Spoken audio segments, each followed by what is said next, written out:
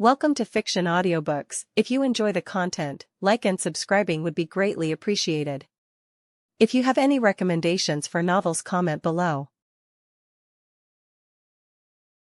Please join my Patreon at https://www.patreon.com/fictionaudiobook. It was just your typical kind of life. I graduated from college, landed a job at a sort of big general contractor outfit, and with my older brother taking care of our parents for me, I was currently enjoying all the myriad benefits of the bachelor-paid life. Age 37. No significant other. I wasn't exactly short or frumpy or hideous or anything. But when it came to the opposite sex, apparently I had nothing to offer. I'd made efforts along those lines, with varying degrees of dedication, but by the third rejection, something fizzled out within me. I really enjoy reading light novels and manga. My favorite genres are fantasy, another world, and isekai, typical stories where summoned hero defeats demon lord. I spend most of my time reading novels and mangas and work overtime to earn more money to buy merch. Maybe because of that I don't have time to make girlfriend. I'm not making excuses, all right. It's just that I started thinking. Oh, hello, sir. Sorry we're late. There he was, walking toward me, bursting with all that youthful energy of his. He and the beautiful woman next to him.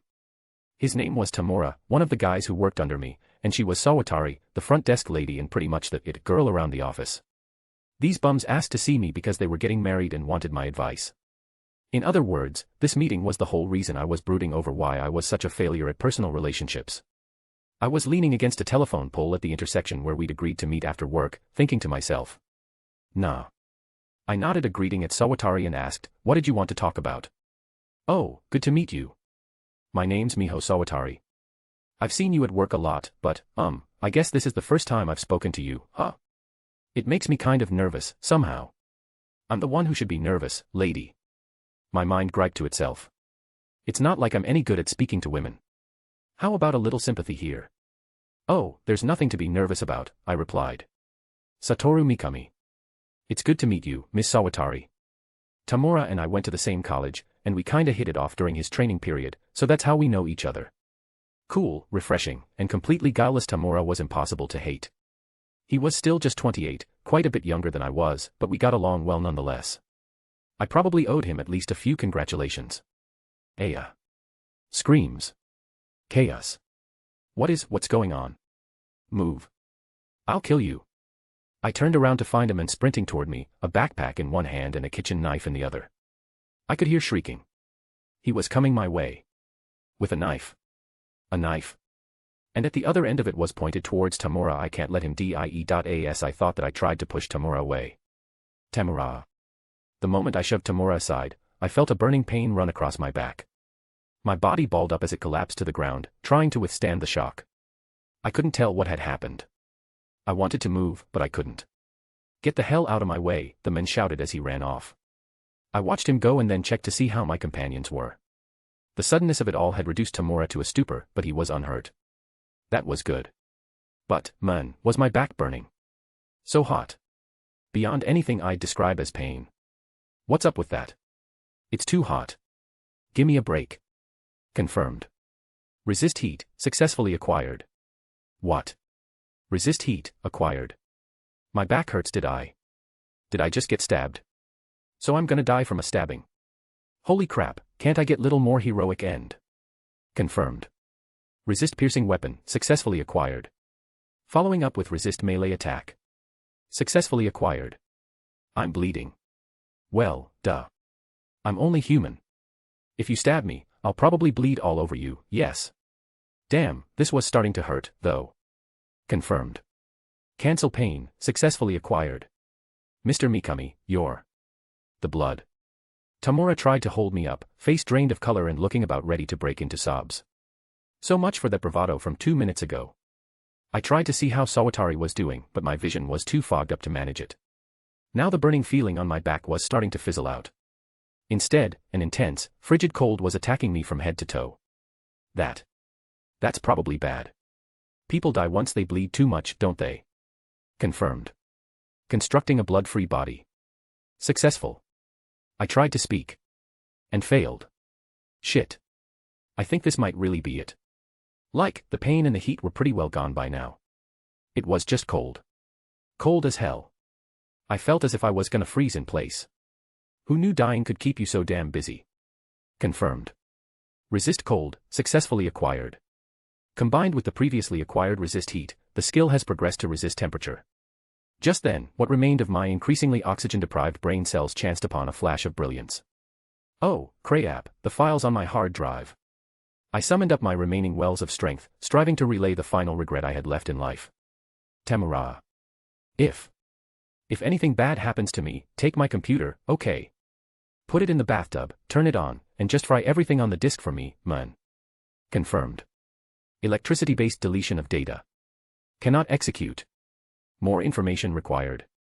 Substituting with resist electricity. Successfully acquired. It took a moment for my plea to register with Tensura. He gave me a blank stare. Then he snickered. Haha. That's just like you, isn't it? I wrung out the last bit of strength my body had to offer. Just kill my PC for me. It was just your typical kind of life. I was enjoying all the myriad benefits of the bachelor pad life. And I was a virgin. Imagine that. Floating off to meet my maker in completely unused condition. My manhood was probably crying its single eye out right then. Sorry I couldn't make you a real grown-up. If there's such a thing as reincarnation, I'm gonna go on the attack next time, I promise. I'll hit up everyone I see, stalking my prey before I go in for the kill. Okay, not like that, but... Confirmed. Unique skill, Predator, successfully acquired. I mean, here I was, looking at 40 without ever losing my virginity. Like an old sage meditating in the mountains. Another few years, and I probably could have been the great sage of celibacy. Not the road I wanted to take in life, but there you go. Confirmed. Extra skill, Sage, successfully acquired. Evolving extra skill, Sage, into unique skill, Great Sage. Successful. What? A mysterious voice, but what it said. Unique skill. It's like novel I enjoy reading. I first acquired a extra skill and it evolved into unique. So extra skill and unique skill exist and extra skill evolve into unique skill. Does that mean something like ultimate exist? Will it evolve into ultimate skill? Confirmed. Evolving unique skill, Great Sage, into ultimate skill, failed. WH. What? It failed. Wait, does that mean ultimate skill exist but I can't have one? Why? My skill got evolved when I thought something like becoming Great Sage of celibacy after I turned 40. Do I have to turn 60 or something to evolve my unique skill? But that's impossible, aren't I already dead? Then how am I supposed to get ultimate skill? I want ultimate skill so badly, it sounds so cool. I can be hero or protector of justice or something like that. I want ultimate skill. I want it. I want it. I really want ultimate skill, as I begged this mysterious voice for ultimate skill with all my heart. I heard. Confirmed. Evolving unique skill, Great Sage, into ultimate skill, Raphael, Lord of Wisdom, successful. WH. What? I really got it. So if I ask for it, can I get another powerful main character like skill? If it's possible, I want skill which helps me to copy and learn other person's skill and fighting style. It will be cool when I am fighting opponent. When I am about to be defeated, I will say something like, ha ha ha, to defeat me you have to be strong enough to defeat yourself. Then I will copy his skills and use it against him. Confirmed. Unique skill, Methano, successfully acquired. It's Greek word, it's mean to learn. I used it because it sound cool. Let me know if there is other cooler name for this skill. Now I have acquired another skill. Maybe I should acquire some more op skills. Before I could continue down that train of thought, however, I felt really sleepy. Guess I can't get any more skill. I don't know if this is dream of reality. If it's reality and I really reborn in another world, then unlike this world I am gonna enjoy my new life without any regret. Before I knew it I was in very deep sleep. Note. In this story Rimuru will be a lot smarter and more of Reincarnation novel's lover because of that. He has a lot of knowledge about skills and magic and he is more aware of his own situation. This is my first story, so be ruthlessly honest and point out any mistakes in grammar so I can improve. I know how I want to plot to go, but I still like to hear your opinion too so I can improve plot. That's all. Thank you for reading. It was dark. Too dark to see anything. Where was I? What even happened, for that matter? My name was Satoru Mikami. Just another 37-year-old in a suit. And when I shoved my coworker aside on the street, some random maniac stabbed me. Then I heard a mysterious voice giving me skill or something. Then I died. Was all that a dream? Or reality? I tried looking at my surroundings. Then I noticed I couldn't open my eyes. Odd, I thought as I tried to rub them and my arms didn't respond. And more to the point, where's my head, anyway? Panicking, I checked to see whether I was hurt anywhere. I didn't seem to be. Physically, I felt terrific. No cold, no heat, perfectly comfortable. That, at least, came as a relief. Now for my hands and legs. Oops. Not so hot there. No response from any of my limbs. What's up with that? Getting stabbed in the back wouldn't force the doctors to amputate all my extremities, would it? I'd kind of like those back. Am I in a coma or something? I was conscious, certainly, but had I gotten detached from my central nervous system, maybe. As I was wondering what to do just then, I felt something brush against my body. What's that? I focused all of my senses on this unknown sensation. It felt like grass against what might have been the side of my stomach.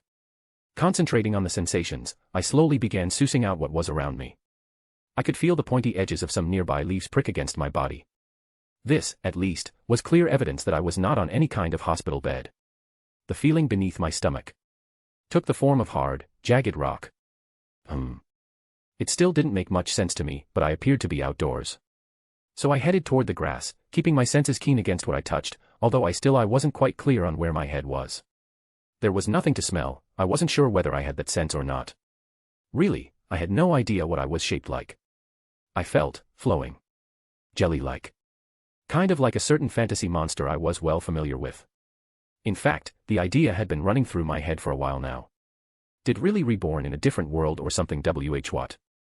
Wasn't that just a dream? I decided to leave that anxiety-inducing prospect behind for the time being and instead try out the final thing a human does when they see something unknown, that is, try tasting it. Not that I knew where my mouth was. So, now what? Suddenly, a voice ran across my mind. Use the unique skill, Predator, yes no.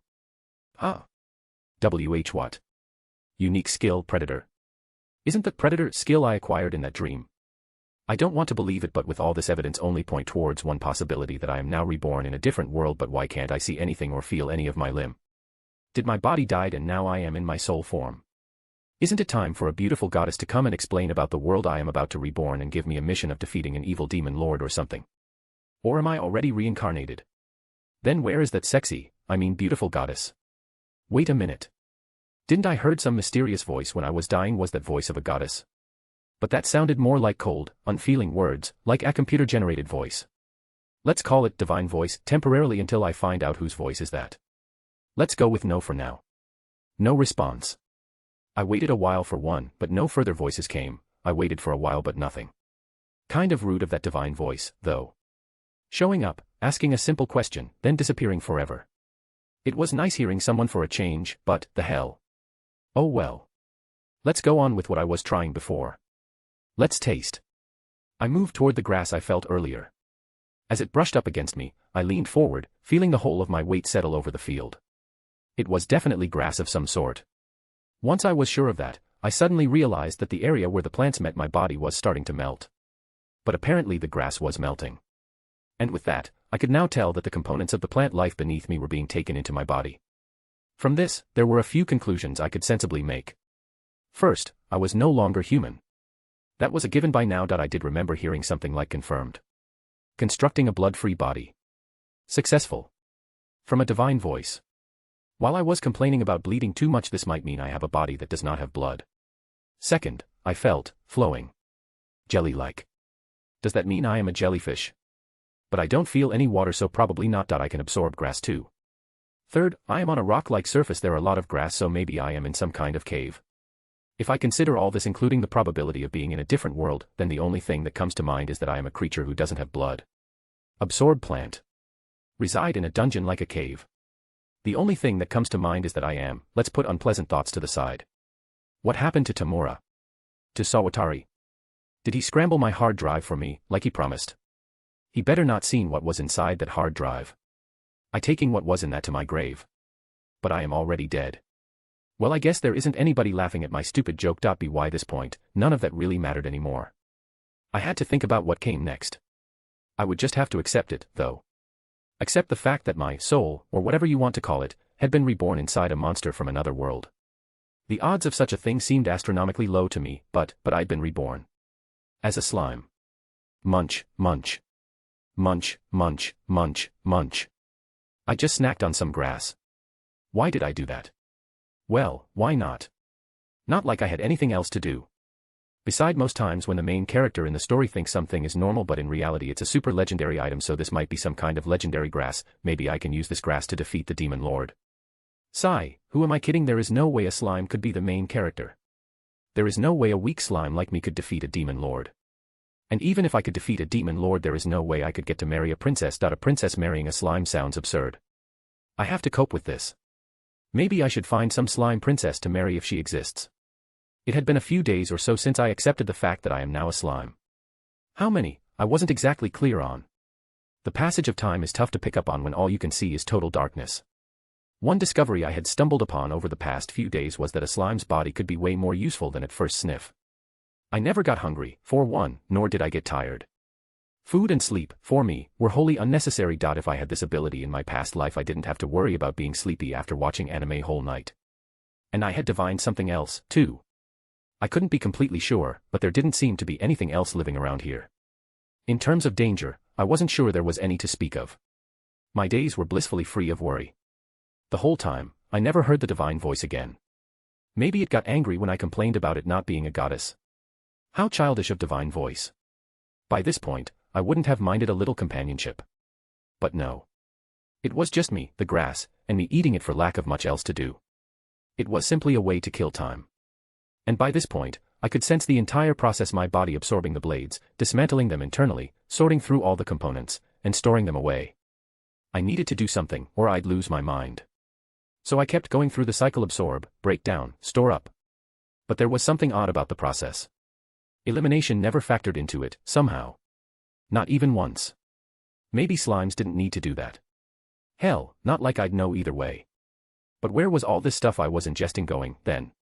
My senses told me that my form hadn't changed in any appreciable manner from when I first arrived. Received. It is being stored in the stomach of the unique skill Predator. Current physical space usage is less than 1%. What? Whoa. So the pouty divine voice finally decided to speak.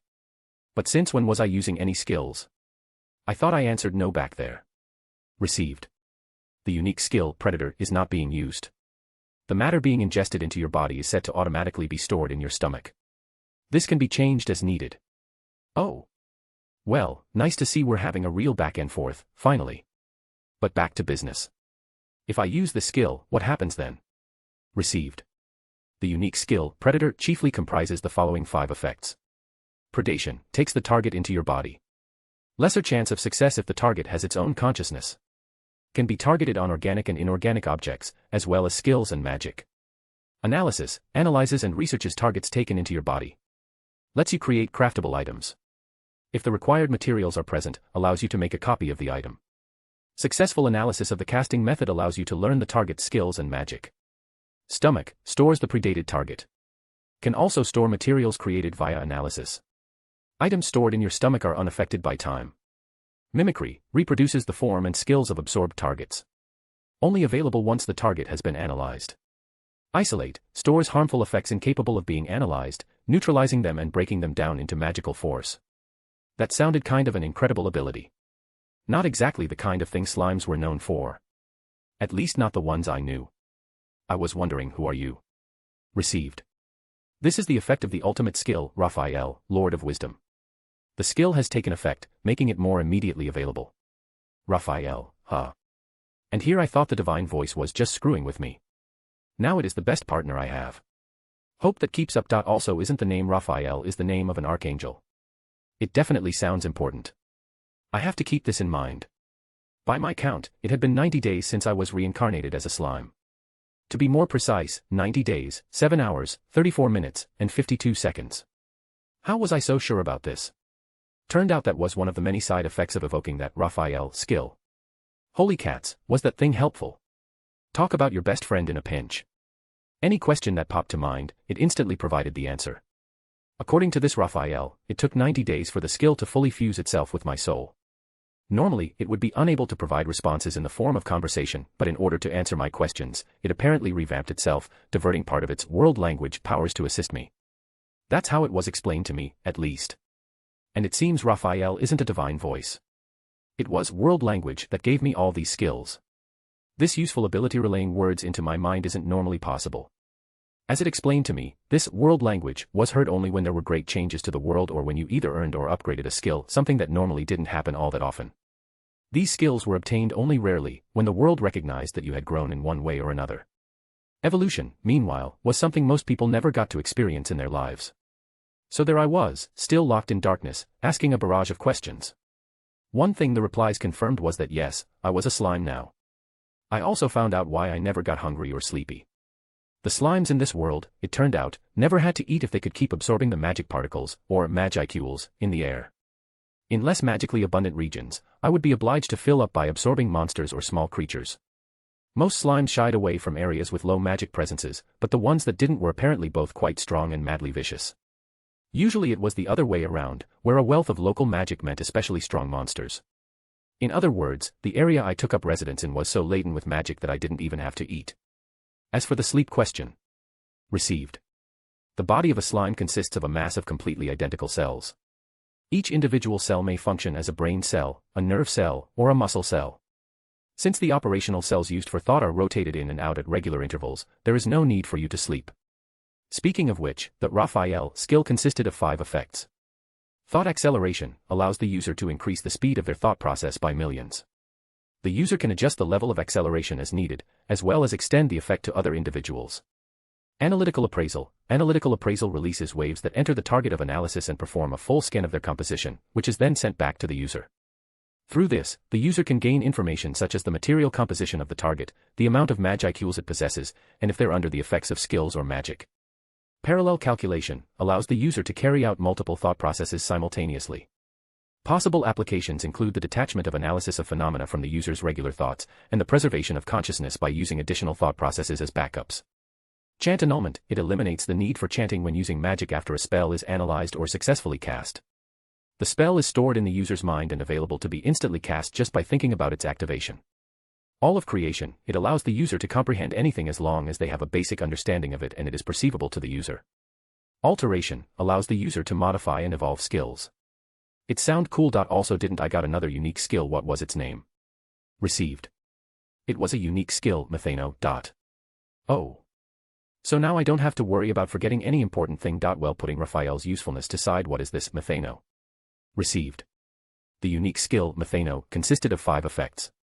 Copy allows the user to copy the skills and arts of their successfully analyzed target. Obtaining skills and arts through the skill doesn't grant the user any level of proficiency in said skills and arts, nor any compatibility with them, meaning there is a valid chance that the user will never be able to master them. Analyze releases waves that enter the target of analysis and perform a full scan of their targeted skill or art, which is then sent back to the user. The skill can either fail or succeed, even in the case of failure, however, it can be reattempted as many times as needed until it succeeds. Perfect memory, it allows the user to record their memories into their astral body, an ability normally exclusive to spiritual life forms. This grants them immunity to mind control outside the astral body. It also lets the user retain their memories for as long as their soul remains intact. This allows the user to be resurrected without consequences even if their brain and spiritual body have been destroyed.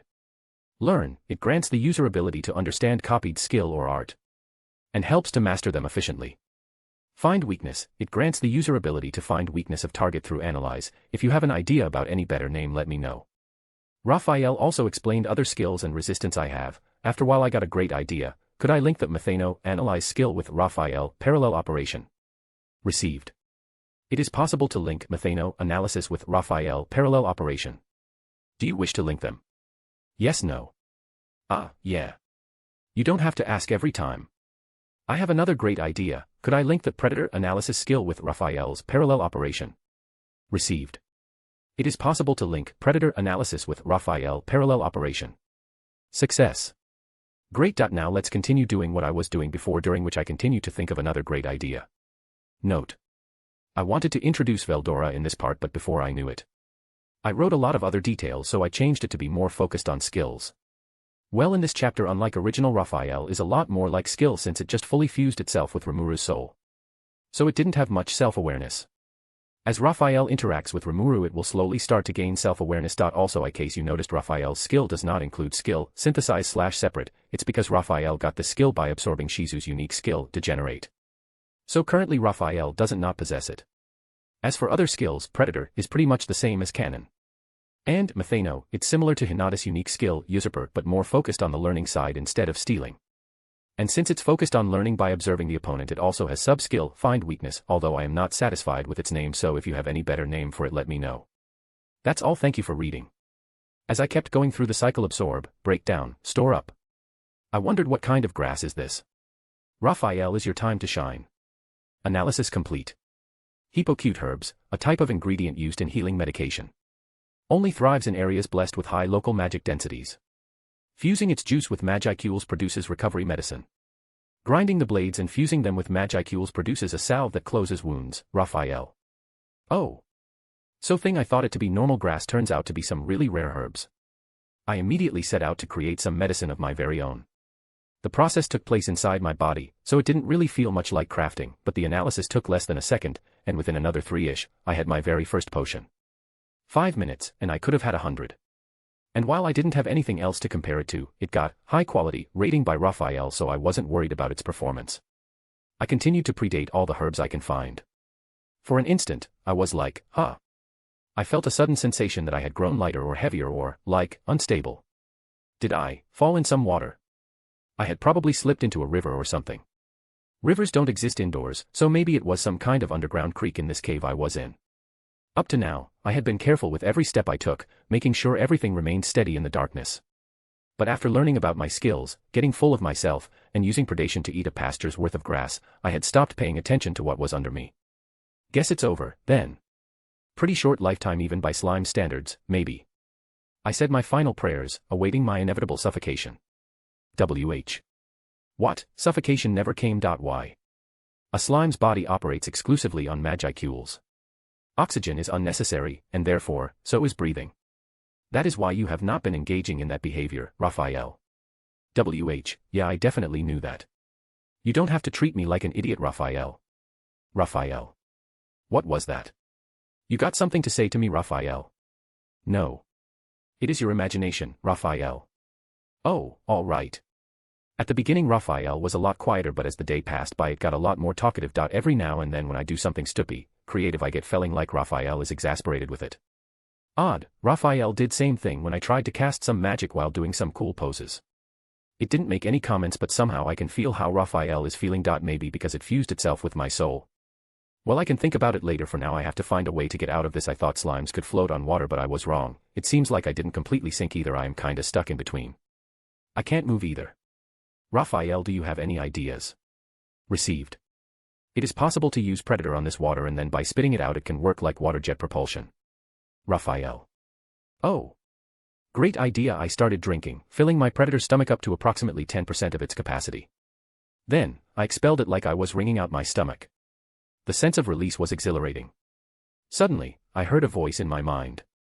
Water pressure propulsion skill acquired. I recognized it.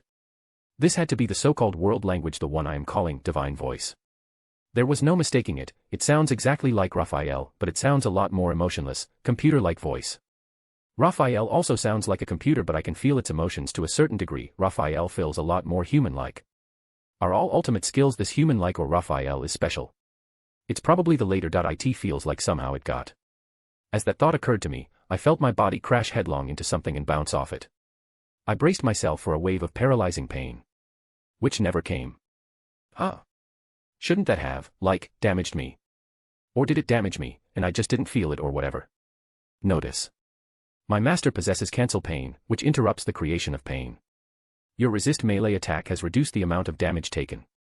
The amount of damage your body has incurred is 10%.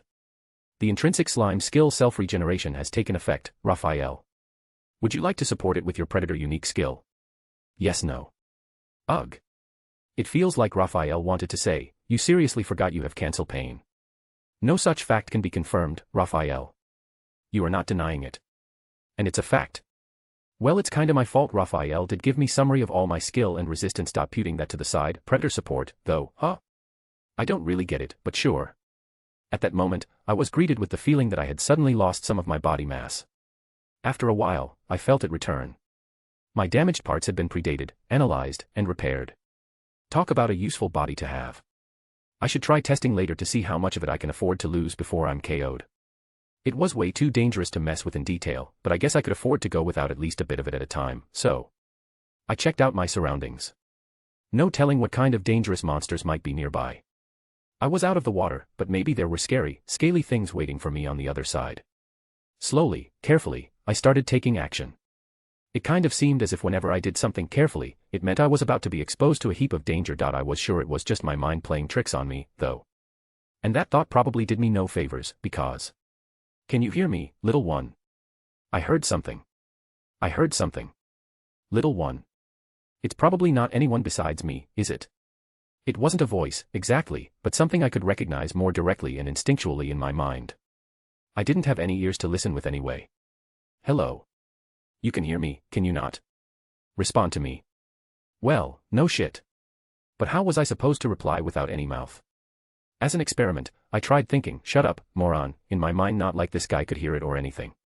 But how was I gonna get anywhere here if I couldn't even give a... Oh ho. You dare to call me moron, do you? Rather a lot of nerve packed into such a little body, no. I had hoped to give my first guest in quite a while a little kindness, but it would seem you are in rather hurry to die. Oh. Geez, could have warned me that would work first. And I had no idea who I was dealing with, either. Well, that was it. My loss. As always, if you make someone angry, unintentionally apologize. Time for an apology. I'm sorry. I didn't know how to reply to you, so I just tried saying the first thing that came to mind. I'm really sorry about that. I can't see anything right now, so I have no idea what you even look like. I apologized sincerely and lowered my non-existing head. Hehehe, ahaha. The resulting laugh came in 3 distinct levels. A masterpiece. Only an overconfident villain who is about to be beaten by the main character have laughter like that. I better be cautious, it sounds like trouble. How fascinating. I had assumed you reacted as such upon seeing me, but you cannot, Most slimes are low-level monsters, incapable of conscious thought as they run through the cycle of absorption, division, and regeneration. It is the rare one, indeed, that ever leaves its habitat. Perhaps you were born from the mass of magicules that leaked out from me, then. Let's try using my previous world otaku knowledge to suss this out. This guy, I'll call him a guy for convenience's sake, had been leaking magic all over the local area. It was so thick, in fact, that it gave birth to a monster. A slime. Me. Was that it? I didn't hear any normal human can do something like this. Then again, it's not some anime or manga, it's reality, so it might be possible. Maybe this guy is some kind of super strong mage. Or he might be a hero or demon lord. Well, I don't think any human will talk to a slime, instead they just kill it, so the possibility is slim. And as for the demon lords do have a monster army, but why does a demon lord bother to talk to a slime? I don't know. Weirdos do exist in every world. Well, there is another possibility that this guy is none of the above but something completely different, maybe some kind of monster like me. Either way, he is definitely the kind of person with whom I should get along with. Oh. So you're kind of like my dad, then? No, not your parent by blood. I have no reproductive ability to speak of. Some monsters do, and some do not, you see. So it's confirmed that this guy is monster then. As I told you, then, I lack the ability to produce offspring. The reason is simple. Because I do not need to. I am of the dragon race, one of only 4 in the world, both unique and the most perfect of my kind. You will hereby know me as Veldora, the storm dragon. My lifespan is infinite, my flesh unfathomable. As long as my will remains intact, I shall be ever alive. Ahahahahaha. He could have skipped the laughter. And while this guy took a while to get to the point, he did mention something I didn't want to overlook. Veldora was the storm dragon. Amazing. This is definitely kind of guy I should get along with. Maybe I can learn something like dragon fist technique. Well, I don't have fists, so I can't learn it. I should definitely need to learn some kind of technique, maybe jellyfish technique, since I am like a jellyfish. I have told you all about myself. It is your turn now, would you not agree? Veldora asked with a curious tone. He wanted to know about me. If I told him about my miraculous journey from an alien planet, would he believe me? He is a dragon and one of 4 true dragons. If I tried to make something up, I doubted he'd fall for it. Such an attempt seemed like a good way to dig my own grave. Well, whatever. If he didn't believe me, I'd deal with it then.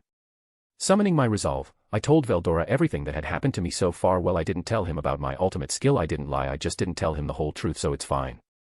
While prudently keeping the topic of my skills unexplored, I regaled the dragon with my tale of being stabbed, waking up as a slime, and everything else that happened on the way to his domain. It was a bit weird how, well, non-rough it all sounded when I put it into words. But it was rough for me all the same. And the worst part was how I was literally operating blind the entire way. If some cute lady passed me on the road later on, would I ever get to see her? The thought saddened me a little. Raphael. Do you want to say something, Raphael? I thought to myself. No, Raphael. It definitely sounds colder than usual. I was wondering what happened to Raphael. Veldora spoke to me. So a transmigrant, then. Your origins are quite rare, indeed. Veldora. Transmigrant. What's that? I asked Veldora. You do see transmigrants, on occasion. Their memories from the past are burned into their souls due to a powerful will. There are some, indeed, who retain every memory of their past lives. But a transmigrant from another world. That is quite uncommon. A regular soul, by itself, would have no hope of surviving a journey across realms. It would dissolve midway, taking its memories with it. Someone retaining their full mind and becoming reborn as a monster out of pure magic. I cannot recall any past example of that. Quite peculiar, indeed. Veldora explained. He had just told me something I couldn't afford to ignore. A soul, by itself. So you could travel to this world without getting reincarnated or anything. Huh. Am I that unusual? Then am I chosen one? At that time I didn't know true meaning of the chosen one. In future when I found out the true meaning of it from a certain blonde hair I will cry tears of envy. But that future has to come after a long time. Are there people, then, who come here from other worlds without being trans-whatevered? I asked Veldora. There are. None have succeeded in traveling to another world from here, but there are more than a few that have completed their travels here from elsewhere. They are known as visitors, or otherworlders, and they bear knowledge of things that do not exist in this world. They acquire, as I hear it, some manner of special power when they make the journey here. Beyond that, there are records of transmigrants, who as I said bear knowledge of other worlds. Not all of them choose to openly identify themselves as such, though, I imagine. Veldora explained to me like a teacher lecturing to a particularly weak student. He kinda talks a lot. I see. In that case, I think I'll try and track down some of these otherworlders, as you called them. Maybe I'll find someone from my own land. I told Veldora. Well, one moment. You said you cannot see, yes? Veldora asked. Oh, yeah. And? Let me help you see, then. Veldora. Really? Indeed. On one condition, however. What do you say? Veldora. I knew it. Nothing comes free. What kind of condition? A simple one. When I grant you the ability of sight, I beg of you not to fear me. That, and I bid you come visit and speak to me again. That is all. I trust my terms are agreeable to you. Veldora said a little hesitantly. That's all. Was he sure? What a lonely dragon. Guess there was no one else around at the top. No wonder he couldn't stop talking to me. I must have been his first conversational partner in ages. If I'd had my druthers, I would have said this dragon was a total pushover. He might have been feeding me a line this whole time, even saying he was a dragon. Maybe the dragons in this world weren't even all that powerful in the first place. At that time my admiration for dragon lost significantly. Is that really all you need? I asked. Yes. To be honest with you, I was sealed away in here 300 years ago. Ever since then, I have had so much free time on my hands, I was practically out of my mind with boredom. What do you think? Veldora told me with slightly depressed tone. I felt bad for him. It must have been lonely. I was lonely in here until Raphael started talking to me. I know how it feels. So I accepted his request immediately. Well, if that's all you need, you got yourself a deal. Very well. There is a skill known as magic sense. Can you use it? Veldora. No, I can't. What kind of skill is that? It allows you to perceive the particles of magic floating around you. It is not a very powerful skill, and all it offers is a visual reference, so it is not difficult to acquire. Veldora. Really? So once I learn that, I'll be able to see again. Yes, allow me to help you acquire the skill, then. This is the only method I am aware of. Veldora. I'm ready to learn, sir. Now, no need for such ardor. It is quite simple. First, try moving the magic around you with the force in your body. Veldora. Tensed up, trying to imagine the strength circulating through my body. I could feel something moving within the magicals my companion was talking about. I hadn't been conscious of it in the water, but it looked as though I could adjust the force by how much I tensed up.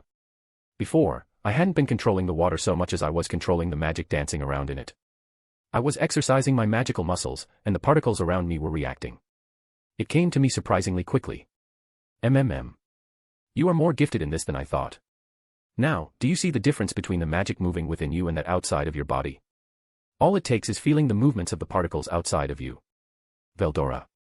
I could sense them hanging in the air, riding air currents, moving around all sorts of sensations. Let's ask Raphael about this. Confirmed. Extra skill magic sense, successfully acquired. Use the extra skill magic sense. Yes, no. Ah. It was that easy. I wish Raphael had told me about this before. It was Raphael's fault that I couldn't see. I definitely didn't think that it would be cool to act like some kind of super skilled blind swordsman. Yup, it was all Raphael. Raphael. Now it's time to invoke the magic sense. The moment I invoked magic sense, my brain was filled with new information. A massive amount, something my human brain never could have processed, the waves of light and sound pushing every single tiny particle around, and I processed it all, converting it into perceptible data. Synchronizing extra skill magic sense with the ultimate skill Raphael. Successful. All information will now be managed by Raphael. Suddenly, my vision opened up. The brain-searing sensation from before was gone, and then I could see so clearly that it was a wonder I wasn't able to do it before. Something told me that having the sage at my side was almost cheating. It wouldn't be going too far to put it that way. If someone else had it, I'd probably bitch that it was against the rules. Since I had it, though. No problem. Thank you very much for helping, Raphael. You are great. While I am at it, I think I've got it.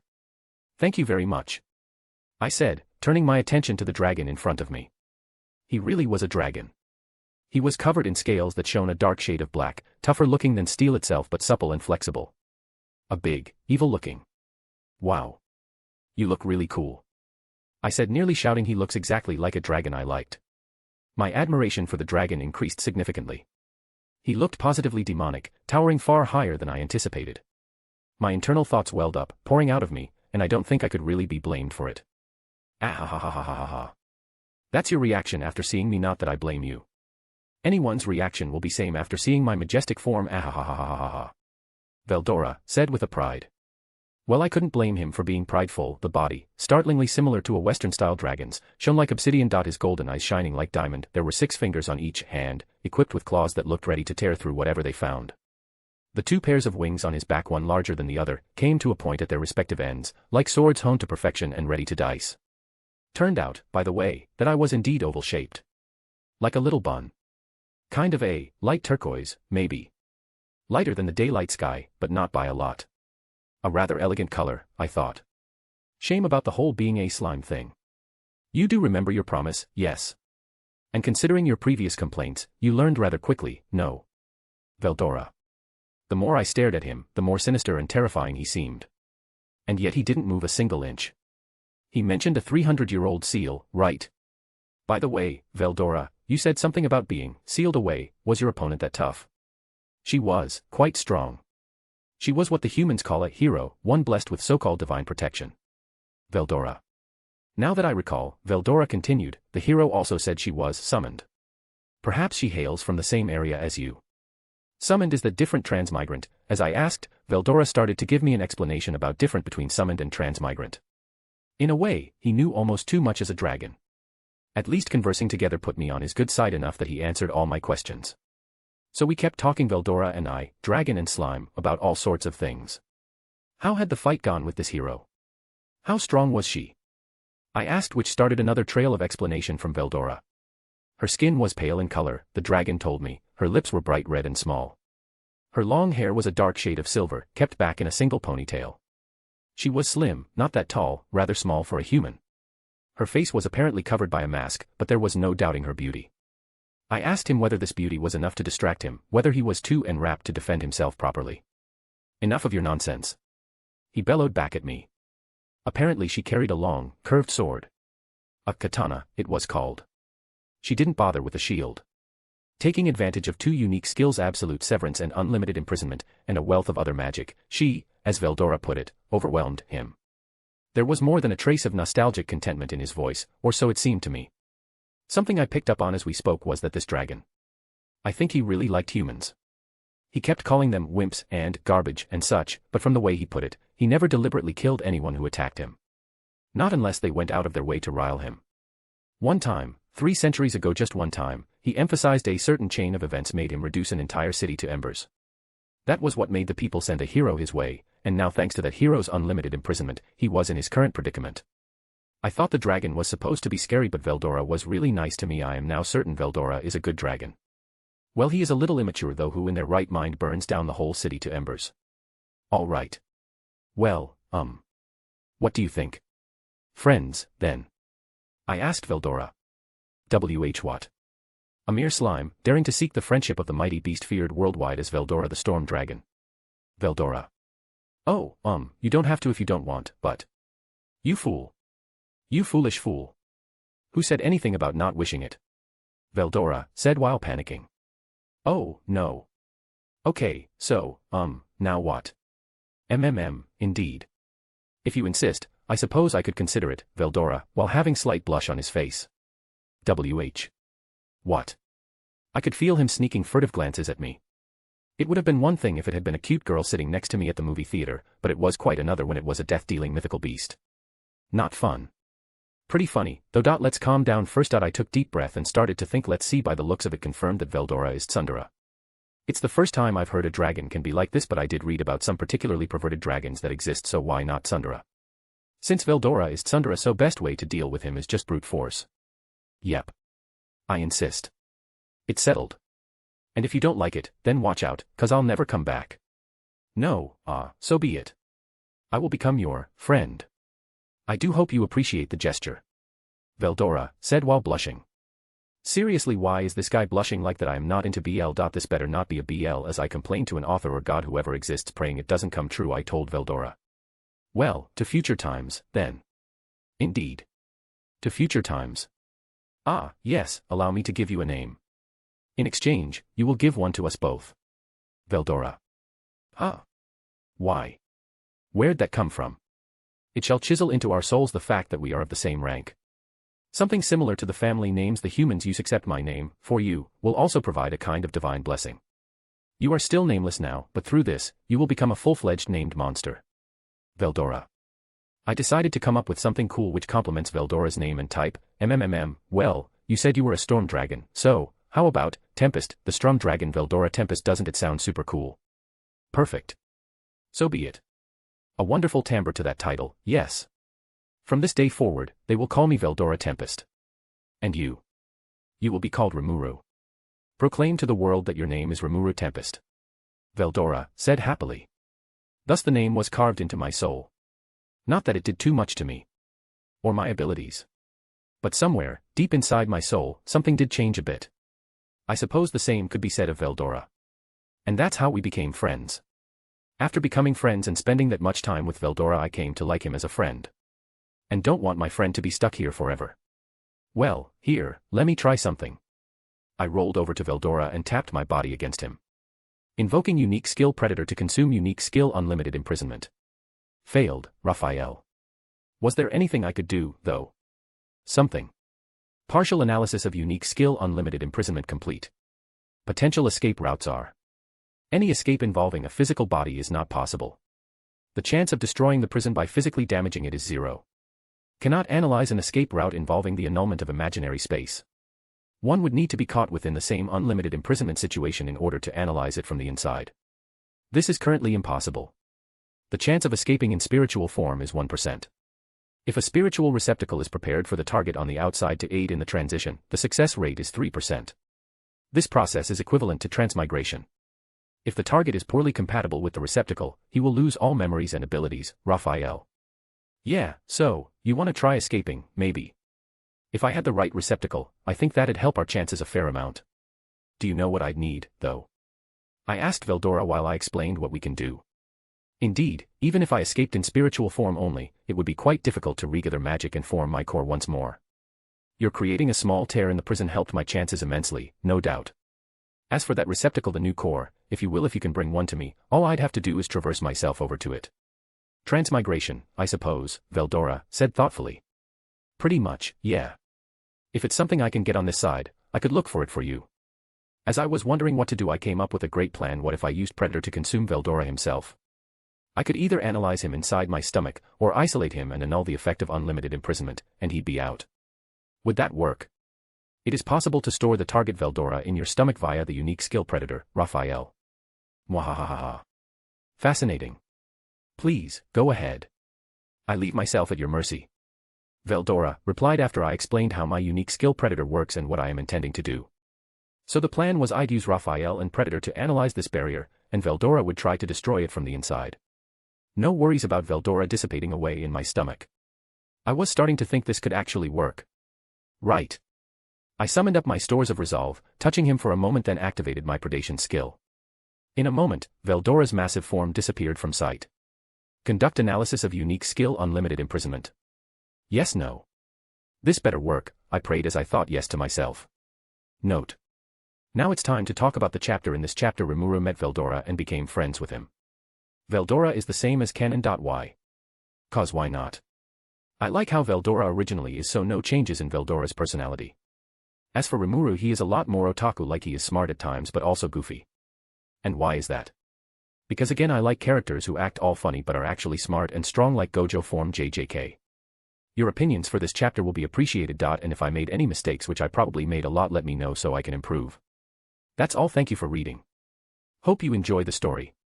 Rimuru POV. 30 days had passed since I swallowed Veldora. What had I been up to? Well, think about it. If you were reborn in another world, what would you do? I mean, I am slime now.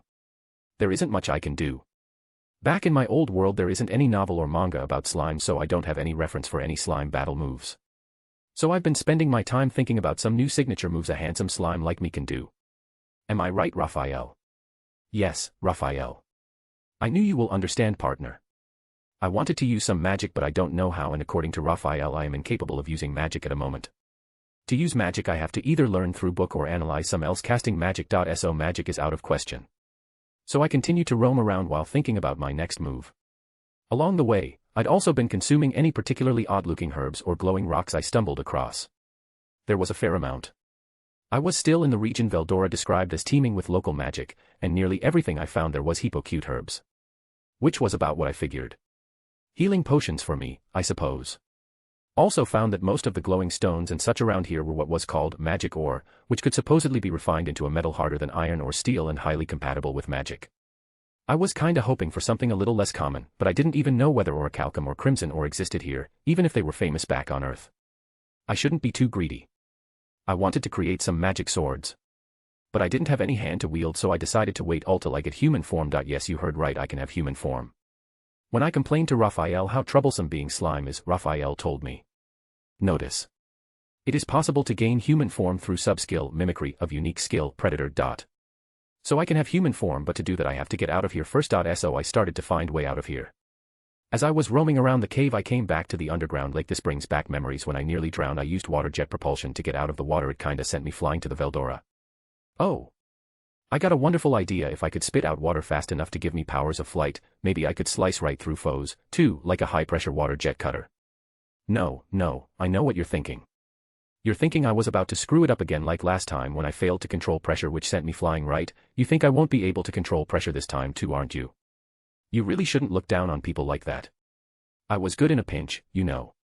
They always wrote that in my report cards at school and stuff. Excellent work when he applies himself. But back to business.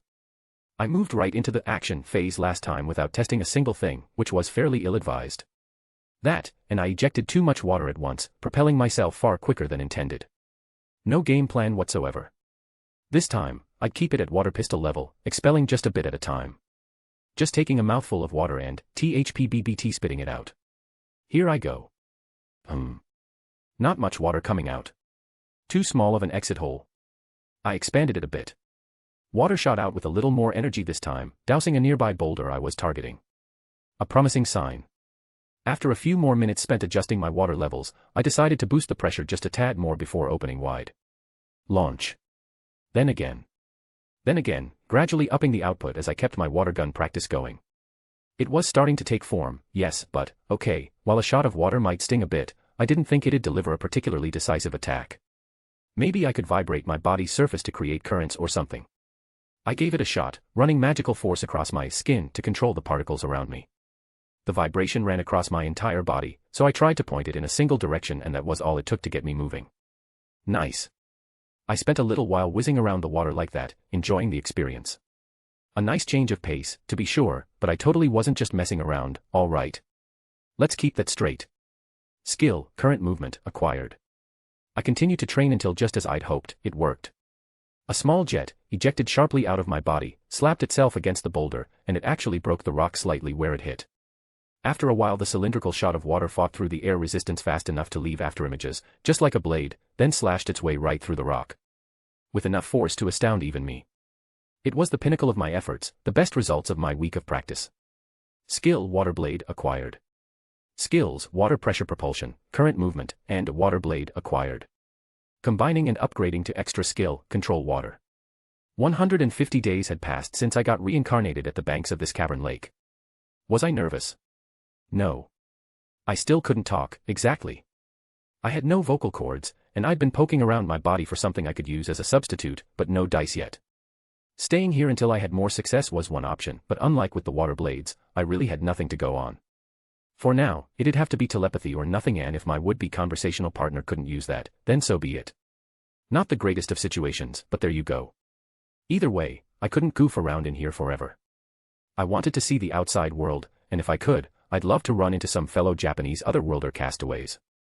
Learning some magic could be fun, too. Veldora wasn't giving me any particular responses or signs inside me. It almost felt as though I'd lost him, but Raphael said he is fine and enjoying it, although Raphael seemed a little pissed about something. Let me be clear, I didn't do anything yet. It's probably something Veldora did. I hope I can meet Veldora again, we had a promise, besides. Next time we meet, I better have some funny stories I can share with him. The path from the underground lake to the surface took the form of a single long cavern path, which I was currently bouncing and oozing my way along. I was moving quite a bit better than I'd originally pictured. Even in the dank darkness, harnessing magic sense made it look as bright as a sunny day to me. As I plodded on, I found that the path was blocked by a large gate. As I was wondering what to do next. Phew. Finally got this thing open. The whole lock-in mechanism must have rusted out, someone said. Yeah, I'll bet. Nobody's even tried going in for 300 years or whatever, right, replied a second voice. There is no record of anyone attempting an entry. Are you sure we're safe? We are not leaving ourselves open to sudden attack, commented a third. I was wondering about that, actually, the third replied. Are you sure that's the truth, Cable? A basilisk is a B+ ranked monster. You truly handled that by yourself. Quit playing dumb. I'm B ranked, you know. Some huge reptile ain't gonna faze me. All right, all right. Just keep your guard up, if you could. And remember, we can always use my escape skill if things turn sour. Can we save the friendly chit-chat for later, the first interjected.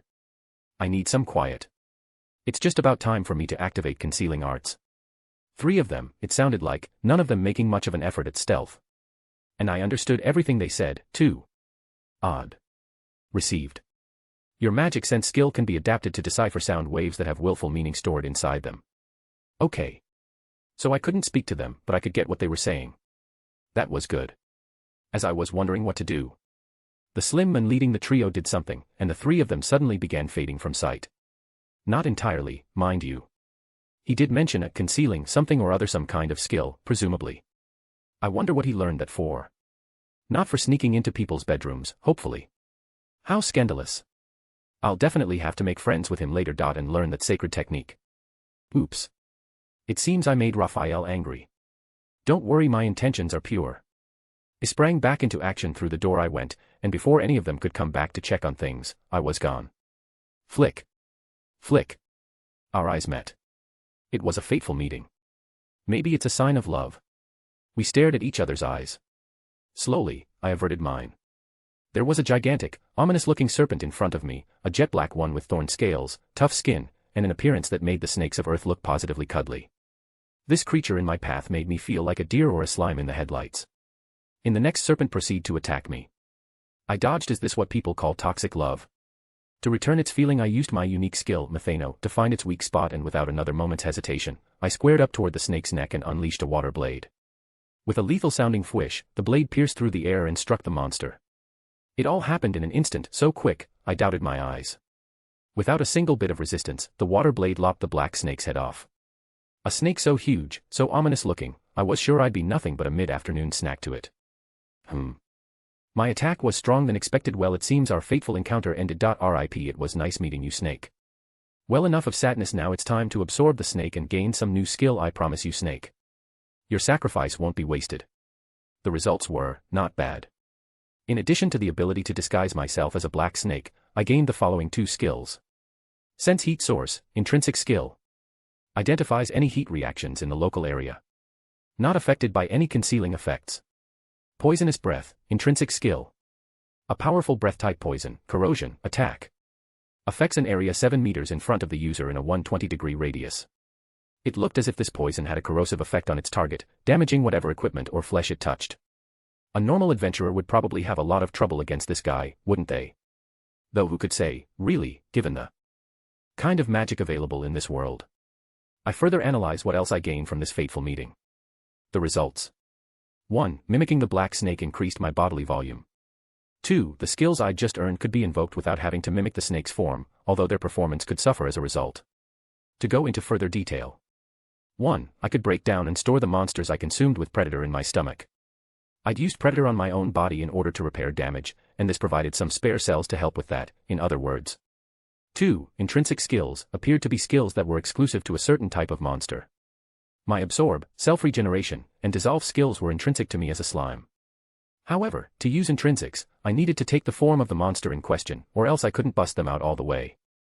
I could still use them in part, though, and some skills like Sense Heat Source seemed to work just fine either way. Putting it all together, Predator freakin' rocked. I couldn't wait to track down some other useful skills with this thing. 3 days had passed after my snake battle. I was still in the cave. I had yet to see a single ray of sunshine, but my vision still worked just fine in the dark. However, a certain anxiety was starting to work its way into my head. I mean, I technically knew it wasn't possible, but I couldn't help but consider it. I'm not lost, am I? I'd be fine. It was probably just a really long path. Not knowing the exact way did make me a little nervous, though. Was there any way to get some help with that? Received. Display the paths you've currently taken in your brain. Yes, no. Pfft. I laughed at myself. Are you kidding me? I thought, unable to resist a little whining. If I had something like that, why didn't you tell me sooner? Report. My master was too busy playing with his snake mimicry to hear me before. WH. What? I wasn't playing. TH. That was. Research. Yes, it was research. I want to make sure how my skills work. Skills are important. It will be helpful at critical times in future. I sputtered. After convincing myself that I was researching, I decided to get out of here. Now Raphael, show me the map. I scoped out the map that flashed into my mind. Am I reading this right? It looks like I've been circling through the same area over and over again. Following the map in my brain, I delved into a branch of the cave I'd never bothered trying before. There, I was greeted by a sight that had wholly eluded me for the past week. Heh. Guess I'm lost after all. Flustering me like this. This must be one hell of a cave. I gotta hand it to the thing. And my lack of direction was not the issue, all right. As I continued to explore the unexplored area along the way, I had a few more monster encounters. To be exact. A centipede monster, evil centipede, rank B+. A big spider, black spider, rank B. A vampire bat, giant bat, rank C+. A big shelled lizard, Armorsaurus, rank B-. Sadly no more of those black snakes, though. Maybe that was the only one. Between this and that, I managed to absorb quite a few monsters in this cave. Let's go over the skills I acquired. To summarize. Black snake, poisonous breath, sense heat source. Centipede, paralyzing breath. Big spider, sticky thread, steel thread. Vampire bat, drain, ultrasonic wave. Shelled lizard, body armor. Whenever you get a new toy, you want to use it, right? Same here. So I harnessed the Raphael to research all the skills I picked up. First, the spider. Who wouldn't want to imitate that famous superhero who does all the spidery stuff? Firing webs from his hands powerful enough to let him swing around skyscrapers. With great power comes great responsibility. And other stuff. Sticky thread, it seemed, was originally meant to let the user encase their prey in webs, rendering them immobile. But could I use it to do some fancy web rope slinging of my own? Let's try it. Pointed at that tree branch, and whoosh. Sweeing. Let's get to the most important skill. What? Sticky thread. Never heard of it. Just some skill that leaves you hanging around motionless in the air. Ultrasonic wave, its effect doesn't matter to me. What is important is the sonic waves it emitted did. This slime was about to get his voice back. Talk about a stroke of luck. I started my research.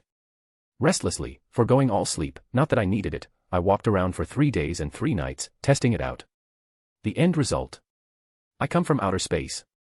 It wasn't perfect yet, so I began the long, arduous voice adjustment process. These supersonic waves were so useful. I thought I remembered reading something about a weapon that used sound waves. A sonic buster or sonic blaster or something like that. Could I do that? Received. There is a chance that the skill, super vibration, may be derived from ultrasonic wave.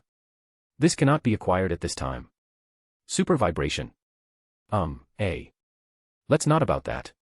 Obtaining vocal cords is a huge coup by itself. I should be happy with it.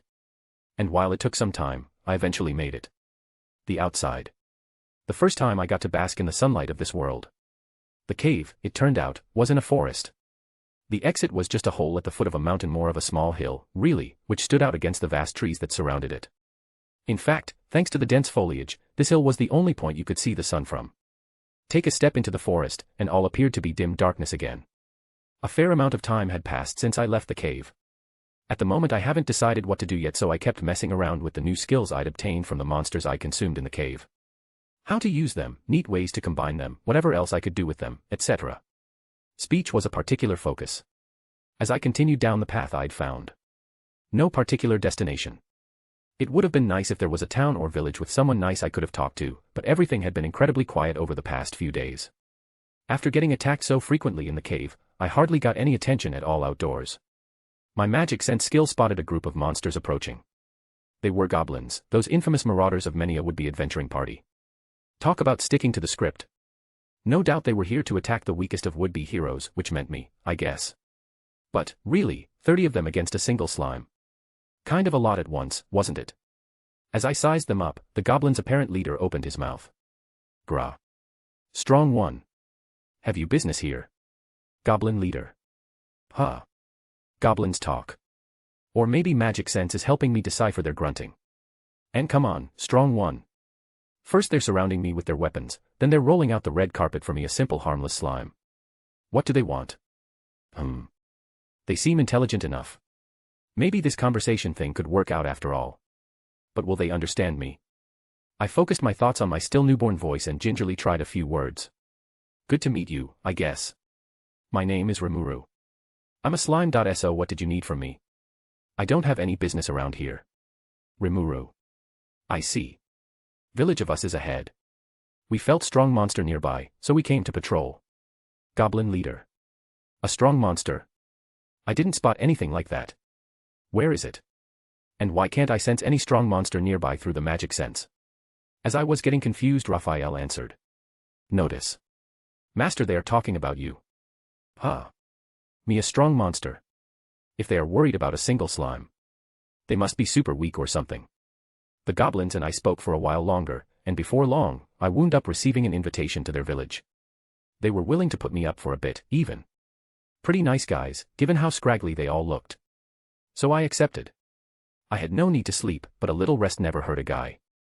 Along the way, I got to hear a bit of the local gossip. It turned out the god they worshipped had recently disappeared. Without it, the local monsters had started acting up a lot more than before. At the same time, more human adventurers -- powerful ones, as they put it, were starting to invade the forest. And so on. The more we spoke to each other, the more clearly I began to understand them. The village was shockingly dingy. Maybe I shouldn't have expected much from a goblin's den. They guided me to what I supposed was the most structurally sound of the buildings. It had a thatched, pitted roof that was rotting away in areas, the walls bearing nothing but a few pieces of flat wood nailed to them.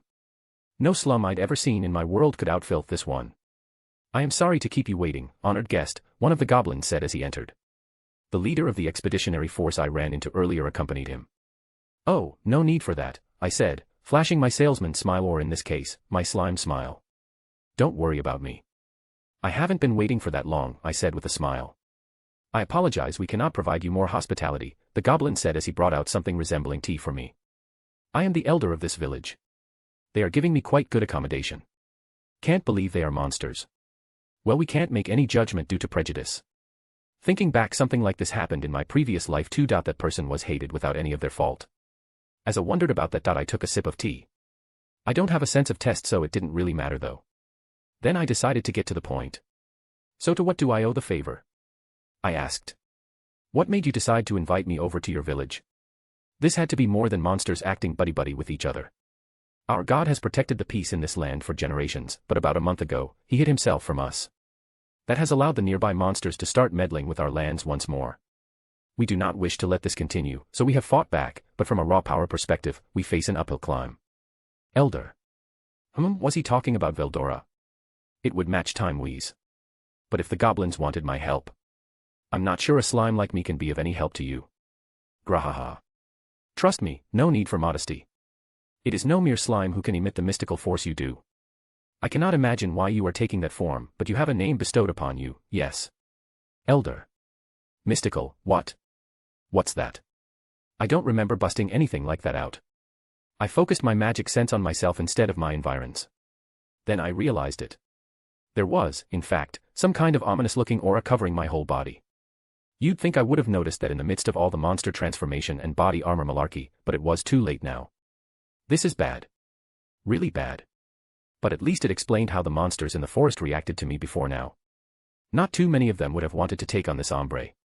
No one was stupid enough to be fooled by appearances. Well, might as well run with it. He. Impressive, Elder. You noticed, I said, trying to sound arrogant. Of course, my friend. Even in the shape that you are, there is certainly no hiding the strength inside you, Elder said happily. Ah. Well done, you have spotted someone like me, then I guess you guys must have a lot of promise, I said while acting like some kind of evil villain. Now I'm digging this. Let's just pull the Elder's strings for a bit. At the same time, I tried to find a way to extinguish the mystical aura around me, futzing around with the surrounding magic to try to push it back in. Oh. Were we being tested, perhaps? Then I certainly hope we are worthy. Many would be cowed to submission by such a force. Elder. By this time, my mystical whatever was mostly hidden. I was back to being just a regular old slime. You're right. Anyone willing to speak to me without being frightened by my mystic powers must be worthy indeed. Worthy how? I wondered to myself silently. Haha. Thank you very much. I will refrain from asking you why you hide your true form, but I do have a request of you. Would you be willing to listen to it? It depends on what it is, I said, trying to keep my swagger going. But go ahead. State your business. Here's the summary of what they told me. It turned out some newcomer monsters from the lands to the east had been pushing into the area, hoping to seize it for themselves. The area was home to several goblin villages, including this one, and even the small clashes so far had resulted in a large number of goblin deaths, including some named goblins. One of these named creatures was the sort of guardian of this village, and with his death, the value of keeping this village intact had declined dramatically. So in the end other villages abandoned this village. So while newcomers attack this village, it will buy them time to come up with countermeasures of their own. All right. What types and numbers are we talking about with the enemy? I asked. They are dire wolves, we believe, certainly wolf-like in appearance. Under normal circumstances, it would have to be 10 of us against one of them for us to have a fighting chance, but they appear to number around 100 themselves while we have approximately 100 residents. Counting our womenfolk, about 60 of them are ready to fight, replied Elder. So these goblin fighters took them on in such small numbers, even though they knew they couldn't win, I asked. No. This information I told you. Those fighters risked their lives to obtain it. Elder. Upon further questioning, the named goblin they'd lost turned out to be both the elder son and the older brother of the scouting party. I spent a moment weighing the options, the elder falling silent as he awaited my decision. Let's get something straight, Elder. If I help this village, what do I get in return? Do you even have anything to give? I wasn't being harsh, okay? I just wanted some information about this world. But if I ask them directly, it won't be proper negotiations. It should be more like each party trying to get as much as profits from another. I will help them even if they have nothing to give, since this happened because Veldora disappeared. And I was the reason Veldora disappeared. It will leave bad taste in my mouth if I left to die despite it being my fault. We shall give you our allegiance. Please, grant us your guardianship. If you do, I promise we will swear our loyalty to you. The elder said with the eyes of someone who is relying on me to say the right thing.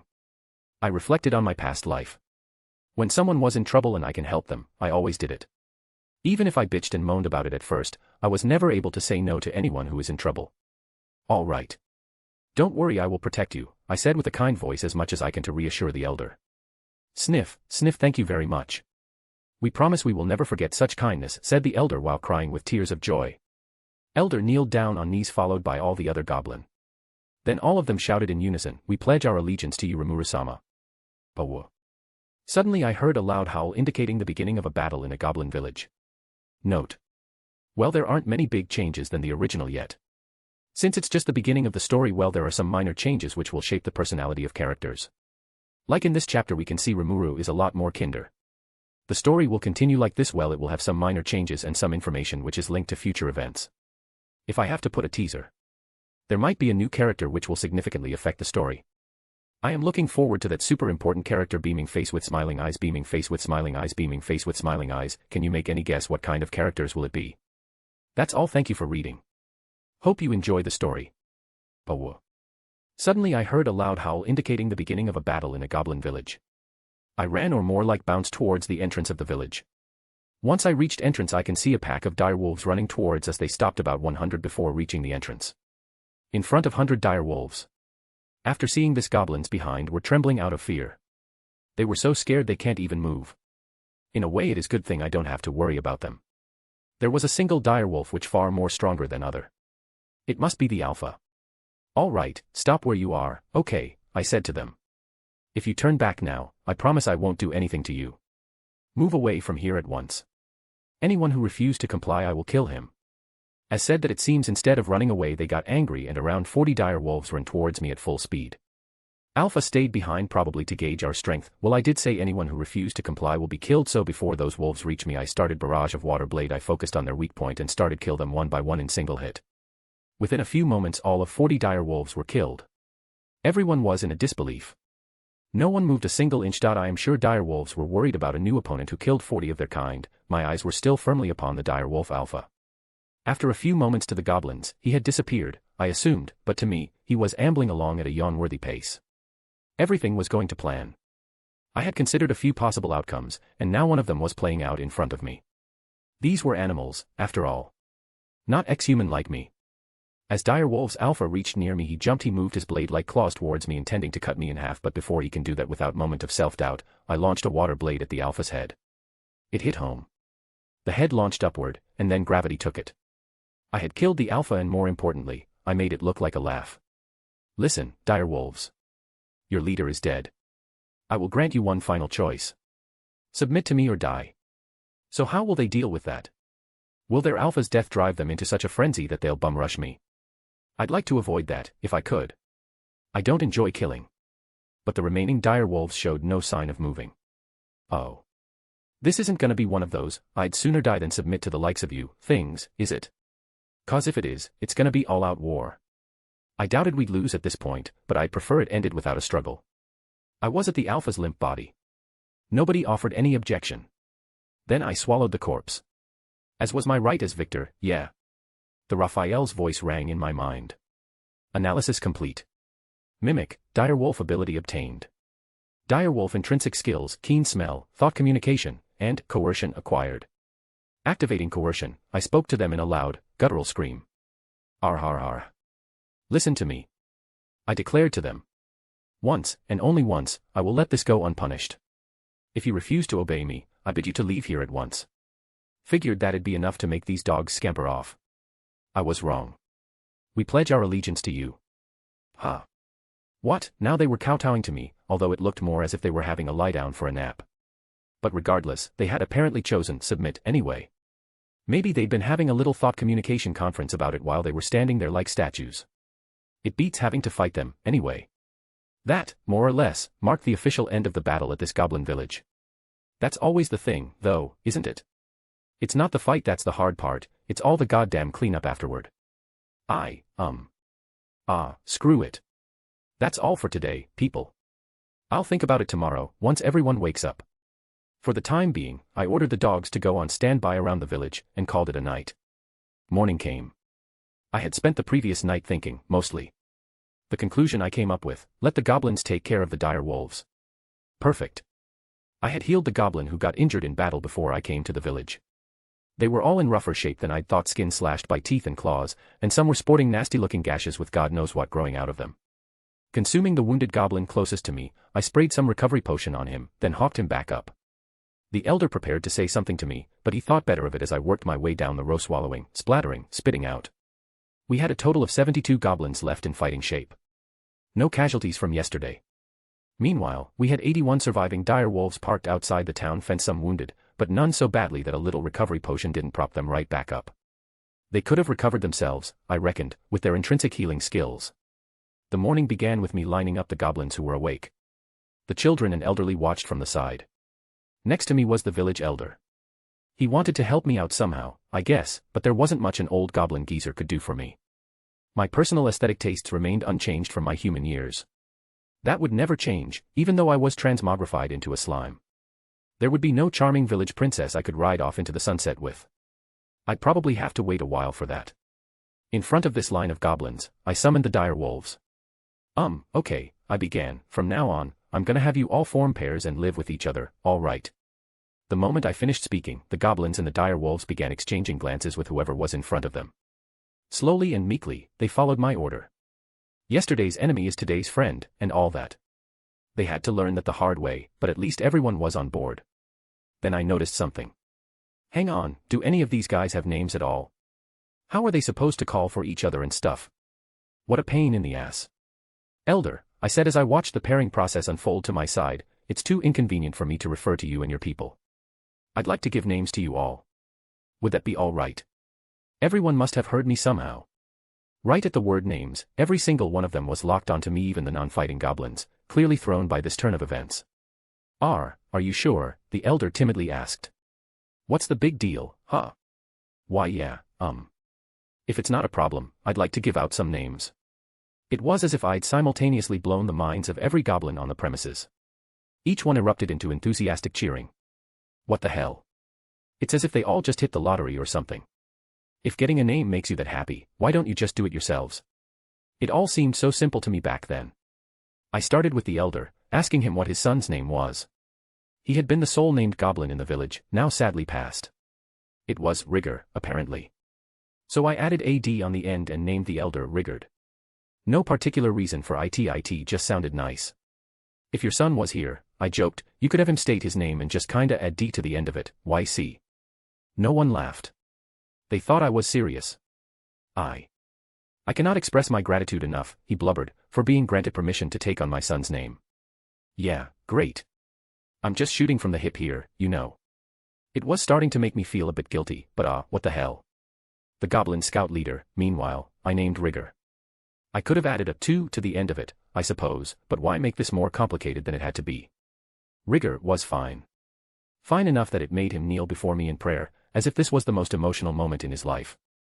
Sir Rimuru, the newly christened Rigard, plaintively asked, we are so appreciative of this, but are you sure? About what? I mean, I am fully aware of the extent of your magical powers, Sir Rimuru, but providing all of these names in one go. Will you be all right? What's he talking about? I'm just handing out names to folks. I replied. No problem, I don't think. Then I went back to it. Rigard raised his eyebrows for a moment, but I paid him no further mind. Once I was done with the goblins, it was time to move on to the dire wolves. Their new leader would be the son of the old one, just as strong, and strong-willed, as his father, and already looking every bit as stately. Peering into his gold-colored eyes, I thought for a moment.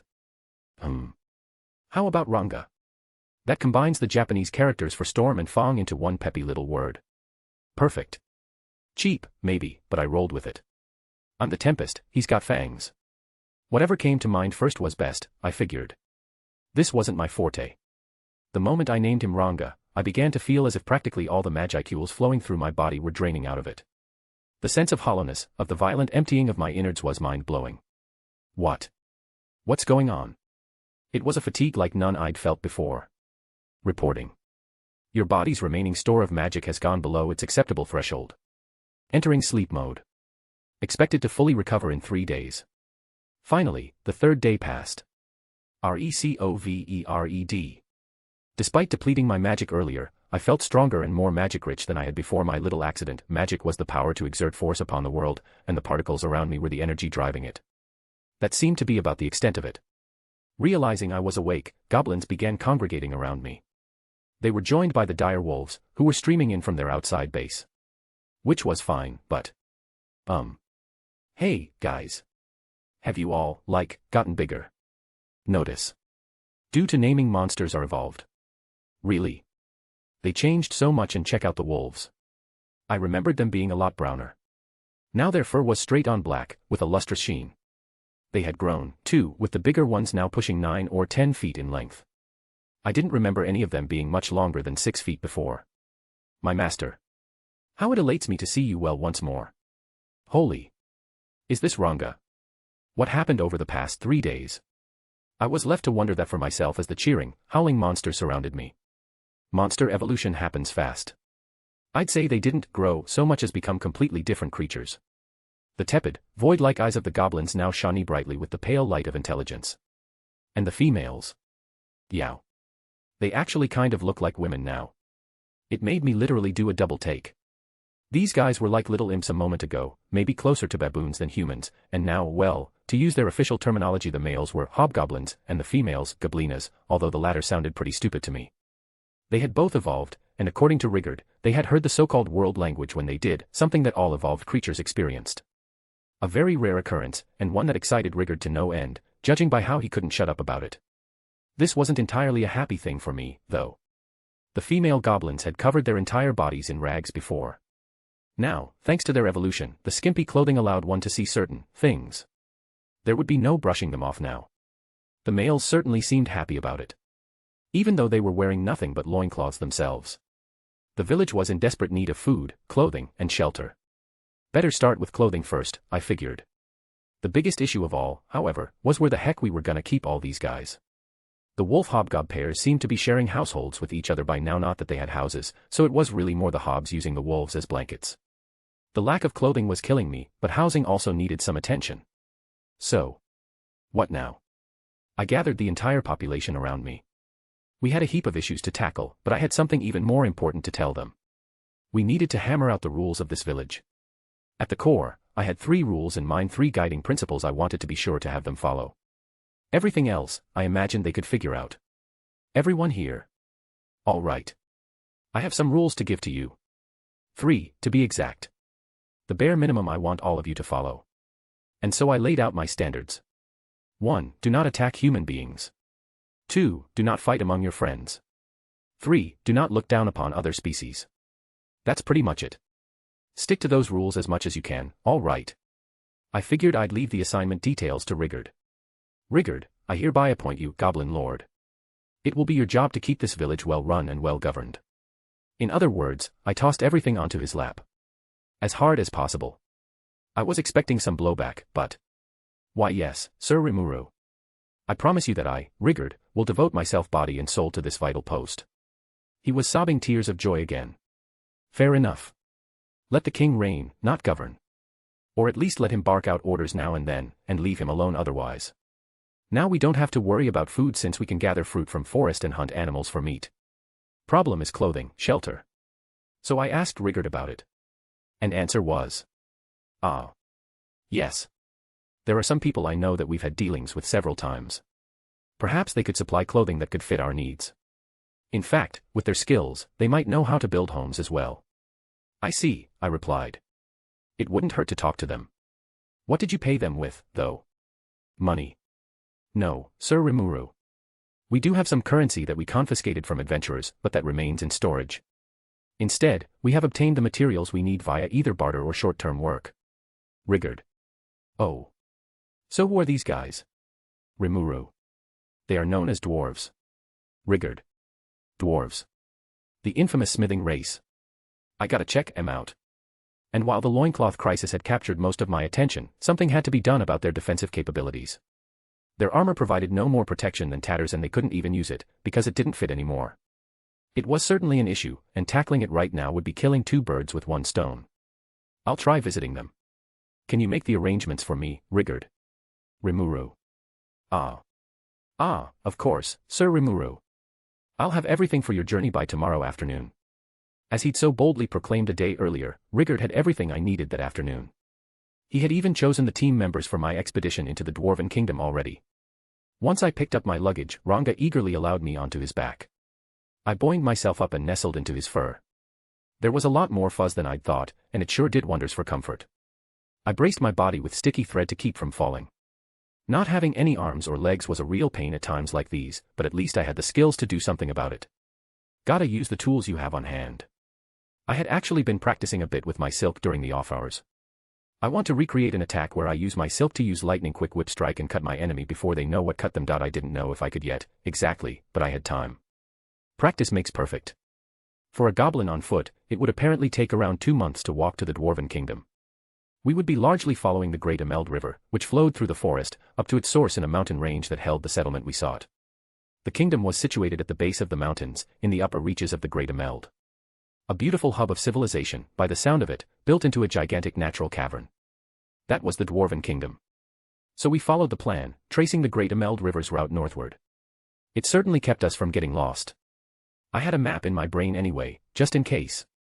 We had a guide with us, Gobta, who apparently ran a trip of his own to the kingdom once, so we followed his lead, and I took up the rear. We wound up running some more for around half the day. Talk about tough. As the group took their evening meal at the end of the second day, I decided to ask Gobta about the Dwarven Kingdom we were headed toward. Why yes, sir. It is officially known as the Armed Nation of Dwargon. Their leader is known as the Heroic King, and According to Gobta's account, the current king was Gazel Dwargo, third in his line from the original.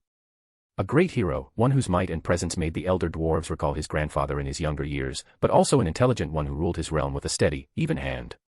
A living hero, in a way. It had been 1,000 years since Gurin Dwargo, the first heroic king of the dwarves, established this kingdom. Since then, his descendants had carried on his will, preserving and developing his people's history, culture, and technical skill. The way the Dwarven Kingdom was starting to sound from these conversations, I couldn't wait to arrive. Exactly 3 days after we began our journey, we reached the grasslands at the foot of the Knots. The city truly was beautiful, chiseled into the vast mountain cavern, a natural fortress created by nature. It was the Armed Nation of Dwargon in all its mighty glory.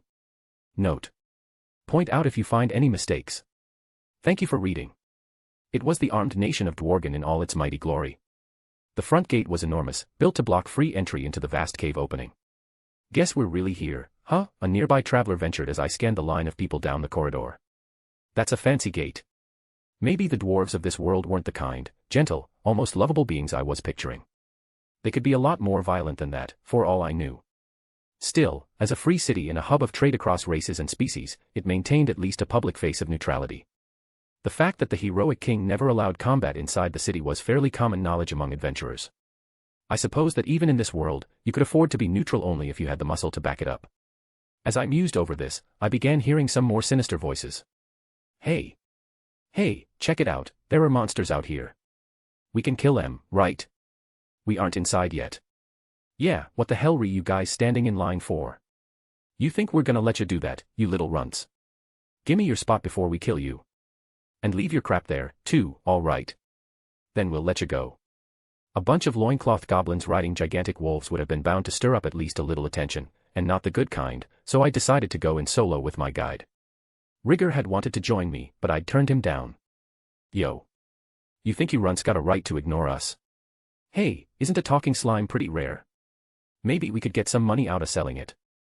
The adventurers kept yapping at us. People, maybe could have, said I had the patience of a saint back home, but this was starting to irk me. Gobta. You remember the rules I gave you all before? Rimuru. Why yes, sir. Absolutely. Gobta. Good. In that case, could you close your eyes and cover your ears for me? No peeking. Rimuru. All right, but. Gobta. Right. Laying out some simple rules for my people, then promptly violating every single one of them 3 days later wouldn't exactly make me a role model. But with Gobta out of my hair, I was free once more to take out the garbage. A black mist sprayed out from my body, shrouding it completely. When it cleared, a different monster stood there instead. A black wolf. Form, Tempest Star Wolf. Ha. I don't care how badass you look. You're still a runty goddamn piss slime to me. Adventurer 1. You think that was enough to freak us out? Come on, man. Adventurer 2. With an earth-shaking roar, I invoked it, but, alas, I screwed it up. I didn't mean for the audience to faint to the ground, too, with assorted substances welling up around their pants. What a disaster. Now what? This'll be such a pain to deal with. The party. Well, they had just taken a coercion blow at point-blank range. I doubt I need to go into detail on what happened to them. My magic sense skill started picking up on the dwarven security force running our way. It's over, I whispered. Over, indeed. I looked down at them, wondering how they were ever going to clean up their undergarments after this, trying to keep my new reality at bay for just a few more moments. I'm really sorry about this. Rimuru. I bowed deeply, or intended to, anyway, inside the guardroom.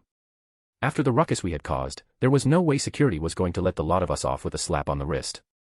After only a few moments, a squadron of guards was surrounding us. Well, really, given how unconscious the other 5 were. I know. I thought. I'll just turn into a slime and slink off. And I tried to. But before I could move, they grabbed me en masse and squish-lifted me up. So much for that. Wait. I shouted, doing my best frenzied Gobta impression. We didn't do anything. We're the victims here. Rimuru. All right, came the smiling reply. We'll hear you out in the guardroom.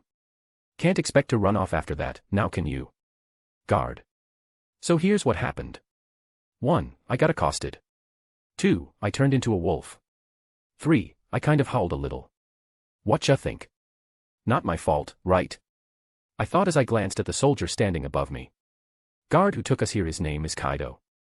He was questioning me about what happened. After hearing my answer, he was still smiling at me. The expression suited this gruff, friendly-looking dwarf and his long, bushy beard. Except for those unfortunate veins popping out of his forehead. Why did you take me along with you, officer? Rimuru. You damned fool. What do you think you're saying? Our chiefs are yelling at us because you were accosted. Kaido. What? Really? I'm sorry. I've messed up again, haven't I? Rimuru. Well, there's nothing to be done about it this time, but try to be a bit more careful, all right? Kaido. Phew. Guess they finally saw the light. Good thing my blame everyone else skill from my human years was still going strong. It was an advanced ability, earned only after years of life experience. The key was to never give your foe a single moment to doubt you. It was hard. So what was that wolf, then? The soldier watching over me asked. What's he mean, what is it? Kaido. The species, you mean? It's Rimuru. No, not the name. What I mean is, why did that kind of monster show up around here? Where'd it come from, where'd it go? I want to hear everything you know. Kaido. I told him that was just mimicry. He didn't believe me. I thought I was pretty open with him. I knew it was standard procedure for a hero to hide his secret identity, but I wasn't exactly a hero anyway. Well, I told you. That was just me transformed. Rimuru. Huh. Look, it's already rare for a slime to talk, and you want me to add shape-shifting to the package, too. Kaido. No, I mean. Look, would you like me to show you? Rimuru. Nah, it's fine. But if you can shapeshift, how is that possible? You're a slime, aren't you? Kaido. That. Wait. How should I answer that? I don't think he'd buy it if I just said, it's an intrinsic, or whatever. That'd just put me on the same level as Gobta. Think, man. You gotta come up with a decent excuse, now. Well, to put it simply, I was actually cursed. I'm capable of wielding illusory magic. Rimuru. Oh, really? A curse, is it? Then what? Kaido. Then, Well, I know a few illusory spells, but I was still just a student at the time, so, this evil mage turned me into a slime. I'm on a journey to find a way to undo the curse, and, that's pretty much it. Rimuru. Why'd you run into an evil wizard, then? Why'd he curse you instead of just killing you? Kaido. NNNGH. This would go a lot easier if you just believe me, man. You don't have to be so obstinate about it. Though I guess I'd be, too. If he actually bought my story, that'd make him more gullible than a goblin. This little back and forth between me and the soldier went on for another few hours or so. By the end of our intensive debate, I had just about an entire novel's worth of backstory. A story about a forlorn young and beautiful princess had a wish granted by an evil mage, and as a payment brutally transformed into a slime by an evil mage. In the midst of our tit-for-tat, if you want to call it that, the soldier's questions helped me weave a grand story of heroic tragedy in my mind. I was a young prodigy, a girl inherently gifted in the arts of transformation and illusory magic. A cruel witch had cast a terrible spell on me, and I was traveling to rid myself of the curse. Why did this have to happen? And why did I turn myself into a magical girl along the way? And the worst part of it was, whenever I said something that wandered off script, the soldier's next question would help me fix the mistake. Oh, right. I'd say to myself as the tale meandered its merry way down the path. By the end of it, both myself and the soldier were enthralled, hoping against hope that the girl would somehow succeed on her quest. Our eyes burned with passion, at least, his did. Truly, we had a connection that went beyond mere words. All right. That's it for the report. Thank you for your cooperation. But we're going to need to dash, Kaido. Slam. Before the soldier could finish, the large door behind him opened. Another soldier rushed in. "Yes, sir. An Armosaurus just showed up in the mines. It's already injured several miners at their posts." Guard. "What? Well, did you defeat it?" Kaido. "We're good there. A suppression force is on its way. But some of the miners are fairly roughed up. I don't know if there's a war underway or something, but the city shops are out of medicine, and the castle won't let us access their stockpile." Guard. "Ah, damn it all." Kaido. Sir. Sir. Rimuru. "What?" "I'm busy. I'm done with you for now, but I can't let you go yet. Stay in this room until things calm down a little." Kaido. "No, not that, I've got this." Guard. I took a recovery potion out. Or spat it out, is the way he probably saw it. What's that?" Guard. "A recovery potion. Drink it, rub it in, its high quality." Rimuru. "We've got 6 men down, but are you sure?" Kaido. "I can't ignore someone who is in need of help," I said honestly. Rimuru. "TCH. Stay here, all right. Let's go." Kaido. But, Captain, that's a monster." Guard. "Enough from you. Just take me over to them." Kaido. The bushy-bearded captain snatched up the 6 recovery potions I provided and ran off. With the grand fantasy tale we'd just woven, I supposed I had gained his trust somewhat. Maybe he was a nice guy after all. Didn't expect him to be a full-fledged captain, though. "Is it over?" Gobta asked after silently nodding at everything I'd said before now. "No, but I guess we'll sit here and see what happens." Rimuru. "Got it, sir." Gobta. Then we stared into space. The soldiers who peeked in on occasion would give us confused looks, but otherwise, not much happened for an hour. I was practicing my sticky thread moves a bit when I heard the captain's heavy footsteps. The silken whip zipped back into my body as I waited for him to come in. Gobta was asleep, proving that maybe he was smarter than I was all along. "Thank you, sir," the bearded Captain Kaido thundered as he stormed into the room, head bowed. The miners filed in behind him. "You're the one with the potions. Thanks a ton." My arm was pretty torn up. I didn't think I'd ever work again, even if I survived. "Thank you." The last guy didn't say anything before they all left, but I was fairly sure he was thankful, too. Glad to see the potions worked. By this time, it was past sunset. It was almost fully dark outside when the captain started talking with me again seriously, this time.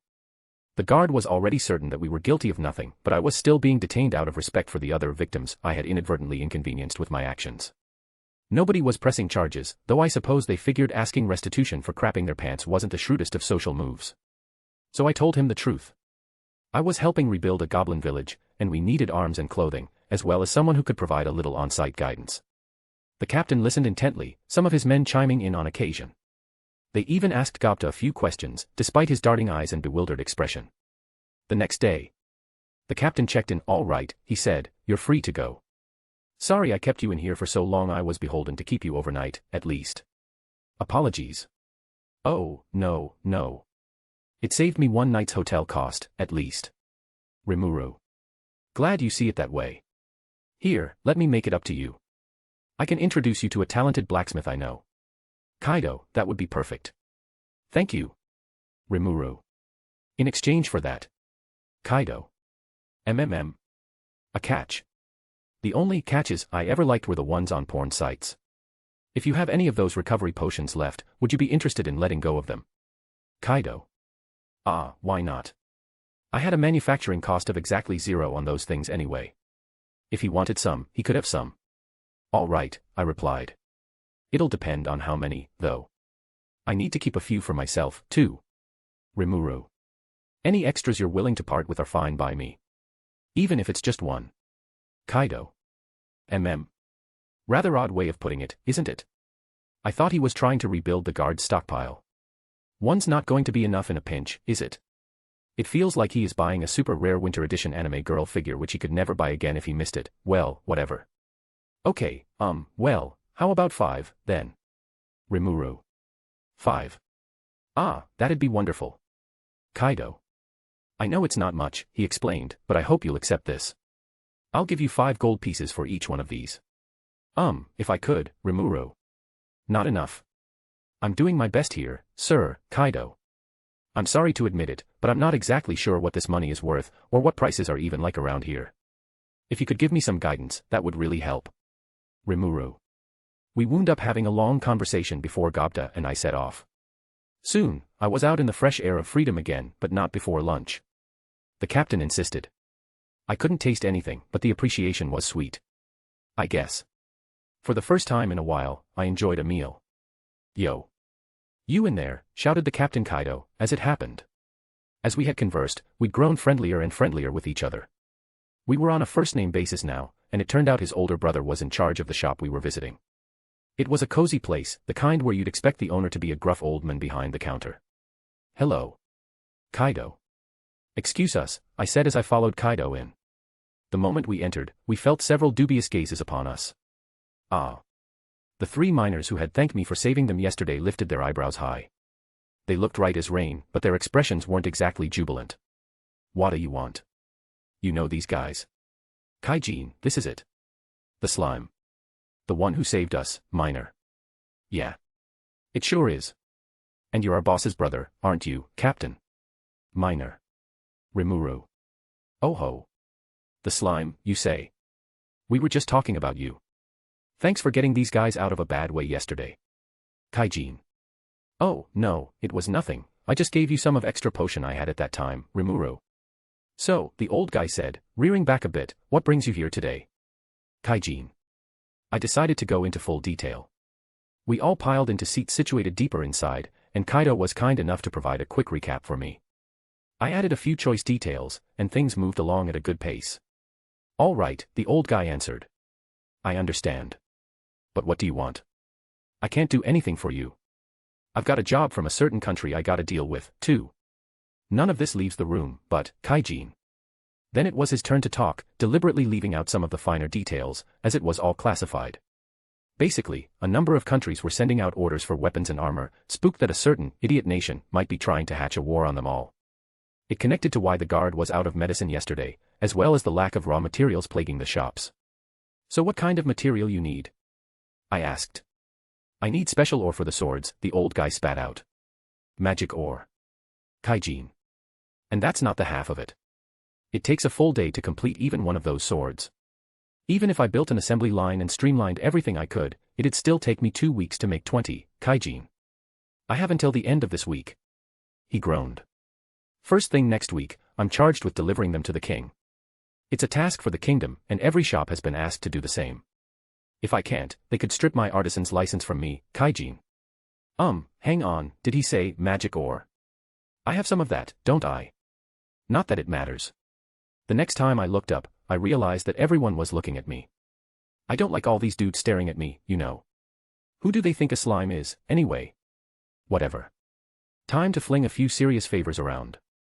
They better help me get that goblin village going later. Heh. Ha ha ha ha. Ha yeah ha ha ha. What a trivial issue. Old man.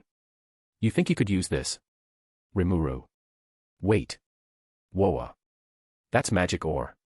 And, my god, look at how pure it is. Kaijin. Heh. Not magic ore, man. Already processed it for ya. That's a hunk of pure magi steel. Come on, old man, your eye's giving out on you. I asked. If they couldn't even see what this metal was, they couldn't have been worth much. What? No. It can't be. This entire piece is magi steel. Kaijin. He finally noticed. His shock surprised me a bit. You'll let me have this? I mean, I'll pay the going price for it, of course. Kaijin. Heh. Gotcha. Oh, about that, Rimuru. NGGH, what do you want? I'll do anything I can for this. Kaijin. Now that's what I wanted to hear. You heard what me and my team are up to, right? I need your help finding someone who'll travel to the village and give us some technical guidance. And connection to clothing and weapon supplier and armor too. Rimuru. If that's all it is, then of course. Kaijin. And so old man Kaijin and I forged a verbal contract for the hunk of magi steel. We agreed to iron out the details after his work was done. Judging by his reaction, I probably could have wrung him for a little more, but no point being too greedy. Whenever I tried that, it always blew up in my face. Even I learn from my mistakes sometimes. Kaido took his leave after we all finished with dinner. Guess the captain of the border guard can afford to skip work all afternoon. Nice of him to bring me here, though. The three dwarf brothers took turns thanking me profusely yet again. They felt a bit out of place, no doubt, and at fault for the government's toying around with Kaijin. So why not come along with us? I asked. Their jaws dropped. Then they started discussing it with each other. To me, that sounded like the best thing for their predicament. The next day. Even though he had all the materials he needed, that deadline still looked impossible to me. Time to come out with it. Hey, Kaijin can get one of the sword you made for order. I think I can help you with that order, I told Kaijin, Rimuru. So I can trust you. Because if I can't, you better not expect payment for that match I steal. I won't be able to take care of myself, much less cover you. You keep your promise, though, I swear I'll keep mine. I'll give you the best swordsmith this kingdom has. Kaijin. We have a deal. And promises are made to be kept. So Kaijin and his team had crafted this lovely sword for me, as promised. Now it was my turn. First, take this completed sample, and swallow it up. Next, take the rest of the ingredients lined up here, and swallow them up, too. Munch, munch, gulp. Mix well in your stomach, and... notice. Analysis target, longsword. Successful. Creating copy. Successful. Repeat 19 times. Bon appetit. Easy, wasn't it? Kids, don't try this at home. I had 19 swords scattered around the room. It had been maybe a minute since Kaijin gave me a sword. Wah. Everyone. Guess I can't blame them. I did take out 19 swords which might have taken Kaijin 2 weeks in a minute. Note. Thank you for reading. Cheers. We were at a kind of dwarven nightclub, holding a rather anticlimactic wrap-up party. The weapons were safely in the king's hands, and it was time to celebrate. I mean, I told them they didn't have to. Ah, come on. There's lots of beautiful elves in there. Garm was the eldest of 3 brothers, an armor crafter with long, muscular arms. Yeah. Young ones, and older, too, if you like a little weathering on them. It's the perfect place for any gentleman. Dold was middle child, who was known around the kingdom for his intricate handiwork. Mildo, the youngest, rarely spoke but was skillful at almost anything he did, architecture, art, you name it. A sort of savant. Come on, Rimuru. We can't go out without the big guy himself. Kaijin. Elves. Well, if you insist that much, I have no choice but to come with you, Rimuru. Raphael. It was 4 against 1, I had no choice. Mind you, I only agreed because they insisted. My heart is pure. I definitely didn't thought about meeting those SE, yep, my heart is pure. Raphael, you should trust me more. I am a perfect gentleman. The place was called the Night Butterfly. Ooh, welcome. Welcome, sirs. 4. The place was lined up and down with babes. Whoa. Their ears were so long, too. Is it hot in here, or is it just those elves? Dang. Oh my god, and their clothes are so thin. It's like I can almost see through, but I can't. Damn it, and I got magic sense going at max force, too. They've got the boundaries of their clothing down pat, don't they? Is this meant to be some kind of challenge, NNNNGH? Oh, look at you, cutie. Ah, I saw him first. Eep. Boing. Boing. There it is. My entire body is jiggling. And I can feel something soft jiggling against my back, too. Is this paradise, or what? Notice you are enjoying it quite a lot, master. Ack. Oh, no. I didn't mean to, Raphael-san. Hello. I instinctive called her with honorific. But she didn't respond. What's with her? Is she sulking? Okay. I am sorry I got excited a little. I mean a lot. Sorry. Raphael-san, you know me, right? I always get excited fast, right? Beside, this is my first time seeing Elf. So, I got excited, please forgive me. Pretty please, with, cherry on top or something. I apologized while stuttering. Sigh. Phew. Well, Raphael finally forgave me. As I was apologizing, the elf who picked me up before put me on her lap sat on the sofa along with other elves and dwarves. After a while of drinking and talking, another elf asked me. Hey Mr. Slime, want to play this? An elf with black hair and dark skin asked me while holding the crystal ball.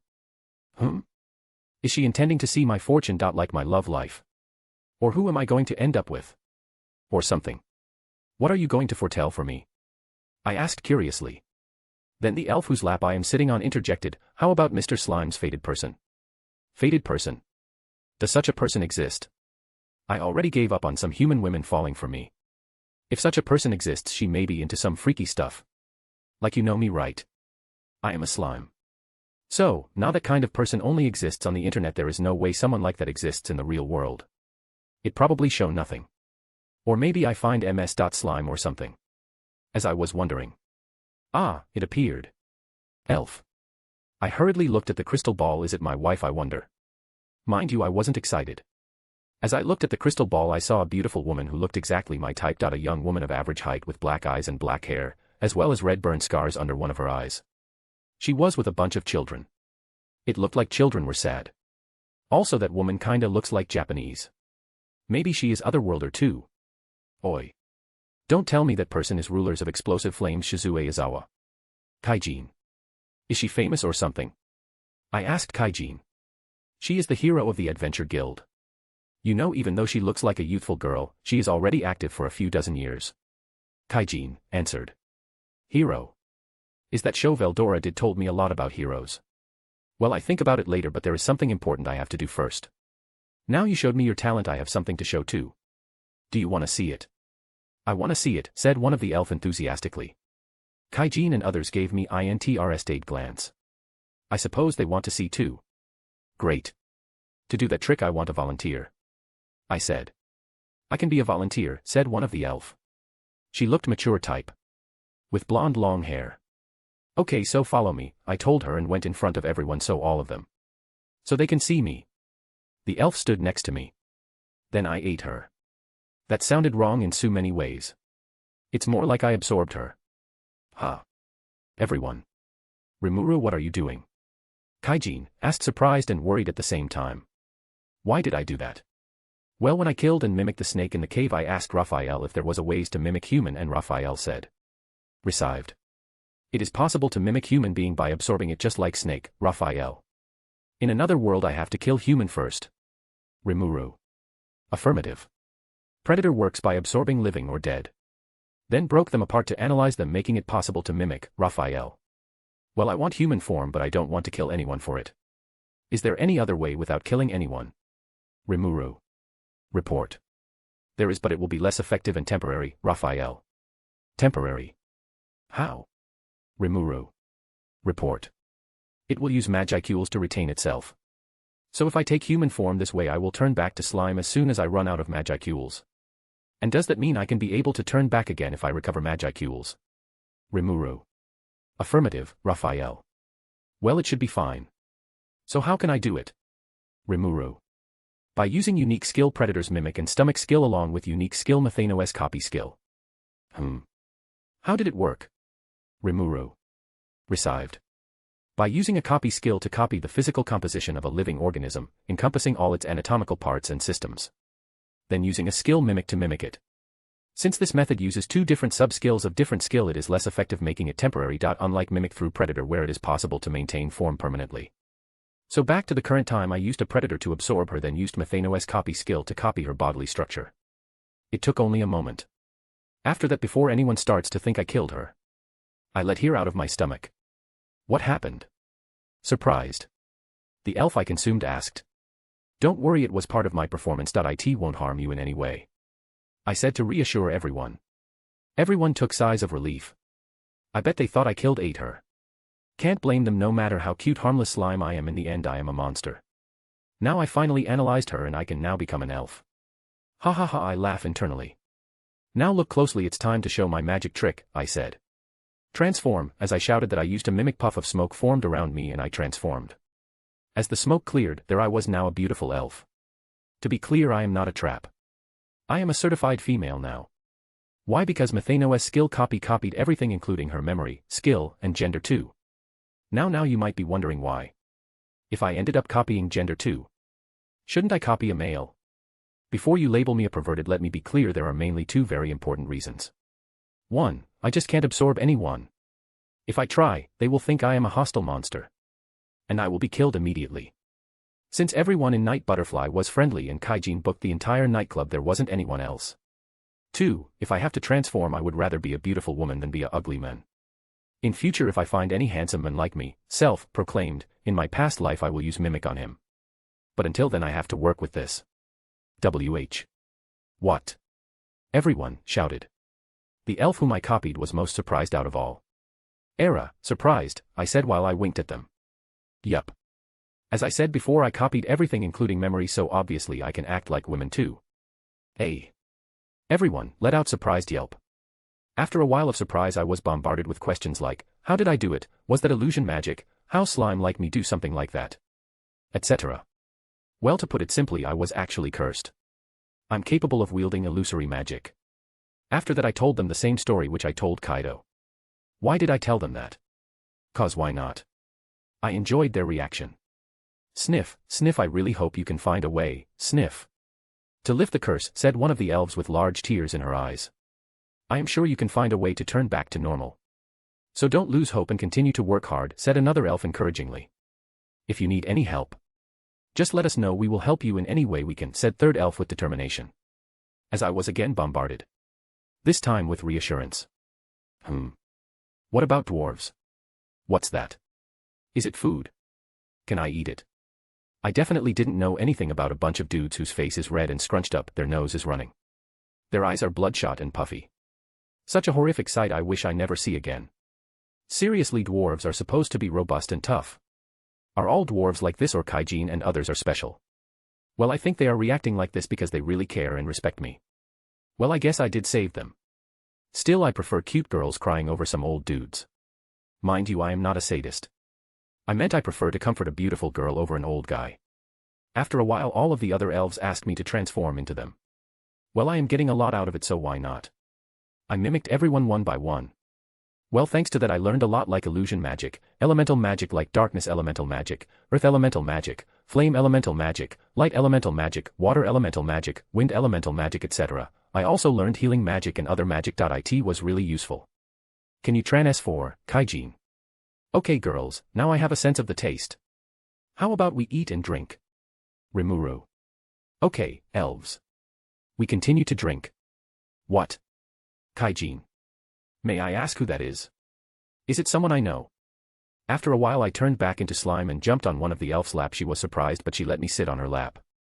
Why did I do that? Well. Era, welcome. I sense someone coming. It will cause trouble if someone shows two same-looking elves. So I am turned back to my slime form. Goodness me, what are you doing, allowing this vulgar monster into a high-class establishment like this? No, an older female manager called out, but it's just a little slime, so. It's still a monster. Ain't it? You sayin' a slime's not a monster anymore? No, sir, but. The manager stuttered noncommittally, trying to calm the men down, but the boar wasn't even paying attention. Clearly, he was after us. Oh, great, one of the girls sighed. That's Vester, the minister. Same guy who put Kaijin in a troublesome situation. Well. He did seem like the kinda guy who refuses to let go of a grudge. I could see it on his face. You know what best suits a monster? Vester bellowed. This. Then he emptied the contents of his water glass over me. Wow. Pouring a glass of water, is that all he can do? In high school manga, bullies literally pour entire buckets. Compared to that, this is nothing. So I ignored him. It's better not to do anything to the government minister, it might cause trouble later on. As I came to conclusions not to do anything. You think you can run around and make fun of my guest, Vester? You think I'm not gonna mind that? You think? Kaijin asked angrily. I boinged back a bit in surprise, too, cushioned amply by the chest of the elf behind me. It's really soft. Let's focus on the current situation. So is it okay for Kaijin to go against the minister? I should stop. Too late, he launched a punch at the minister's face. A few moments later, he asked me, hey, Rimuru, you were looking for someone to help you, right? Would I be good enough, maybe? Kaijin. That's what I've been wanting to hear. It'll be great working with you, Kaijin. Rimuru, I suppose he already knew the consequences of punching the minister. Kaijin and I sealed the deal with an emphatic nod. So.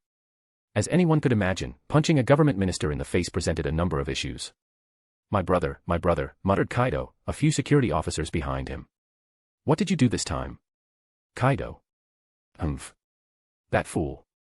As 4 knights dragged Kaijin away, he shouted and pointed a wild finger at the minister. He practically spat in the face of Rimuru, my client and the best patron I've ever had. What's so bad about putting him in his place a little, huh?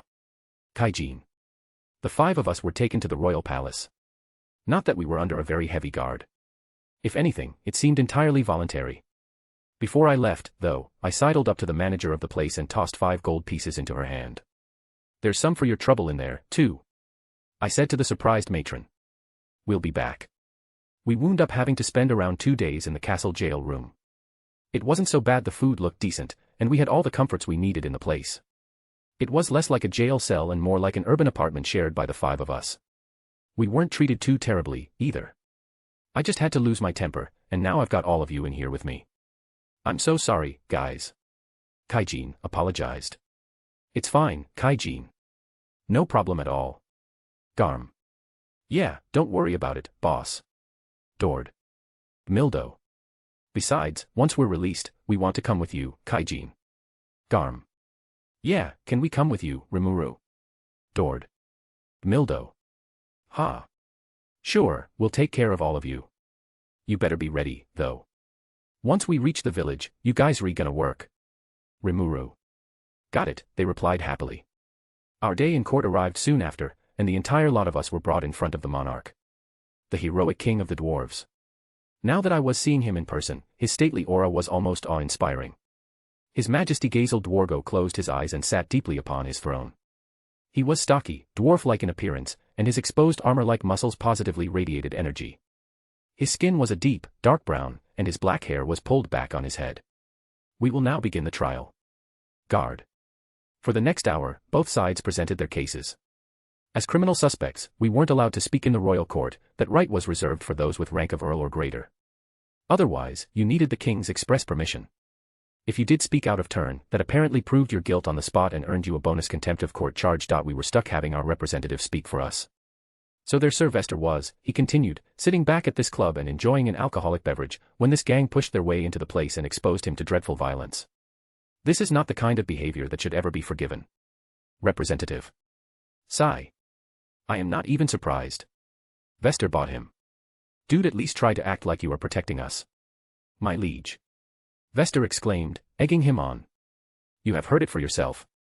I beg of you to deal with these miscreants harshly. He flashed us a smile of supreme confidence. The king remained motionless, eyes closed. In his place, one of the guards beside him spoke. Order. I will now give the verdict. Kaijin, the mastermind behind this crime, is sentenced to 20 years of labor in the mines. His accomplices are sentenced to 10 years of labor in the mines. With that, this court is hereby guard. Seriously, we will be punished just like this. They didn't even try to find out the truth. And the king is letting that happen. The heroic king of the dwarves doesn't sound so heroic now. As we were about to be punished, wait, a deep, quiet voice interrupted. The king opened his eyes and looked at Kaijin. It has been a while, Kaijin. Do you remain in good health? Gazel. Yes, my liege, came the instant reply. Presumably he had the right to speak now. Kaijin. It gladdens me that you remain so as well. Kaijin. Yes. Now, do you and your friends, looking at us have any desire to return to us? Gazel. That surprised me. I beg your forgiveness, my liege, but I have already found a master to serve. I have made my vow, and it has become my treasure. A treasure so fine that, indeed, not even the direct order of my liege could make me part with it. Kaijin. Ooh. That surprised me even more. He literally rejected the king in front of so many people. This clearly angered the audience. I could see the guards staring daggers into Kaijin's forehead. But he stood strong, chest puffed out, the picture of dignity. The king, seeing this, closed his eyes again. I see. Silence ruled for another moment. I have made my decision. Listen well to my sentence. Kaijin and his friends are hereby exiled from the kingdom. After midnight tonight, when the new day comes, they are officially no longer welcome in my lands. That is all. Begone at once. Opening his eyes, the king made his proclamation in a loud voice. Oh. So king is good after all. After listening to Kaijin's answer, he exiled him. It gives him a chance to come with me. Although he somehow seems sad that Kaijin refused to come back. Being king around here seemed like a terribly lonely job to have. After the trial we went back to pack luggage. I wanted to get back as soon as possible, so after hurriedly pressing the dwarves to put on their best traveler's outfits, I pushed them out of the shop, went back in by myself, and proceeded to swallow up the entire contents of the building. Capacity-wise, I was still A-okay, but swallowing the building whole would probably have drawn a little too much attention, so I kept it at that. Once our preparations for the journey were complete, we made our way to where Rigger and the other goblins were waiting. Rigger and gang were all safe at the edge of the forest. Between this and that, we had spent a total of 5 days in the city, pretty much what we expected. Things didn't quite go according to plan, but we largely accomplished what we'd set out to do.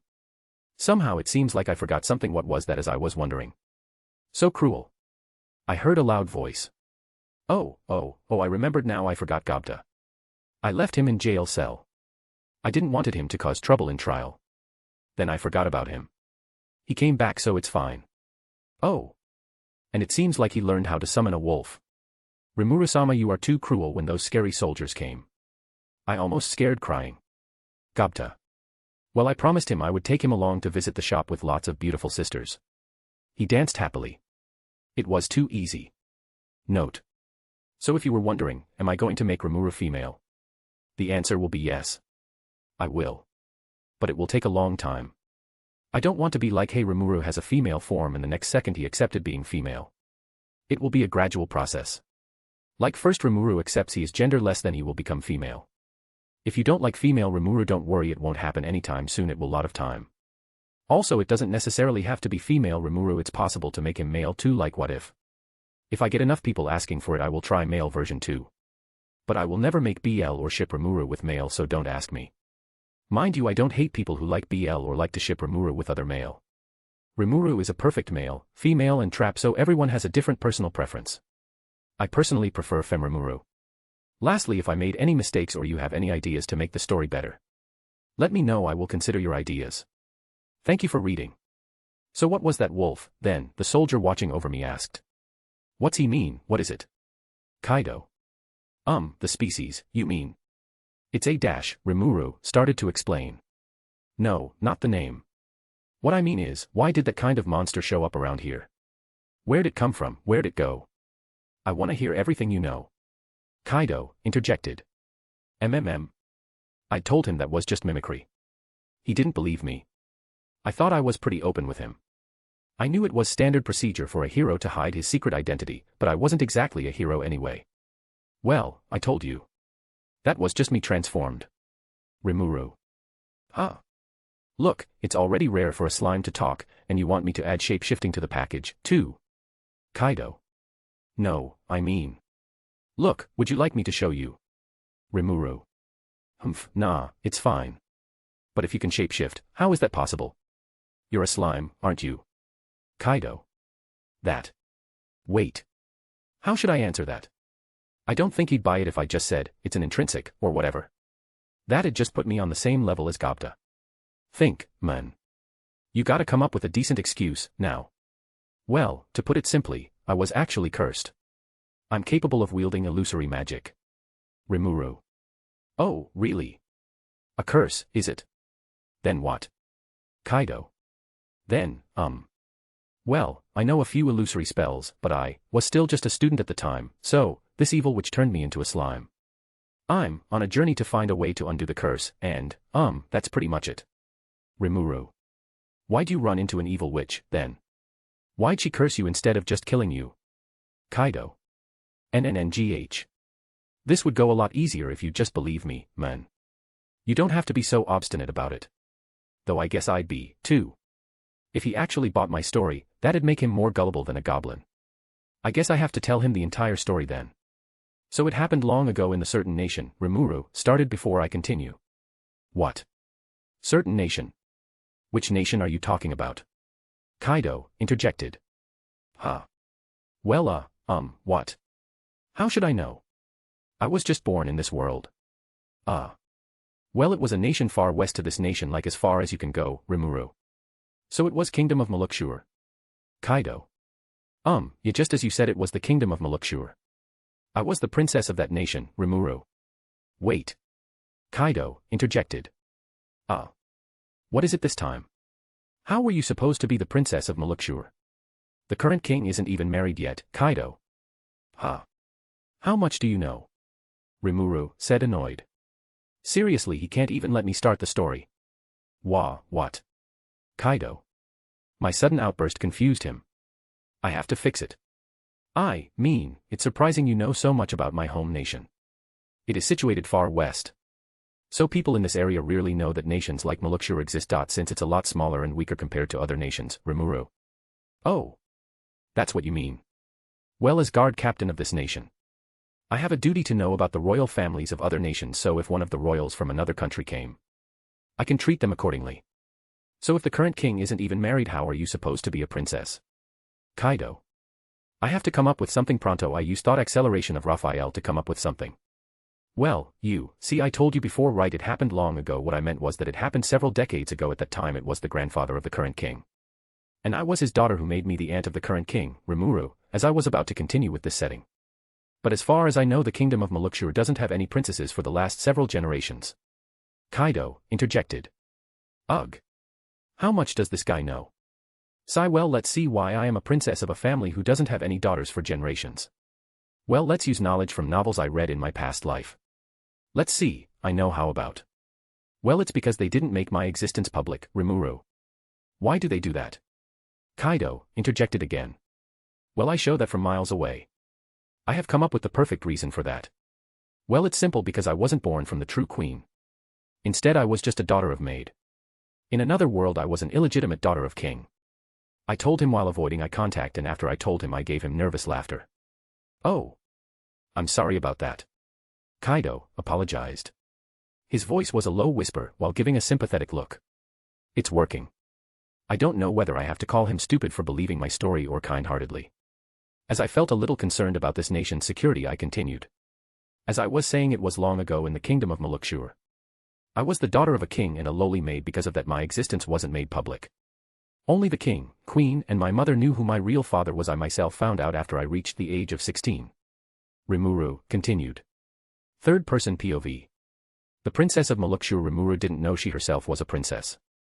Her mother didn't tell her who her father was. She was allowed to stay with her mother in the castle. She really loved her mother. Sometimes her mother never came back. So that time she slept alone.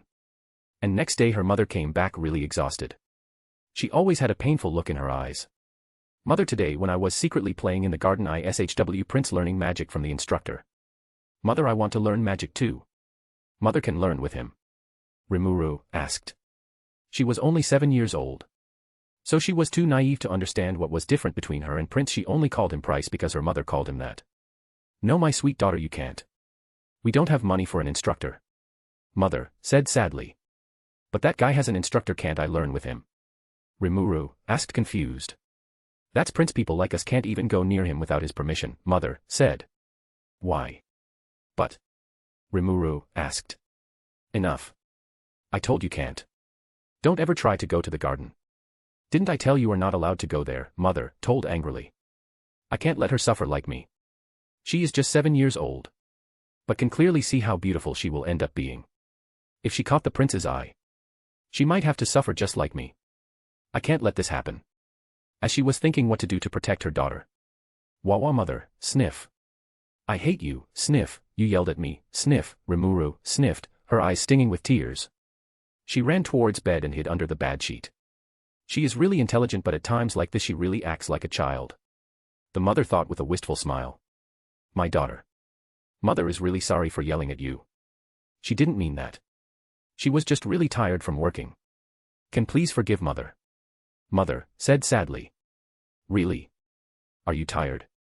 Rimuru asked while giving a slight peek from under the bedsheet. Yes, I was tired until I showed your smiling face. So please don't get angry with me.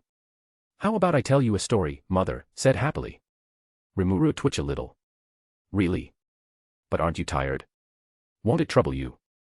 Rimuru said sadly. Mother smiled happily, seeing how kind her daughter is. Don't worry, I can do anything for you, sweetie, Mother said happily.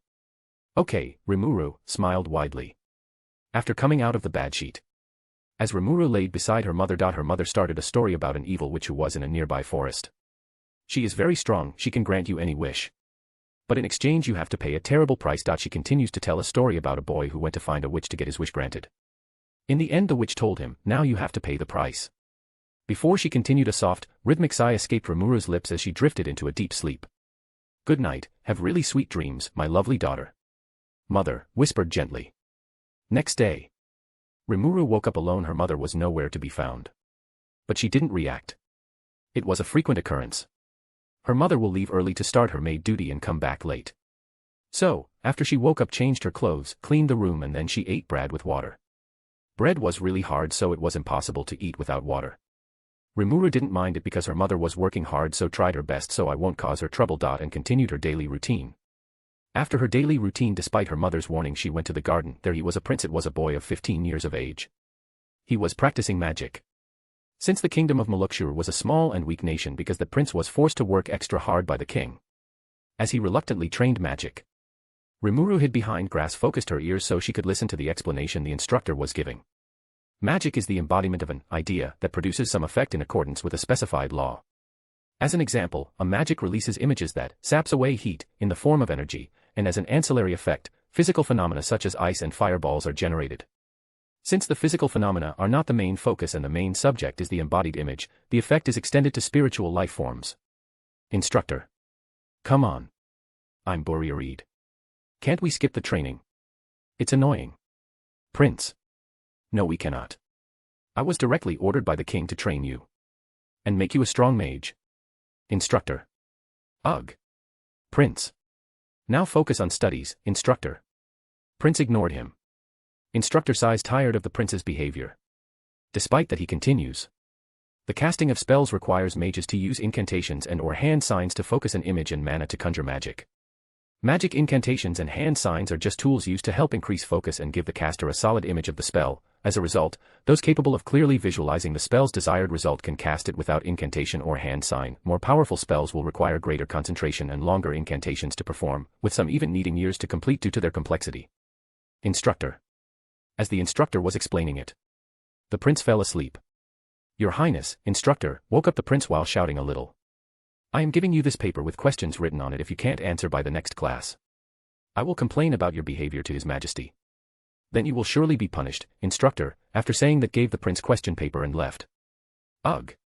I don't want to do it, prince said, walked away throwing paper to the side. Seeing that, Rimuru quickly ran and took paper. I know the answers to these questions, Rimuru said after reading the questions. She took paper and wrote answers, unknowingly that someone was watching. After writing down the answers, she ran back to her room. After Rimuru went back, the prince took the paper and read the paper. After that, he smiled and then showed it to her mother, the queen. Oh. Nearly all of them are correct. My son is a genius. But why didn't you answer this question? Did not know the answer. Queen asked, perplexed. I forgot. Prince said. Prince. Okay, so write down the answers, Queen. Mother, I will answer that later. Can I go to play? I haven't played in a while since I was studying for so long. Prince. But don't forget to answer that later. Okay. Queen said. Okay, Prince said while running away. The prince went around the castle. When he reached the servants' quarters, he found the girl who wrote answers. Hey. You wrote these answers, didn't you? Prince asked. I found it. I knew the answer, so I wrote it. Rimuru said while surprised. I knew it. How do you know the answers? But why didn't you write this answer? Prince asked. I am sorry. I was secretly watching the instructor teaching you that. And as for the last answer, the instructor didn't explain that. Rimuru said apologetically. Don't worry, you can continue what you are doing. I grant you permission, Prince said with an evil smirk. The next day, the prince showed an answer to the instructor. Well. Your answers are all right except this one. Instructor said while pointing at a blank answer. You didn't teach me that. Prince said with confidence. Yes, I didn't teach you that. But it's written in the magic book I gave you. Did you not read it? Instructor asked. Books are too boring. Prince said. Even if it's boring, make sure to read those too, instructor said. After that, the instructor continued the class, and after class he gave some more books and one more question paper. Make sure to read this too and answer the question by next time, instructor said, and left. After the instructor left, the prince went to the grass where Rimuru was hiding, gave her paper and book and said. Make sure to read this book to answer the questions. I will give you more books too, Prince said and left. After getting back to his room the prince laughing thought, great, now I don't have to study anymore. While Rimuru read the book and answered all the questions and gave them to the prince. Price continued to use Rimuru to run away from study while Rimuru continued to learn lots of magic and other things. And continued practicing magic, among them Rimuru's favorite magic was illusion magic. And then 9 years passed. Rimuru turned 16. She learned quite a lot. While the prince remained stupid. He didn't learn anything as he continued to use Rimuru. One day as always Rimuru was secretly watching the instructor teaching the prince. But suddenly the queen arrived there and saw Rimuru. You filthy child of whore, how dare you to step on this garden? Queen said and kicked her. Rimuru was a lot more mature than before. She knew who the queen was and what the consequence of going against the queen was. She endured the beating. I would have killed you and your mother long ago if it weren't for the king's favor that whore has. Queen. What? What does it mean? Rimuru was confused why she called her mother that. After the while of beating the queen left. Leaving behind the beaten Rimuru. After the queen left Rimuru went back while hiding from the servants' quarters. She quickly entered the room. But her mother was there and she saw her badly beaten. What? What happened to you? Are you okay? Who did this to you? Mother asked worried. Queen, Rimuru answered quietly. What? Mother said, her face lost all colors, her face white as a sheet. Mother, she told me you have the king's favor, and she called you war. What does it mean? Rimuru knew its meaning but she still asked her. Mother. After a while she told Rimuru everything, including the truth that confirmed Rimuru's suspicion that she was indeed the daughter of the king. Why are we still here? Let's run away somewhere far. I know the queen beats you every now and then. We have to run, Rimuru told her mother, determined. Where we will run? If we run away the king will find us. And we will be killed, mother. Anywhere far away from here where we can live in peace, Rimuru said. After a while the mother agreed and they decided to run away that night. At night they ran. But while they were running the guard spotted them. They ran towards the forest to hide from Ged's. Forest was home to an evil mage and also was home to a whole bunch of strong monsters. So no one including guards approach it. After successfully running, Rimuru and her mother went deeper and deeper into the forest. They encountered some monsters in a way but Rimuru was strong so she defeated all of them. After 3 days of going deep into the forest they encountered an A-rank monster, Wind Bear. A strong big bear with wind attribute. It can throw wind blades strong enough to cut through iron. Rimuru, sensing danger, attacks it with water magic. The ball of water was speeding towards it. Bear lifted his arm upwards and instantly released it downward, sending 3 wind blades. Wind blades cut through the water ball. Rimuru then used earth magic to create a wall of earth in front of her. To defend herself from Wind Cutter. Rimuru decided the only way to defeat the bear was to immobilize him. After quickly coming to the decision, Rimuru started chanting illusion magic to make herself and her mother invisible. But before the chant can be finished, Bear threw Wind Cutter towards Rimuru. Before Rimuru realized what happened, her mother pushed her out of the way of the Wind Cutter. The next moment the chant was completed, making Rimuru and her mother invisible. A confused bear looked around. Before the bear can do anything, Rimuru quietly ran towards the bear and used earth magic. The earth spear, a strong rock with a sharpened edge like spar. Earth spar flew towards a bear like a speeding bullet, whoosh. And it hits bear, piercing through its tough skin to reach its heart. Killing bear immediately. Rimuru killed the bear but she wasn't happy. Instead. Sniff. M.O., mother, sniff. A.R., are you okay? Sniff, Rimuru said while sobbing. Don't worry, I am okay. It's nothing, mother said. She has a pained look in her eyes. Boo, but. Yo, your arm. Rimuru said while stuttered. Rimuru's mother's left arm wasn't there.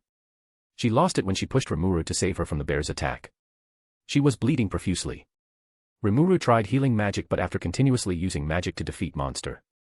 And using powerful magic to defeat bear, she almost ran out of magiceuls. She didn't have enough magiceuls to use healing magic. So, took out cloth from their language and quickly tied it to her upper arm to stop bleeding. They couldn't return back to the kingdom, only way they have to continue walking and find any village or someone who can use magic. They continued walking. After 2 hours of walking they show a hut. Maybe someone there they can help heal her mother. Rimuru hopefully took her mother near hut. Her mother's condition was deteriorating at this point, she was barely conscious. If not treated soon she will die. When they finally about to reach to the hut. Mwahahaha, I seems I got some guest, mwahahaha. A cackle of evil, echoing through the forest. As Rimuru looked at the direction where that sounds came, she caught a glimpse of the scrawny old lady. Her hair was ragged and white, and her face was covered in deep-set wrinkles. She wore black rag-like clothing. "Please help my mother, she is dying, please heal her, please. I beg of you," Rimuru said while sobbing. "Mwahaha, asking favor which? Such favors aren't cheap. If you prepared to pay a hefty price, I will prevent her death," Witch said. "Please save my mother, I will do anything. But please save her," Rimuru said desperately. Mwahaha, Witch chortled, her eyes gleaming with wicked delight. "Very well, I will prevent her from dying," Witch said as she started to cast a magic. A sinister laugh, like the wind howling through a haunted tower, echoed from the depths of the forest as she cast her spell. Rimuru's mother's arm stopped bleeding. But she started to give eerie feeling. Black aura surrounding her. "WH. What? What are you doing?" Rimuru asked frantically. "Mwahaha, I am doing what you asked. I am preventing her death by turning her into undead." Mwahaha. Witch. As she said that, Rimuru's mother's lost all expressions, turning her into an obedient puppet. Before Rimuru could do anything, she got hit by magic, rendering her immobile. Mwahaha, now that woman is successfully turned into undead, it's your turn to pay the price. Mwahaha, Witch. "No, Rimuru," her body started trembling as if trying to keep her racing heart from leaping out of her body.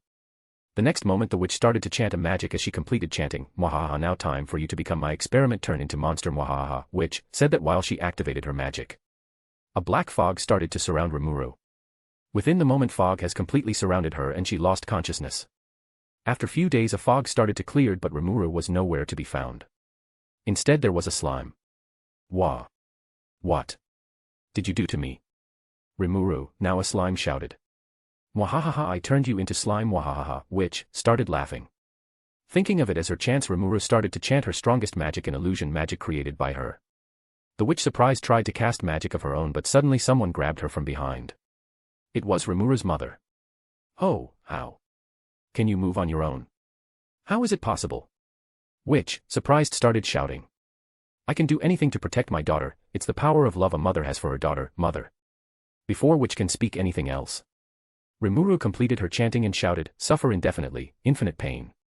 Her magic hit Witch. She started to feel unbearable amount of pain. Her body started shaking. But Rimuru's mother didn't allow her to move. "My sweet daughter. You did great. I am proud of you. I really love. Now it's time, use your magic to end both of us," Mother said happily with hint of sadness. "Mother, I can't kill you. I want to stay with you forever. Please don't say something like that." Rimuru, while tears welling up in her eyes. "Don't worry, I will be always with you even after I die. So don't hesitate. You have to do it. I am already dead. I don't want to stay like undead. Won't you do it for me, Mother?" After the second of hesitation, she started chanting while shedding tears. After chanting, she activated fire magic. "I didn't able to give you happy life, that my only regret. So please live happy life, that's my only wish, Mother." Firestorm, Rimuru activated magic that engulfed both Mother and Witch. After a while, nothing remained. "Wah. Wah. Wah." Rimuru wept her heart out. She continuously cried for 4 days and 4 nights, but not a single tear fell out of her slime body. After she calmed down, she decided to honor her mother's final wish. And as a first step, she decided to find way break the curse. And she started a journey to find way to break curse placed on her. Why did this have to happen? And why did I turn myself into a magical girl along the way? And the worst part of it was, whenever I said something that wandered off script, the soldier's next question would help me fix the mistake. "Oh, right," I'd say to myself as the tale meandered its merry way down the path. By the end of it, both myself and the soldier were enthralled, hoping against hope that the girl would somehow succeed on her quest. Our eyes burned with passion, at least his did. Truly, we had a connection that went beyond mere words. Lastly, I told him to keep this secret. I don't want a rumor about me. Note. So why did I wrote this? I don't know. I just got sudden inspiration, and before I knew it I kinda wrote a lot. As for the story, I'm sorry, I am kinda too lazy to come up with a good name. So I didn't give any character name. If have any suggestions, let me know. Lastly, as always, I might have made lots of mistakes, so if find any, let me know. And if you have any better idea, let me know. Thank you for reading. After we came back from Dwargon, I took the time to introduce Kaijin and his hapless friends to the goblins. We'd all be working together for a while to come, so I wanted to get off on the right foot. Come to think of it, I didn't see much in the way of casual racism from the dwarves, most of them, anyway. Given the demi-magical origins we all shared, I suppose it made sense. I could imagine us crossing their paths again someday. We were now more or less ready to roll. The only problem was transport. Ranga, of course, was wagging his tail, as if me hopping on him was the pinnacle of his life. I explained to him that I needed his full 15-foot size for a bit so we could fit 2 out of the 3 brothers on his back. Ranga was not a fan of this idea. His face instantly turned sullen as he wobbled backward and plopped his ass on the ground. He glowered at the newcomers as if to suggest he could just eat them instead and save everyone a lot of trouble. The dwarves almost jumped out of their skin. Even when they first saw him, they'd wailed in perfect unison. Gah! How could you ever, and so forth. Either this was a well-practiced routine of theirs, or Ranga really did scare them that much. There had to be something I could do. How do they scared of my cute little puppy? Hang on, Ranga, I said. I tried transforming into one of you guys earlier, and I'd like to test out how it works a bit. That's why I want you to let these dwarves on, all right. His head immediately shot up. I understand, my master. Kaijin and Garm, eldest of the 3 brothers, would go on my back, Ranga would take Dold and Mildo. Once they were on, I'd spin some sticky thread to make sure they stayed on. These guys did nearly 50 at their peak. In this motorcycle-free world, the experience would probably make them pass out. Not that I knew whether I could handle that speed or whether I wanted to. Mimic, Tempest Star Wolf. Astounding. Your dazzling strength knows no bounds, my master. Ranga. Ha ha ha. Yeah, I'll bet. And you'll look like this someday soon, if you keep it up. Rimuru.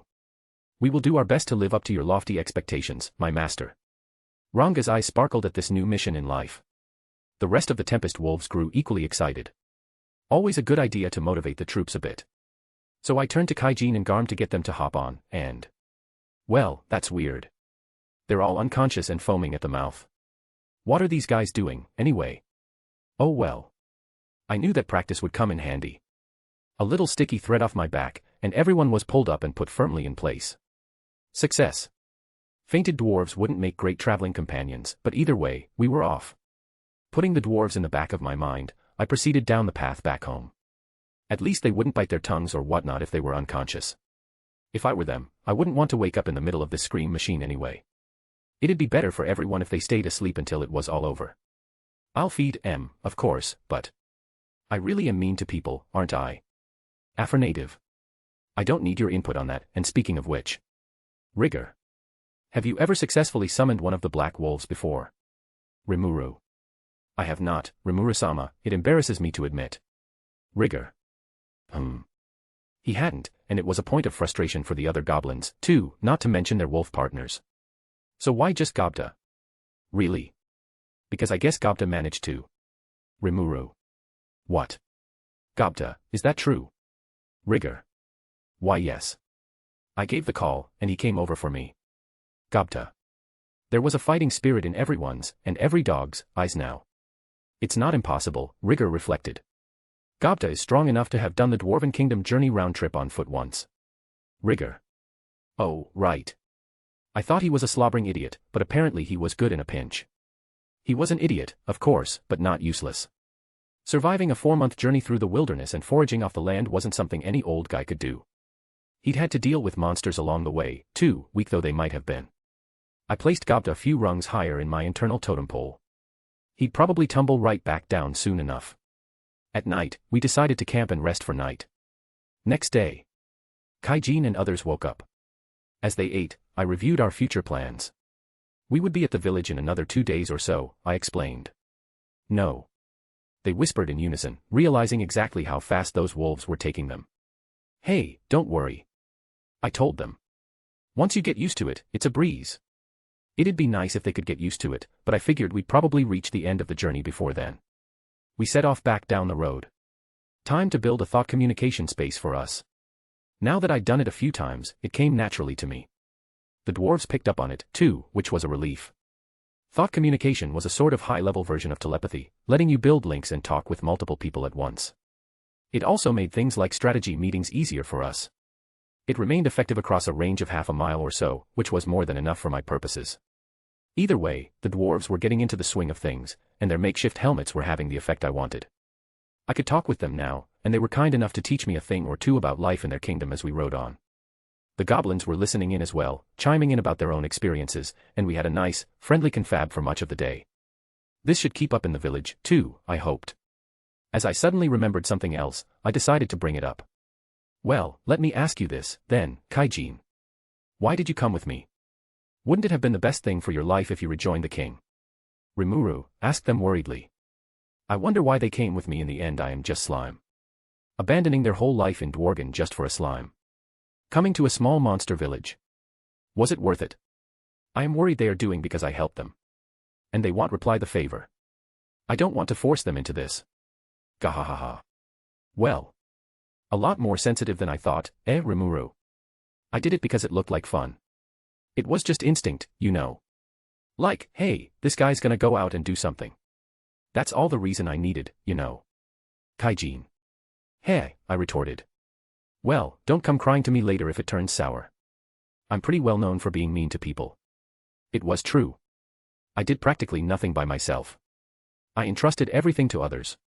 But I did want to help. To be relied on. I wanted to be the sort of person who could manage that.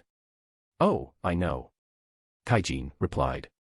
I nodded, satisfied. 2 days later, we arrived at the village on time. Mission accomplished. So there we were. Back at the Goblin village. It had been only about 2 weeks, but I was seriously starting to miss it a little. Assuming you wanted to call it a village at all. It was more of an empty space with a fence around it. While we were gone, a few simple tents had been pitched around the area. There were signs of progress, at least. I spotted a large iron pot situated over the remains of the central campfire. Goblin cuisine used to be all about spit roasting, but now they'd added simmering to the mix. The resident hobgoblins spotted our returning party quickly, greeting us with cheers and applause. I had rudely forgotten to bring souvenirs, but given the monster pelts and such I spotted drying here and their proceeds from their hunting, no doubt I was sure the dwarves would have everyone kitted up and clothed before long. I'd like the goblins to make that stuff themselves later, but let's take it one step at a time. Welcome back. Rigurd said while running towards me before I could ask. I hate to bother you so soon after returning, Rimuru-sama, but we have visitors. Visitors? But I don't remember having any friends. I decided to let the dwarves show themselves around. They'd be living here for a while, and I was sure they were curious to see what it was like. I also stowed the tools I'd brought along in an empty tent, figuring the covering would at least offer some protection against the elements. Leaving our new residence to Rigurd, I had the elder guide me to our guests. He took me to one of the larger tents, which had been converted into a sort of meeting room. Who could it be? I guess I'll find out, I thought as I bounced in. Once I passed under the flap, I stopped. Inside were a bunch of goblins, the regular kind. Several of them were well dressed, each one accompanied by a handful of servants. Some elders and their guards, maybe. Nobody was armed. Not that I minded that. Before I could ask what was up, the goblins prostrated themselves on the floor. It is an honor to meet you, O great master, they all shouted in unison. Please, listen to our most earnest of hopes. Great master. I guess they mean me, but really, that's going too far. They sure believed it, though. Their eyes couldn't have been more longing or resolute. There was no telling what they wanted, but I figured I'd hear them out. All right. Go ahead. Rimuru. Oh, thank you for your generosity, one of the elders shouted. All of us here wish to join your throngs of followers, sir. Please, grant us your magnanimous kindness, the others said as they remained on the floor, eyes turned to me, before bowing low. I didn't mind taking them in. I would feel bad if they died. After Veldora's disappearance, forest became lot more dang ours. If they stab us in the back after that, I just cross that bridge when I get there. Anyone who wants to come over, have at it, I told the goblin representatives. That was enough to send them back home for now. As I looked over the teeming crowds of goblins, I thought to myself, this is, kind of too many, isn't it? Far too many to house within the village's space. Why did this have to be my problem, anyway? Over the past few days, we'd been stuck building axes, using them to chop down trees for wood, and so on. We hadn't even started on houses yet. There was just too much to work on. Kaijin was handling wood duties, while the 3 dwarven brothers worked on processing the animal pelts into hobgoblin clothing. The looks they had been giving the females were less than savory. I figured it was best to set them on that job before anything else. We were in the midst of this when the goblins showed up. 4 tribes, about 500 of them in total. The rest were still in the villages with the elders who opted to stay put. Well, time for a move. It wouldn't make much difference work-wise, assuming we did it right now. I checked my mental map of the area. Preferably I'd have liked something with nearby water and some cleared land suitable for farming. As I walked around, I realized that the most ideal location was the area right nearby the cave I'd popped out of. That took care of one issue, but I had something bigger on my plate naming. Just thinking about it depressed me. I had the sinking feeling that by the time I got halfway through the 500 or so goblins, I'd just be running through the alphabet. A, B, C, D, E, F would be a little hard to pronounce, though. Still, I had to get started. It took around 4 days to get through them all, with a quick bit of sleep mode in between, and I really had to hand it to myself. I stuck it out to the end. Not quite as exhausting as last time, but not a process I wanted to repeat anytime soon. I called the tribal elders over. They knelt down in their stately hobgob way. Rigurd was there, and following in his footsteps were 3 others I had just named, Rugurd, Rigurd, and Rogurd. That left one unnamed elder, and she was a woman. Something feminine sounding was best, I thought, so I picked Lilina. One advantage of everyone being hobgobs was that I could actually tell them apart by gender. Magic sense could help me do that with the regular gobs, but to the naked eye, it was a challenge. Could I turn Lilina into another name series, maybe? I thought about it but decided not to worry about the future too much. No time for it. All right, I declared, I'm giving all of you ranks. Rigurd received a nice upgrade to Goblin King, the other 4 elders became Goblin Lords. The rest of the goblins in the village immediately bowed to them, which was a spine-tingling sight to see. Why yes, our lord, the elders parroted. The ensuing cheers were deafening. I had just inadvertently penned a new chapter in goblin history. After making sure everything was in place, we set off. It was our first step toward a new land. Toward a new nation for us. The sound of chopping trees and hammering echoed throughout the forest. Slowly, the new town and its houses were beginning to take shape. In our minds, at least. We were still busy laying out the water and septic system, so for now, it was still just a clearing. Oh, is that where you were, Rimuru-sama? I was searching for you. Rigurd. What is it? Rimuru. I've come to report to you, sir. We've captured a few suspicious individuals. Rigurd said with serious expression. Suspicious? A bunch of monsters, or? Rimuru asked worried. No, sir, humans. We did not engage them, as you ordered. Rigurd. Humans? Why here? Rimuru. Whoa. Sweet. Better get on their good sides, fast. They were engaged in battle with a group of giant ants, it seems. Rigurd and his security detail rescued them and took them here, but, apparently he suspects they are conducting an investigation of the local area. I thought I would come to you for advice, Rigurd. All right. Take me to them. I said as I hopped on Rigurd's shoulder. So aboard Rigurd's shoulders, I made my way to see these adventurers. Who are they? I wondered before a conversation entered my, figurative, ears. Who? Hey. I wanted that. That's just mean, isn't it? I raised this meat myself. Sir, I regret to inform you that I am not giving up this food. Munch, munch. Certainly seemed like some excitement. Rimuru. Rigurd replied to my silent question. My apologies, Sir Rimuru. It would seem the ants made off with most of their luggage, and even before then, they had not had a decent meal in some time, so I had some brought to them. That was kind of the Goblin King, to be sure. Oh, that's no problem, I replied. In fact, good job noticing. Helping out someone in need is a nice thing, you know. Rimuru. Haha. I will do my best to improve my rule and be less of a burden upon you, Rimuru-sama. Rigurd. The moment we stepped in, I felt all eyes upon me. 4 adventurers sat on the ground, their mouths full of assorted meats and vegetables. Their eyes were wide open as they gawked at me. It was a hilarious sight to see, although they probably didn't realize it. Have I seen them somewhere before? Oh, right. They were the adventurers I passed by in the cave, although one of them was new to me. I wondered how any kind of food got through the mask this figure had on. Munch, munch. They sat there for a moment, chewing. They sure were taking their time. Rigurd walked up to a tall seat on one side and placed me upon it. My guests, he bellowed as he sat next to me, I do hope you are comfortable here. Allow me to introduce you to our master, Rimuru-sama. I could hear them swallowing down their food. Then, in unison. Ah. A slime. Munch, munch. All of them reacted with shock. Well, I'm not sure about the last one, actually. Whatever. It is good to meet you. I am Rimuru, a slime. Not a bad slime, you know. Rimuru. I heard a sputtering sound from under the mask. With all the food that guy was chewing, the results probably weren't pretty. Rude jerk. Well, it's my fault for joking around, but if a girl with a mask reacted that much, it means she is probably otherworlder. There is no way anyone from my land wouldn't know that reference probably. Oh. We're human adventurers, by the way, and this meat is really good. We've been running for the past 3 days, I think, so it's been hard to eat much of anything. Thank you so much. Yeah, thanks. I sure didn't expect some hobgoblins to be building a village around here. Since they were eating, I decided to give them privacy. Settling down back in my tent, I began patiently waiting. Rigard had one of his female assistants prepare some tea for us. It looked more palatable than the last beverage I'd tried from them, so I took my elf form and took sip. Well, it still has a long way to go, but it was better than before. When I took my elf form, everyone was surprised at the beginning, but they got used to it pretty soon. After a few more moments, the 4 adventurers popped in, immediately giving a hearty, "Sorry about that," as they entered.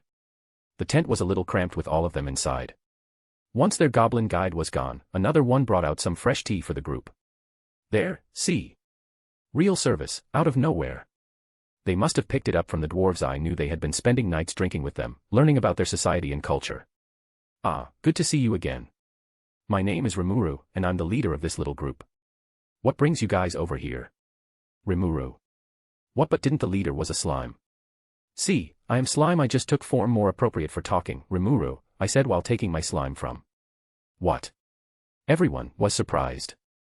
After that I took my elf form and asked, "And you are?" Rimuru. Oh. I am glad to meet you, Rimuru. My name is Cable, the leader of this band, more or less. This is Elin, and that's Jido over there. We're adventurers, all ranked B, you know what that means, I imagine. Cable said, realizing it was rude of them to not introduce themselves. Hi. Elin here. Elin. Jido, ma'am. A pleasure. Jido. So they were a party. Being ranked B put them in the upper echelons, to be sure, but they would have faced a rough time in the cave, no. Maybe they were masters at hiding from monsters or something. And what about the other one in their ranks? I was sure there were only 3 of them in the cave. This, meanwhile, is Shizu, a temporary addition to our team for this mission. Cable. Shizu. Charmed. Shizu. It was hard to tell her gender or age strictly from her voice. But after honing my talents trying to differentiate goblins, I could tell right off she was a woman. And, if my hunch was correct, maybe even Japanese. That was the impression I had. Although, it occurred to me, was it me, or were these adventurers being way too cavalier with their own safety right now? So far, they seemed to be enjoying their stay immensely, eating, drinking, and laughing with each other. This was a monster's den they'd wandered into. They knew that, right? Maybe they just had a screw loose, I dunno. Oops. Got sidetracked. Time to continue the conversation. You too, thanks. So. Rimuru. They were exceedingly forthright with their story, apparently not wary of my motives in the least. Their guild master had sent them to examine the area around the cave and check to see whether anything suspicious had taken place, but this mission was proving to stymie them. Yeah, that's the thing. Cable continued. We're here looking for suspicious things, but what the heck is suspicious supposed to mean? We're clueless here. Totally. Elin chimed in. I wish he could have said, like, look for this or that or the other thing, instead of leaving it so vague. We might be good scouts and all that, but we can't do everything, you know. Jido added. And so they badmouthed their guild master without a care in the world. I almost felt sorry for the guy. We continued talking for a while. These guys were a lot more good-natured than I gave them credit for at first. Just in case, I decided to ask whether the guild would have any problems with us building a town here. It ought to be fine, right? Cable said. Yeah, Elin agreed.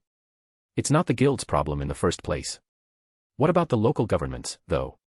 Ooh, that ain't for me to say, was Jido's opinion. Then, as I thought over this, I noticed that something was going on with Shizu, who'd been sitting there listening the whole time. Suddenly, she slumped to the floor, unconscious. We all immediately came up to her, trying to hold her up, when... NHH. Nrea. Shizu. Things progressed quickly after that. Once Shizu's extended groan ended, the tent was visited by absolute silence. Cracks were now appearing over her mask, mystical force wafting out from beneath. All of us could tell that something bad was happening. Summon magic. Elin shouted in surprise. Great Earth, place thy bonds over her. Mud hand. Elin. Urrah. Knock down. Cable. First, Elin tied her down. Then Cable landed a full-body blow. Jido played backup, ready to act the moment trouble appeared. For B ranks, their teamwork was top-notch. Not a single wasted movement. But all Shizu had to do was lift the top of her index finger up a bit, and that was enough to trigger a small explosion around her. So much for my tent, which I didn't mind that much, but what about those three? Were they hurt? There was a bit of a shock wave, but I wasn't scathed. Wait. No way.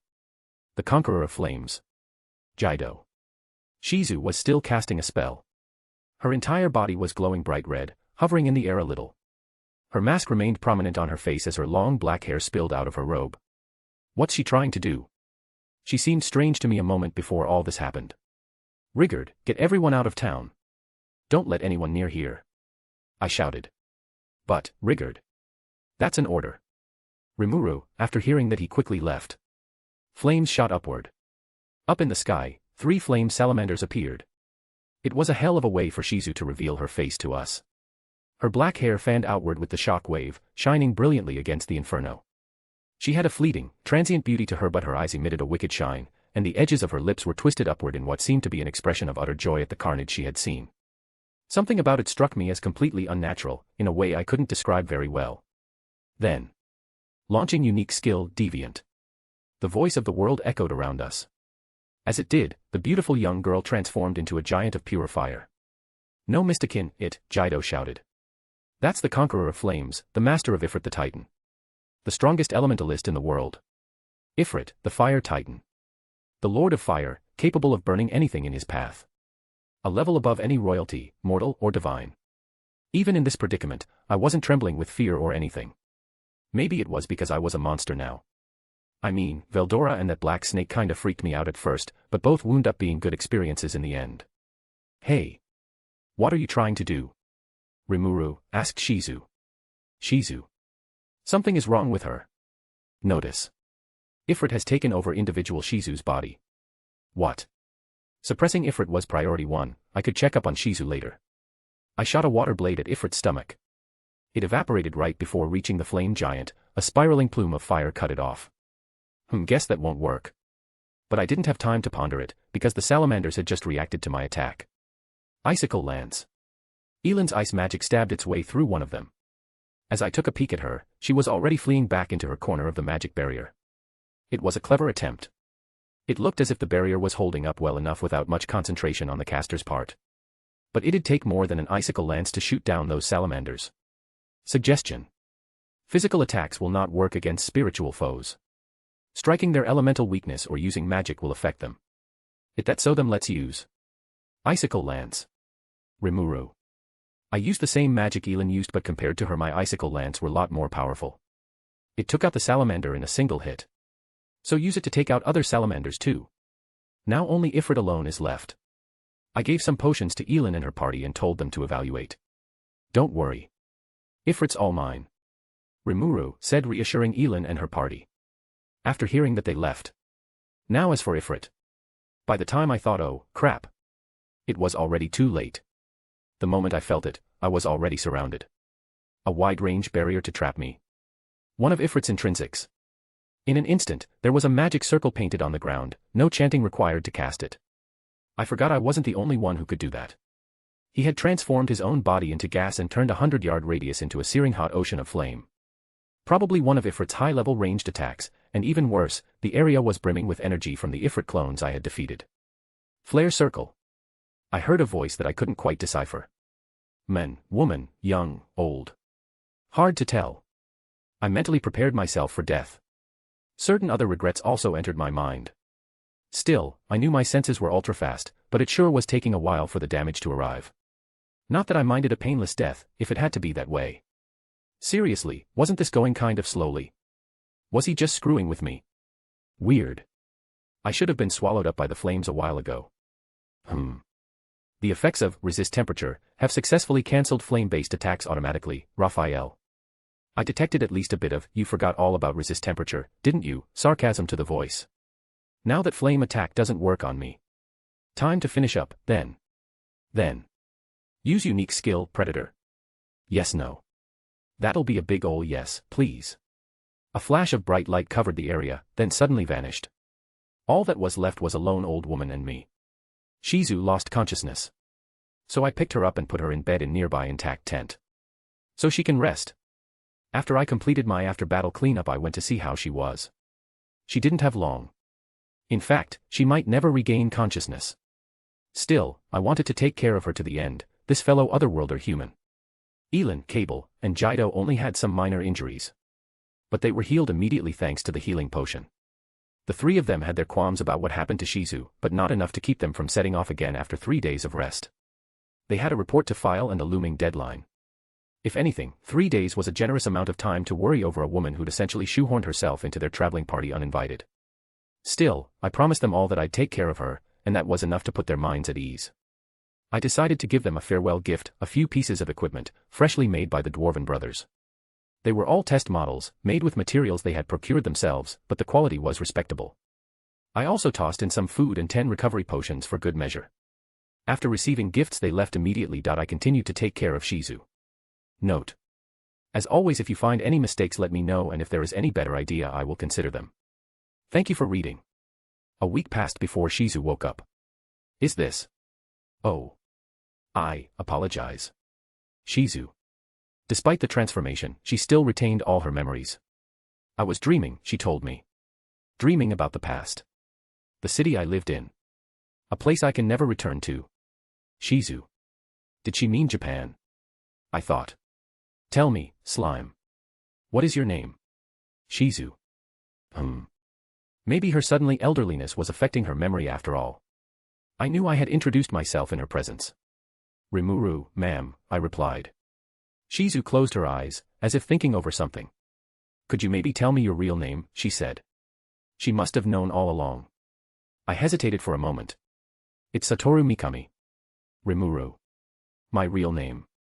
A name I figured I wouldn't be using again. Ah. From my land, are you? I had thought you might be. I sensed it from you. She fell silent for a moment. I had heard from my students, as well. The city's much better now. Prettier. The last time I was there, there was nothing but fire all around me. Yeah. I could show you, if you'd like. Rimuru. I use thought communication to do exactly that. Fairly useful thing to have at a time like this. I liked it. Ah. The sight made Shizu shed a tear. Listen, slime, or I should say Satoru, I suppose. I have a request for you. Would you mind listening to it? Shizu. What kind of request? I want to do everything in my power to fulfill her last wish if possible. I want you to eat me. Shizu. What did this old lady just say? Is she going senile? You consumed the curse that was placed on me, did you not? I'm so glad to be rid of it. Her voice grew quiet. I wish I had the chance. I doubt I could have ever done it, but I wish I could have had the chance to confront the person who placed it on me, one more time. So I have just one request for you. Would you let me sleep inside you? Shizu. Something about her eyes, the resolve that she just couldn't relinquish, grabbed at me. It seemed so absurd, so cruel. I have to tell you, I have nothing but spite for this world. But I couldn't bring myself to hate it, still. It's the same as how I feel toward that man. Perhaps I can't help but think of him when I look around me. That's why I don't want to be taken into the earth here. So please. I was hoping you could eat me instead, Shizu. Fulfilling her request would bind me, no doubt, and give me a curse of my own. Curse of the killing person I fell in love with. We didn't spend much time together. Perhaps you could call it love at first sight. If I kill her, I would be charged with taking on her despair and hatred. Was there any need to waver on that, though? If I wanted her to see the afterlife with her mind at peace, the answer was obvious. Even if I have to suffer for it. All right. I'll be happy to take on your feelings. And what was the name of this man, the one who hurt you? Rimuru. At the question, Shizu opened her eyes, scrunched up her burnt-scarred face, and shed a few more tears. Leon Cromwell, she said. One of the strongest demon lords. Shizu. She looked at me with pleading eyes. I promise. I declared. By my name as Satoru Mikami, or Rimuru Tempest, or a person who fall in love with you, or whatever works best for you, I promise I'll make Leon Cromwell know everything you feel about him. I'll make him regret every moment. Rimuru. Thank you, I am happy to hear I am so loved, she whispered, and then she closed her eyes, her breath turning shallow as she slept. Use unique skill, Predator. Yes, no. Here's hoping you'll find some peace inside me, then. Yes, I thought to myself, in a sort of prayer to her, a hope that her dreams inside would remain happy forever. With no more rude awakenings. Raphael. You don't have to worry about me, Raphael. I'm fine. Beside, first loves rarely are succeed. I knew something like this will happen someday. It's little painful but I get over it soon. Rimuru said heartbroken.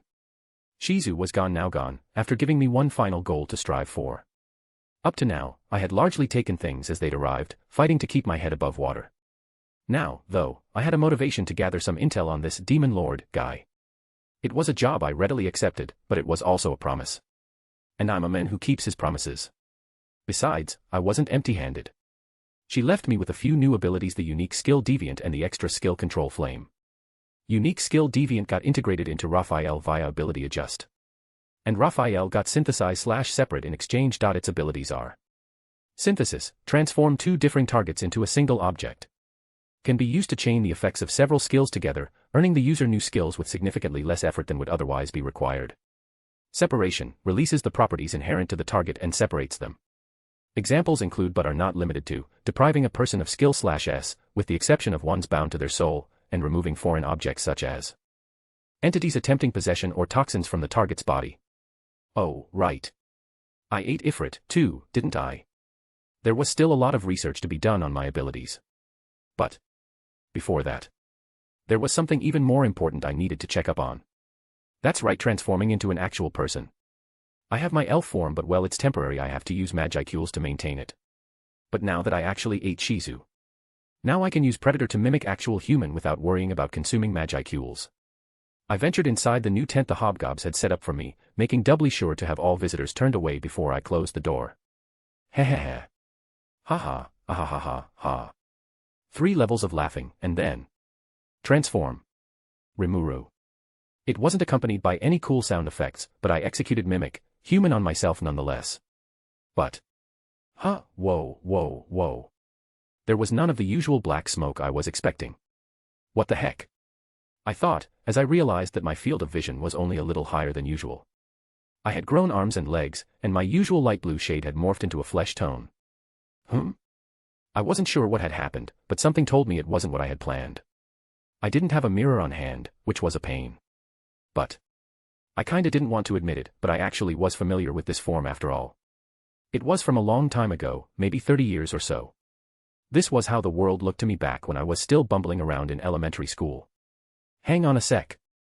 I was too excited to notice at first, but there was one key difference. It wasn't there. My should have been newly born manhood, that is, which I was expecting to see down below. It wasn't there. What the hell? I internally shuddered as I took another close look at my crotch. It only confirmed the worst. It was smooth as the hypothetical baby's bottom. Thinking back, this wasn't something I had bothered to check up on when transforming into other monster types. But I supposed it made sense. If I never had to eliminate waste from my body, what use would I have for the associated organs? And if I didn't need to reproduce, I was still fuzzy on that, but if I didn't, then why bother with genitals at all? That was just who I was now, was all. It was strangely convincing, even as it drove me into a deep sense of mourning. Well, I guess it's better than being a female. After consoling myself, I sighed, deeply. Suddenly, I was taken by an urge to touch the top of my head. I felt soft hair up there. It made me breathe a sigh of relief. At least I wasn't shaped like a space alien. That's a step forward. And, come to think of it, I was a giant ball of fur in wolf form. I don't even want to imagine what that'd look like without hair. Nope. That's a dangerous line of thought. Really, though, I thought I'd keep a cooler head than this. Why was I letting myself get in such a panic? I'd just have to accept the truth about what happened down there. It was hard to swallow, but at least I wasn't a slime any longer. Too bad I can't check up on my whole body, I thought. What about the replication skill I just picked up from Ifrit? Seemed like a nice idea. Good job, me. I didn't know if it'd work, but it was worth a shot. Black mist darted out of my body, forming a human figure in front of me. Looked like it was a success after all. It was completed in an instant, only to reveal. Oh, crap. Bad news. First off, my appearance. The hair was a silvery gray with a light tinge of blue to it, topping off a pair of wide-open eyes and a charming, young, feminine, masculine. The lack of genitals made it fairly irrelevant, but in terms of appearance, I looked closer to a girl than a boy. This was probably thanks to Shizu. There were no features that I could identify as my own. But it wasn't a perfect recreation of Shizu's genes, either. The hair color was one thing, but the golden eyes were quite another. Veldora had gold eyes, too, which was a common trait among the higher monsters, perhaps. And hang on, didn't Ranga's eyes go from a blood red to gold as well? Although they also changed depending on his excitement level. Still, maybe they changed because of my influence on him as his name giver. Either way, nothing about this form was from me. In this world, the only thing that was truly mine was my soul, it seemed. This was mostly Shizu, and man, she must have been one darling little girl. My skin was tremendously smooth, too, with none of the rubbery bounciness of my slime form. So this cute girl was just standing there in front of me, but naked. Not that there was anything that really required hiding, but it still presented certain ethical issues. If the police existed here, which they didn't, I'd be in serious trouble. But that face was cute. I had to hand it to Shizu. She was blessed with a lot of gifts. I wasn't too hideous when I was young, either, but nobody would ever describe me as beautiful, no matter how much I padded my memories. I really have to thank her, I thought to myself as I wrapped a blanket around my body, taking the time to hand one to my doppelganger. Now I really needed to figure out some clothing. All right. My replication was different than Ifrit's. One big difference was my copy's capacity for magicules. It held only whatever I cast upon it when creating it, although I was free to install more inside if I wanted to. I had a fair amount of magic to work with, so depending on the application, I could probably do a lot with it. The other issue was that, while Ifrit could generate 10 or so copies without breaking a sweat, my replication skills were so intricate and detail-oriented that a single copy was the best I could manage. Also, it seems I can give it a sense of self like they have the same personality and memory as me. It might come in handy if I have to be at two places at the same time. Also, I could make a copy of myself with all the same attack and defense abilities. Any foe who ran into this skill would think I was cheating. The way it seemed so breezily natural to me, taking this form. That was something I noticed when I realized no dark mist had surrounded my body. It was hard to notice thanks to the limited movement available to a form without limbs, but a slime's cells were powerful things, each one could serve as a muscle cell or a brain cell or a nerve cell. See the streamlining effect this makes.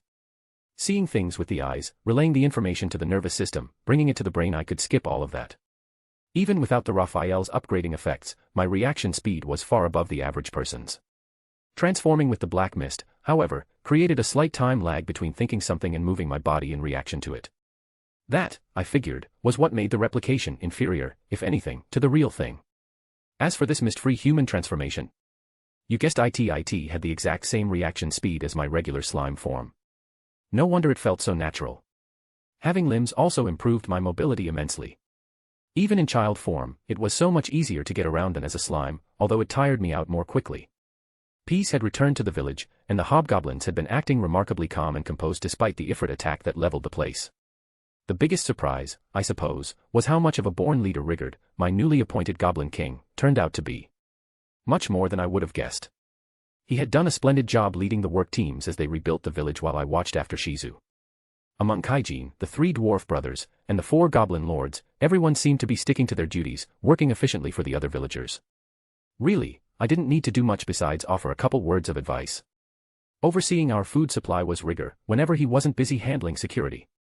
Garm, oldest of the dwarves, was responsible for clothing, Dold, the next oldest, for making tools, and Mildo, the youngest, for home construction. All production was overseen by Kaijin, while Lilina, one of the goblin lords, managed our inventory of completed goods. That's how I figured we'd split the responsibility. The remaining goblin lords, Rigurd, and Rogard became my ministers of justice, legislation, and administration respectively, all aiding Rigurd with keeping the local government together. Minister of Legislation sounds like a highfalutin job, but all it really involved was taking whatever I blurted out and trying to turn it into coherent law. Simple, really. But I had other things on my mind anyway. I had this human body now, and I wasn't too hot on draping rough animal pelts over it. So I decided to have someone make me some proper clothes. I paid a visit to Garm, hoping to at least acquire a child-size outfit. He was stationed at our little clothing factory, a log cabin that had come into being when I wasn't paying attention, and he was overseeing a small team of goblinas as they sewed away. Yo, Garm. I could use some clothing for myself. Rimuru. Sure boss, what kind of clothes are you looking for? Garm. Whwa. You're growing. Well, not too much actually, huh? Were you a child all along, or? Garm.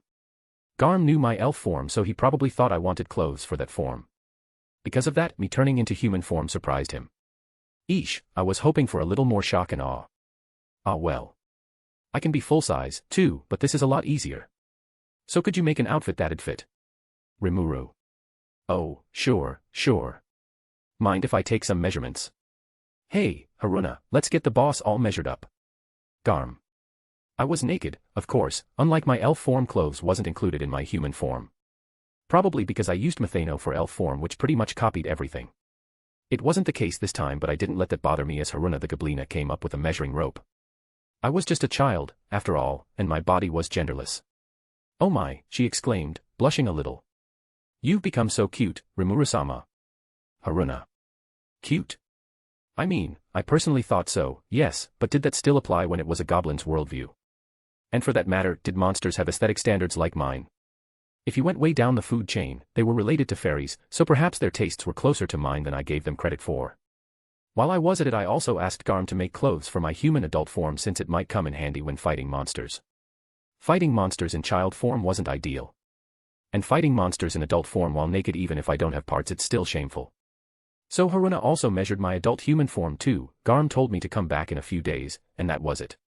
Having nothing more pressing to do, I decided to test out the skills I had obtained a bit ago. After a few days I got my clothes and I put my new clothes in my stomach.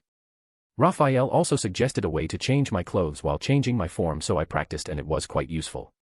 I can change my form into human and can wear clothes while changing form which saved a lot of my time. I can also put my clothes into my stomach while I turn back in my slime form. Next day. I entrusted important duty of rebuilding to Rigard. Under the guidance of Rigard and Kaijin, progress in the rebuilding village was going smoothly. I didn't have anything to do so I decided to scout the area so I could deal with the strong monster nearby which is hard for Rigard and others to beat.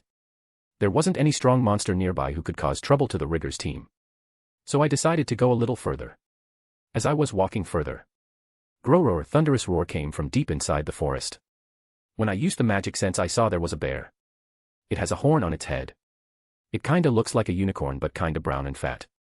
Report: the horned bear takes on the appearance of a brown furred bear but prominently features two bottom tusks and a staggered horn which is situated on its forehead. Duh. I can see why it's named horned bear. But it's not important, the main problem is he was chasing someone. To be more specific, he was chasing a girl who is wearing high school uniform. Yes, you heard me right, she is wearing a high school uniform. Her clothes confirmed that she is otherworlder. She has black long hair. Huh. She looks around the age of 18. But the thing that surprised me most was her face. I remember her from my past life, I met her. What's she doing here?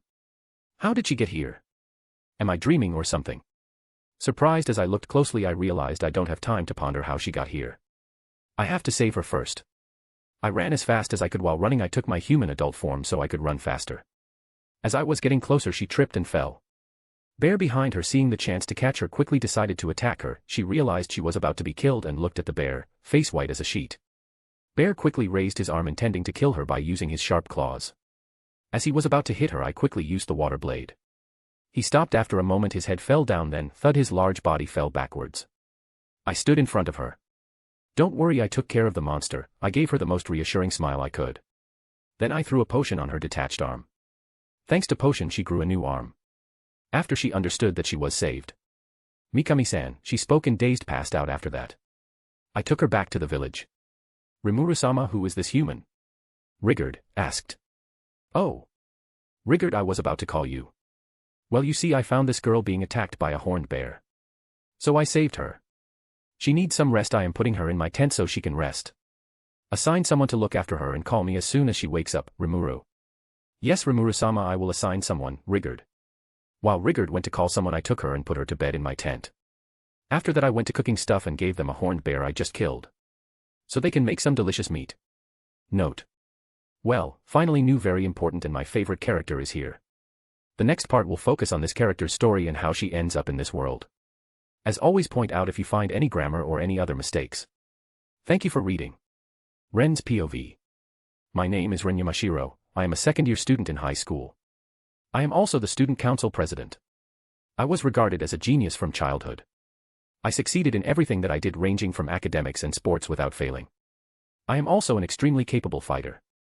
No matter what I do, I always succeed. Which makes things quite boring. It was morning. I was about to leave for school, but there wasn't anyone to say goodbye or to say take care of yourself or anything. My parents and I had a complicated relationship. As I was wondering that and left the house. Good morning, Ren. Good morning, Yuki-san, Ren. I told you can just call me Yuki. Why are you being formal with me? We are friends, aren't we? Yuki said with pout. Okay, I promise I will call you Yuki from now on. Ren. I greeted my neighbor as well as my only friend Yuki. Short beige-colored hair paired with gradient crimson eyes, and she is noted for having a well-endowed figure and an average height. After initial greetings, we started walking towards the bus station. Yuki is quite smart, not the level we can call genius, but she always comes second after me in studies. And in sports she always ranks top 10. As I was thinking, I saw. Yuki, is your leg okay? Ren. Ah. What do you mean? I am perfectly fine, Yuki. Sigh, you are really bad at lying. Let me guess, did your father hit you again? Ren asked, worried. You notice? I was really trying to hide it, you are right. We just had a mock test and I got only 98. So he got angry and hit me. Yuki said. She gave a short, high-pitched giggle, a sound that seemed to catch in her throat, a nervous, forced laugh. Ren. My friend Yuki is beautiful, smart, and cute, but she has one problem, that is her parents. They always compare her with me and expect that Yuki can do better than me. And when Yuki fails to do that, they hit her. Yuki is a kind-hearted girl, so she never complained to me.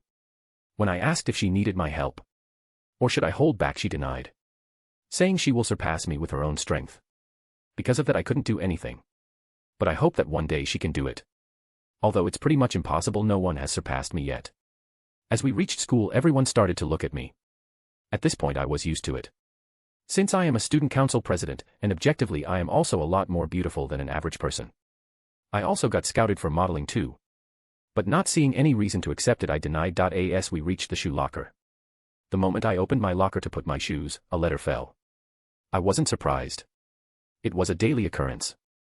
I opened it and read it. Yuki, next to me, curiously tried to take a peek. You are as popular as ever, huh? I am really jealous of you, Yuki said with a little laugh. Don't tease me, Yuki. You know I don't like this kind of stuff. Ren. Frankly, getting letters every now and then is annoying. It was a letter asking me to come to the back of the gym after school. I was obviously a letter for confession. I always get lots of these. As I heaved sigh and put letter into my bag. And put on my indoor shoes. And went to class. It was lunch break. I was waiting for Yuki. She went to buy juice for us. I heard loud laughter. Near me there was a bunch of girls taking and eating lunch. No one talked to me. It wasn't that I am unpopular, it was the opposite. Because of my excellent grade and athletic abilities. My classmate always gets nervous talking to me. And that makes me less approachable. Although part of the reason might be that I always have a serious look on my face. And I am always blunt. Which makes people reluctant to speak with me. I bought you orange juice, Yuki said with a smile on her face. Thank you, you didn't have to go there next time, let me go buy drinks, okay? Ren. Come on, we are friends. It's fine, Yuki. Yuki is the only person with whom I can talk normally. Not to mention she is quite popular. She always has a friendly smile which makes her a lot more approachable than me. She is always swarmed by a group of people. She makes sure to talk to all of them. While making sure that she spends time with me. In a way you can say that when it comes to socializing she is better than me. As for me, I really like you. Will you please go out with me? Said. I was at the back of the gym as said in the letter. As I was waiting, some guy came to me and asked. While bowing, his hands were towards me. Hoping for me to hold his hand and accept his feelings. Since he told me his true feelings, I should do the same. So I spoke bluntly. Are you stupid? Ren. WH. What? Surprised. He was so surprised he froze while looking at me and still bowing. And hand straight toward me. I said, are you stupid? You seriously thought I would accept? Ren. Well, that was a little cruel, but it was his fault for putting me on the spot like that. I didn't even know who this guy was. Don't we have to first try to know each other then do something like this? What? Why you won't accept my feelings? I will do anything to make you happy. Said desperately, hoping I will accept. Ugh. First of all, I didn't even know you. If you ask me suddenly without even me knowing who you are, how am I supposed to respond? Secondly, you seriously asked me to come to a deserted place like the back of the gym. Seriously, if you ask any girl out like this, she would never accept your feelings. Instead, she will just creep out. That's seriously disgusting. Ren said with a disgusted look in her eyes. You, how dare you can't do this to me. You bitch. Sigh. Another creep who can't even take rejection, I thought. As Creep tried to hold my hand. I took hold of his hand instead and threw him to the ground. First you asked me out, then you tried to assault me. Pathetic, what a piece of garbage, Ren said disgusted. Ugh. Why you? Angrily shouted as he stood up. He clenched his fists in humiliation and anger. He still didn't learn the lesson and tried to punch me. I dodged and grabbed the back of his shirt's collar and threw him again. This time I sat on the top of his stomach. Mind you, I am not intending to assault him. I started to punch him in the face. I continued to punch him until he realized what his place is and stopped bothering me. Org. Stop, stop. Please, stop. I am sorry, I won't do again. Next time. Make sure to think before you do something stupid, Ren said and walked away. As I was getting back to class to meet up with Yuki and go home, I saw her near the gym entrance. She was holding a smartphone looking at something. Huh. Yuki, what are you doing here? Ren asked. Oh. I was worried about you, so came to look, but it seems you took care of it. Yuki, little scared. Did you see? Ren asked. Is she scared because beat that guy? Are you scared of me? Ren asked crestfallen. WH. No, I am not scared of you. I was surprised, but I am sure there was a reason you did that, Yuki said hurriedly. I did that because that guy tried to assault me, Ren. Are you okay? Should I call teacher? No, I should call the police, Yuki said hurriedly and tried to make a call. No, you don't have to do that. I took care of it, Ren said. But are you sure he won't try something like this again? Yuki asked, worried written all over her face. Don't worry, I took care of him. And if he tries to do that again, I will beat him up, Ren said, clenching her fists. You really are strong. You can do anything. We should go home now, Yuki said with a happy smile on her face. It's true, I am good at fighting too. I learned Aikido, Judo, Karate, Jiu-Jitsu, Shorinji Kempo, Kendo, Aikido, and Kenjutsu. I tried to learn them to see how far I can go and if I can find any challenge. But in the end it was pointless. I quickly learned it. And before I knew it, I even defeated instructors who were supposed to teach me. As I was thinking that, we reached home. See you tomorrow, Yuki. Yeah, see you tomorrow, Ren. I said bye to Yuki and went into my house. It was night. I was at the dining table eating. My parents were there, but they didn't say a thing. My family has a complicated relationship. To put it simply, my parents were forced to marry by their parents. It was a loveless marriage. But they couldn't refuse and got married. One day my father came back drunk and forced my mother to sleep with him, and that gave birth to me. In other words, I was an unwanted child. The only reason they didn't file for divorce is because they can't go against their parents. My mother took care of me for some time, out of obligation, and once I grew enough to take care of myself, she started to treat me like I didn't exist, just like my father. At first, to gain their attention, I tried hard to stand out. But no matter how many times I got a perfect score, they didn't pay attention to me. So after enrolling in middle school, I gave up on trying. I realized I don't need their attention. I am still 17, but once I become an adult, I will move out and live life as I want. The next day. Today is the start of Golden Week, morning, and Yuki asked me to go shopping with me. I didn't have anything to do, so I accepted. I was waiting for Yuki at our meeting location. I was wearing a simple black jacket and pants. My clothes were as plain as it can be. I don't really bother with fashion. I put minimum effort to wear clothes which don't look bad. Since I have a beautiful appearance, people stare at me despite wearing plain clothes. I am here, Yuki said. Yuki was wearing a light blue dress with hints of white and has a teal-colored jacket covering it. It's really cute. So where should we go first? Ren asked. How about a clothing shop, Yuki? What do you think about this? Yuki asked. We were at a clothing shop. Yuki was trying out different clothes, asking for my options which she should buy. It looks good, but the beautiful type of clothes doesn't suit you. You should pick cute clothes. They will suit you better. Ren. How about these? Yuki. You look really cute, try these next and these too. Ren said enthusiastically. 2 hours later. Ren. I'm really getting exhausted from trying all these clothes. Yuki said. Oh. Sorry, try these one last time and we are done, Ren said, disappointed. We bought the clothes that suited Yuki better. What about me? Well, I don't really care much what I wear, so I picked everything Yuki picked for me. Are you sure you don't want to buy any other clothes? Yuki asked. It's fine, clothes you pick are great, Ren said. Don't you want any cute clothes? Yuki. Cute clothes don't really suit me. Ren. But you choose lots of cute clothes for me. Yuki.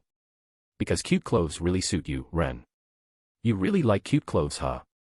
Yuki said, absent-minded. What are you talking about, me and cute clothes? I don't like them. There is no way. I like cute clothes, Ren, flustered, quickly denied. Oh, really? Yuki asked with a knowing smile. I really think you look good in cute clothes since Ren-chan is really cute, Yuki said with a teasing smile. Ren has always been called genius, beautiful, smart and whatnot. But getting called cute was the first time. No one can call her cute because she always had a serious look at her face. Because of that, Yuki calling her cute surprised her. Ren let out a surprised squeal. Please. Don't tease me, Ren whispered, her cheeks flushed crimson as she looked down at the floor, her fingers nervously twisting a strand of her hair. Yuki's smile grew even larger. Oh, look at you acting so cutely, are you doing this on purpose, Yuki said with a mischievous smile. Ren's cheeks burned, a flush rising from her neck. She couldn't meet Yuki's gaze, her eyes darting around the room. A nervous laugh escaped her lips, quickly followed by a mumbled, I didn't mean to. Oh. Really, Yuki? Well, I admit I do like cute things or clothes. I am sure that applies to all girls. I doubt anyone will believe that I like cute things, for them I will be more like women, we like efficiency over cute things. Although that reaction is kinda given. I can take care of myself when trouble arises and I am not scared of ghosts or such. Which kind of opposite of being cute. While unlike me, Yuki is cute a lot more than others. One look at her and you want to protect her. She is scared of ghosts too. Which makes her a lot like a girl who is supposed to be protected. Their back and forth continued for a while after Yuki had her fill of teasing Ren. She stopped and then they continued shopping. After the shopping was done, they were in the cafe enjoying drinks and talking to each other. Then suddenly Yuki got a phone call. Yuki answered a call, but suddenly she had a gloomy expression and her face darkened a little. She didn't speak, only listened after while she ended the call. Ren, I am sorry, something urgent came up, I have to go, Yuki said with a gloomy voice. Are you okay? Let's go together, Ren asked, worried. No, it's fine. I can go on my own. Please enjoy your drink, you don't have to spoil your mood. Yuki said while trying to give a reassuring smile but failing at that. Okay, Ren agreed, not wanting to cause her friend any trouble. After hearing that, Yuki quickly left. I drank my drink and not having anything to do, I left the cafe. By the time Yuki left it was already evening. And I left some time after that, so it was still evening. I was walking towards my home. While I came near a crossing. Signal was about to turn red, so I stopped. As I was wondering what might have happened to Yuki. A kid ran past me, probably intending to cross before the signal turned red, but it was too late, the signal already turned red. As he was mid-cross, a speeding car was coming towards him. Before I knew it, ran towards him and pushed him out of the way, but now I was about to be hit by a car. The driver noticed me and quickly hit the brake. But because of speed it might not stop in time. Suddenly. Wah! I let out squeal. Someone pushed me to the side. It was a middle-aged man, probably around his late 30s, a fairly handsome middle-aged man with blue eyes and short black hair. He was wearing a suit, probably coming back from work. The look on his face wasn't that of worry or fear. It was more like relief. As the car came closer to him, the car slowed down considerably, but it still hit him. I immediately stood up and rushed to him. Luckily it looks like he didn't get any major injury. But he might have got some small injury, as I was wondering whether to call an ambulance or not. Are you okay? Asked, worried. What? Why are you asking me that? You are the one who got hit. I should be asking if you are okay, Ren, annoyed. Seriously, this guy just got hit. And he is asking me if I am okay. Is he an idiot or what? Thank you for saving me and I'm sorry for causing trouble. The kid who ran past me before apologized to me. Are you stupid? You should always check the signal before crossing the road, Ren said angrily. After hearing me, he apologized again and left. And as for the guy who saved me. Thank you for saving, Ren, I thanked him. Nah, don't worry about me. He tried to stand but couldn't. It seems his hurt his leg. Let me help you, Ren. As I said, I helped him stand. Can you walk? I asked. Yeah, I can. He said that, and as he tried to walk he let out a painful moan. It seems he can't walk. Stop acting tough. You are hurt, let's take you to the hospital. Ren. I'm really sorry, you got hurt because of me, let me take you to the hospital. Driver bowed apologetically. Don't worry about it. It wasn't your fault. I am fine, I just got little hurt, it will be fine if I rest a little. Said and gave the driver a smile. Okay, thank you for forgiving me. I will be on my way then, driver. Thank you for helping me stand, I can go home on my own. You don't have to worry about me, miss. It's Ren Yamashiro. I introduce myself. My name is Satoru Mikami, pleasure to make your acquaintance, Satoru. Nice to meet you too, Ren greeted. Now putting an introduction to the side, you helped me and now you are hurt, so it's my duty to help you get home. I won't accept any denials, Ren said forcefully. Sigh, okay, I let you help me get home, Satoru agreed while giving up on denying. As he accepted, he told me his address. Surprisingly, he lives in the same neighborhood as mine. Oh. Then we are neighbors, I live near your house. Ren said. As I said, I guided him to his house while supporting him so he could walk. After a while we reached the entrance of his house. Thank you for helping me. And I apologize for causing you trouble. From here I can go in on my own, Satoru said with a smile. Don't worry about it, it's my fault to begin with. And thank you again for helping me, Ren apologetically. After I apologized I went back home. It was quite late, although I don't think anyone will say anything to me. As I was walking towards, I thought about a guy named Satoru Mikami. He is a nice guy. As I was thinking about today's encounter, I reached my home and went to sleep. Note. This character has the same name and appearance as Ren Yamashiro from Chained Soldier. Why did I do that? Because I like her. And as for the name of Ren's friend, well, I leave it on your imagination why I named her Yuki. This story is divided into two parts. The first one, that is, this one is focused on introducing characters, and the next one will focus on how she ended up in Tensura world. As always, if you find any mistakes, let me know. Thank you for reading. The next day. After leaving the cafe, Yuki didn't contact me, so it seems she is busy today. I had nothing to do at home, so I decided to roam around. As I left my house, I was at a crossing. Thank you, kid, you always help me. I hope I am not causing you any trouble. Said with gratitude. Oh, don't worry about it. I was going to cross anyway, so it's not any trouble. Satoru, with a smile. Oh. It's a weird guy I met tomorrow. Good morning, Mikami-san, Ren. Oh. Good morning, You are. Yamashiro-san. Right. Satoru asked confused. Did that guy already forget about me? Seriously, it was the first time someone forgot me after meeting me. Is this guy trying to annoy me? I glared at him. I did not forget. About you, I remember you. I was just a little bit surprised, yeah. I was just surprised. Satoru, panicking little. Sigh, why am I getting so angry about little details? Let's forget about it. I am curious about something, so let's ask him. Are you going somewhere?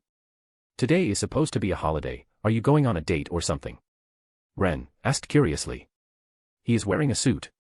It's a rather odd choice for a holiday. Maybe going on a date, huh? Why did I feel a little annoyed just now, odd as I was wondering? Ugh. I am not going on a date.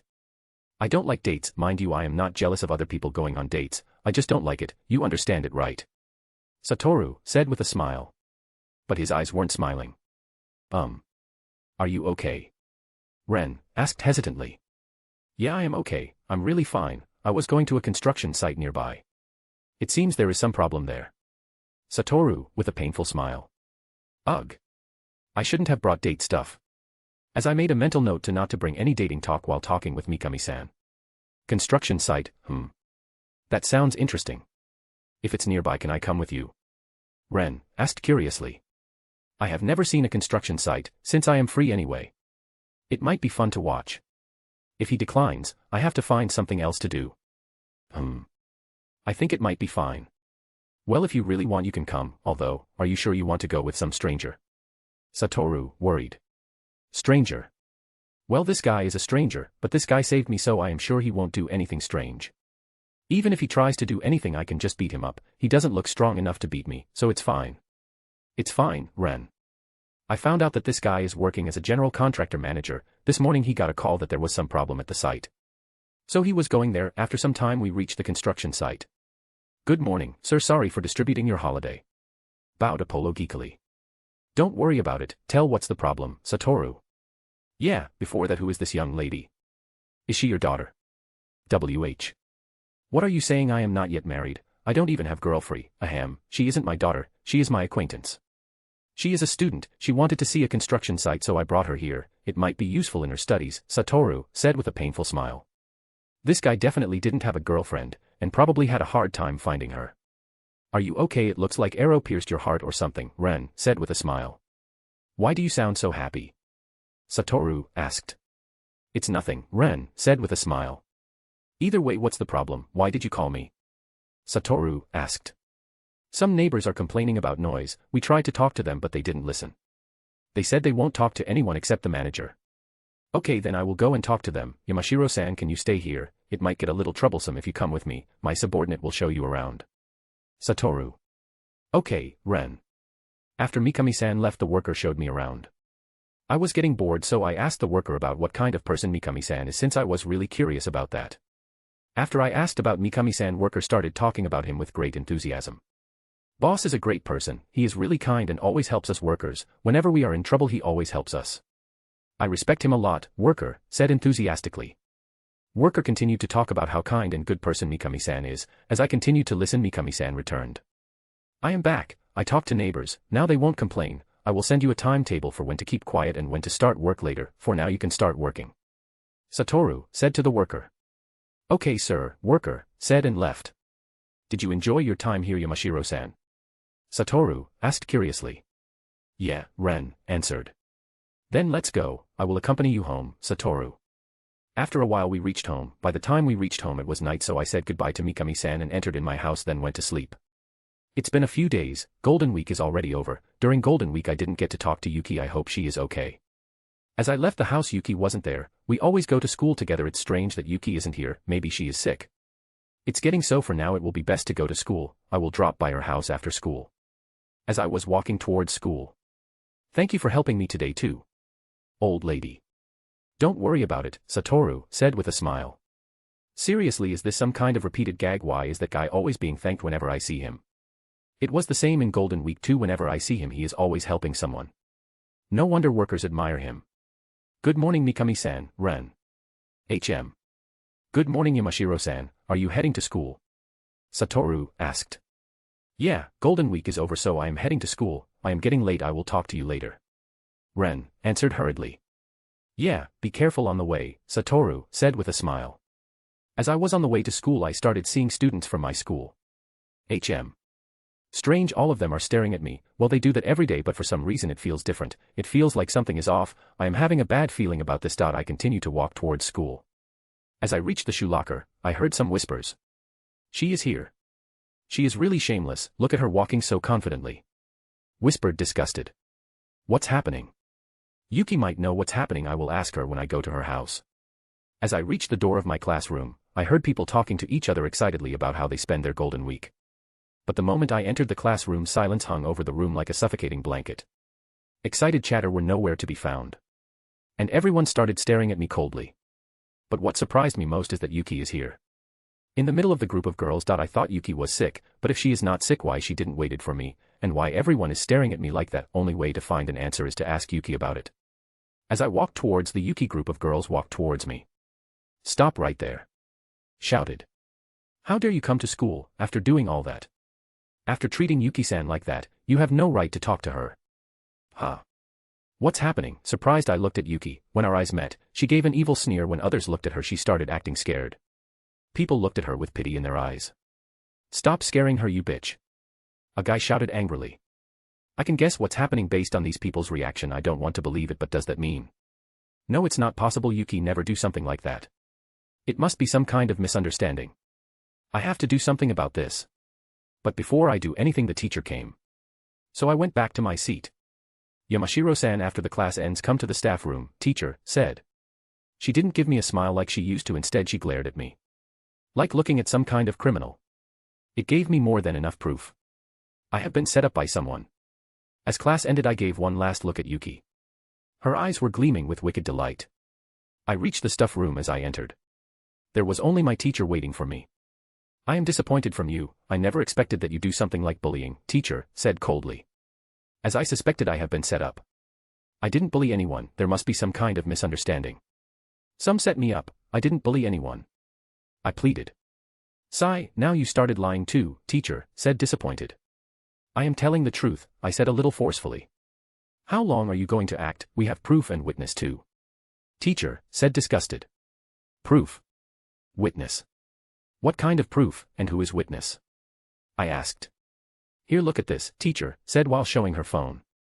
It was a video of me beating that guy who tried to assault me behind the gym, but it is edited to look like I beat him without any warning. Anyone will think that I am a bully after seeing this video. Who recorded that and how? Wait, after beating that guy I saw Yuki at the entrance of the gym. She was doing something with her phone. She was reacting strangely when I called her. This video is circulated in the whole school, and as for witnesses, you can comment now. Teacher said and called someone in. As expected, she is here. Yuki. I didn't want to believe it, but now everything is clear. My suspicion was true. Yuki really is the one who set me up. That bitch, was she acting like my friend this whole time? I am sure she was. She is still acting like she is scared of me. I glared at her. You don't have to be scared of her, Yuki-san. Tell me again what you told me before. Teacher. Yamashiro-san is bullying me and others and extorting money from us. Whenever she is angry, she beats me. And if someone else tries to resist her, she beats them too, and she also forces them to stay quiet, Yuki said. She also showed wounds on her body. Isn't that the wound she got when her father beat her? She is using it against me. Yamashiro-san, it's fine if you bully just me, but I don't want you to bully others. As a friend, I am worried about you. At this rate you will become a criminal. I don't want that to happen, so please stop bullying others and accept your punishment and repent. Yuki said while tears in her eyes. As if those useless tears work on me. I gave her the most chilliest stare I could give.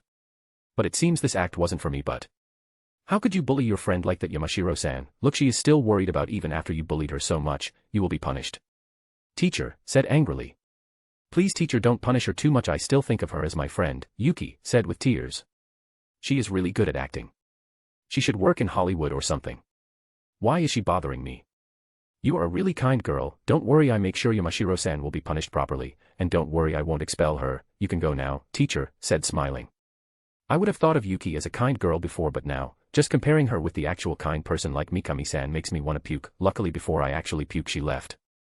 Yamashiro-san, you won't be expelled this time due to a request from Yuki-san. I am suspending you from school for a month, and next time you do something like that you will be expelled, teacher said coldly. Arguing against her won't do me any good. It's best just to accept my fate and apologize for now. I'm really sorry, that won't happen again. Ren said. Also, you are no longer Students' Council President. Yuki will take your place, and from now on you won't be able to take part in the election or anything related to Students' Council. Do you understand? Teacher. Yes, I understand, Ren. Well, truthfully, I don't really care about being a student council anyways. Yuki betrayed me and I will make sure she will suffer for it. I left the stuff room and went to the classroom to pick up my bag. You are finally back. Mwahahaha, how do you feel getting suspended for a month? How does it feel to be taken everything from you? Yuki. It was Yuki waiting for me. She taunted me while giving that psychotic laugh. And what was taken from me? Ren asked, confused. I seriously don't understand what she took from me. Humph, trying to act tough, I took the student council president seat. You are suspended for a month, and now everyone hates you. Soon I will take first place in end of the term exam too, and you will be the last. Yuki said, annoyed. Well, first of all, I didn't really care about being student council president. To tell the truth, it was just annoying. So I don't mind it. Work hard as president, I'm rooting for you. Secondly, coming to school is just boring. Now I can rest at home and enjoy my holiday. Thirdly, I am not friends with anyone in school, nor I wanted to be, so I don't care whether they hate me or not. Lastly, you getting first in end of the term exam. Well, good joke, you should work in the circus. Ren. You. How dare you, Yuki said, fuming with anger. By the way, why did you do this? I thought we were friends. Ren said sadly. Well, I am not really sad, but I have to make her talk somehow. Besides, I am more angry than sad. Mwahahaha, friends. Ha ha ha ha, I never considered you as a friend. From the moment you took my first place, I decided I will bring you down. Then Yuki. Well, I heard enough. I am not interested in hearing your backstory. Bye, Ren said and walked out of class. Yuki blurted out, dumbfounded. Well, I'm really disappointed that I lost a friend. But well, that's the life of genius. People become friends with you and then start comparing themselves and get disappointed and blame me instead of working hard. I thought Yuki was different, but in the end it was a disappointment. As I wondered about Yuki, a single drop of tears rolled down my cheeks. I do feel sad about losing a friend after all, I muttered. I reached home and my mother and father were there in the living room. By looks on their faces, it looks like they found out what happened. I got a call from your school. Do you have anything to say about that? Father. He asked me, barely holding his anger. It's lie, someone set me up, Ren said nonchalantly. Do you really think I will believe that? Father said, and then thwack, the slap echoed across the room. Ugh, I groaned, trying to work out the throbbing in my cheek. He slapped me. Why? Why, I am used to them ignoring me, but this is the first time. Why did you bully others? And extortion, is the money we gave you wasn't enough? Mother asked angrily. I told you I didn't do that. I was set up. It's all a lie, Ren said forcefully. Thwack. Another slap echoed across the room. How dare you talk to me like that? Don't you have any manners? Mother. She slapped me. My cheek hurts, but it is not even close compared to the pain I am feeling in my heart. They are my parents. I admit we don't have a good relationship, but I thought at least they will trust, or at the very least try to listen to my side of the story. I wish you were never born, Mother. WH. After hearing that, something broke inside me. Why I felt like I was surrounded by darkness. Unable to hold it, I let my thoughts bare.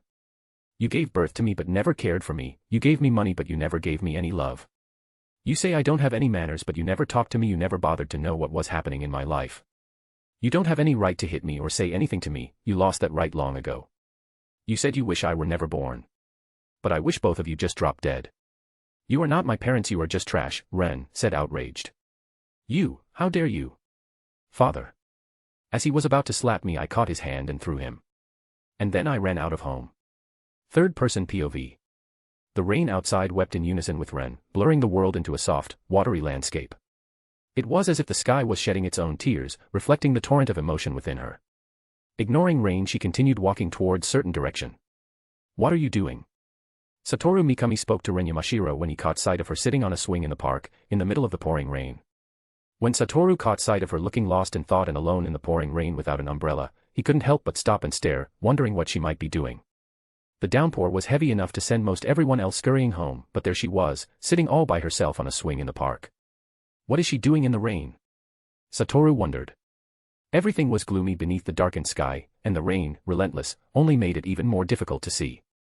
Ren's conspicuous purple hair that has a ribbon on the left side of her hair with square bangs hanging on the right side and violet eyes wearing her school uniform made it impossible to miss her, however, even veiled by the dismal weather.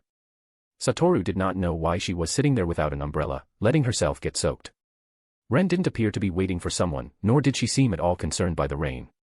As far as Satoru could tell, Ren was simply staring off into the distance. Her face was tilted slightly upward, and though she was always pale, her complexion appeared downright pallid. If she wasn't careful, she was sure to catch a cold, but even so, Ren sat there quietly, not making any move to head home. He took a look and could see that Ren's face was screwed up as if she might cry. Satoru scratched his head nervously. He can't ignore another person who was making such a pained expression. What are you doing? Satoru. When he called out to her in the bluntest voice possible, trying to convey that he was not a threat, she tossed her long hair, now heavy with water, and looked at him. Mikami-san. What are you doing here?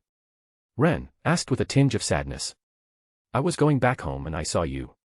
It looked like you were crying. So I got worried, Satoru replied. Worrying about a stranger, it's so like you, Ren said with a soft, subdued laugh mixed with sadness. But you are not a stranger, we talked before. And we greet each other whenever we see each other. So you are not a stranger, Satoru said with a smile. You really are kind, Ren said with a softly barely audible voice. You'll catch a cold, so take this and go home. No need to bother giving it back. Satoru. I don't want to go home, Ren muttered. If you don't go home your parents will be worried, Satoru. They won't be worried, all they care about is their reputation, unless it's necessary they won't even talk to me, I'm sure they prefer if I just disappeared. Ren.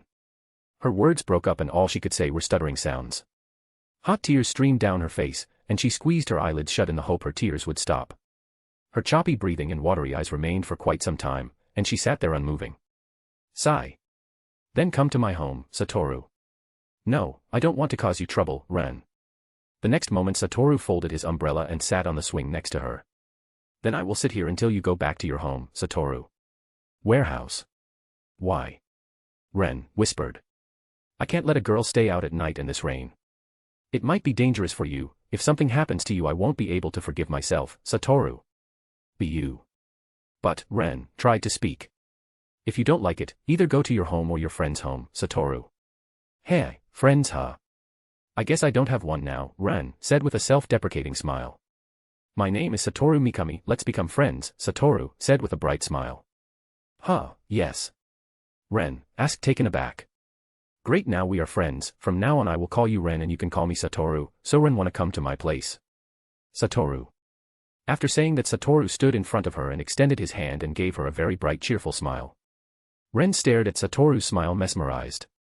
It was the first time someone gave her a smile like that. After a while she stared at Satoru's hand blankly. After a while she accepted his hand and looked at his face. There is slight blush on her cheeks, which might be because of the cold. Note. Originally I wanted to keep Ren's backstory in 2 parts, but as I started writing it got longer and longer.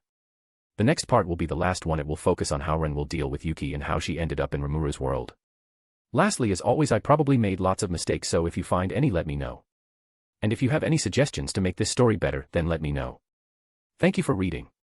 Third person POV. Ren took Satoru's hand and stood up. Yes, we are friends now, thank you for inviting me, let's go Mikami-san. Ren said, blushing. Well, you can call me whenever you want, but before that, can let go of my hand, I don't want to be arrested. Satoru said. Sorry. Ren quickly let go of Satoru's hand and whispered, looking down. Her cheeks were flushed, and her ears turned a vibrant red. She didn't linger, not even for a moment. Her feet moved, each step a little faster than the last. The air felt thick with the weight of her mistake, and she practically ran towards Satoru's house, her cheeks burning, leaving Satoru behind. Wah, wait for me, Satoru shouted and ran behind her. After a while Ren reached Satoru's home and she stopped in front of the door. She waited for Satoru as she calmed down a little. Huffed, you, finally. Stopped, huffed, Satoru spoke while he gasped for air. Sorry, I was a little cold, so. I ran, Ren spoke, trying to make excuses. You should take a warm bath before you catch the cold, Satoru said and opened the door. Come in, the bath is there, I will let you borrow some of my clothes. Come to the dining room after you finish bathing, Satoru said. After taking a bath, Ren came to the dining room. Here, you must be hungry, I cooked food for you, I am going to take a bath, Satoru said and left for the bath. Are you finished with your meal? Satoru asked after taking a bath. Ren was sitting on the sofa in the living room. Yeah, it was unexpectedly delicious. Ren said, surprised. What do you mean by unexpectedly? Satoru. I mean, I didn't know you could cook, Ren. I live alone, so I learned it, since it's better than eating convenience store food every day. Satoru. You can sleep in the guest room, if you need anything, let me know, I will be sleeping in my room. Satoru said and started walking towards his room. You're not gonna ask about what happened? Ren. Nah, but if you want to tell me, I am all ears. Satoru. Ren started telling him what happened at school and her relationship with her parents. Satoru listened quietly. After Ren told him everything. My parents don't care about me, everyone thinks I am a bully and I lost my only friend. What should I do now? Ren asked with tears in her eyes. If your parents don't care about you, you don't have to bother with them either. Once you become an adult, you can just move out. I can help you with that, and if you always care about what others think of you, you will never be able to be happy. So don't worry about other people hating you, just do whatever makes you happy, and if you need any help, as your friend I will do everything I can to help you. Satoru said with a smile. Will you hate me if I said I wanted revenge? Ren asked with hesitation. Nope, it's your life, you can do whatever you want, and if you want revenge I will help you any way I can, Satoru. Thank you for helping me, now I know what I have to do, Ren said with a bright smile. My pleasure, my lady, Satoru said in a playful tone. Ren burst out laughing. Ha ha ha ha ha, what was that, ha ha ha, Ren, laughing. Why are you laughing? I replied in the way any normal gentleman like me does, Satoru replied, pouting. It doesn't sound any gentlemanly, Ren said and started laughing. I am a gentleman and I have lots of friends, unlike certain runaway kid, Satoru. Oh, are you picking a fight with me? Ren said while glaring at Satoru.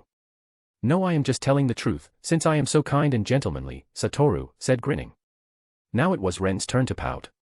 They continued their banter for a while. Now then, it's getting late, you should go to sleep, let me know if you need anything. Good night, Satoru said and started walking towards his room.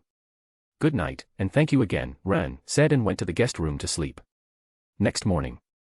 Once again, thank you for helping me and letting me stay here, Ren. You should stop thanking me, I only helped my friend. Satoru said with a smile. Ha ha ha, okay, I stopped thanking you, by the can I ask you something? Ren. What is it? Satoru. Can I come here again? Ren said, blushing slightly.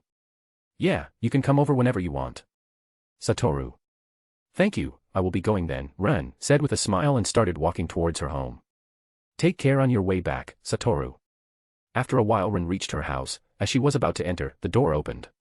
It was her father going for work. He noticed her but he ignored her and walked past her. Ren too ignored him and walked past him and entered the house. She saw her mother in the living room. She too ignored her and went out of the house. Ren heaved a sigh and thought, good, now I don't have to worry about them. They mostly come home late, so for a month I can do whatever I want now. I will enjoy it to the fullest and take my revenge on Yuki after month. A month later. Ren's POV. It's been a month since I've been suspended. During this month I enjoyed it a lot. My parents always come late. I barely even saw them. I stayed at home and read manga or watch anime recommended by Mikami-san. I enjoyed it a lot. During month I also came up with lots of plan to take revenge. I will make sure that she will regret messing with me for the rest of her life. I got ready for school. From the window of my room I saw Yuki. She didn't notice me, so I will take advantage of the situation as I left the house while acting like I am exhausted and didn't want to go to school. During the month I never left the house. I watched anime and read manga and enjoyed the whole time, but Yuki didn't know that. I am sure she is thinking I am depressed and locked myself in room. I made sure I looked like a recluse. And then I left the house. Good morning, Ren. Yuki greeted me with a smile. She is here acting like nothing happened. Annoyed, I just silently stared at her.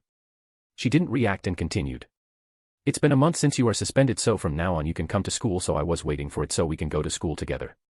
Yuki said and gave me an evil smirk, probably wanted me to give her some reaction. You already destroyed my school life, what else do you want? I asked, acting little scared. Ha ha ha ha ha, this is so funny. The genius Ren Yamashiro, who was always confident, now being so scared. Ha ha ha ha. You ask what I want to ruin your entire life, Yuki. As if I laugh internally, she acts so smart, but in the end she is too stupid. I continued my act.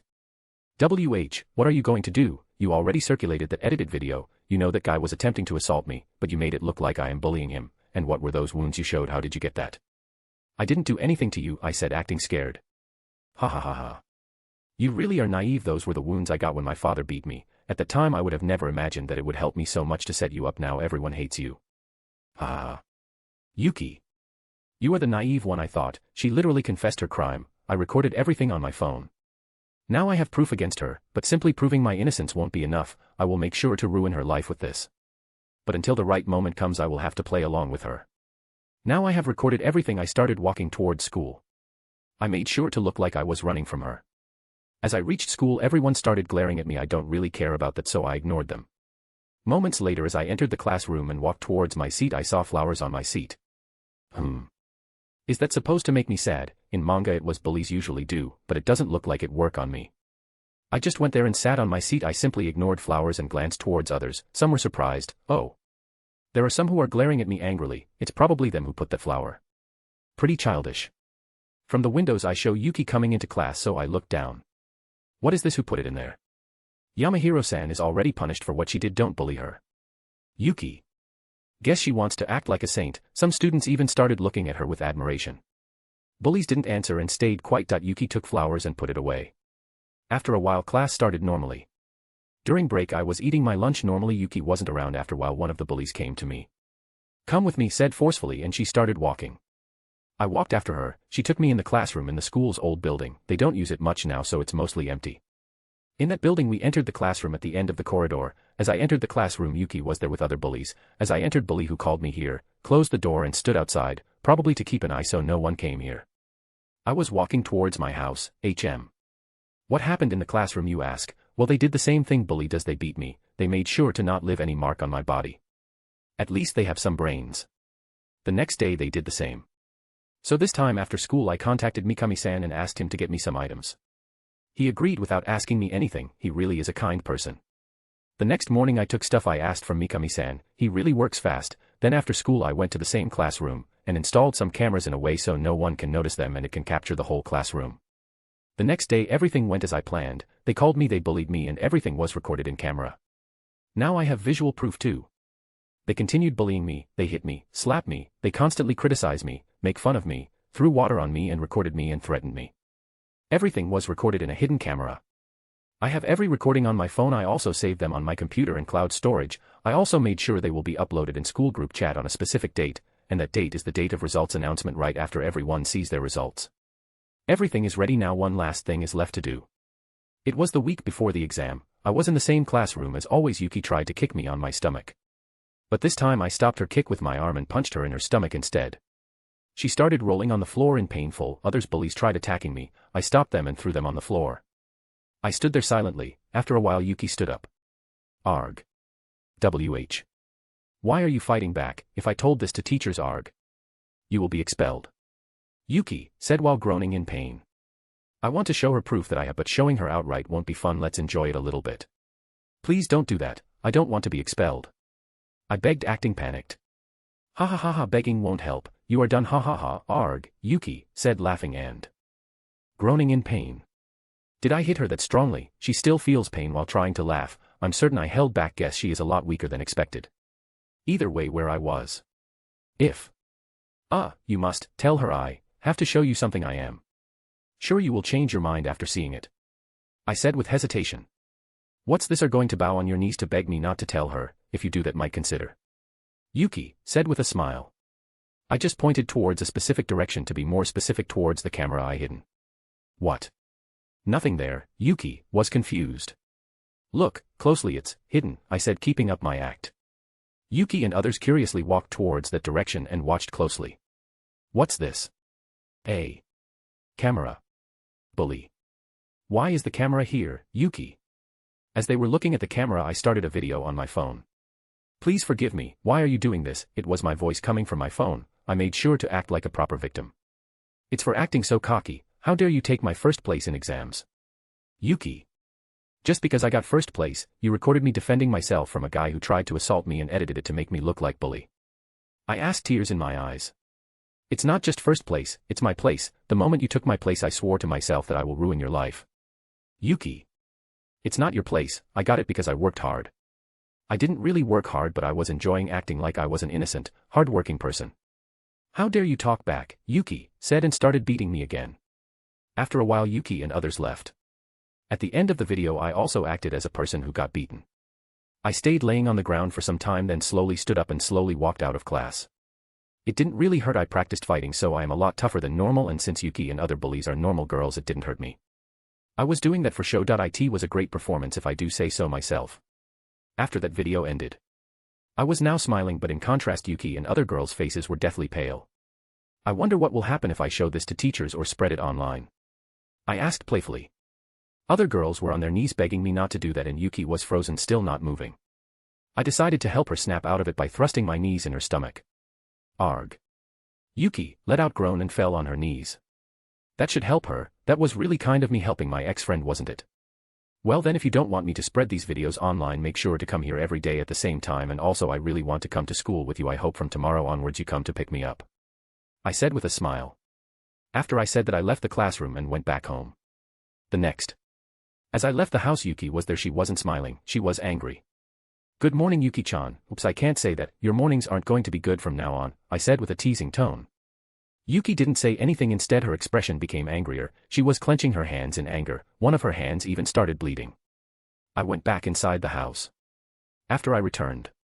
Yuki-chan, you shouldn't make faces like that. You will ruin your cute face. Also give me your hand, I commanded.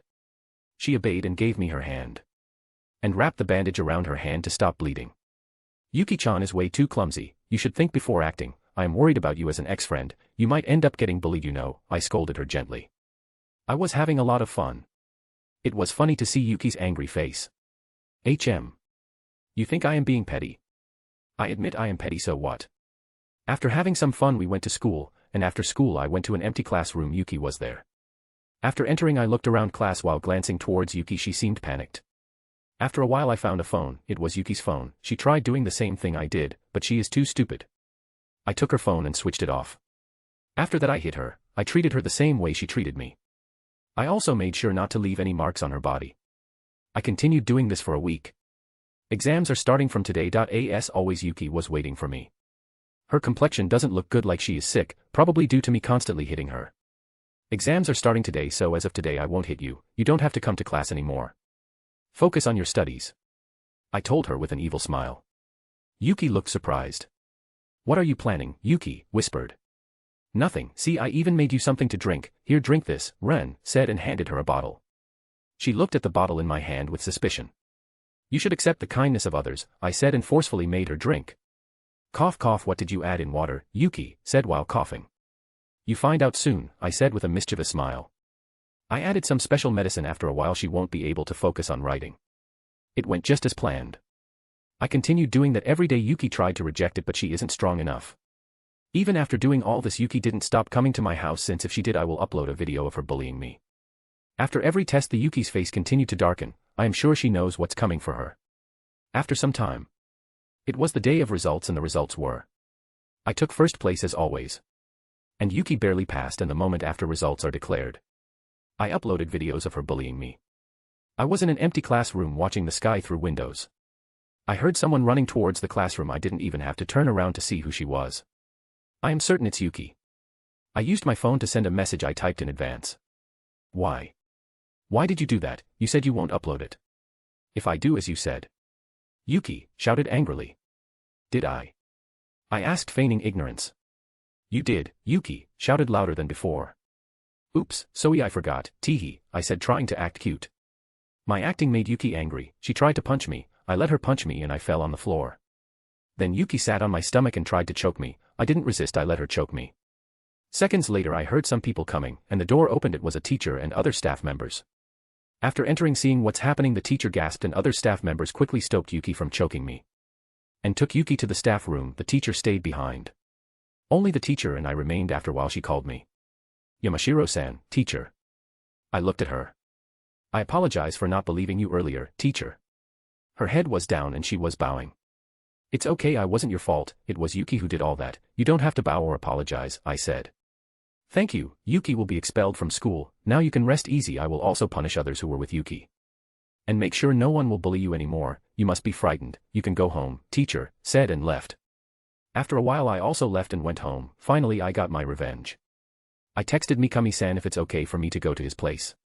I didn't get any reply. He must be busy. The next day. As always I left the house. Yuki wasn't there. I guess I won't see her again. She is expelled now. Everyone knows her truth. I proved my innocence. I am sure my parents also got a call from school and they informed them about the incident, but they didn't say anything to me, nor did they seem worried or apologetic for not trusting me.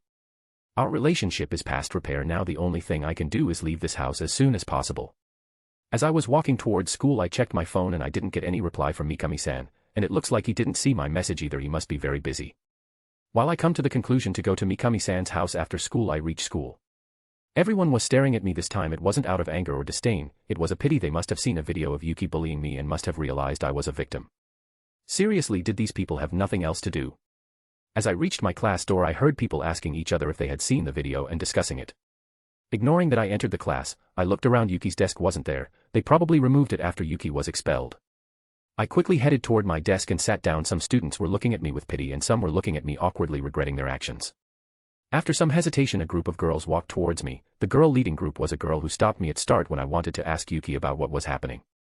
I am really sorry for treating you like that, Yamashiro-san said and bowed. Others followed her. We are really sorry, shouted and bowed. Don't worry about that, I said dismissively. They apologized once again and went back to their seat. After a while the teacher came in and class started. Class ended and it seems some people want to talk to me, but before they start to bother me, I quickly left. I didn't get replied from Mikami-san. Usually he replies in a few hours in most. I am having a bad feeling about this. So as soon as school ended I quickly went to Mikami-san's house. As I reached his and tried to open the door it was locked. So I waited outside. Time passed and it was evening. As I was thinking of going back home I heard someone coming. It must be Mikami-san. After a while a man came. It wasn't Mikami-san, it was a guy probably around his late 20s. Maybe a friend of Mikami-san. He might know where Mikami-san is. Hello, who might you be? Asked. Hello, my name is Ren Yamashiro. Are you friends of Mikami-san? I quickly introduced myself and asked. Hello, my name is Tamura. I worked under him, Tamura. Great, if he works with Mikami-san he might know where Mikami-san is. I quickly asked him. Do you know where Mikami-san is? He is not replying to any of my messages. Ren. The moment I asked him his expressions changed. There were tears in his eyes. WH. What happened? Are you okay? Ren asked, surprised. He wiped his tears and he spoke slowly. Sniff. Mr. Mikami died a few days ago, Tamura. Wayot. Note. I said in the previous part that this will be the last part, but I ended up writing a lot. Lastly, as always, I probably made lots of mistakes, so if you find any let me know. That's all, thank you for reading. Huh, what, do, I tried to ask but my voice doesn't came out of my throat. Large tears fell from my eyes. He must be joking. There no why people just die suddenly. There is no way something like that happen. There is no way. I started hyperventilating. Are you okay? Tamura asked. Huff, I tried to speak but words doesn't come out of my mouth. He quickly opened the door and took me inside. I don't know how time passed, maybe minutes or hours, I didn't know. All I can think about is Mikami-san. There, now he can die, it must be some kind of misunderstanding. I took long breath and tried to talk again. What do you mean Mikami-san died? It must be some kind of misunderstanding, right? Ren. It's truth, he died right in front of him, Tamura said, looking down. Moment I heard him, I don't want to believe him it, but he have Mikami-san's house key, there no he is laying. It only mean Mikami-san's duh. My eyes got blurry, large tears started falling again. I have to calm down. I rubbed my eyes wiping my tears and then I took few deep breath. Are you okay? Tamura asked worried. Yeah, I am fine now, Ren.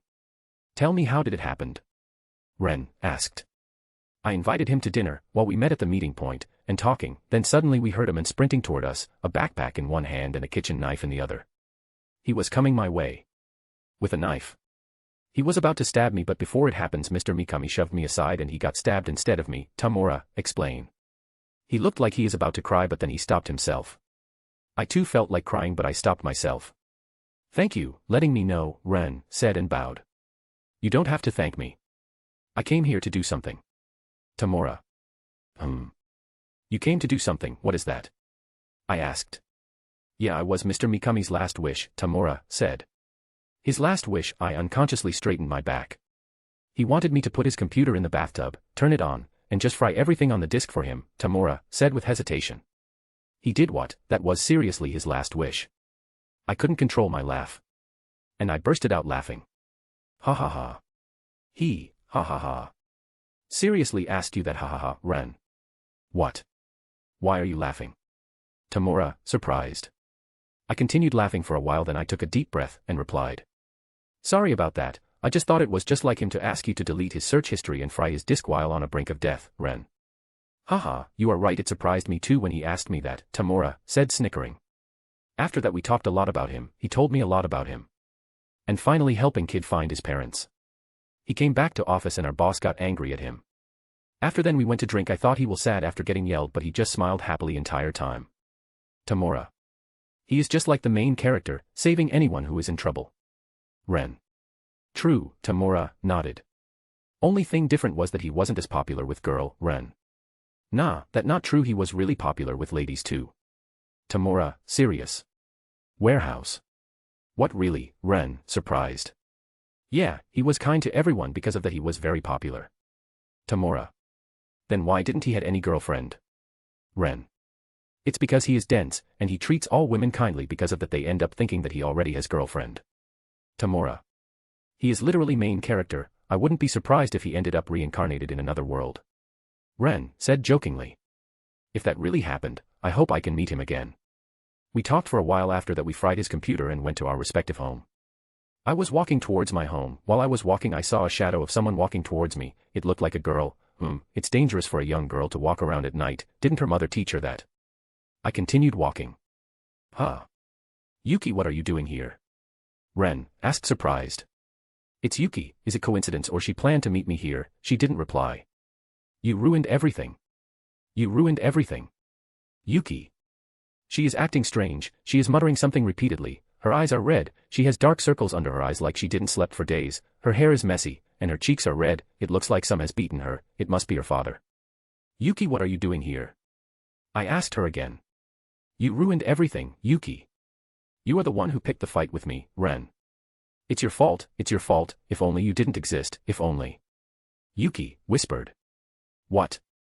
I can't hear her, she is acting like she has gone insane. I am having a bad feeling about this. That's right, if you didn't exist, I just have to make you disappear, Mwahaha, Yuki said laughing psychotically. She definitely went insane, she isn't moving, she is standing still. Yuki snap out it, Yuki, I called her but she isn't responding. She is muttering something, I went close to her and shook her but she is still muttering something. As I came to decision to shook her with more force. But my stomach started burning, it hurts, sensing danger I quickly pushed Yuki away, she fell backwards on her butt. I saw she was holding the steel blade, obsidian dark, glinted with a sickly sheen under the dim light. A thick, viscous stream of crimson cascaded from the edge, each drop a tiny, dark jewel falling onto the road. The cloying, iron-tinged smell of blood hung heavy in the air. Arg. I was feeling a sharp needle-like pain in my stomach, I looked down to see what was happening, I slowly touched the spot where it was hurting and looked at the palm of my hand. It was red. She stabbed me. I am going to die. I didn't feel sad or panicked, instead I felt relief. A good thing isn't it? Only person who cared about is dead, so what the point of me living? Yes, staying is a lot better than being alive. I kill you, Yuki, shouted and ran towards me. As Yuki came closer, I dodged and threw a karate chop on the back of her neck. She quickly lost consciousness and fell. Soon after the world started spinning and I fell on my back. I laid on ground. I am going to die, but the only thing I can think about is Mikami-san. I remembered his smile. My heart started throbbing. It's painful. Why? Last thing came to my mind is Mikami-san's smile and why my heart is aching so much. Normal, when people die they see faces of their loved one, but I didn't see faces of my parents. But Mikami-san, why is it? Why every time I think about him my heart starts aching? Is it because I fell in love with him, or is it because person I respect is dead, or I started to see him as my parent? I don't know. If only I could have spent more time with him, I could have understood my feelings for him better. But he is dead. My only regret is that I can't see him one last time. If God exists, please, I begging you, please let me meet if one last time. Arg, the pain is killing me both literally and figuratively. Notice. Attempting to acquire cancel pain. Failed. Notice. Individuals don't have strong vessel to acquire skill. Alternative. Injecting magicules in the soul. Failed. Alternative. Injecting magicules in the physical body. Success. What was that voice? Voice happening before I could continue down the train of thought. However, I lost consciousness. Where am I? Aren't I dead? I looked around. Towering trees formed a dense canopy, filtering the sunlight into dappled patterns on the ground. A bird's song, clear and melodious, pierced the quiet atmosphere. The earthy aroma of damp soil and decaying leaves filled the air. What? Why am I in forest? Last thing I remember was me getting stabled and dying. I heard some voice, but was probably my imagination. I checked my stomach, but I couldn't find any wound. I stood up. I doesn't feel any pain in my body. Is this dream? I definitely died, so it couldn't be. Maybe I am in heaven or something. Quietly standing here and making pointless assumptions won't help me much. It would be best to look around. If I can find any humans or human settlement, I could ask them where I am. I started walking towards north. The next day. Something strange is happening. To be more specific, I have been walking for a day, but I didn't get tired. I am not feeling hungry either. I am also not feeling sleepy. Maybe I really died and now I am in heaven. While thinking, I continued walking. After some time I heard something coming towards me. Maybe it's human. I cautiously walked towards voice. As I walked forward I saw it. I saw there was a bear. It has a horn on its head. Horn. I don't remember bear having a horn. Sensing danger I took a step back, but unfortunately I stepped on branch and made noise. Seriously, this is so cliche. Because of noise bear noticed me. Surprised I fell on my butt. Bear ran towards me, and he quickly raised his arm and instantly released it downward. I just a sideway, but his sharp claws hit my left arm, cutting it like butter. It hurts, but I don't want to end up becoming the food of the bear. I ran away from bear as fast as I can. Bear chased me. Grow roar, thunderous roar came behind me. I ran as fast as I can, but I tripped and fell. Bear behind me, seeing the chance to catch me, quickly decided to attack me. I am about to get killed again. Accepting my fate, I closed my eyes, but bear's attack didn't came. After a few moments I heard thud sound. I opened my eyes. There she was, a beautiful person with waist-length, silvery hair tinged with blue. She has deep golden eyes. She is give off an otherworldly divine beauty. Don't worry, I took care of the monster. Said with a reassuring smile. Huh. That smile, I feel like I saw something like this before. While I was thinking, she threw something on my detached arm. Huh. My eye suddenly grew a new arm. I looked at her for a moment and suddenly Mikami-san came to my mind. Mikami-san, the moment that word left my mouth I lost consciousness. Note. Backstory finally ended. From next chapter onward, story will continue from Rimuru's perspective. If you find any mistakes, let me know. Thank you for reading. Rimuru POV. The next day. One of the Goblina came and told me that the girl I bought woke up, so I quickly went there. Hello, good morning, Rimuru, with a smile. I was in my adult form so she can recognize me. Good morning, thank you for saving me, Ren. Don't worry about that, Ren-chan, I said with a mischievous smile. Huh. Why do you know my name? Ren, surprised. Oh. You forgot your only friend this soon, Rimuru, with a smile. Huh. Who are you? Ren. Nice to meet you, I am Satoru Mikami, Rimuru. Huh, Mikami-san, that's impossible, you don't look like him, he was a guy, Ren. It's a crazy story, I died and reincarnated as a slime, Rimuru. What? Ren. Let me tell you from the beginning about the time I got reincarnated as a slime. Rimuru. After that I told her entire story from my death to me finding her. I didn't tell her about any of my unique skill, Raphael or Veldora. After hearing my story I asked how she ended up here, then she told me how she ended up here. So do you want to go back to your old world, Rimuru? Nah, I didn't have anything in my previous world. I doubt my parents will be sad about my death. I didn't have any friends either. You were my only friend, and since you are here it's better for me to stay here. If you don't mind, let me stay here, Ren. Well, I don't mind. You can stay here. I will introduce you to Rigard. If you need anything let me know, Rimuru. I don't want to stay here for free. I want to help you any way I can, Ren. Then I will introduce you to Rigard. Help him run this place, if you can, Rimuru. Okay, Ren. After that I introduced her to Rigard. Since she is a otherworlder like me, she can help Rigard run this place and I can slack off. I mean work on more important tasks such as testing my skills. If I wanted to play, I mean practice with my new skills in peace, I needed someplace where people wouldn't show up and bother me. I could only experiment so much inside my own tent, which prevented me from unleashing too much power. So I told Rigard I'd be out, ordered him to make sure nobody followed me, and moved off from the center of the village to the sealed cave. It was the place I first met Veldora, inside his vast underground space, pretty sturdily built and completely devoid of other people. Even the cave's monsters didn't dare draw near, as they were still so afraid of even the thought of Veldora. Thanks to Shizu's unique skill Deviant, Raphael got synthesized/separate in exchange. Its effect are same as Deviant but more efficient. After that I tried all kinds of things. Turns out I can also use synthesize/separate, literally combine my skills to get new skills. As a test I used replication skill I just picked up from Ifrit and made a replication of myself. I can control my replication however I want. In addition to that I can also give him a sense of self. Also, I could make a copy of myself with all the same attack and defense abilities.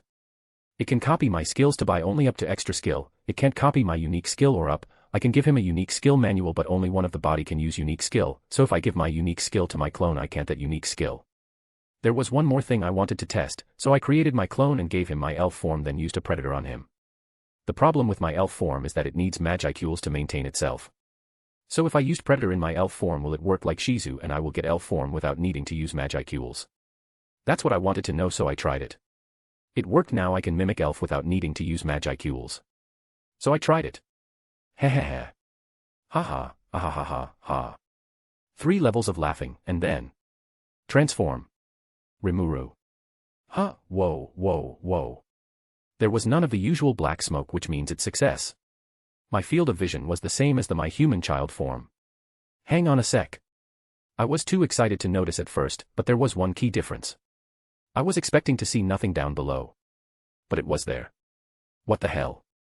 I internally shuddered as I took another close look at my crotch. It only confirmed the worst. Instead of me being genderless like my human form, I became female. I quickly made a clone to check my new appearance. I had long blue hair, my ears were long like an elf, I have golden eyes like my human form, my chest was flat. That was expected since it was same age as my human form. To see difference clearly I decided to use black mist to turn into adult form. Results. So my adult form looks completely like a woman. Guess I won't be using this form for a while. I will just continue using my human genderless form. The next day, I stopped by Garm's cabin. Haruna had some mass-manufactured armor and clothing for me to try on. Oh my. It looks quite good indeed, my lord.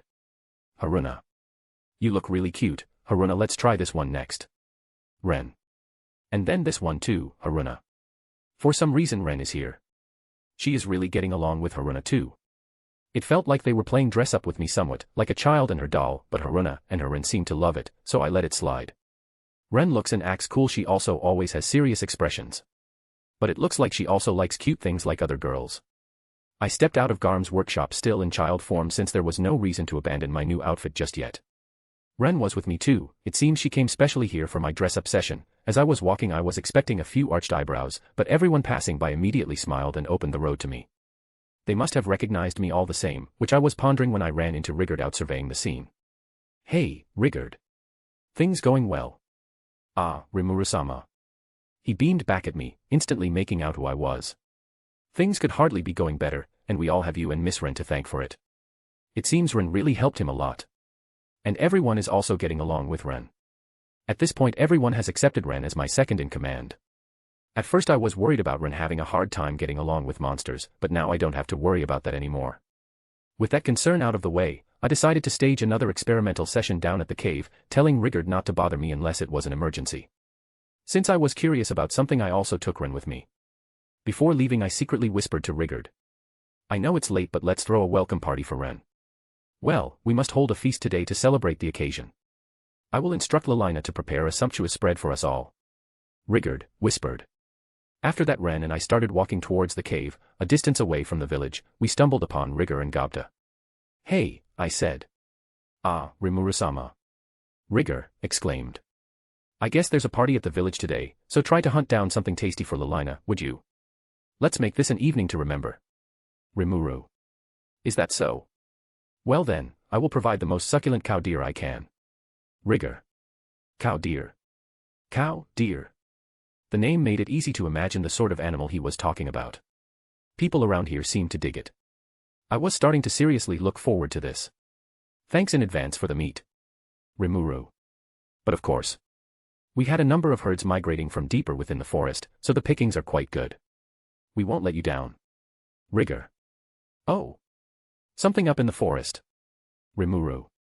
Indeed, we occasionally see large-scale migrations of magical beasts, due to changes in habitat or other factors.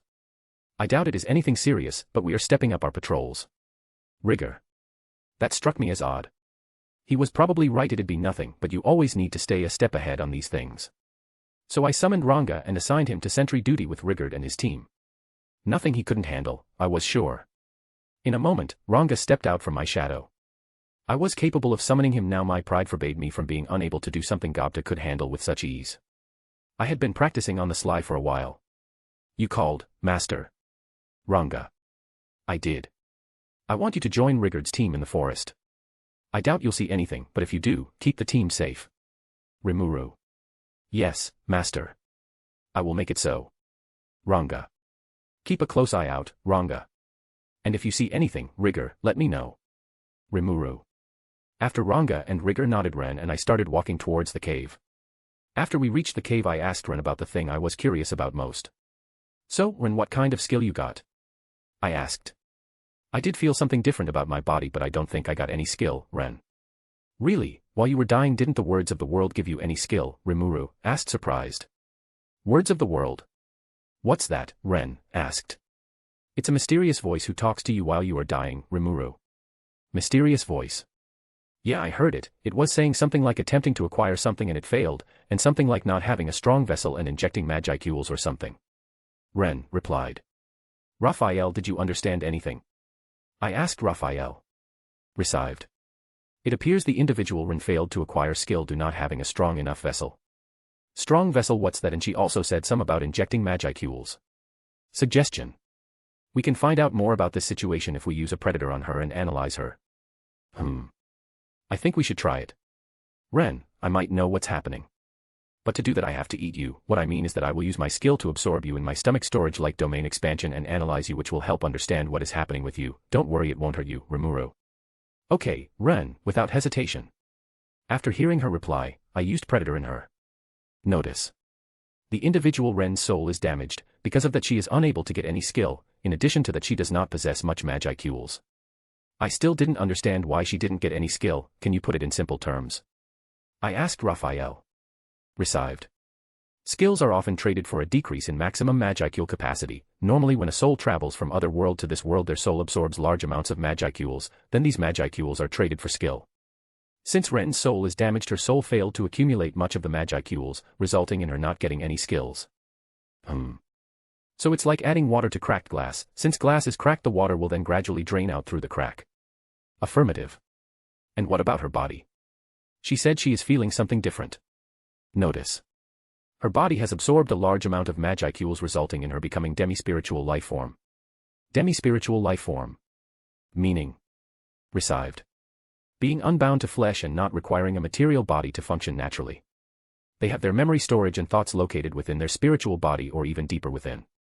For those that possess a material body, it becomes almost unbound by a lifespan, having its physical structure reconstructed over time to surpass the limits of organic life. Even if their brains are destroyed, they can regenerate it without any issues. So she is superhuman, not requiring the body to function naturally, and her body will not age. She is similar to a certain sorcerer killer with heavenly restriction. Affirmative. After analysis is completed, I let her out of my stomach. And explained what I learned. And her reply. I don't really care about skills, but getting a stronger body and not necessarily having to eat or sleep is definitely a good thing, Ren. Well, if you don't mind it, I don't have to worry about it. You can go now. I will come back after an experimental session of my skill. Rimuru. Is it alright if I stay and watch? Ren. I don't mind, you can stay, Rimuru. We entered deep inside the cave and I started my experimental session. Ren watched from a safe distance. After my experimental session ended, I remembered the mask Shizu has. I took it out of my stomach. According to Raphael, this mask has the ability to suppress magic power. I should try it on. Raphael, how do I look? Notice the leaking monster aura is completely gone. While wearing this mask you will look like a normal human. This mask will certainly suit a handsome man like me. You look more cute than handsome. Raphael, did you say something? It's just your imagination. You, forget it. Ren, how do I look? I asked Ren while striking cool poses. You look really cute, Ren. Don't you dare say anything. Now everything is done, so we made our way back above ground. The moment I stepped out of the cave, I could instantly feel that someone was fighting. The magicules in the air were stirring, disturbing the surrounding atmosphere. Ren, go back to the village, someone is fighting nearby, Rimuru. Okay, be safe, Ren said and rushed towards the village. I made my way in the direction of the particle surge. On the other end, I found nothing short of a battle to the death. The area around us was littered with fallen hobgoblin warriors and tempest wolves. None appeared to be dead, but knocking them all out without dealing any grievous wounds would have taken some serious talent. A magical strike, perhaps. Ranga, noticing me, sprang to my side. Sir Rimuru, he said, my deepest apologies. I was here, and yet, look at this disaster. I stopped him mid-sentence. This wasn't Ranga's fault, they just had the misfortune of running into the wrong adversary. These were ogres, one of the highest level races in the forest of Jura, and no hobgoblin could hope to last too long against them. Hold your weapons, I softly ordered Rigger and the other stragglers. He instantly did so upon hearing my command. The ogress, instead of striking any further blows, gave me a thoughtful look. She was large-framed, muscular, but still in proportion. Her chest was formed enough to make her identifiable as female, and to my surprise, she looked quite a bit more noble than I expected. I ordered Ranga to take the exhausted Rigger away. The ogres, while still wary of me, made no move to stop him. Ranga, what happened to all these fallen fighters? Rimuru. Ah, that dash. According to him, magic had felled them all. It was some sort of sleeping spell, and none had managed to resist it in time. Good thing it wasn't a confusion type, at least. That could have been murder. There were 6 of them, and they were a rather odd group, one that totally contradicted my conventional wisdom of the ogre race. They were fully clothed, and dressed well, if simply. I was expecting tiger skin loincloths and little else, but I was wrong. They were big, as I'd pictured, and each one was well built, but their full wardrobe was a surprise. The elderly ogre wielded a sword that could only be described as a Japanese-style katana. And judging by how he handled it, he was a seasoned swordsman. That, combined with his ogre strength and magic, made this group potentially lethal. The most dangerous of all, though, was undoubtedly the red-haired ogre. What sort of evil monster is this? The pink-haired one shouted as I gauged them all. Stay on your guard, everyone. Her expression appeared to be honest fear now, and with her eyes fixed on mine, she must have been referring to me. Whoa, wait a sec. You think I'm evil? I wouldn't even hurt a fly, Rimuru. Notice. You already killed various monsters. Monsters aren't included in counting. Oh, attempting to play dumb, is it? The pink-haired ogress countered. No good-hearted human would ever have control over such a heinous horde of monsters. You appear to be hiding your magical aura from us, but you are fooling no one. Did you think you could deceive us? They didn't sound too interested in listening to me, then. I did my best to plead my case, claiming this was all a misunderstanding, but to no avail. They insisted I was a sinister presence, and that was that. And so. Enough of this, the red-haired ogre snarled. If you insist on making such flimsy excuses, we have ways of making you reveal the truth. We know you are with the evil pigs who dared attack our allies. This made no sense. But a battle now seemed unavoidable. I could have easily fled, but there were still sleeping hobgoblins and tempest wolves all around me. I wasn't heartless enough to leave them vulnerable. Ranga, I want you to take on the pink-haired ogress over there. Don't kill anyone, all right? I don't want any more magic tossed around, so just run a little interference for me. I can defeat the rest. Rimuru ordered. Following my orders, Ranga zoomed into action. The ogres immediately fanned out in formation. I took action, making a beeline for the dark-haired ogre. Take a rest. I shouted, bringing my left palm toward him. A small vent opened up, and within a moment, it was spitting out a black mist toward the flabbergasted ogre. The paralyzing breath I'd taken from the cave centipedes. I'd figured I could belch it out now that I was in control of this body, and I was right. Mimicking only the monster skills I needed wasn't exactly a finesse move, but it worked. Report. Mimicry of the unique skill Predator, combined with the synthesis and separation has earned you the extra skill Universal Shapeshift. Not only did it work, it bore unexpected fruit. As I sung my own praises in my mind, a sword shot at me from a blind spot below. The blue-haired swordsman had aimed straight for my heart. But I didn't panic. Magic sense had told me he was there, so I was just thinking about how I'd handle him. I decided to use my right arm as a shield to deflect the straight sword. After the dull thunk of steel striking against something solid, the sword broke neatly in two. The ogre's eyes widened in surprise as I landed my follow-up, a straight jab from a right arm. Do you see how strong I am now? Are you willing to hear me out a little? Rimuru. Silence. Now I am more convinced than ever you lie at the very root of this calamity. It was your cohorts who led those fetid pigs to destroy our home, was it not? A simple horde of orcs would never be enough to defeat us normally. It was you. The magic-born who doomed us. Red-haired ogre. Wait, you've got the wrong dash. Attempted to state my case, only to be stopped by a premonition behind me. I turned around, the elder wasn't there. Was the other one lecturing me just to divert my attention? I turned, blocking a strike from behind with my sword I took out from my stomach. It was a shock, someone evading magic sense to get so close undetected.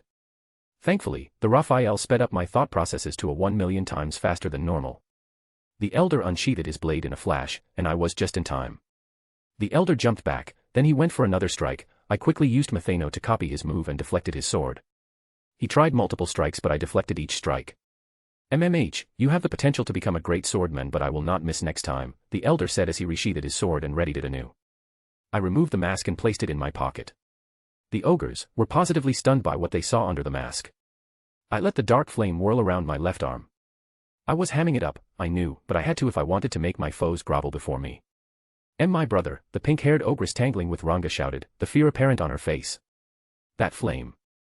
Your illusory arts are nothing compared to it. It shocked her, at least. Behold, my true power. I screamed as I loosed a bolt of dark thunder at a handy boulder nearby. It instantly evaporated, and a beat later, a blast echoed. There wasn't even any soot left behind. Just like when I tested it, maybe even a bit stronger. Tremendous. It pains me to say this, but your powers are in a class far above ours. However, as the next in line to lead my band, I was raised to take pride in my race. How could any leader allow his fallen comrades to suffer in silence? Whether I succeed or not, I must strike a return blow. Red-haired ogre. Just then, the fetching ogre princess shouted out. Please, wait. My brother, you must think calmly about this. Such an all-powerful magic-born using low-minded tricks to send the pigs to our homeland. It is absurd, for he himself is strong enough to lay waste to all of us single-handedly. He is unique, to be certain, but I am no longer sure he is with the horde that attacked us. What? The flustered redhead looked at me. But, perhaps. Guys, I keep telling you, you've got me all wrong. Are you finally ready to listen? Rimuru. My apologies. Perhaps I was driven into having the wrong idea about you. I hope you will accept my deepest regrets. After he finally admitted he was maybe wrong about this. I appreciated the thought. It came as a relief. Well, no point talking here. How about we go back to the village? You guys come along. I'll be glad to feed you, at least. Rimuru. And so the conflict that started for reasons unbeknownst came to a peaceful conclusion. Nobody was seriously hurt, so we all headed for the village. And just like they promised before I left, there was some magnificent food waiting. That's Rigard for you. The ultimate bureaucrat. His organization skills were nuts. Note. If you find any mistakes let me know. Thank you for reading. We decided to sit and hash things out with the ogres the next day. We chose the log house built atop the recently burned-out public square in the center of the village. I guided the ogres to the house's reception room, looking around to make sure everything was built as I ordered. They meekly followed behind, eagerly looking around the house like it was a novelty. There was zero decoration yet, so I don't know what enthralled them so much, but whatever. The reception room had a large table, along with a few simple stools encircling it. We were all gathered therein, Rigard, the 4 goblin lords, and Kaijin the dwarf as a mediator. 14 in all, counting me. I started by asking why they were there in the first place. They replied that they were fleeing in order to regroup and rally themselves. That, in itself, was disquieting. I had a feeling this would go on a while. To sum up the ogre's story. There was a war, and the ogres lost. That was about it. They attacked our homeland out of nowhere, the red hair muttered angrily. Their power was overwhelming. Those hideous pigs, those orcs. If only I were stronger, the red hair groaned. The last thing he saw was the orcs, clad in black armor, delivering the final blow on his leader. A giant orc, one that let off an eerie aura. And one other, a figure who didn't bother to hide their own brutally dark aura, one who wore a mask that looked a bit like an angry clown. Indeed, the elder added. We jumped to conclusions about all of you because we saw that fiend in action. We thought you were one with them. Yeesh. Really? Cute little old me. Getting lumped in with this murderous freak. The way they put it bruised my ego a bit, but then again, I was wearing a mask of my own back there. Perhaps it was natural to associate me with that magic-born guy. You know, Kaijin offered, they might be in cahoots with one of the demon lords. Demon lord? Shizu's face flashed across my mind, her final words echoing alongside it. Leon, the demon lord, the foe I'd promised to defeat. I decided to hear everyone out. We believe the orcs are seeking to seize leadership over the forest, Rigard said after I prompted him with a glance. Everyone was looking at me now. Fight them. Run. Or join their alliance. The way the ogres were acting, they knew that we could be enemies once again, depending on my decision. Suddenly things were far more intense. But I didn't care. So what are you people gonna do? I asked the ogres. What do you mean? I mean, what's your future direction? Are you gonna run so you can fight another day, or just hide out somewhere instead? 'Cause if you were planning to run, I was just wondering if you had someplace in mind. Is it not obvious? We will build our strength, wait for an opening, and challenge them again. Precisely. We must avenge our lord. As must I. We are all but powerless right now, but I refuse to let those two-legged pigs live. The ogres certainly had an answer. They must have resigned themselves to this from the start. Even back in our own fight, there wasn't a single hint of hesitancy clouding their eyes. They must have known it would mean their lives, but I had to respect it. Despite how cornered they were, they still had the dignity to not kill any of the hobgoblins. I had a feeling I'd regret it if I let them march off to their deaths. Hey, you guys interested in joining my side? Rimuru. Huh? What are you? Ogre. I put it clearly enough, didn't I? If you guys were working as mercenaries anyway, why don't you work for me instead? If you want to fight for your old lord, I'd be happy to hire you to do that. Rimuru. Ogre. If you agree to serve me, I think I might be able to make your dreams come true, too. Rimuru. How, exactly? Ogre. Simple. If you join me, I promise I'll fight with you if something comes up. I never abandon my companions, and if you let me hire you on, I will be glad to cooperate with you. I see.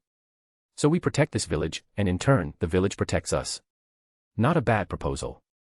In fact, it is a welcome one. We could use this place as a base to assemble the resistance forces we need against the pigs. Ogre. Yeah, exactly, I replied. We're gonna be fighting anyway. You might as well come along for the ride.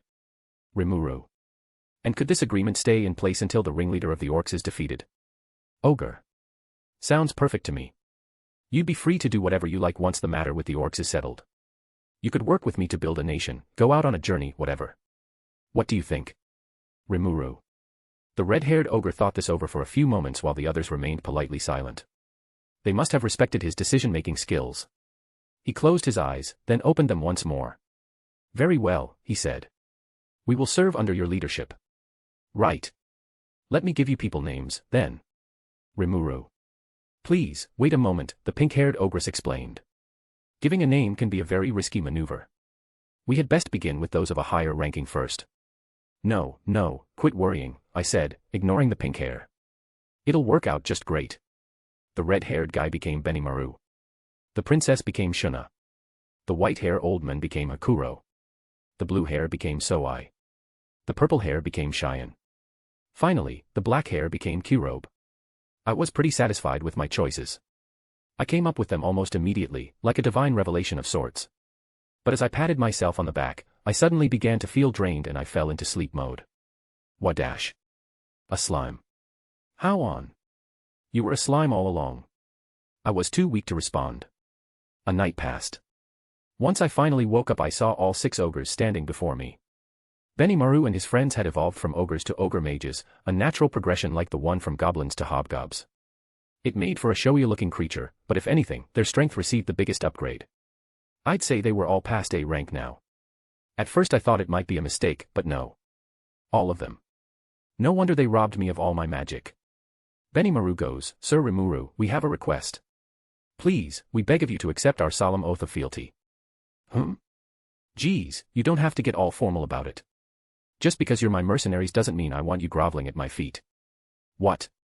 I told them they were free to go once this little skirmish was wrapped up, but I guess Benimaru and his people had other plans. They must have talked this out among themselves in advance. Please, give us your benevolent aid, they now intoned in unison. I had no reason to say no. But were they really okay with nothing but some meals and floor space in a cabin? That bothered me, but if that was what they wanted, I might as well believe in them. I didn't want them to fight with old, banged-up crap. So I took them all to Garm's cabin. Hey, boss, he greeted me, smiling as he stopped working. Those the new ogre friends we've got? You sure about that? 'Cause they sure don't look like ogres to me, but... He looked pretty surprised, his eyes right on Cheyenne's chest. Is it? Well, there you have it, I guess. You think you could make some clothing and armor for them? Rimuru. Oh. Yeah, sure thing. Garm. Garm still seemed dubious but refrained from commenting further as he brought the ogres inside. I was sure he'd be measuring them all shortly. Hakuro was good to go as is, and Kurobe apparently borrowed a few days' worth of outfits from Kaijin. Simple work clothes, really, but Kurobe seemed happy enough with them. Their measurements taken, Benimaru and Soai stepped back outside, dressed in fur outfits. People that handsome, they look good in anything. I am so jealous. Where's Shuna and Cheyenne? Ah. Yes. About that. Benimaru was a little reluctant to explain. After prodding him a bit, I learned that the two were apparently unsatisfied with wearing simple fur. Given how fancy Shuna's royal vestments were, I guess I couldn't blame her. She said she'd just fix up her own outfit, finding bear fur to be too itchy for her tastes. Princess Shuna, you see, so I said, is quite gifted with sewing and such. One of the best among us, in fact. I assigned them to work they are most proficient in. And left everything else on Ren to handle. With these orders placed, we all took our leave from the workshop, except Shuna. Several days passed. I had worried at first that Benimaru and the ogres might not get along so well with my people, but I guess I had nothing to worry about. To hobgoblins, ogres were a rank or two higher on the pecking order, but the goblins had the capacity to accept them as their own.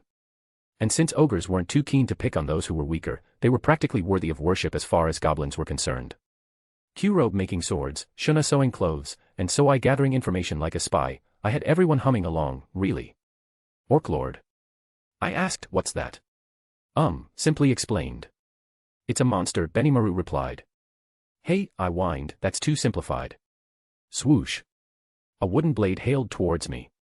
I quickly used my wooden sword to block it, and jumped backwards. Ho ho, you really dare to talk, Hakuro continued. It was Rimuru-sama that wished for me to provide guidance. A few days ago after I learned from Benimaru that Hakuro was their instructor in sword training, so I decided to make Hakuro official instructor. It will help hobgobs learn sword skill which might come in handy in future. In addition to that, I decided to appoint Benimaru as my samurai general. He will be responsible for running my nation's military affairs. After that, Cheyenne got jealous of Benimaru and Hakuro, so I appointed her as my royal guard. Her duties will remain chiefly secretarial. I also decided to give the title to the other three too. Shuna the oracle, Soai the covert agent, and Kurobe the swordsmith. Currently Hakuro was training hobgobs, Benimaru and me. While training, Benimaru and I started talking about the orc army and the topic of the orc lord came. Can I and Benimaru take a break? I asked Hakuro. Hakuro nodded and started training hobgobs. Benimaru and I went to the shadow of a nearby tree and continued our discussion. After a while, a figure suddenly appeared next to Benimaru. It was Soai, and it looked like he had pretty much jumped right out from Benimaru's shadow. Upon noticing me, Soai fell to one knee. I have something to report, Rimuru-sama, he barked. Why yeah, surprised I asked, what is it? I witnessed a group of lizardmen on the move. Spotting them so far away from the marshes they call home seemed highly unusual, so I thought it best to report to you as quickly as possible. Soai seemed perfectly serene. His breath wasn't ragged or anything, but I was sure he must have hurried right over. My sense heat source skill told me his body temperature was slightly higher than normal. Lizardmen. That is odd, Benimaru said thoughtfully. It appears, Soai replied, they are negotiating with the goblin villages nearby. Got it, I ordered Soai, keep an eye on them. Yes, Rimuru-sama, Soai said and disappeared.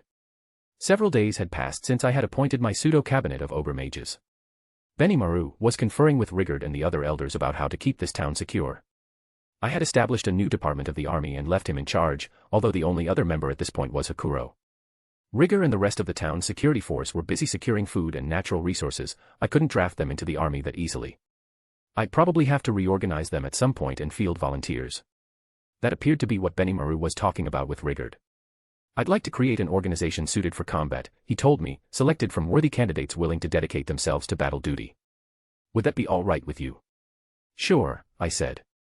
Sounds great. Let me know once you've got a roster handy. Now all military-related issues are Rimuru's problem and administration-related problems are Rigger's problem. If they can't deal with that, Rin will take care of that. Now I am pretty much free. I am only charged with making the final decisions. They can do the rest of the work. Oops. Now was no time for mulling over this. I had my own practice sword in hand. Manifesting as an adult slowed down my reaction time, so I just have focus on improving my skills to make up. I am having practice session with Hakuro. I used my wooden sword to strike at him. But he blocked it. But continued exchanging blows. I am barely able to keep up with him, but thanks to Methano my sword skills are rapidly improving. Ho ho ho. Rimuru-sama has quite a lot of talent for the sword, Hakuro said, smiling like a doting grandfather. At this rate you will surpass my sword skills soon. Right, I said, one more time, then. Before we could make another move, though, we heard the sound of a large bell ringing. Something had triggered Soai's alarm system. So we headed for Rigger's residence instead. Rigger ran right up to us once we were in sight. He tended to do that a lot. Maybe my mere presence stressed him out a little. I have news to report, Rimuru-sama, Rigger said, half in a panic. A lizardman envoy has come to visit. I headed for the town's entrance to greet this envoy. They hadn't arrived yet, instead sending an advance messenger who told us to bring everyone in the village out front. I asked why the guard didn't just shrug him off, but he was riding a hover lizard, a fairly large mount reserved only for the night classes, and I'm sure that must have made Rigger pee his pants. There were 6 of us there at the entrance, me, Ren, Rigger, Benimaru, Cheyenne, and Hakuro. I made sure everyone knew to tread carefully. Absolute politeness, unless I say otherwise, I said. By the time we heard the full lizardman envoy thundering toward us, about an hour had passed from the initial alarm call.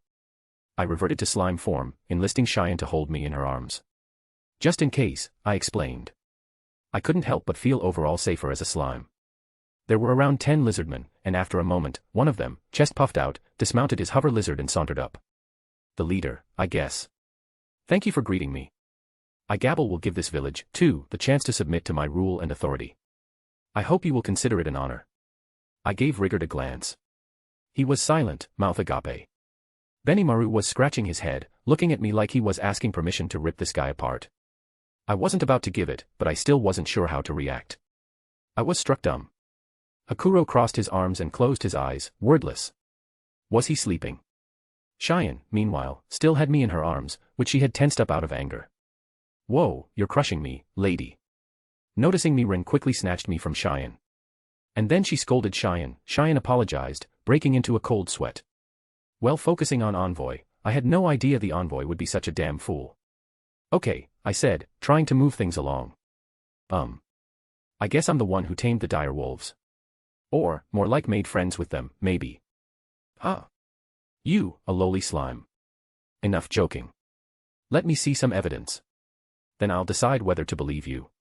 I occasionally had to deal with company presidents and government officials in my construction job back home, but not even they treated me like such an idiot. One thing I learned quickly with those guys was that the only way to beat them was refuse to play their game in the first place. Teaming up with idiots would earn you nothing. So I decided to switch tactics. Ranga. Here, master. He stepped out from my shadow. He had been adopting it as a sort of standby post as of late, another way to adapt shadow motion, I supposed. Good. This guy wanted to ask you a thing or two. Could you hear him out? So Ranga, accepting my order, turned to face the lizardman. A single glare from him was enough to make even the stout-looking guards in their iron chest pieces take a step back in self-defense. And why wouldn't they? Ranga was huge. Not shrunken down at all. The whole of him was right there. My master has ordered me to interact with you. Speak, and I will listen. Ah. Yes. It is you, then, the alpha or what have you of the dire wolves. I am Gabble, warrior lord of the lizardman tribe. I am charmed to make your acquaintance. I am, as you have just heard, a named lizardman. Will you abandon this slime and join with me instead? Envoy. You filthy lizard. How dare you mock my master? He gritted his teeth, eyes turning red as he silently seethed in anger. Not too much, okay, Ranga. I'm not sure if this lizard can take it. If he tried anything funny, well, he had it coming, but I wanted to avoid that if he really was some higher-up lizard guy. Before I could think of doing anything. Very well. Ren interjected with a terrifying smile, if you are capable of defeating me, we will listen to your story. After saying that, Ren passed me to Cheyenne and took battle stance. Ranga threw a signal my way. I nodded in reply. If you wish to lend us your power, he said to Gabble, then show us what you possess first. You may begin. With that, the battle kicked off, Ren, ready for anything, and Gabble, calmly carrying his spear. Ren was bare-handed. It is kind of unfair to use weapon against unarmed person. But Ren doesn't seem to mind it. Humph, Gabble replied, lecturing his foe despite the fact that the fight had already started. A mere human is no threat to me. We are the lizardmen, the mighty descendants of dragons. Ignoring the boast, Ren started running towards Gabble. Impudent fool, Gabble listlessly muttered as he tried to strike Ren with his spear. Ren jumped and landed behind him and executed a kick. The rear attack came as a total surprise, and he took it straight to the back of his neck, immediately causing him to black out. Ren had aimed right where neither Gabble's armor nor his helmet could protect him, and she aimed well. Even the stoutest built of lizardmen couldn't hold up against a direct attack on such a vulnerable collection of nerves. His scales would keep the blow from turning lethal, but he would no doubt take a while to recover. It is settled. The victor is Lady Ren. Ranga's proclamation was almost drowned out by the cheers and applause from the ogres. A masterstroke, Benimaru said. Indeed, Hakuro said, eyes sharp and focused on Ren. Quite impressive. You have the quality to become a swordsman, I would like to take you as an apprentice. I would be glad to accept the offer, Ren replied with smile. Damn. Being complimented by the likes of Hakuro. This day might just change Ren's life. If that old taskmaster of an ogre sage saw potential in her, I was all for it. Hey, we won, okay. I yelled at them. And I gotta turn down the offer, too, all right. If you want help fighting the orcs, we'll think about that, but for today, you mind leaving us in peace? And don't forget to take him with you. That was enough to stir them to action. And with that, our attempts at a cross-species summit were over.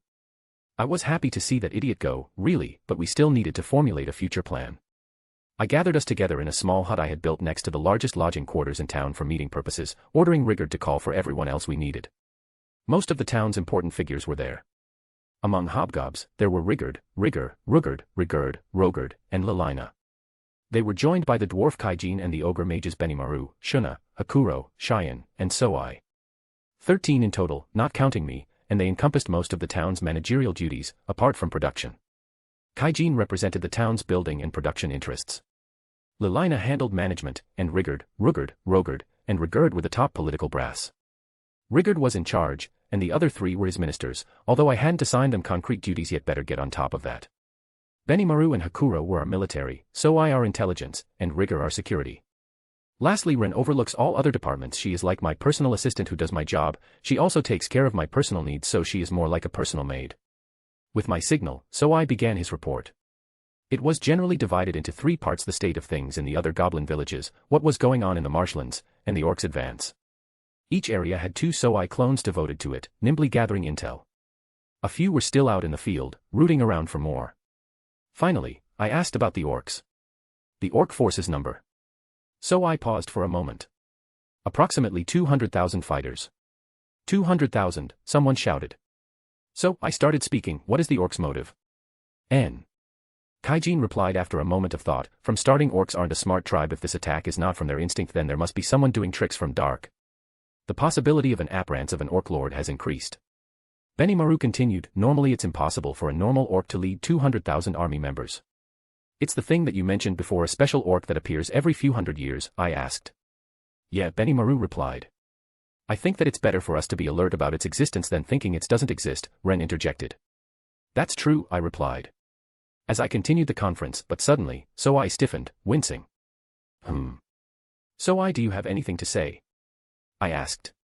Well, he began, one of my replication clones has made contact with someone who insists upon communicating with you, Rimuru-sama. What do you think? For me? I asked, who is it? If it's the person's gabble, I don't want to hear any more. I also don't want to meet any weirdos. Though. So I replied, it's not weird but quite rare, it's Dryad. All right. I'll meet with her. Guide her over here. I ordered. Note. If you find any mistakes, let me know. Also, if you have any ideas to make story better, let me know, I will consider them. That's all, thank you for reading. All right. I'll meet with her. Guide her over here. I ordered. Not long after I gave order, the conference room door opened to reveal a new figure. It had not lost a second to the Soi replicant, even when he used shadow motion to guide him back. Calling her an it would be rude. She was a woman, and a beautiful one. Her hair was green, her skin light, her figure well-toned, chiseled, even, like a Nordic goddess. Her luxuriant lips were a shade of light blue, matched perfectly with her deep blue eyes. She looked about 20 years old by human standards, but human she definitely was not. She was semi-transparent, and any observer could tell that her body had no weight or actual physical presence. The conference table was enveloped in silence. The Dryads, long-lived though they were, rarely left their holy sanctuaries. They were heralded by some as the wardens of the whole forest of Jura, and only a few lucky ones would see one for themselves. They were fabled to exact divine punishment upon the wicked, those who damaged the forests. But the Dryad didn't let it faze her. She sized up the room for a moment before locking her eyes upon my figure. My greetings to you, leader of the monsters, and your followers. I am Trainee, a Dryad. It is nice to meet you all. I am Rimuru Tempest, nice to meet you. I replied and asked, what brings you here? I would like you to defeat the Orc Lord, Trainee immediately replied. This rendered everyone speechless. Whoa, I protested, this monster is, like, crazy-ass strong, isn't it? Why would someone like me have to take him on? Trainee responded with a quizzical look. But the ogre mages here are intending to fight against the orcs, though, aren't they? And you plan to contribute to the effort yourself, right? You were the one who extended a hand to save all those defenseless goblins, not long ago. I had thought you would show similar kindness to us in the Trents. She smiled again. I took a deep breath. But before I could speak. Of course. To our leader, Sir Rimuru, the Orc Lord is no more of a threat than a passing cockroach. Cheyenne stole my thunder, a bold look of determination on her face. Geez. I'm not a god or anything. Wish she could have conferred with me first. And why's it already a given that I'm the one doing the orc slaying around here? Before I could protest, Trainee gave me another smile. Oh, she exclaimed. Then it's just as I have heard. I wish you great luck against the Orc Lord, then. And that was that. I had been more or less pushed into the Orc Lord slaying role by Cheyenne, but that didn't mark the end of the conference. We kept going, while Trainee joined us for the rest. On the map, in the marshland area, was a wooden board with Lizardmen written on it. Behind it, another one marked Goblins. In front of it was the spot where the two different orc contingents were going to cross paths. Putting it all down on the map like this made the sheer size of the orc force stark in our minds, but my eyes were turned elsewhere. You know, I said, if that idiot from before decided to stage an attack on the Lizardman HQ right now, he'd seize it pretty darn quick, wouldn't he? Indeed. Gabble, the so-called Lizardman envoy. If he decided to raid the Lizardmen's home turf while their main force was busy tangling with the orcs, he'd be greeted with only skeletal resistance. The caverns would be his in the blink of an eye. And the goblin forces were already in perfect position for it. Ah, maybe I'm overthinking it. I'm kind of an amateur at this, so dash. No, interrupted Hakuro, eyes sparkling. I think you may have a point. If the main Lizardman force is deployed directly in front of them, it would be easiest to try to strike from the rear. But the orcs clearly don't have the time to try to circle behind them, and even if they attempted such folly, they could easily be attacked and routed from both sides while their lines are stretched thin. There is no reason to keep an army here. But what would the point be? Benimaru countered. Even if the goblins defeated the Lizardmen, all they'd have waiting for them is death at the hands of the orc onrush. Perhaps. Ren argued, but Gabble seemed to style himself as a leader. He may want to seize the position of chief for himself. It is possible. I agreed, and really, I see no other reason for him to position his forces here. If you think it's possible, Ren said, then that's all the more reason why we can't team up with him. Nobody offered any disagreement. I would very much like to forge an alliance with the Lizardmen, I said. By ourselves, our numbers are too low. I would hate to leave them alone and defenseless, besides. Nods around the table. Nobody seemed to have any concerns about that. But whether we have an alliance or not, we're never gonna outnumber the orcs, Ren countered. You sure they wouldn't just treat the offer like an insult? The hobgoblins seemed to view that as a problem. The ogre mages laughed them off.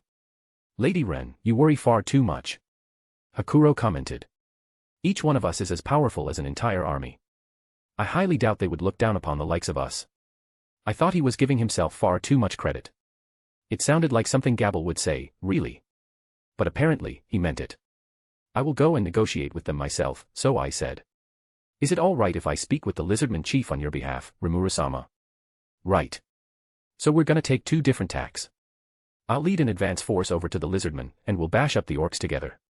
We'll try to win the battle, but if it starts looking bleak, that's when we'll go to plan B where, basically, we abandon the town, regroup where the Trents are, and focus on defending them.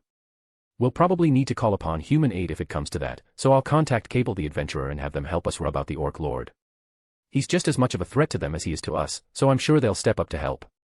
Of course, this is all dependent on forming an alliance with the Lizardman. You're gonna be key to that, so I make it happen. Yes, my lord. So I nodded back at me. I had faith he'd come through, certainly. Right. In that case, feel free to talk to the Lizardman chief whenever you can. Just make sure we're both equal partners in this alliance. Nobody's serving anyone else. I understand, he said, then promptly disappeared, as if fading into the shadows. He works fast, doesn't he? Thank you all for accepting my sudden request, Trainee said, bowing low in my direction. I will do my best to ensure this relationship is beneficial to us both. Oh, no, same to you, I stammered. She smiled a little in reply, perhaps finding my hesitation cute or something. We will meet again, then, leader of the monsters or Rimuru-sama, I should say. Then she was gone, casting her own magic to return home. Rigurd was already outside of our conference room hut, carrying out my orders. Even as Goblin King, he still ran around all day like a chicken with its head cut off. Things were starting to happen. We had to do what we could, and right now, that meant we had to prepare. I gave the order to prepare for the war. The construction effort across town was continuing to go without a hitch, but we still had Northwest Real defenses in place. Not even an outer wall, since it'd get in the way of the building boom. No way we could weather out a siege or anything. It was much more logical to picture ourselves bringing the battle to them. Along those lines, I told the people not joining me to prepare to travel to the Trents. They might have to set off before we made it back to town. Before any of that, though, I had to assemble all the monsters in town and tell them what we had decided on. I tried to act as kingly as possible. The final battle will be waged in the marshlands, I began. If we win there, we're good. If we don't, I'll let you know via thought communication, so I want you to abandon this place and flee to the Trent settlement. I'll also ask the humans for help, if it comes to that, and you'll likely fight alongside them against the Orcish army. I'll be honest with you, this isn't some gang of little kids. I'm planning to win this, but if I don't use that as an excuse to lose your heads. You gotta stay calm and follow the plan. Now, the people joining me in the primary force. The monsters slowly grew more excited, not knowing what to expect. I guess they all wanted part of the action. I didn't remember them being so warlike, but who knows. Whatever. I didn't let it bother me as I continued. For this battle, we will deploy with a team of 100 goblin riders with Benimaru as their commander. Hakuro will be his aide-de-camp, and Cheyenne will be our main point man on the field. So I will be joining us, although he's elsewhere at the moment, and I suppose Ranga will be my transport. That is all. Any questions? I could hear small commotions arise among the crowd. 100 must have seemed like an awfully small number. I saw Shuna and Ren make their way to the front, serving as their voice. Ren and Shuna looked at each other. After a brief pause they nodded to each, coming to some conclusion. They are getting along quite well to the point of being able to communicate through looks alone. Rimuru-sama, Ren asked, isn't that far too few people? And we didn't hear our name called, either. What is the meaning of this? The meaning? Well, you know. Since Shuna is princess and all, I hesitated to expose Shuna to a life and death situation. And Ren, even though she started learning sword skills, she is still inexperienced, and on top of that she doesn't have any skill, which makes it even harder for her to fight. Yeah, well. You know, Shuna, I'll need someone to lead the rest of the people here. If we have to negotiate with Trents and Dryads later, Rigurd's gonna have a hell of a lot on his plate, right? Your presence would do a lot to give the women and children some peace of mind, too. As for Ren, we need someone to protect this town. Being otherworlder, you can use your knowledge from your past life, which will greatly help in managing people here. It sounded plausible enough, as I tried to convince them with it, and it basically seemed to work. In that case, we will live up to the role, both said in unison, which was a relief. Both of them have a fan base around town, Shuna for her kind nature and cute looks, Ren for her reliableness and cool looks. I also thought it was a good role for them. After my speech had ended, I was now headed for this sewing room. Shuna said she wanted some help, so I came, greeting Shuna as I stepped inside. She smiled back at me, now wearing a beautiful, kimono-like dress she must have sewn herself at some point. It looked meant for a priestess, but designed to be as easy to move in as possible. The top was pure white in color, but the skirt part was a light pink, like Shuna's own hair, and it made for a cute-looking picture. One look and you could see what kind of techniques she had at her fingertips. I was expecting great things. But that was a mistake. Why, you ask? Reason. Ah, Shuna let out a squall. You look so cute. Shuna stared at me spellbound, clearly blushing. Rimuru-sama, you look great, Ren said enthusiastically. Try this one next. I have been forced to wear cute dresses one by one. When I came here, Shuna asked me to try some of the clothes she made. Apparently Ren has given her lots of designs of cute clothes, and now I became their dress-up doll. Ren and Shuna are choosing clothes for me, Cheyenne is putting on makeup on me, and Haruna is polishing my nails. After some time, I received word from Soai. Sir Rimuru, do you have a moment? He asked via thought communication. Oh Soai, perfect timing, I replied via thought communication. I am sorry girls, Soai has something important to report, I said with a serious tone. I have to go now. I used this excuse to run away from their clutches. Ah, girls whined disappointed, then they said in unison, please come again later. I promise, I hastily replied, after defeating the Orc Lord, and ran away. After that I went back to my temporary office and sat on the sofa. After that I loosened twin braids and removed heeled knee-high boots, and sat comfortably. It might be improper behavior while wearing a dress, but I was alone, so it's fine. Then after taking a deep breath I asked Soai for a report. I was able to meet with the Lizardman chief. He seemed willing to accept the alliance, but he asked for you to personally come see him, Rimuru-sama, Soai replied via thought communication. Sounds good, I replied, we're gonna fight this out in the marshes anyway. So when would you like to hold the discussions, sir? He asked. We'll probably need time to prepare, I replied. The Goblin riders will need a few days for the journey. A week from now, maybe. So 7 days. Very well. I will work to make it happen. So I replied and ended the link. I hope it'd work out. Kaijin already had my next order 100 sets of Goblin rider weapons and armor, as soon as possible. Benimaru and Hakuro needed some, too, not to mention Cheyenne, but they could wait. So I would be home soon anyway, they could get it arranged then, together. Kyurobe was taking care of our weapons, Shuna and Garm our armor, and they'd be done with it soon enough. Hey, Gobtakuin, are you free? I asked. NHH. Whenever you say that, I have a feeling it never works out too well for me. Gobta replied rather rudely. Ah, you're just imagining things. You're going, too, right? I said. Gobta stopped short of replying. I smiled at him. He froze. Of course, he shouted nervously. I didn't appreciate the weirdness of that act, but I chalked it up to the ominous aura I could feel behind me. Well, huh. Guess a smile from Ren was more effective than anything I could cook up in slime form. She nodded at Gobta's reply, looking down at me as I mulled over the power she wielded. So Gobta was our Goblin rider leader. No one had any complaints despite his occasional wobbles, they recognized how capable a hobgob he was. Rigor was just as enthusiastic about the decision, so I didn't foresee any problems. Just as I was done wrapping this up, so I came back. I apologize for the delay, he said as he appeared from Benimaru's shadow like some master ninja. You could just fall in love with him, the way he moved. So let's get started, then. We prepared our armor and clothing, then I and Ogre Mages went to Kyurobe's workshop to take our weapons. Benimaru had an elegant, flowing longsword, Hakuro a large staff with a sword hidden inside, so I a pair of ninja-style blades. They all looked happy with them, and I could see why each one was a perfect fit for their owner. One thing did bother me, though. Cheyenne's war blade. It's kind of too big, isn't it? This is probably the largest weapon I've ever built, Kyurobe said, smiling confidently as he watched Cheyenne. I figured she could take advantage of it. And he was right. Cheyenne couldn't have looked happier. Finally, it was time for my own weapon. It looked like a plain old Japanese-style katana, but since it was made by Kyurobe, I was sure it was a masterful piece of work. It was night and we were to leave the next morning, so everyone was preparing and resting. At that time I called Hakuro for a very important task. Oh Hakuro, I called, I hope I didn't disturb you.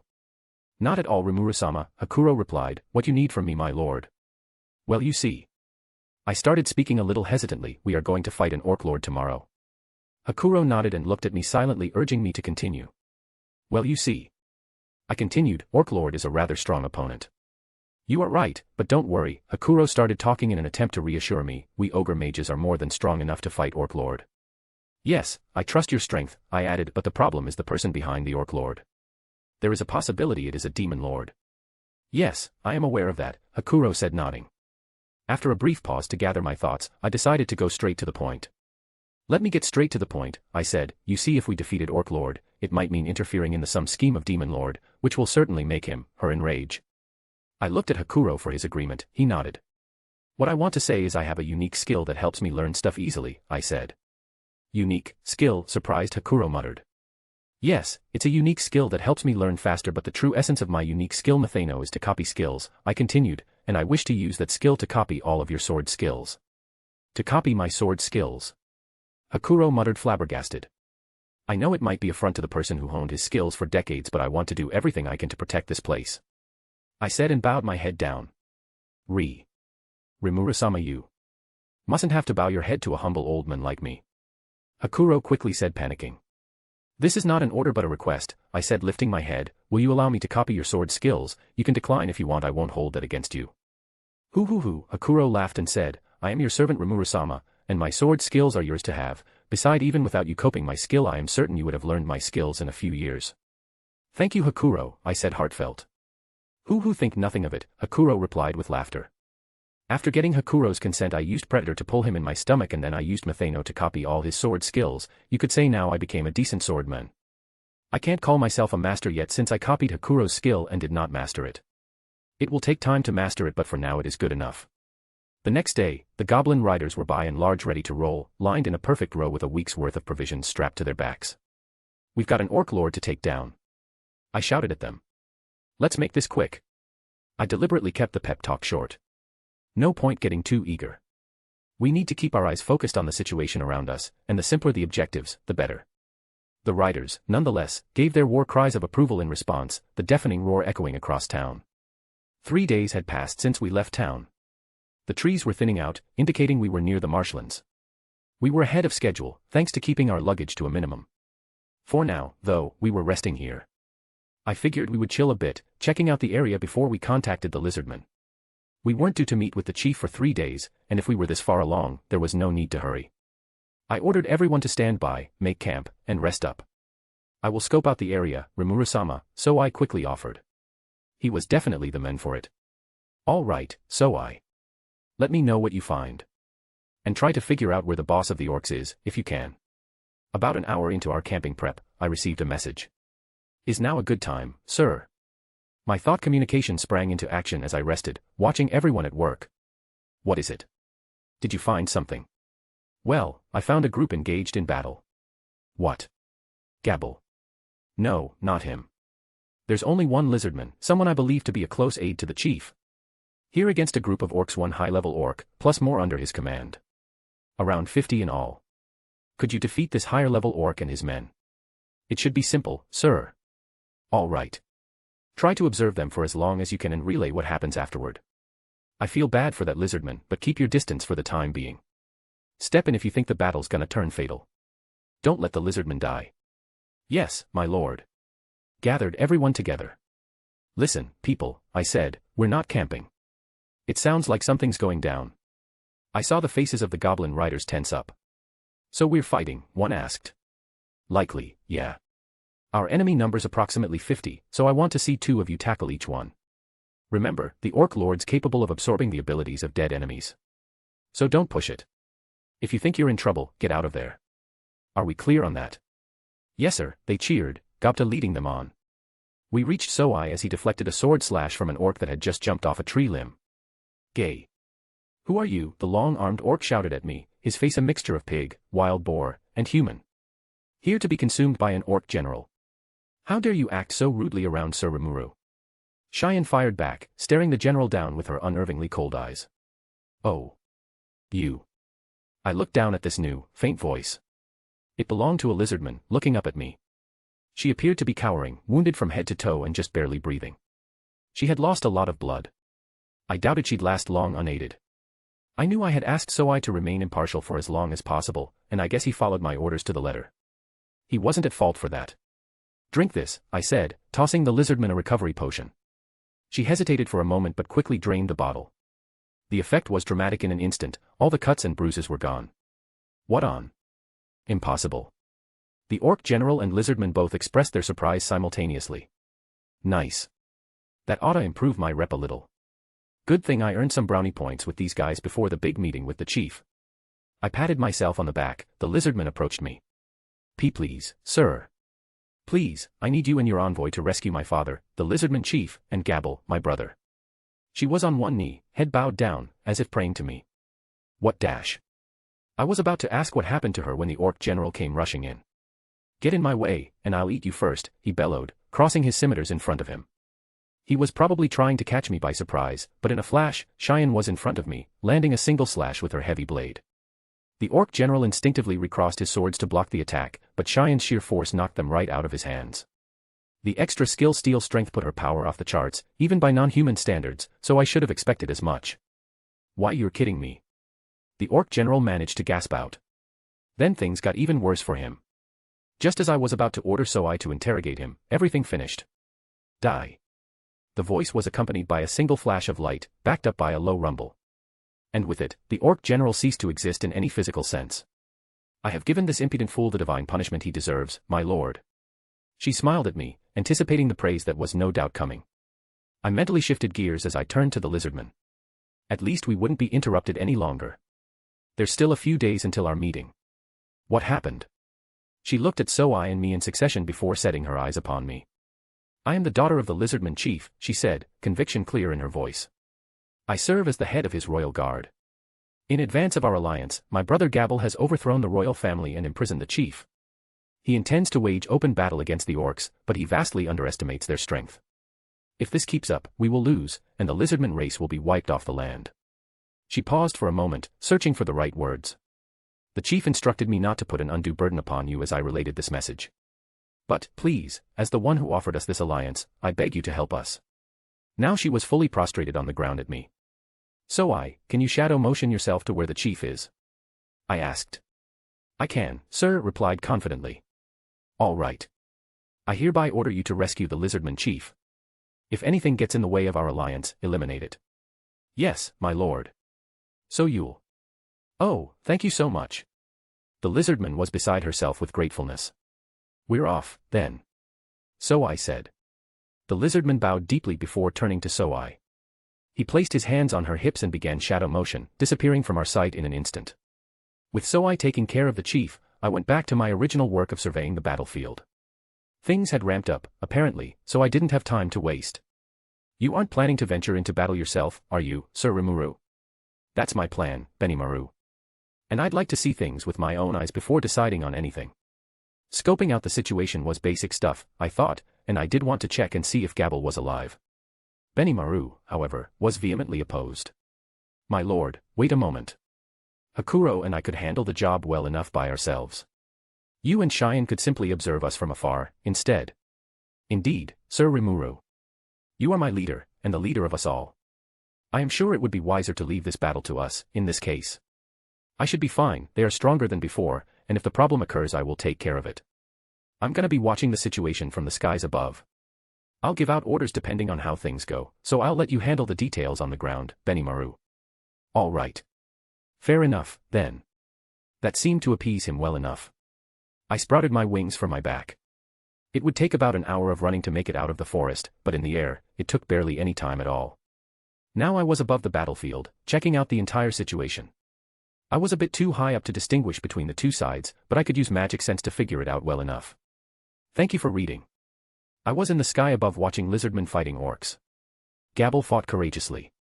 His considerable nimbleness and skill with a spear as he faced off against the orc general. Sadly, though, the difference in strength between him and the orc general was just too much. Little by little, Gabble's body was being ravaged by cuts and wounds. I hated to let him die. And if that's what I thought, the answer was clear. I gave my orders. Ranga, can you shadow motion yourself to Gabble? Yes, my master. As with Soai, Ranga could directly travel to anybody he'd personally met before. Which simplified things for me, definitely. Gobta, you go there, too. Gay. Really? It's like a huge army there dash. I heard a scream of pain through the transmitted thought. Gobta was cut off for a moment, then the line came back. He will gladly accept the mission, Rimuru-sama. Now it was Cheyenne inserting herself into my mind. I didn't know what had happened to Gobta, but I suppose I didn't need to. Great. I want you two to rescue Gabble for me. Get going. Gobta would get to Gabble first while Ranga was distracting the rest of the horde. He'd then work with the lizardmen and goblins to forge a path out of that hellhole. Rimuru-sama, Benimaru asked, are we allowed to go, all out, then? Help the lizardmen first. They need it. After that, do whatever you want. Pay attention to whatever orders Hakuro gives you, but otherwise, have at it. Yes, my lord. We will show them exactly what the ogre race, or should I say, the ogre mages can do. He sounded happy. Which was good. Because things were about to happen, and quickly. My orders complete, I checked on the state of the battle. It was a sight to behold. I kept up my vigil on the battlefield from above, taking in the reality unfolding on the ground. Flashes of light ran from corner to corner, blowing away dozens of orcs at once. A loud roar rumbled in the sky as a black dome-shaped something appeared, then disappeared after a few seconds and left nothing but a bunch of glass fused into the earth. All the orcs there must have been burned into nothing. I could tell what had happened easily enough, but I felt like my heart was still having trouble accepting it. Before it could, tornadoes swirled across the field, sending gale-force winds in all directions and burning the orcs alive with bolts of lightning. It looked like one of the black-armored orcs had either been incinerated or torn apart. My honest appraisal of all this, what the heck? With every swipe of her sword, Cheyenne was cutting down great quantities of orcs. Her blade was glowing a dim shade of purple, infused with her aura. A flash of the same color shot through the air with every slash, cutting Orcish soldiers in half with the shock waves. The sword was no kinder to those it physically struck, some literally exploded. A single slash had a range of 20 feet or so, slicing through everyone unlucky enough to be in its path. She smiled a graceful, fetching smile as she danced her way through the hordes. The attacks just kept coming, uninterrupted, and not a single orc could lay a claw on her. Her strength was simply overwhelming. But there were a couple other guys in battle that made Cheyenne look like a rank amateur. Those were Benimaru and Ranga. Let's tackle Benimaru first. What was up with that freaky black dome thing? I had a vague idea when I first saw it, I'll admit. A combination of my control flame, dark flame, and ranged barrier, I guessed. He used a barrier to freeze the space, control flame to accelerate the particle motion inside, and then dark flame to convert the excited particles into searing flame. It'd instantly cook everything in the enclosed space, like Ifrit's flare circle except with an even larger range. It disappeared in the space of 2 seconds, but with temperatures this high, that was enough. The only real problem, I supposed, was the way he took this incredibly dangerous skill he developed it himself, I later heard, naming it Hellflare, and tossed it around with hardly a second thought, apparently. Now for the other guy, Wolf. Ranga. Transforming into a Tempest Star Wolf out of nowhere was kind of freaky, I thought, but it was the skill he immediately unleashed afterward that really threw me. I suppose that was how you were supposed to use Dark Lightning, without placing any limits on it. And he even controlled the wind to enhance its effects. Dang.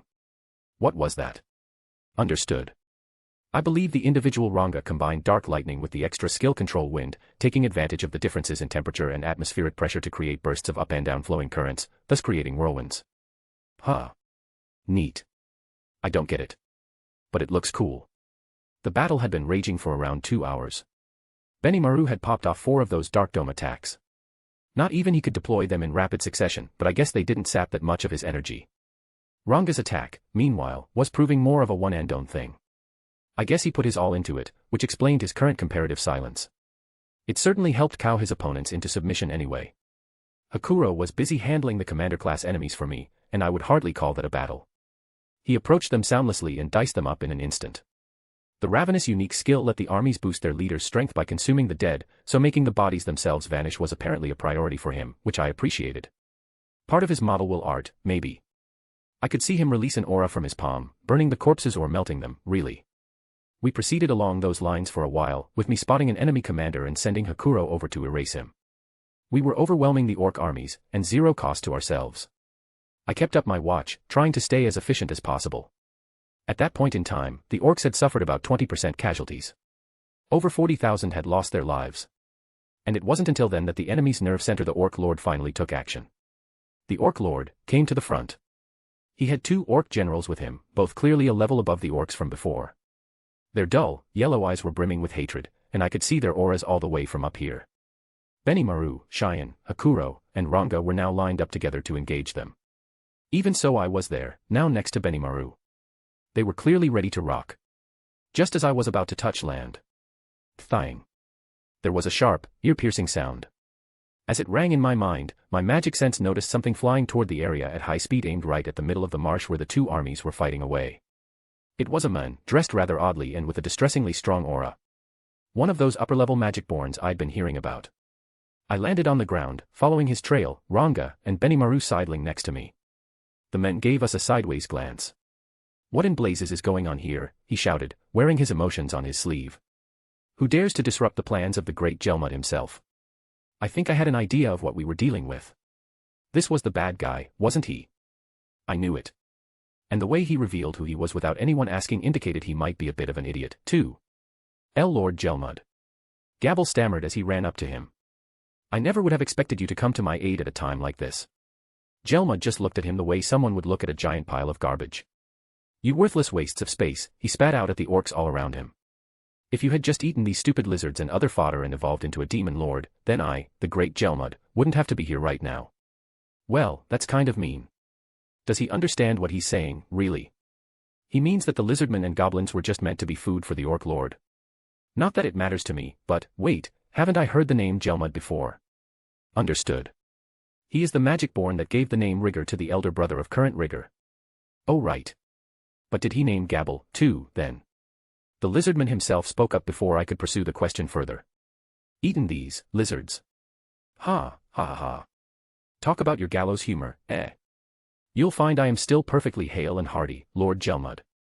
Ever since you granted me your name, I have done my best to exercise the full potential of my abilities. Ah, so it was him. But naming a monster just so the orc lord could consume him. That made an awful lot of sense, actually.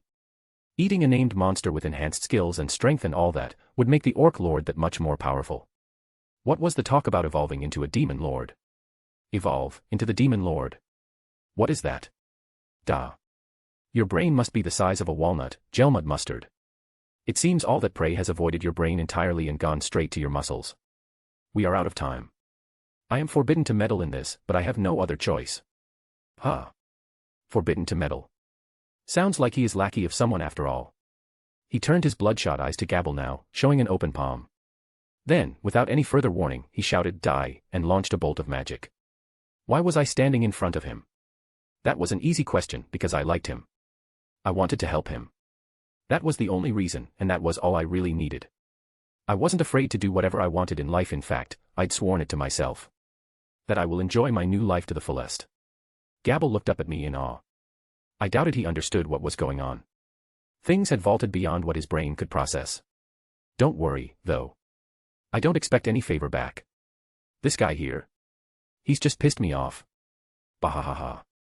Let me show you what a high-level magic-born can do to you all. Time for you to die. Death March Dance. Gelmud had an expression of crazed joy. He intended to do us all in at once. The bolt, when he finally launched it, split into countless smaller bolts in the air, all arcing toward us.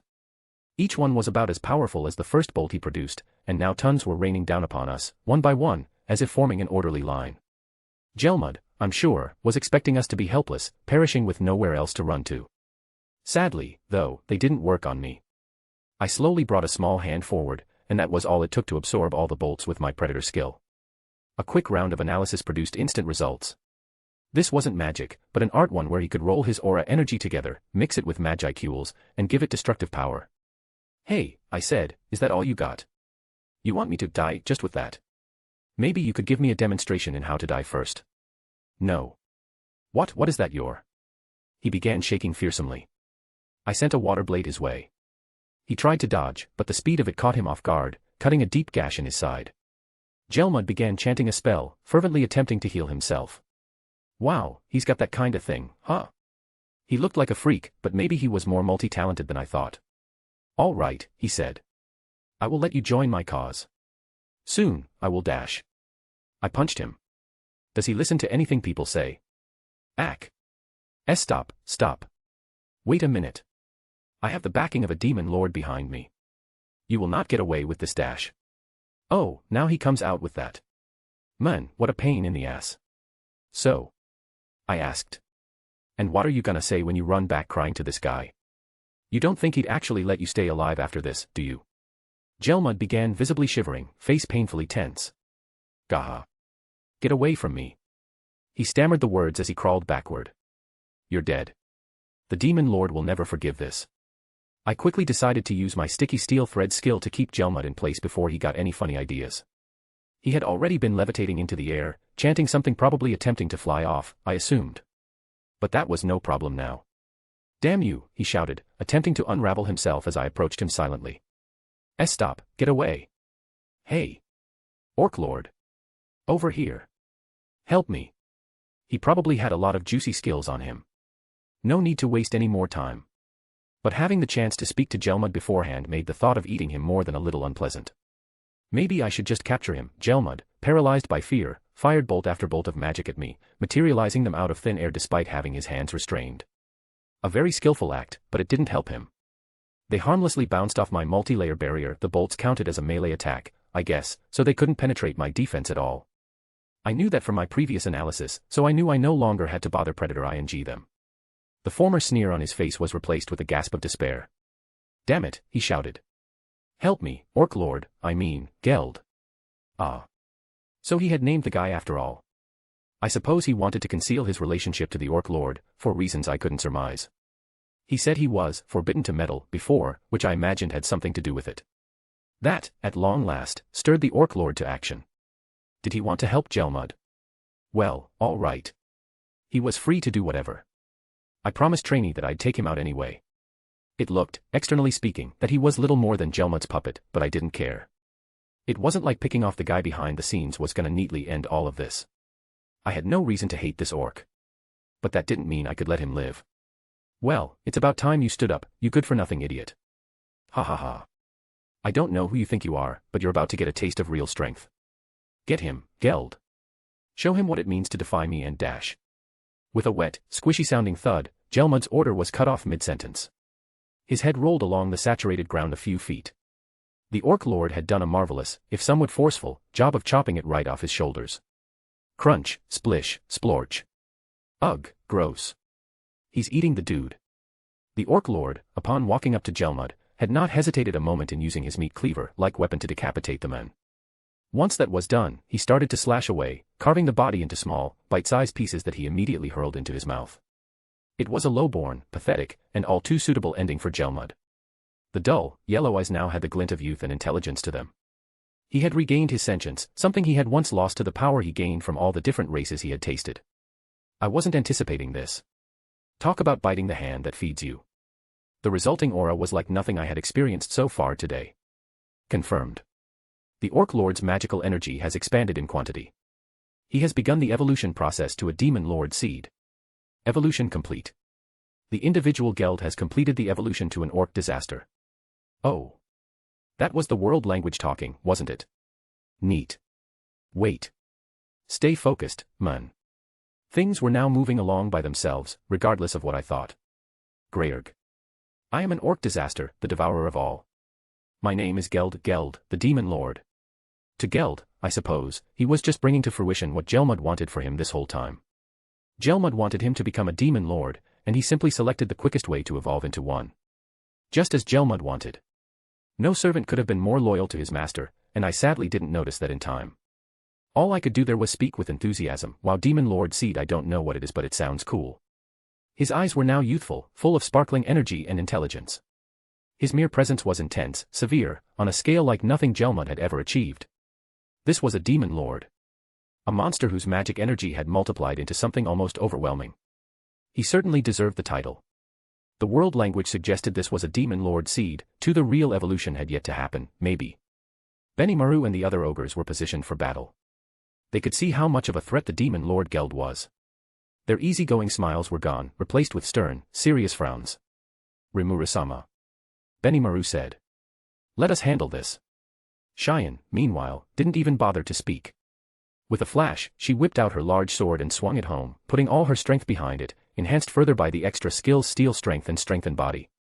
Geld attempted to block it with one meat cleaver-equipped hand. Even for him, it wasn't quite enough. He brought up his right hand now, too, doing his best to resist Cheyenne's incessant attack. You think some dirty pig can be a Demon Lord? Cheyenne shouted as she landed another strike from up high.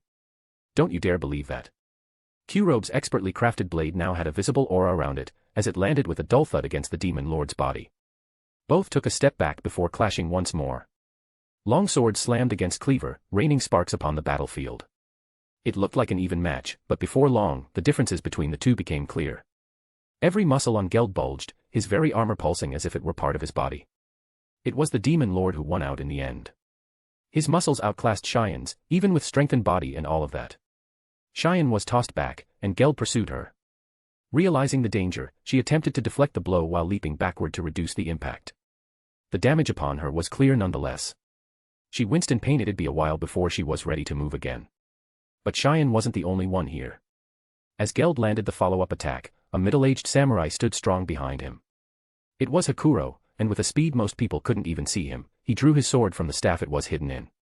The blade glowed with a constant light, energized by the battle force housed inside the wielder. Its brightness indicated exactly how focused Hakuro was on this. No one could block or dodge him now.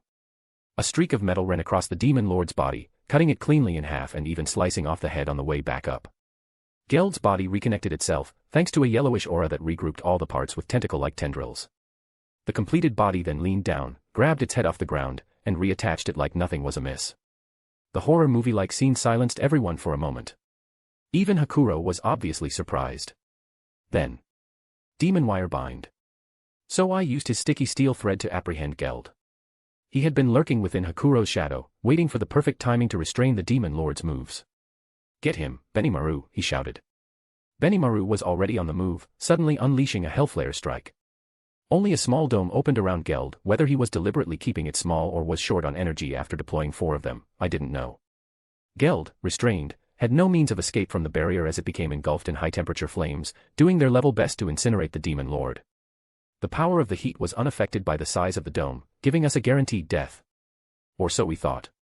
Several seconds later, the dome was gone, and Geld was just casually standing there. Benimaru grimaced at the sight. Hellflare was a powerful move, yes, but it was designed for efficiency. It was focused on doing its deed within only a couple seconds. It was incapable of keeping the burners on for extended periods of time like Ifrit could. It wasn't wholly ineffective, though. Geld had no heat resistance, his skin was burned horribly. The resistance his aura offered was all that kept it from being a lethal blow. He had probably gained something along the lines of self-regeneration, like what I had in slime form. The burned skin was already sloughing off, with new skin being generated from underneath. And the moment Geld whispered something, he began to heal quicker than ever. The battle continued as I watched and analyzed. Ranga aimed an extra strike at Geld before he could fully heal from Benimaru's damage. He focused his dark lightning on a single point and released it, much as I had before. Nothing fancy, just a killer amount of force. It hit Geld directly, freezing him. He was burned and blackened, and as we watched, he fell to the ground. Then I heard something. So this is pain. The blackened, charred demon lord was back on his feet. Guess not, then. Before my eyes, the demon lord had just ripped off both his arms and eaten them. An orc general ran up to him. My lord, let my body join yours. They nodded at each other, and that was that. The orc general was killed, then casually cannibalized. Man. And with every bite, that charred skin fell away, revealing yet another fresh layer underneath. Then he grew entirely new arms, driven by the muscle and fiber gained from what he consumed. He could use that to cast self-regeneration on himself as many times as he wanted, I imagined. Then the demon lord let out a guttural battle roar. Not enough, he screamed, his yellow aura coursing across his body. More. More, let me eat more. Consume them all. Chaos Eater. Like sentient tendrils, the yellow aura extended its way toward the nearby piles of bodies. They instantly corroded their flesh, consuming them whole. If anything, it was this yellow aura that was the true driver behind Geld's power. Was another application of his unique ravenous skill. Part of that skill involved rot something that could literally rot anything that it made contact with. If the target failed to resist it, it was corroded and killed if it was organic. Fearsome indeed. Instinctively sensing all this, I ordered my troops to retreat. Fall back. The moment I did, the ogres stepped back. Tell Gobda and the lizardman not to come near here. What about you, Rimuru-sama? Benimaru asked. I opened my mouth to reply. I was cut off. You will become my next meal. Die. Death March dance. The same attack Gelmud tried out earlier. But now it was much more of a punisher. Not only was far more energy packed into it, but each tiny magic bolt had rot added to it. Get hit by one, and even the ogres would be gravely hurt. Flurry of magical bolts flung themselves toward me. I used Predator to consume them, and then the tendrils of yellow wrapped themselves around me. I took out my sword, the yellow aura still around me. I didn't like that aura, but it wasn't dealing me much damage. I didn't have resist rod in my arsenal, but it must have been dealing melee damage upon me, nothing I couldn't cover for with ultra-speed regeneration. It's getting boring, so all I needed was a single order to end his life. All right, Raphael. Smash that foe for me. Received. Switching to auto battle mode. And there was my answer. With the full support of the Raphael ultimate skill, I can now fight with my skills at maximum efficiency. I can make complete use of them, but it wasn't because I had leveled up or anything. I wasn't fighting so much as I was letting the Raphael do the fighting for me. It was a totally optimized approach, leaving everything to good old Raphael. Just as I figured, it demonstrated perfect mastery of my skills. The moment auto battle mode was activated, my body took its adult form, and Raphael sword in hand took stance. That is. Hakuro tried to speak but words didn't come out of his mouth. A few droplets of sweat trickled down his forehead. And then words came out from my mouth. It wasn't me but Raphael. 16 blooming petals. It was a skill which delivers devastating strikes in the form of a 16-sword flash that transcend the speed of double cherry blossoms, 8 petals flash. The skill I copied from Hakuro was double cherry blossoms, 8 petals flash, in which the user attacks the target's eyes, throat, heart, kidneys, lungs, and groin with 8 consecutive and near-instant slashes. Even though I copied it, I can't use it properly without practice, but Raphael went step ahead and modified it to give a double effect. After the moment Raphael unleashed that move, mine or Raphael's blade slashed 16 times, like a multi-layered cherry blossom shedding its buds, faster than any regular person could see. And the next moment Geld's body was cut in 16 pieces. Everyone, including Hakuro, looked at me, mouth agape. I was certain this killed him. But to my surprise, Geld's body started to reconnect itself, thanks to a yellowish aura that was regrouping all the parts with tentacle-like tendrils. But before he could completely regenerate, I took back control of my body and started using Predator on his body. Then suddenly I started to hear the strangest voice. I can't afford to lose. If I die, I leave the sins of my crimes to my comrades. I don't mind if I, alone, am sinful. I did whatever was needed to avoid starvation. I will become a demon lord. I will accept all the hunger in the world. So no one else has to feel this famine. I know I can. I am an orc disaster. The consumer of all. And you're still gonna die. But don't worry. I'll eat up all those crimes for you. You, what? Eat my crimes. And not just yours. I'll eat the crimes of all your friends, too. The crimes of all my friends. How greedy of you. You think so? Yeah. I am greedy. Does that make you feel better? If it does, then just rest a bit and let me eat you already. Ah. I couldn't afford to lose. But I am tired. It is warm in here. Greedy one. You know there will be northwest tranquility down the road you travel. But you are still willing to take on my crimes. I thank you. My hunger is sated. He was Geld, the orc disaster. And now, his consciousness had vanished within me. Confirmed. The orc disaster has disappeared. The unique skill Ravenous has been absorbed and merged with the unique skill Predator. Good job, Raphael. Raphael is the best skill I could ask for. It feels like it is too good of a skill for bum like me. Negative. I exist only for the sake of my master. For some reason it felt like my heart skipped a beat. It probably happened because I was touched by her instant reply. Thanks, Raphael. Keep up the good work, partner. I opened my eyes, carrying the weight of him and all his Orcish comrades on my back. In the quiet, I declared my victory. I have won, I said. Rest in peace, Orc Disaster Geld. The war finally ended with the death of Orc Disaster Geld. The next day there was a very important meeting, one that would go down in history as the one that established the Great Forest of Jura Alliance. Thank you for reading. The battle was over. I had obtained my 4th unique skill from the spirit of the demon Lord Geld, although I guess it got merged into Predator without so much as a peep. Raphael gave me the rundown after the battle. Report. Following the merger of the unique skill Ravenous with the unique skill Predator, the unique skill Predator has evolved into the unique skill Gluttony. If the skill is named after one of the 7 deadly sins, it must be broken.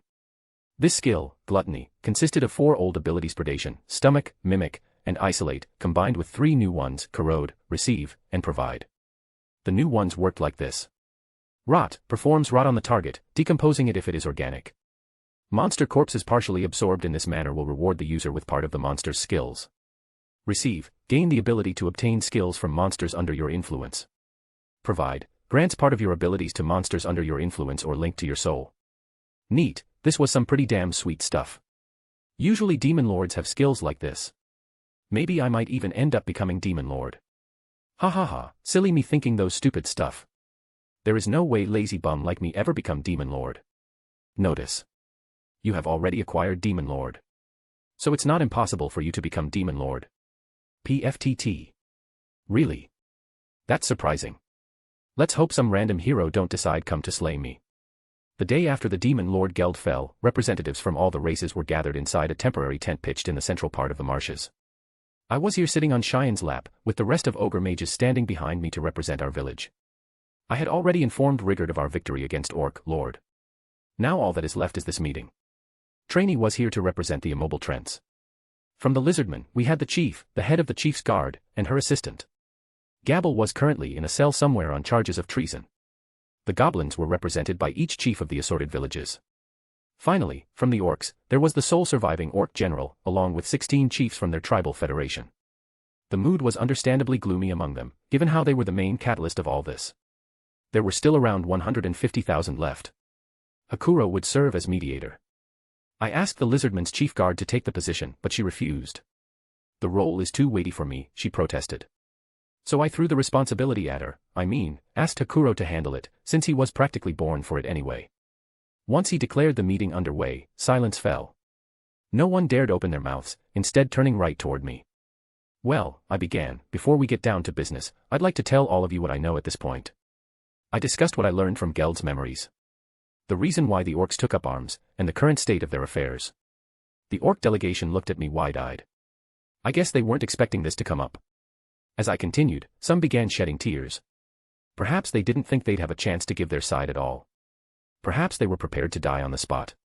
I feel bad for them. After I explained everything. So, I began, I will just say things in my mind then we will consider it together. First of all I would like to say that I don't think Orc has committed any crimes. Orc stared at me dumbfounded.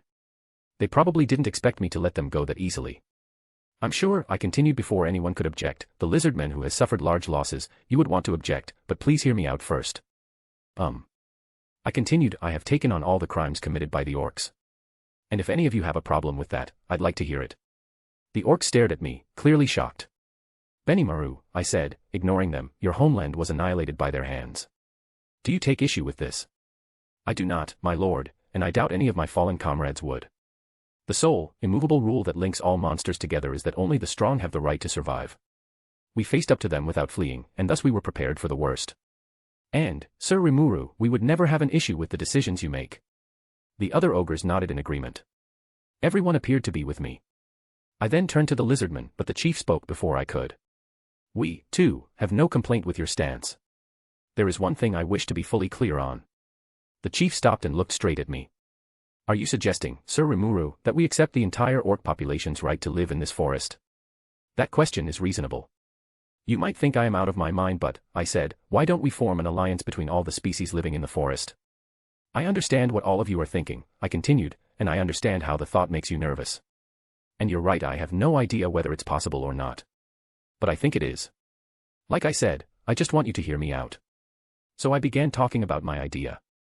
The vision of a great forest of Jura alliance, a proposal that would have been dismissed as a hopeless dream at any other time. For now, I started, I would like to spread the orcs around and have them help out with the manual labor around the place. And we will repay them with food and a place to live. The chief asked. Yes, I replied, we will form a great alliance among the peoples of the forest of Jura and build cooperative relationships with one another. It'd be pretty neat if we built a nation composed of multiple races, where all races can live in peace and harmony. Unlike before, the conference was now filled with a sense of excitement. The attendees' enthusiasm was starting to pervade the room. The orc general was slow to react.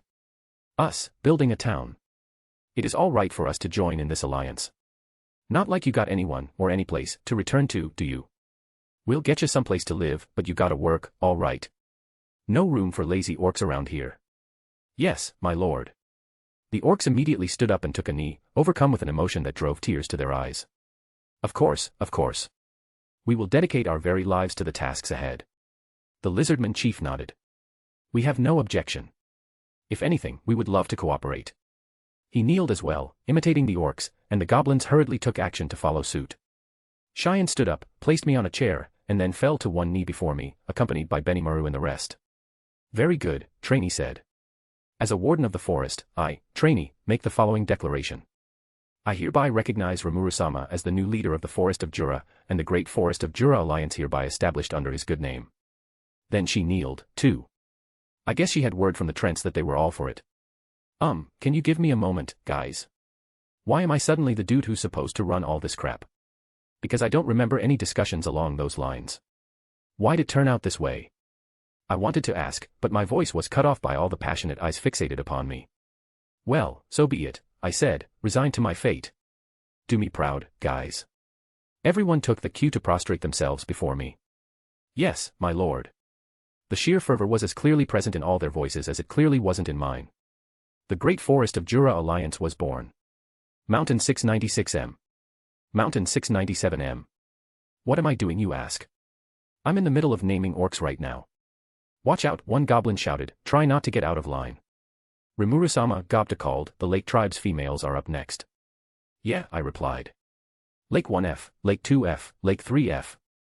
These names are too half-assed. Well, there's not much I can do, there are a total of 150,000 of them after all, the reason I ended doing this. The day the Great Alliance of the Jura Forest established, we had to address exactly how we would feed the mouths of 150,000 starving orcs. Even if we scatter them around the forest, crops won't produce in a single day. I think, Trainee spoke, I will be of use in these matter. Oh, surprised I asked, do you have any idea? Yes, Trainee replied, the Trents under my protection are also participants of the Alliance, they can supply you with provisions from the forest. But, she continued, we will require some help to transport the food though. Then Benimaru spoke, I will take command of transporting the rations, may I rely on help of the Tempest wolves Rimuru-sama? Ranga. I called. Yes, Ranga replied, my comrades are waiting outside, please make use of them as you wish. Then Benimaru said, I'll be taking my leave, and left. The orcs under the influence of Orc Lord gained a temporary magical boost. I'm sure those effects have been gradually fading away since the Orc Lord's death. It's entirely possible for the weaker individuals may die off. To prevent that from happening, I must distribute my own magic essence, in other words, I'll have to name them. Which is the reason why I have been naming them. Rimuru-sama, Gobta called, the next group is last. How many? I asked. Around 2,000 people, Gobta replied. Got it, I said and started to prepare for another naming session. I have a request, an orc said, we are surviving members of the orc race's elite force, I would like to devote our strength to serve your needs. Got it, I replied. Since they will be serving me, I should give them different name. Yellow 389M. Yellow 390M. I know these aren't much different than others, but it's hard for me to come up with these many names. After naming all 1999 orcs, one orc left, I remember this guy, he is Aid from Geld's memories. He also came to meeting as representative. I would like you to inherit the orc disaster's will. I said, I hereby declare that you shall inherit the will of the orc disaster. You shall be called Geld from now on. Yes, sir. Geld replied. Our eyes met. His overflowed with tears. And the moment I gave the name, the orc general's body was wrapped in a yellow aura as he began to evolve.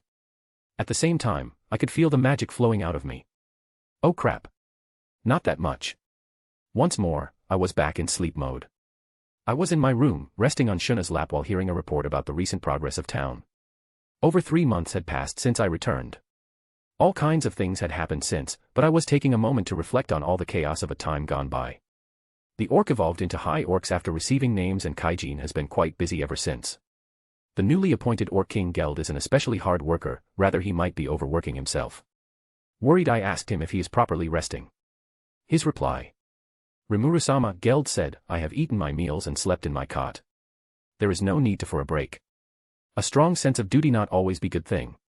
Just take a break, I said forcefully. Yes. I will, Geld replied. We've received all sorts of help with our formerly delayed projects. It's a rush to construct the city in one go, and in the midst of all of this, the rest of the goblin race joined us as well. I ended up naming all of them. By the time I finished naming, we were finally able to provide everyone with proper living spaces. We weren't able to provide every household with plumbing, so we installed water wells around the settlement. We are also able to create flushable toilets, which means we don't have to worry about hygiene. There are also a lot of efforts that are yet to bear fruit. We are done with initial preparations. Things were coming together. Right here, in this land, there lived over 10,000 monsters, gathered here because they believed in what I was doing, all working together to make it a better place. They saw this as a place of peace. Our place of peace. A true town of monsters. And it was finally here. Things were progressing slowly. I am in the middle of inspection. Today Rin was carrying me in her arms. Getting carried in arms kinda became my daily routine, and it has its perks. Boing, boing, boing, boing. Ooh, this feels great. I can feel certain jiggle behind me. I have to say, this town was really starting to look nice. A lot nicer than I had thought it'd be. Thanks to planning the city out from scratch, the buildings had all been arranged in very neat order. Nice to see my efforts didn't go to waste. Though all I really did was yell at people to do my bidding. The homes were in such orderly rows, like pieces on a checkerboard, that things could get a bit tricky if you lost your bearings, but that didn't really matter, I felt. While inspecting, we entered in the dining area. Surprised, I asked, "Why are you guys here?" "Oh, Rimuru-sama," Gabble said. "Rimuru-sama," Ren said, "should I kick those guys out?" "Wait a moment," panicked Gabble quickly said, "please hear me out first." "Let's hear it then," I said. To put it simply, Gabble has been disinherited, and since I saved his life, now he came to serve me, and his subordinates followed him. In addition to that, the head of the elite guard is also here, and as she put it, she is sent here by her father to gain more experience. So I gave them names. While I was giving names, Gabble was giving me puppy dog eyes. So looking at me like that, I said, "You already have a splendid name, Gabble, don't you?" And suddenly my Magicule started draining and Gabble started shining. Wait. Is this evolution? Thus I managed to inadvertently name Gabble, Gabble. I had no idea that you could, overwrite them like that. Maybe the fact his original Christina was dead meant the wavelengths were aligned with me instead, or something. I couldn't know why, but either way, I named him. By the time I completed naming, Lizardman evolved into Dragonutes. I named the head of the elite guard Sauka. As I expected, Sauka and her team immediately pushed themselves towards Soai. I can use them as I like. Soai confirmed with me as he watched them like a deer caught in the headlights. His voice was cold, enough to make me even more scared. But the royal guards didn't mind one bit, smitten with Soai as they were, waiting expectantly for me to give the word. "Sure," I answered, "go ahead. Train however you want, Soai." "As you wish, Rimuru-sama," he replied, formally agreeing to the request. A smile instantly erupted on Sokka's face. I couldn't really understand why, but if they were all happy about it, I didn't mind.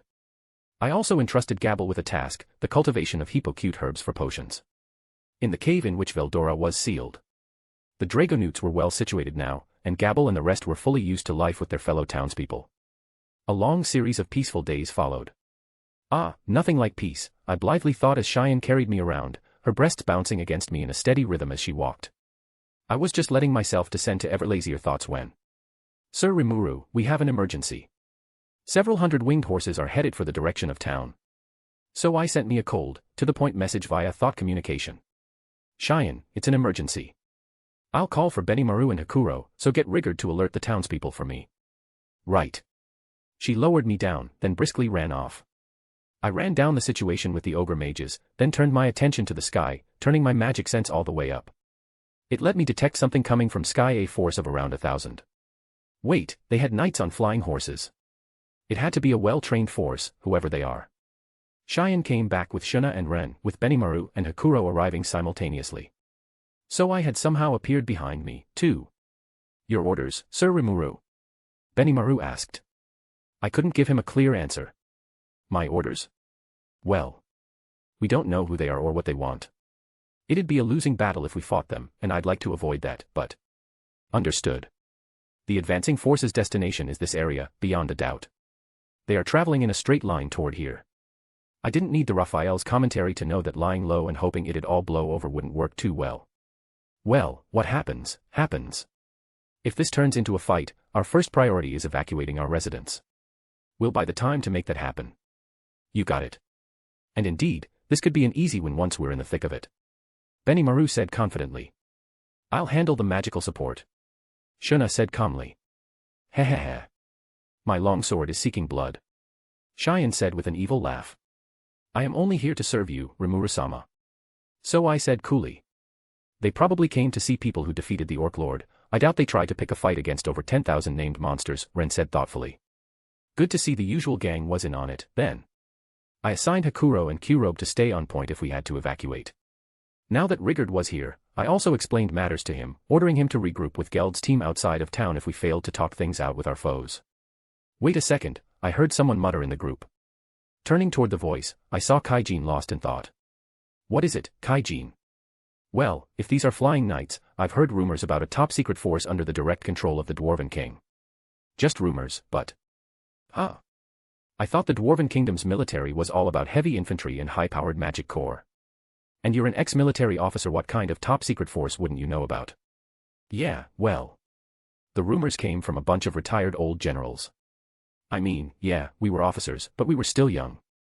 I couldn't really boss around people who had several centuries more experience than I did, Kaijin explained, grimacing. According to Kaijin, this top-secret personal army of the kings, independent of the 7 official armies, was known as the Pegasus Knights. A herd of winged horses was flying above town. They took sidelong glances at us as we watched them, looping around the city airspace a few times before landing in an open field just beyond its borders. We had some open space in town, to the areas where we planned to build most of our central facilities, for one, but I suppose they didn't immediately touch down in the city out of politeness. That'd be pretty much a declaration of war, wouldn't it, if a nation did that to another? International law probably didn't apply to monsters, though, and I wasn't even sure such a thing existed in this world in the first place. No point thinking about it. More pertinently, we now had confirmation that the Dwarven King was leading the pack. That was a tad more important, as was the reassurance that he didn't want to attack us on first sight. He would have without hesitation if he saw us as foes. Leaving the evacuation efforts to Rigard, Hakuro, Kurobe, and Gobda, I headed out of town to greet them. Accompanying me was Ren, who insisted that negotiations with the outside world were in her jurisdiction. Assuming we had any room to negotiate. Obviously, Kaijin and the 3 dwarves were with me, too. The knights were lined up in neat rows in the field beyond the city. In front was one whose force of presence dominated over all of them. He was flanked by 4 bodyguards, each obviously several times stronger than the rest of the force. Counting King Gazel himself, that meant 5 incredibly powerful dwarves were before us. Well, Your Majesty. It has been a long time and quite an impressive showing, as well. May I ask what brings you here today? Kaijin stepped forward and took a knee before Gazel. A pleasure to see you again, Kaijin, and you as well, Slime. Do you remember me? The king was surprisingly casual with us as I sized up his approach. Are we doing away with the obnoxious formalities? I blithely wondered as I felt something dark and ominous from behind. In a flash, Benimaru's smile vanished and he had a steady hand on his sword, apparently not a fan of the king calling me just Slime. So I, on the other hand, kept it supremely cool. The faint smile on his face told us all how he felt. He was pissed. He normally had no expression at all, but get him mad, and he'd smile back at you.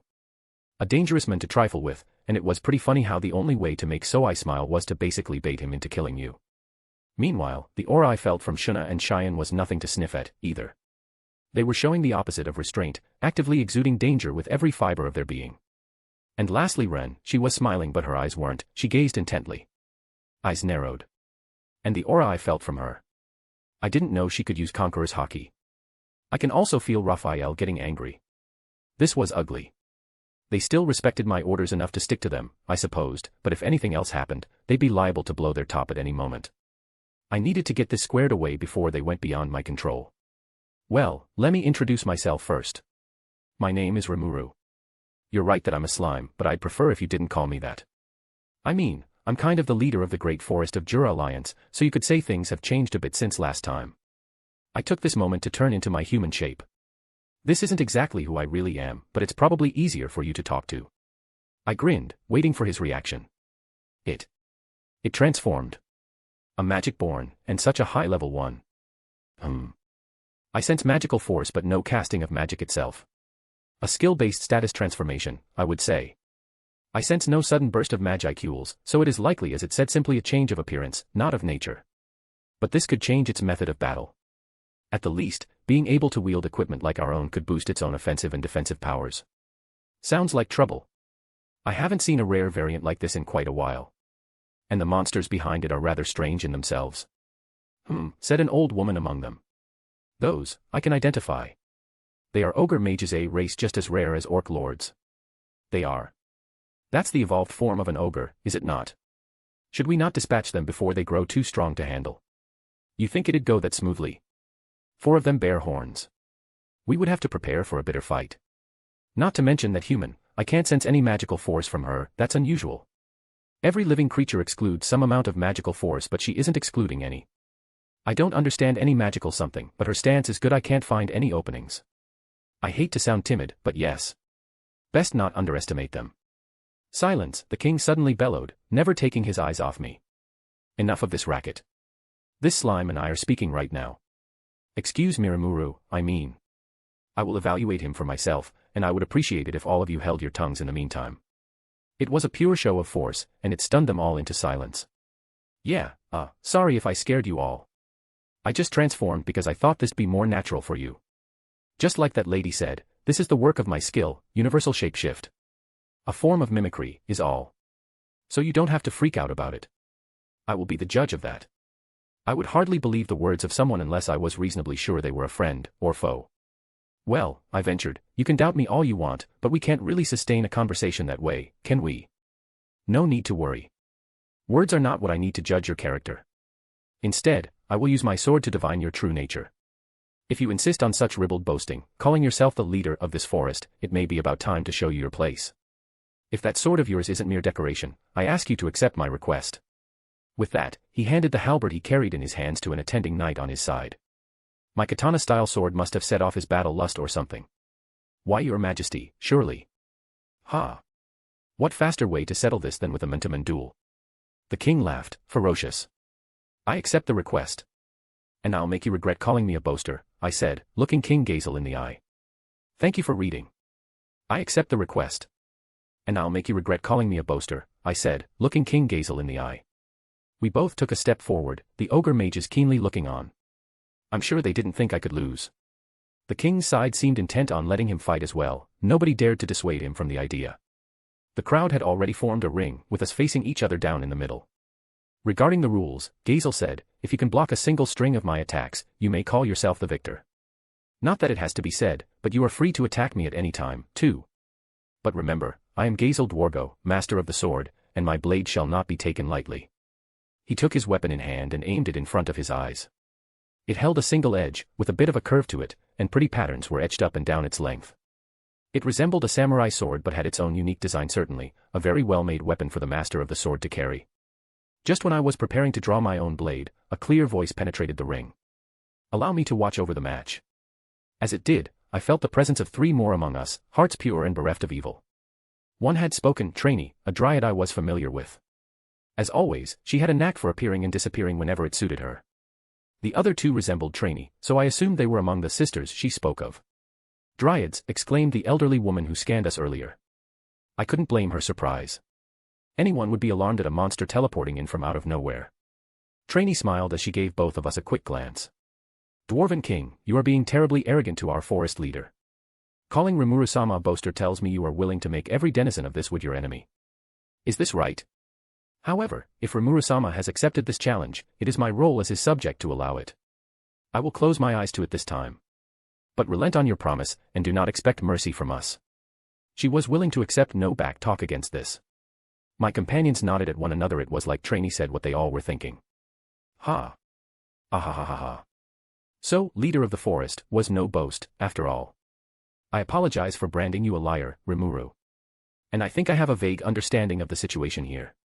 But I still seek to gauge your true nature.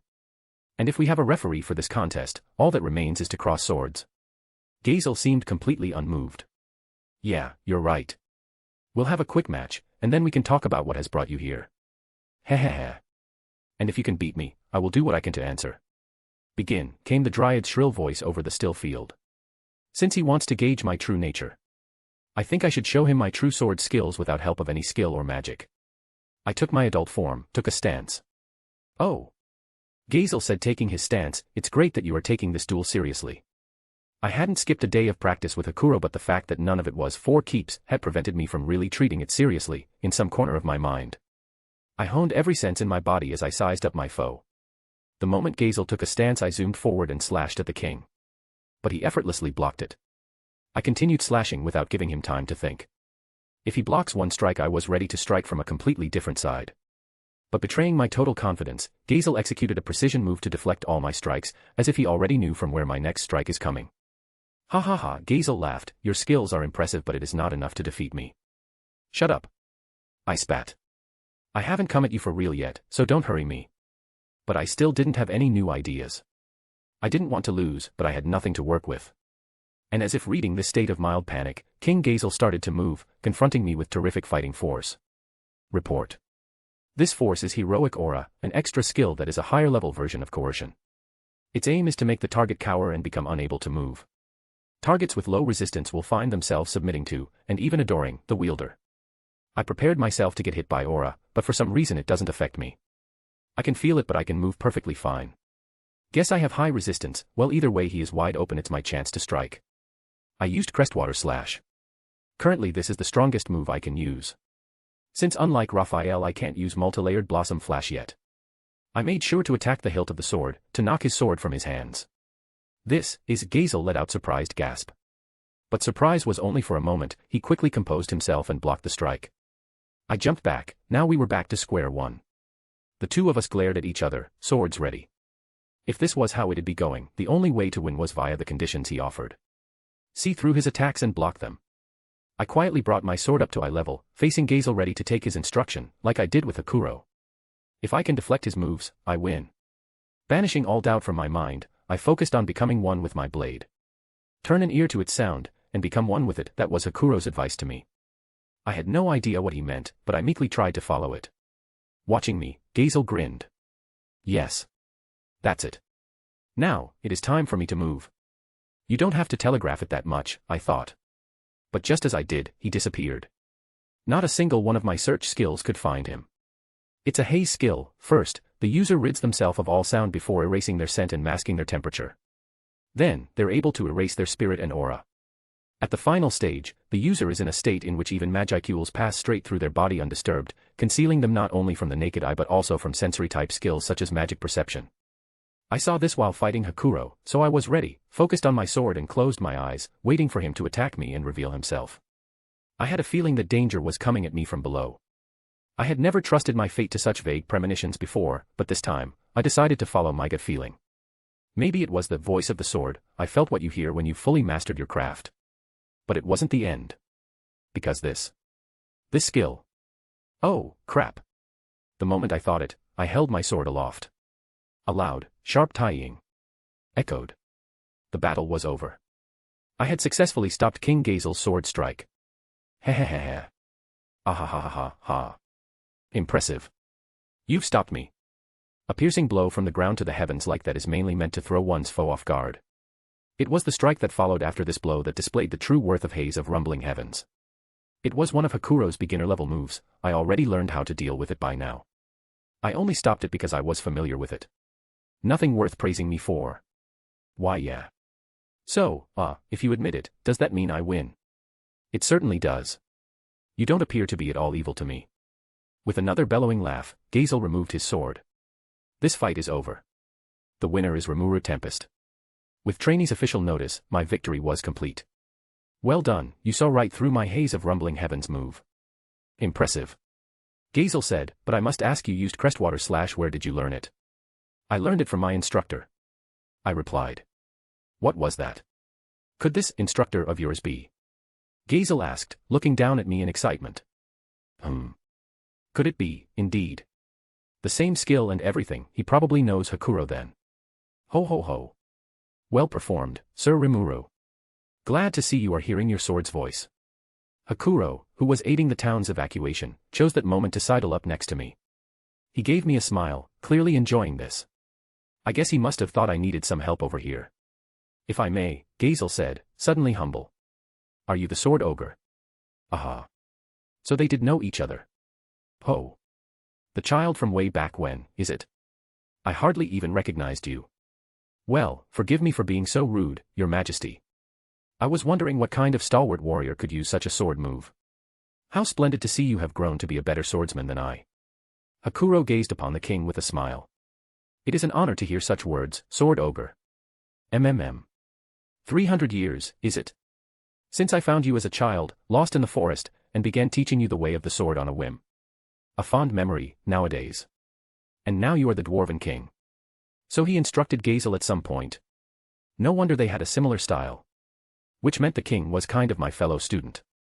Still, at that time won't Gazel be a prince? How did a prince manage to get himself lost in a forest full of monsters? No point in thinking pointless matters. We decided to talk in more detail elsewhere. Gone were the provisional tents from before. Now, in the center of town, we had a dorm full of rooms for everyone who held central posts related to keeping things running. There was a government building of sorts next to it filled with offices and meeting halls, and we all went inside to hold a little catch-up meeting. The freshly returned town residents could take care of the night core. This meeting was just for the top brass, and it began as a rather relaxed affair. Firstly, we decided to introduce each other. I introduced Benimaru as my commander-in-chief of the army which is yet to be formed, Soai as leader of the intelligence-gathering team, Cheyenne as my guard and secretary, Hakuro as instructor, Shuna as a shrine maiden or oracle, and as for Rin, she doesn't have any specific occupation, she mostly helps everyone and works as my deputy, and takes care of my daily needs like bringing me food or giving me reports or making tea. She is like Supermaid who does everything, so I introduced her as my personal maid. She didn't argue against it, so it's settled. Then it's their turn to introduce themselves. First was Adolphe, captain of the Pegasus Knights, Henrietta a beautiful woman.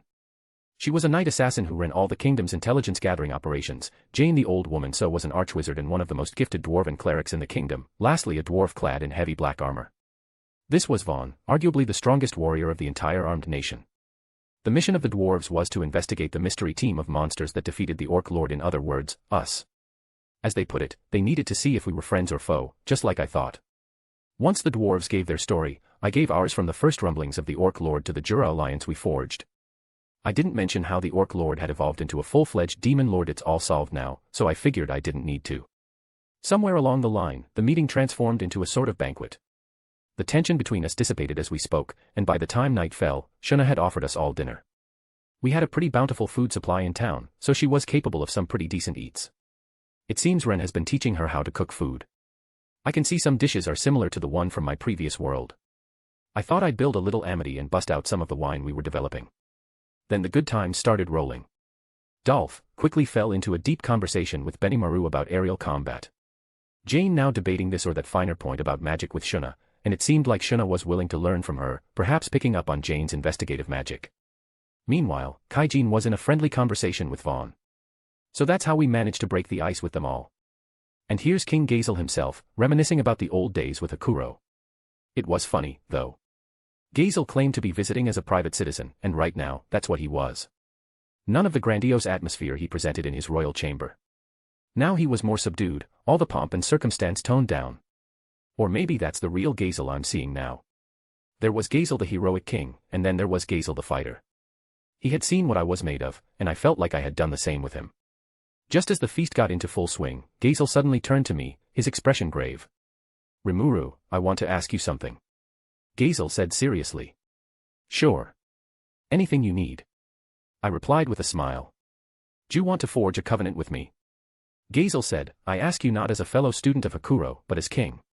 If you are the leader of this forest, that would put us in equal position, and if you've been able to hold this entire vast forest under a single government, I am sure you will be rewarded with riches and bounties that not even my kingdom can enjoy. We observed this city from the skies, and let me tell you, it is a beautiful one. That, and you have built great roads through the forest. I could only guess at the logistical and technical skills required to build them. They may yet be incomplete, but I can easily see this town becoming a vital trade center in due time, a vast new market, one that will take on great strategic importance. And when that happens, having another nation to back you would help in various ways, would it not? Some of that royal coercion was coming back again. He was pressing the offer at me, eyes dead serious. Ignoring that fellow student nonsense for a moment, he was basically recognizing that we were a coherent organization. A group he wanted to support, even. What a coup. Are you sure? Because this is the same as admitting that we, this group of monsters, are a full-fledged nation. A coup, but not something that King Gazel could decide upon by himself. If he was speaking as a king at the moment, this was his last chance to take it back. Of course. And since we may perhaps see this differently, let me say this, a covenant would be of great help to us, as well. This is no charity mission, Rimuru. We could both stand to benefit. He told me all this with a grin, then offered his terms, dead serious. These were as follows. 1. A non-aggression treaty with each other. 2. Assistance whenever one nation is endangered. 3. The building of a road to Dwargon, in exchange for their backing. 4. Guaranteed safety for dwarves in the forest of Jura. 5. Promises of technology sharing between us. There were a few other details, but those were the 5 main points. If we were going to build formal trade links, a road would obviously follow along shortly. Having accessible trade routes is an indispensable part of encouraging trade, after all. But making us foot the bill for the whole thing? That would normally be a bit hard to accept. But I can use these in future negotiation. Besides, having a relationship with a nation like Dwargon was more than enough for me to accept it. I would be glad to take this offer, I told him. Ren, Rigard, Benimaru, Trainee, and the others had no objections, willing to let me have the final say on it. As Trainee put it, none of the Dryads disagreed with naming me leader of our alliance, and none of the monsters had any innate aversion to interacting with humans or dwarves. So now we had an alliance. What do you call this nation anyway? He asked. It was a natural question, but one that made me freeze. We all gave one another surprised looks. Well, I don't think we're really at the nation point yet. I mean, there's the alliance, but that's just a bunch of different races that accepted me as their leader, is all. I don't know if everyone in the forest is ready to accept that. I knew from the start that it sounded weak. Everyone in the room shot me down. If anyone refuses to recognize you as their lord, Cheyenne declared, I promise I shall slay them where they stand. Well, Benimaru added, it's a monster's natural instinct to follow the power chain. But I think it's a little different with you, Rimuru-sama, at the core of it. You know. Nobody's being forced to follow you, and I don't think you'll find anyone against it, either. He. Right now, Rimuru-sama, you hold control over approximately 3/10 of the forest. The other advanced races have decided to watch you carefully for the time being. However, the middle levels among them have already expressed interest in aligning with you, and I am sure the lower level races will come flocking to this town for protection. We are united under a so-called alliance for now, but it is an alliance based on a common will, one that I believe will birth a full nation. One with you, Rimuru-sama, at the center. Way to stab me in the heart, trainee. I had said it myself, we will form a great alliance among the peoples of the Forest of Jura and build cooperative relationships with one another. It'd be pretty neat if we built a nation composed of multiple races, I think, but... Trainee and the others had run with it, apparently, and that little quote had been causing a huge stir from one end of the forest to the other. Things had been moving really fast, and growing, while I wasn't paying attention. Guess I'd just have to live with it. All right. Let's think up a name, then. We took up a separate room for the debate. The dwarves hadn't had enough wine yet, they wanted to keep it going all night, so we promised that we'd officially enact the covenant, really, an international treaty at this point, tomorrow and left them to their devices. The next day. Wake up, someone said, today we have an important meeting with Dwargon. Normally I don't need to sleep, however sometimes whenever I feel like wanting to sleep, I activate sleep mode to sleep. But unlike my past life, this is more of a way to pass time. As I open my eyes, which is more like activating my magic sense, I see Ren. She came to wake me up. She was wearing a maid outfit, yesterday after the debate. Hey Ren, I called, since I introduced you as my personal maid, maybe you should try wearing a maid outfit. Ren replied a little troubled, I don't think I look good in a frilly outfit. Ren likes making me wear frilly and cute outfits every now and then, she likes cute things, but she herself don't wear any cute clothes, she always wears plain clothes. It's not that she doesn't like wearing cute clothes, she just doesn't have confidence. Maybe I should force her to take a step forward. Here, I said while giving her a maid outfit I made, you should try these, I think you are cute and after wearing these you will look even cuter. Then I smiled at her. Ren said her cheeks were flushed, and her ears turned a vibrant red. If you want, I will. Try it. What's with her reaction? Maybe because I called her cute, but isn't this reaction bit too much? It's like she is in. It is your imagination. But. It is your imagination. If you say so. It must be my imagination. After Ren woke me, we went to the conference room. Over the previous night, we had hammered out a name, assembling our top officers and staying up late discussing it. The result we came up with, the Jura Tempest Federation. Tempest for short. They were almost ready to name it Rimuru at first, but I was too embarrassed to allow that. I can just barely put up with Tempest, it didn't really sound like a name unique to me, and it had a nice ring to it. Of course, while I had my guard down, they went and named this town Rimuru on me. Ugh. The central city of Rimuru, officially, but you know they're gonna call it Rimuru or the town of Rimuru. Just thinking about it makes me want to crawl into a hole, but their conventions were simply too firm to let me turn it down. I just hope I get used to it quick. We also talked a bit about what direction our fledgling nation should take. It was nothing we could settle upon in a single night, of course, so we planned a series of conferences to discuss it. I would be the sovereign ruler, more or less, but over time, I'd like to shift toward more of a republican form of government. You know, employ intelligent monsters, whether they had physical strength or not, and get them involved with politics. The right person in the right job, that's my motto. It was a long way from what you could even call a framework, but for now, we were good. Besides, this covenant came out because King Gazel and I trusted so much in each other. This current covenant between the armed nation of Dwargon and the Jura Tempest Federation took the form of a pact between the two nations. It would take effect after representatives from each side applied their signatures. It would then be kept in safe, magical storage and announced to the world. And so the term Jura Tempest Federation appeared in the public record for the first time. Note. While I was writing an introduction of ogre mages, I tried to search what was Shuna's occupation is and the results surprised me. Wow, I didn't know that Shuna worked under Ramiris. By the way, if anyone knows what exactly is her role, is it Shrine Maiden or Oracle, please enlighten me. And if you find any mistakes, let me know. Lastly, thank you for reading. On a flying horse, the trip from Dwargon to Rimuru apparently took just one day. They were soon off, with Gazel promising to visit again soon. And he did. Well, Rimuru, the king half shouted as he dismounted. Here I am, as promised. Ah, didn't you just leave 2 days ago? I couldn't help but point out. What are you talking about? Your fellow swordsmanship pupil is here to visit. I thought you would be happier. I hate people who obviously never listen to anyone else. And that fellow, crap again. He wasn't even trying to hide the fact that he wanted to be my big bro at the sword dojo. It was really starting to affect his majesty as a dwarven king, and I didn't think I was imagining that, either. And he came alone this time. Did he even have the time for this? As I silently stewed over these doubts, Kaijin came running up to me. Your Majesty, he shouted. You didn't sneak out of the castle, did you? Puffed. Can you believe it? 100-man security detail, and not one noticed me escaping. Such ignoble slackers. It's right back to hard drilling for them when I return home. Well, I mean, they can't handle someone like you, my liege. Did you want to say something, Kaijin? No, Your Majesty, nothing. Oh. Capital, then. Considering the speed at which he sprinted up to us, Kaijin was surprisingly weak against his king. He was refuted before I could even get a word in edgewise. So what brings you here this time, Your Majesty? Well, simple, really. You recall how I exiled you both from Dwargon based on my own personal judgment, so that's why I had to come here. And you will recall how our covenant included the sharing of technological expertise. Well, I've brought along the perfect men for the job. He tossed the bag he was carrying on the ground. It began to wriggle around. What on?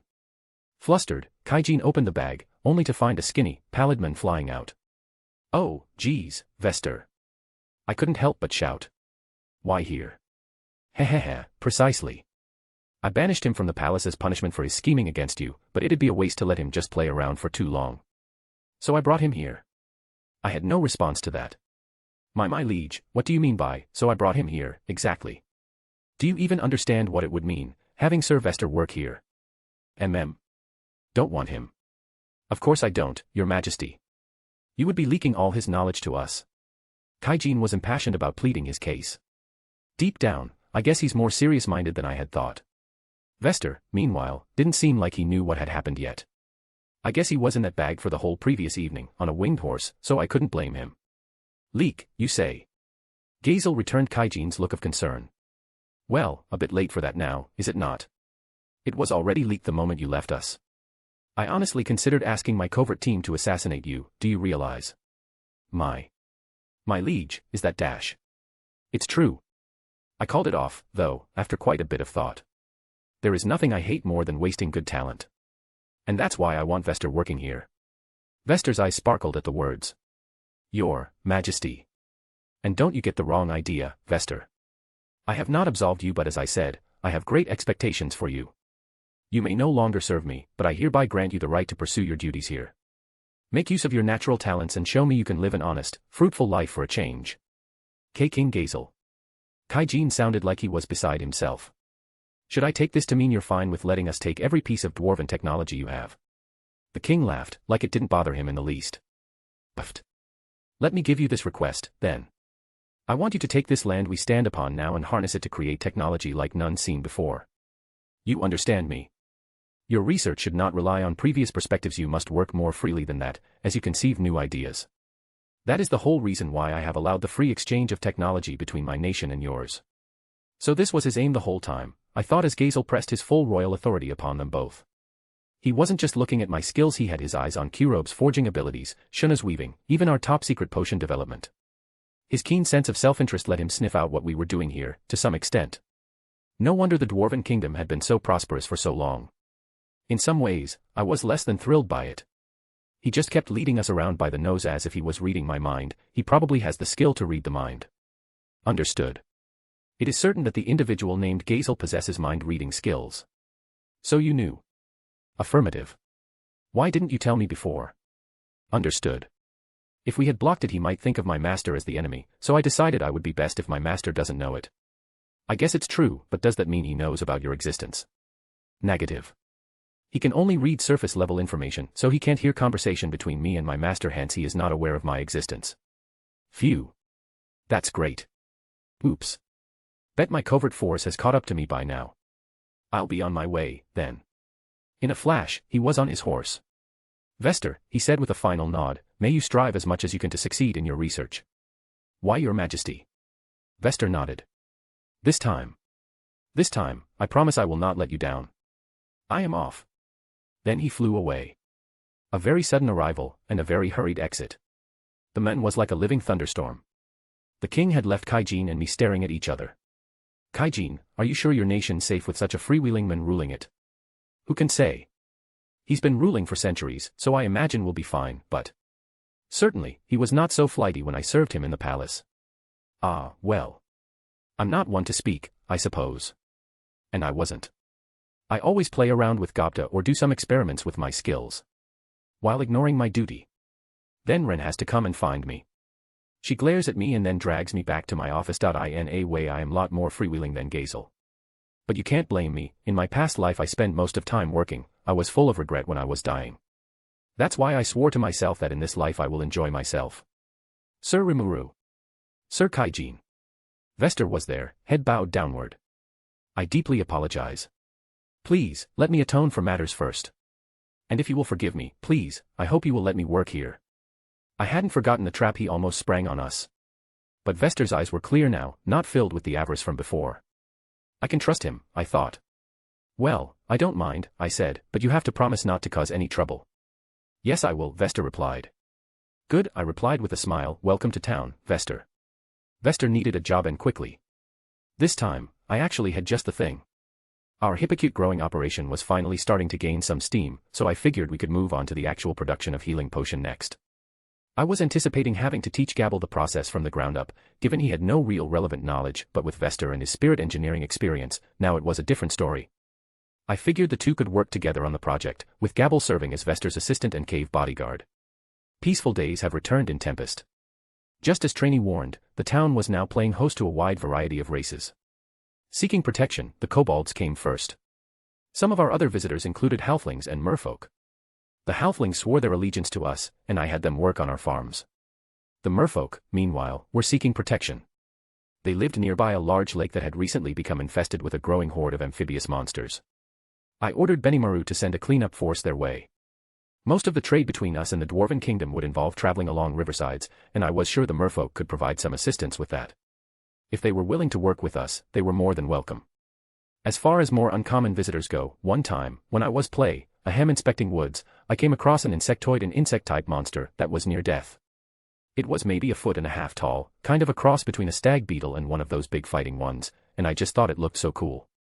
There was a dead blade tiger next to it, and imagining this small creature defeating such a formidable foe was remarkable to me. So I decided to take care of it. It was hostile at first, attacking me without a moment of hesitation. That seemed reckless, but I quickly realized the motivation. There was another insectoid behind it had attacked me so the other one could make its escape. I didn't notice the other guy until it spoke up. Wait, it pleaded. This one was about 1 foot tall and looked like a garden variety wasp. A foot-long wasp would be the subject of horror films in my world, but this one, too, was critically injured. It was intelligent enough, at least, to communicate with me via thought, albeit haltingly. Why do you not flee? I have no way left to protect you. Forgive me, the insectoid who attacked me muttered, resigned to its fate. The other guy must have been pretty smart, too. And even though the blade tiger almost killed it, it was using whatever strength remained to confront me. It seemed to be choosing to die a noble death, perhaps realizing that the time was near. Strong one, the wasp asked me, you, protect us. Sure, I replied with a smile, don't worry, I will protect both of you. Then an idea hit me. Hey, can you guys collect nectar or whatever? Yes. Can. I figured they might be able to collect nectar from flowers, and they could. That provided all the reason I needed to lend them a helping hand. They both had lost around half of their bodies, so I lent them a few cells from my own slime form to treat them, using processed magi steel to replace the missing parts of their exoskeletons. That, plus a dose of healing potion, fixed them right up. I named the cool-looking beetle Zegan and the wasp Apito, and now they were my subjects, or pets, or something. Trainee was kind enough to give them permission to stay with Trents, so I ordered Zegan to keep the Trents safe while Apito collected the treasure. It would then deliver the nectar spoils to me on regular occasions. So along those lines, we were starting to find more and more friendly people to interact with. But they weren't all friendly. Sometimes we'd get small gangs of lower-level magic-born sniffling around and spouting out classic hoodlum clichés like, "Hoo, ha-ha. What a fancy-looking town this is. We're gonna treat it real good from now on." But so I immediately took care of them. I told him not to kill anyone, so he tortures them and makes sure they never make same mistake again. So the city of Rimuru, in the heart of the Tempest Federation, was doing a pretty roaring business, but then we encountered a guest we weren't expecting at all. My magic sense alerted me to a massive chunk of magic power flying our way at a speed I could only call ridiculous. Oh, crap. In an instant, I jumped off Cheyenne's chest and headed outside the gate at a full clip. I was right to be concerned. The magic force changed its aerial trajectory and landed right in front of me. If it had gone inside town, I think we would have seen some substantial building damage. The nearby trees had been uprooted and blown away, and there was a crater on the ground where it landed. A powerful will hid behind her blue eyes, and her platinum-pink hair was done up in a pair of pigtails. She looked around 14 or 15, but there was no telling a magic-born's age from external appearances, and with the overwhelming amount of magical power that she didn't bother to hide, she couldn't have been the age she seemed to be. She was wearing an outfit that left quite a bit of skin exposed, made out of some unknown material. And, more than anything, she was a beauty, the likes of which I may never have seen before. Before I could ask who she was, she arrogantly puffed out her chest, her breasts only barely developed. "Hello, hello. I am the Demon Lord Milim Nava. You look like the strongest hombre in town, so I wanted to come and say hi," the beautiful and powerful girl declared. I somehow managed to avoid blurting, "A Demon Lord," out loud. What was someone like her doing here? I didn't have to ask if she was real. The sheer force she exuded from her every pore was among the strongest I had ever seen. It was just as overwhelming as Veldora was. Plus, I mean, don't these people send their underlings for jobs like these first? Or, like, one of the 4 sub-bosses. Something like that. I wanted to chide her but opted against it. "Well, good afternoon," I said, eyeing her closely. "My name is Rimuru, and I am the leader of this town. I am impressed that you recognized this slime as the strongest presence here. Hee hee hee. That's kid stuff for someone like me. My dragons, I can measure all the magical energy people try to hide from me. Don't try to play the fool around me, you," she proudly boasted. "By the way," she continued, "is that how you really look? Was that silver-haired person I saw thrashing that bum Gelmud a transformation, then?" "Ah, did you mean this?" I said as I transformed. My mask was off, there was no need to conceal my aura. "Oh, it was you. So you defeated the Orc Lord? I thought it consumed Gelmud and turned into a Demon Lord, kind of. Impressive." "Yes, the Orc Lord evolved into an orc disaster, but, well, I fought it and beat it anyway, I guess. So." I tried to change the subject. "Are you just here to say hello today, or could I help you out with something? You aren't here to, say, take revenge for Gelmud, are you? Help me." I'm just saying hi, but..." An awkward silence. The Demon Lord Milim and I stared at each other wordlessly for a bit. Then, "Prepare to die." With a shout, Cheyenne slashed at the Demon Lord. Wahahaha. "Oh, did you want to play with me?" With a teasing laugh, Milim stopped Cheyenne's sword with her right hand. There was a high-pitched clang, like someone hammering at solid metal, and the sword was stopped cold. She took the long sword straight against her skin, and it didn't hurt her at all. Whoa, wait, guys. By the time I could tell them to stop, they were already making their next moves. Not even a Demon Lord can escape from this restraining web. So I had used Demon Wire Bind to capture Milim. Benimaru, meanwhile, was preparing to encase her in a Hellflare blast. And now, the final blow. Burned to a crisp. It was a merciless attack, one made with full knowledge that this was a Demon Lord. They put every ounce of energy they had into it. I imagine that was the ogre's best idea for dealing with something like this. But, wahahaha. Impressive. If it was any Demon Lord except for me, I'm not sure that kind of attack would leave them unhurt. You might even be able to defeat them. But, her aura began to rapidly expand. Then, another shock wave, as if a volcano had just exploded on the spot. She hadn't unleashed an attack or done anything, really, all she did was unleash the aura she had been keeping restrained. It won't work on me. In a moment, the web restraining Milim was shredded to fine pieces. She had her freedom back. So now what? Right this moment, all 4 of my allies Cheyenne, Benimaru, Soai, and Ranga were on the ground. Not dead, but certainly out of the battle. But Cheyenne and Benimaru still found it in themselves to try to stand up, giving me a chance to flee. You just stay there and rest. I'll handle this. But. If I give up, this is over, so I'll do what I can, all right. I shrugged. Just don't expect too much. That seemed to calm them down a bit. There was no running away, and I had to give it a shot, at least. Oh. The demon lord gave me a curious smile, beckoning me with one hand. You want to take me on? This is fun. Of course, as far as I can tell, there's only one attack that stands a chance of working against you at all. Oh. Think you have the confidence to try withstanding it? I knew full well, frankly, that nothing I could do would win this. How should I put this? Understood. The measurable phase indicates a magical energy supply at least 10 times greater than yours on the low end. On the high end, it is immeasurable. I suppose the Raphael put it a lot better than I could. And one's magicule count wasn't everything, really, but being outclassed 10 times over was a tad insurmountable. No wonder the ogre's full-bore attacks didn't work. So there's just one strategy for me to try. If it was a given that none of my skills would work, I'll just have to form a plan using the items I have on me. All this, of course, assumes that Milim falls for my prodding. Wahahaha. All right. Sounds fun to me. But if it doesn't work, promise me that you'll become my servant, all right? Ooh, there's a stroke of luck. She's even more generous than I thought. The fact she wasn't going to kill us all despite our preemptive attack was a big win. We could just be her lackeys for life instead. That works. Okay. You got it. But if it does, you're gonna let my team here go unpunished, okay? All right. Let's get this going already. Accepting my challenge, Milim gave me an expectant look. I'd better live up to her expectations. With a kick against the ground, I ran with all my might toward her. Without removing my sword, I stormed straight toward her and created a small sphere of water in the palm of my hand. She looked on, full of curiosity, as I approached at full speed. She could tell exactly how I was moving, so I knew no underhanded tricks would work. Take this. I stopped right in front of the demon lord, then threw the sphere of water at her. She seemed breezily nonplussed by this, knowing full well this wasn't much of an attack. That's why she let it splash against her, uncontested, right on her mouth. This bit of water wasn't an attack at all. It was just there to ensure the item I had for her didn't spill out mid-delivery. Now it was just a matter of whether Milim took an interest in this item or not. Our entire fate rode on her reaction. What? What is this? I've never eaten anything so delicious in my life. She shouted at the top of her lungs, clearly excited. Her cute little tongue was licking at the droplets stuck to her lips. Phew. Looks like victory is mine. Hehehe. What's wrong, demon lord? I grinned as I conjured up another water sphere to show her. Lay a hand on me, and the secret behind what I just treated you with will be lost and buried forever. But if you accept that I won, I'll give you some more of that. Okay. Milim's eyes were fixated on the sphere, following it as I tossed it around in the air.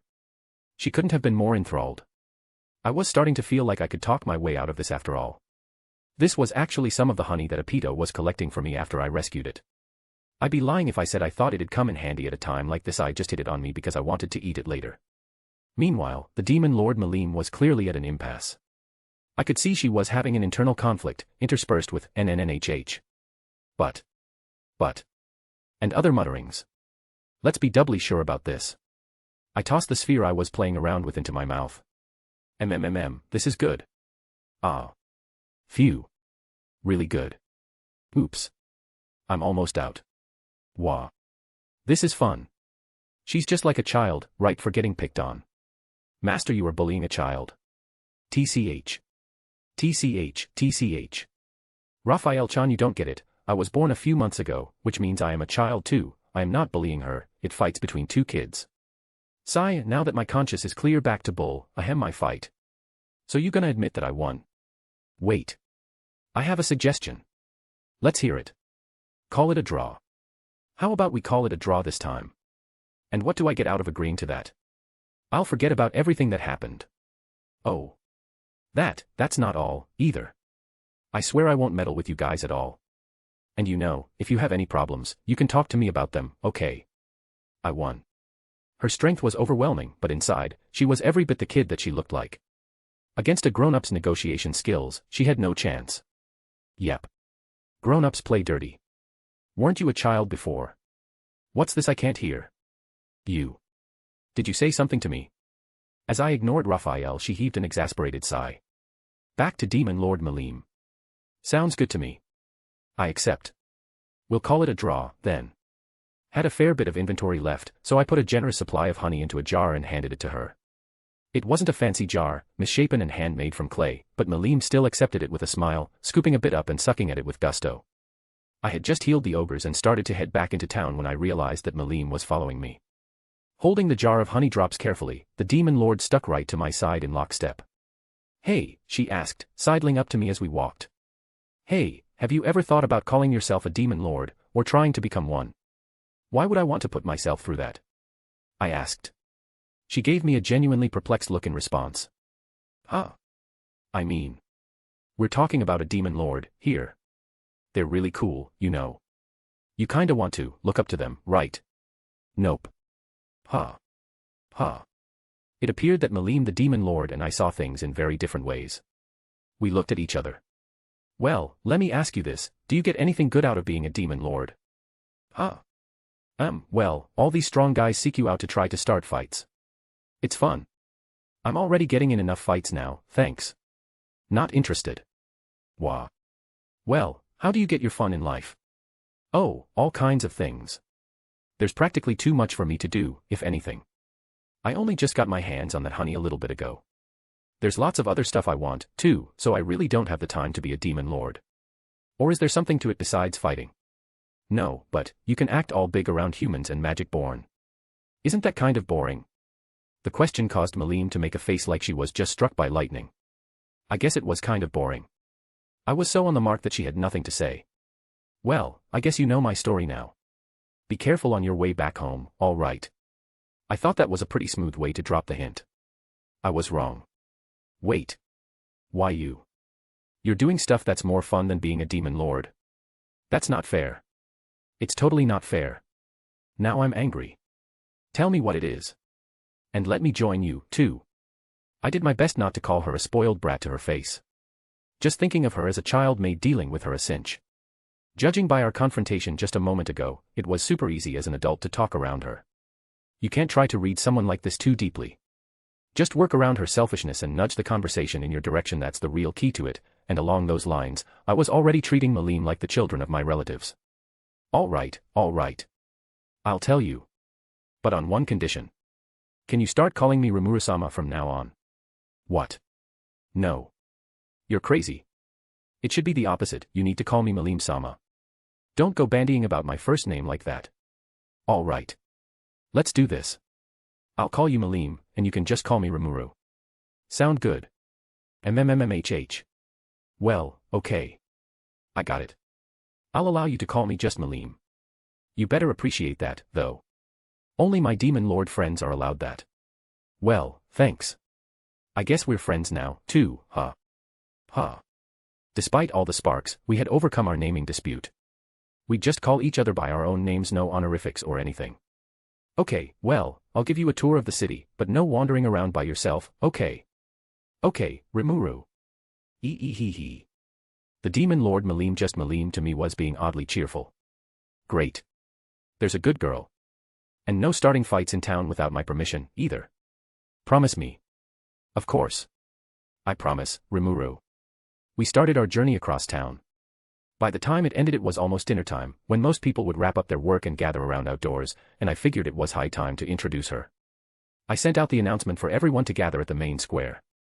They slowly filed in after finishing work, and once the square was filled up, I hopped up on the podium. So starting today, we'll have a new friend living with all of us. We'll be treating her as an honored guest, so I'd like you all to treat her politely for me. She's also promised to follow all the town rules, so if you see her violating any, please let me know. Next, Milim took the podium. "I'm Milim Nava," she told the crowd, "and starting today, I'll be living in this city. It's good to meet ya." "Whoa, hang on. What do you mean, you'll be living here?" That's exactly what I mean. I've decided to live here, too." Wait. Don't you already have someplace to live? Aren't there people you have to worry about over there?" "Oh, they'll be fine. I'll just go home every now and then, and it'll be no problem." "Well, you heard her, so treat her well," I said, defeatedly addressing the crowd. Still. Friends, huh? Was that really all right? Befriending a demon lord and all? I mean, in the short time we'd known each other, Milim seemed nice enough and all, but... The girl herself, perhaps picking up on my whisper, began to blush. "Yeah," she said, "friends does sound kind of odd." Maybe not friends, so much as BFFs. BFFs. I hesitantly asked. Huh? Aren't we? I could see the tears welling in Milim's eyes already, but if anything, the hostile force in her already balled fists came even more quickly. Crap. He. Kidding. BFFs forever, man. I quickly corrected myself. Now there's a mine I almost planted my foot on. I was not gonna go down the same road as Gabble. Right. Totally. You sure are good at scaring people. Milim beamed at me, indicating I had made the right call. Too easy. Too easy, but still a tough one to handle. No letting my guard down any longer. This had been a real lesson for me. The land of Tempest had a new resident. Note. Just so you know, even if Rimuru gets a harem, Milim will never be part of it. It's not like I don't like her, but it's more like I can't see her as nothing but a child. So no Rimuru x Milim, Milim will be Rimuru's BF until the end. Lastly, if you find any mistakes, let me know. That's all, thank you for reading. With Milim's introduction over, we filed into the dining hall. Food was on the way, and today's main dish was curry. Milim certainly enjoyed the meal. I figured she had pretty childish tastes in food, too, so I asked Shuna to put some extra fruit juice in her curry to make it sweeter. Judging by the way she tore through her helping, I guess I made the right choice. Wow. I haven't eaten anything this good in such a long time. Shuna smiled as she doled out a second serving. It was a darling little scene. One that was ruined by the bombshell Cheyenne had for me. By the way, Sir Rimuru, I have been wondering what was the present you gave to Lady Milim outside of town. Ah, geez, Cheyenne, why'd you have to bring that up all of a sudden? No. You can't have any. That jar's mine. Milim immediately tucked her jar of honey drops out of view. Sheesh. She could have just tossed it into spatial storage, but no. Oh, don't worry, Lady Milim. Nobody's thinking about taking your things at all, Shuna said, smiling. Yeah, I'd hope not. Nobody was suicidal enough in town to try it. And the moment she realized her honey wasn't in danger, she grinned and resumed her meal, so completely defenseless, one would begin to wonder how Demon Lord Ly she really was, if at all. Though Milim wasn't really the problem. The problem was that people now knew about my secret honey stash. Honey stash. You know, Shuna continued, I have been noticing a rather fragrant scent around here lately. I had thought it belonged to you, Lady Milim, but was that what Sir Rimuru gave you, perhaps dash? Crap. I did not like her leading the witness like that. This was bad. So I had his head turned aside, pretending not to be involved, but Benimaru was already giving all of us a curious look. There were 7 of us seated at the table, Ren, Benimaru, Soai, Milim, Shuna, Cheyenne, and me. Shuna and Ren wasn't there for my confrontation with Milim. Oh, that's honey. It's really sweet. You can use it as a substitute for sugar too. After hearing Ren, everyone looked at me intently. Guess no point hiding it anymore. Okay, well, this stuff is called honey. I got this as a substitute for sugar, but I can't make very much of it yet, so I can't give you all a supply. I directed them all to scoop some up with their fingers and give it a try. Ah. The looks on the 2 females' faces were of abject shock. Ren didn't give much of a reaction. So I just raised a single eyebrow, but Benimaru was already looking at me expectantly, hoping for more. Milim, of course, scooped up a bit herself, not that I invited her to. You already have your own, you greedy brat. So as you see, the honey tastes extremely sweet, but it also has a medicinal effect. I said. You said this could be a substitute for sugar, Shuna asked Ren, clearly curious. Is sugar itself really this sweet? I could see Milim's and Cheyenne's ears perk up at the question. You can use it in food, in drinks, all kinds of areas. We'll be able to craft a great deal more food than before, once we have it, I explained. Ah.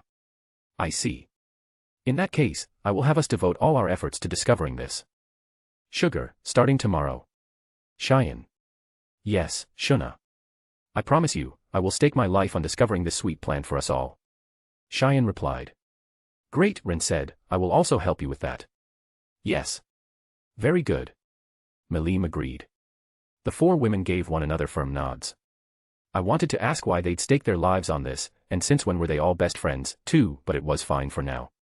I took a final lick or 2 of the remaining honey, already assured that real sugar would be ours sooner than ever now. With dinner wrapped up, I directed them all to the bath, my crowning achievement. The tub, made with the finest dwarven marble out there, was filled day and night to the brim with hot spring water, ready to be used at any time. Milim had joined us, meekly following along behind Shuna and Cheyenne.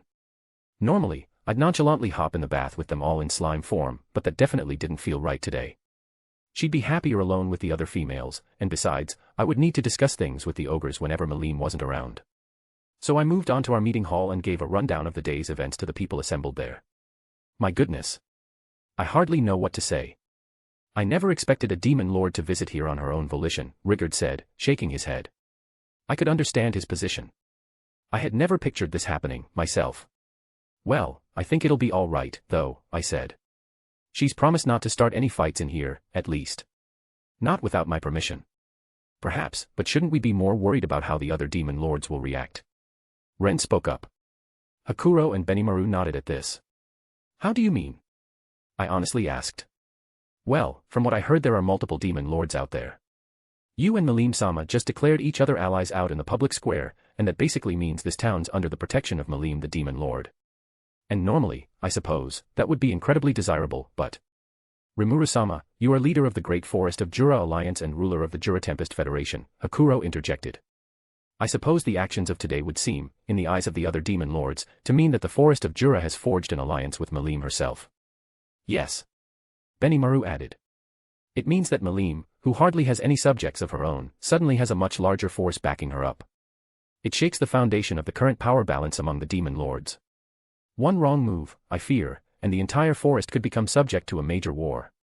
Practically speaking, though, none of us could stop Lady Milim if we wanted to, could we? Rigurd offered his opinion, and he was right.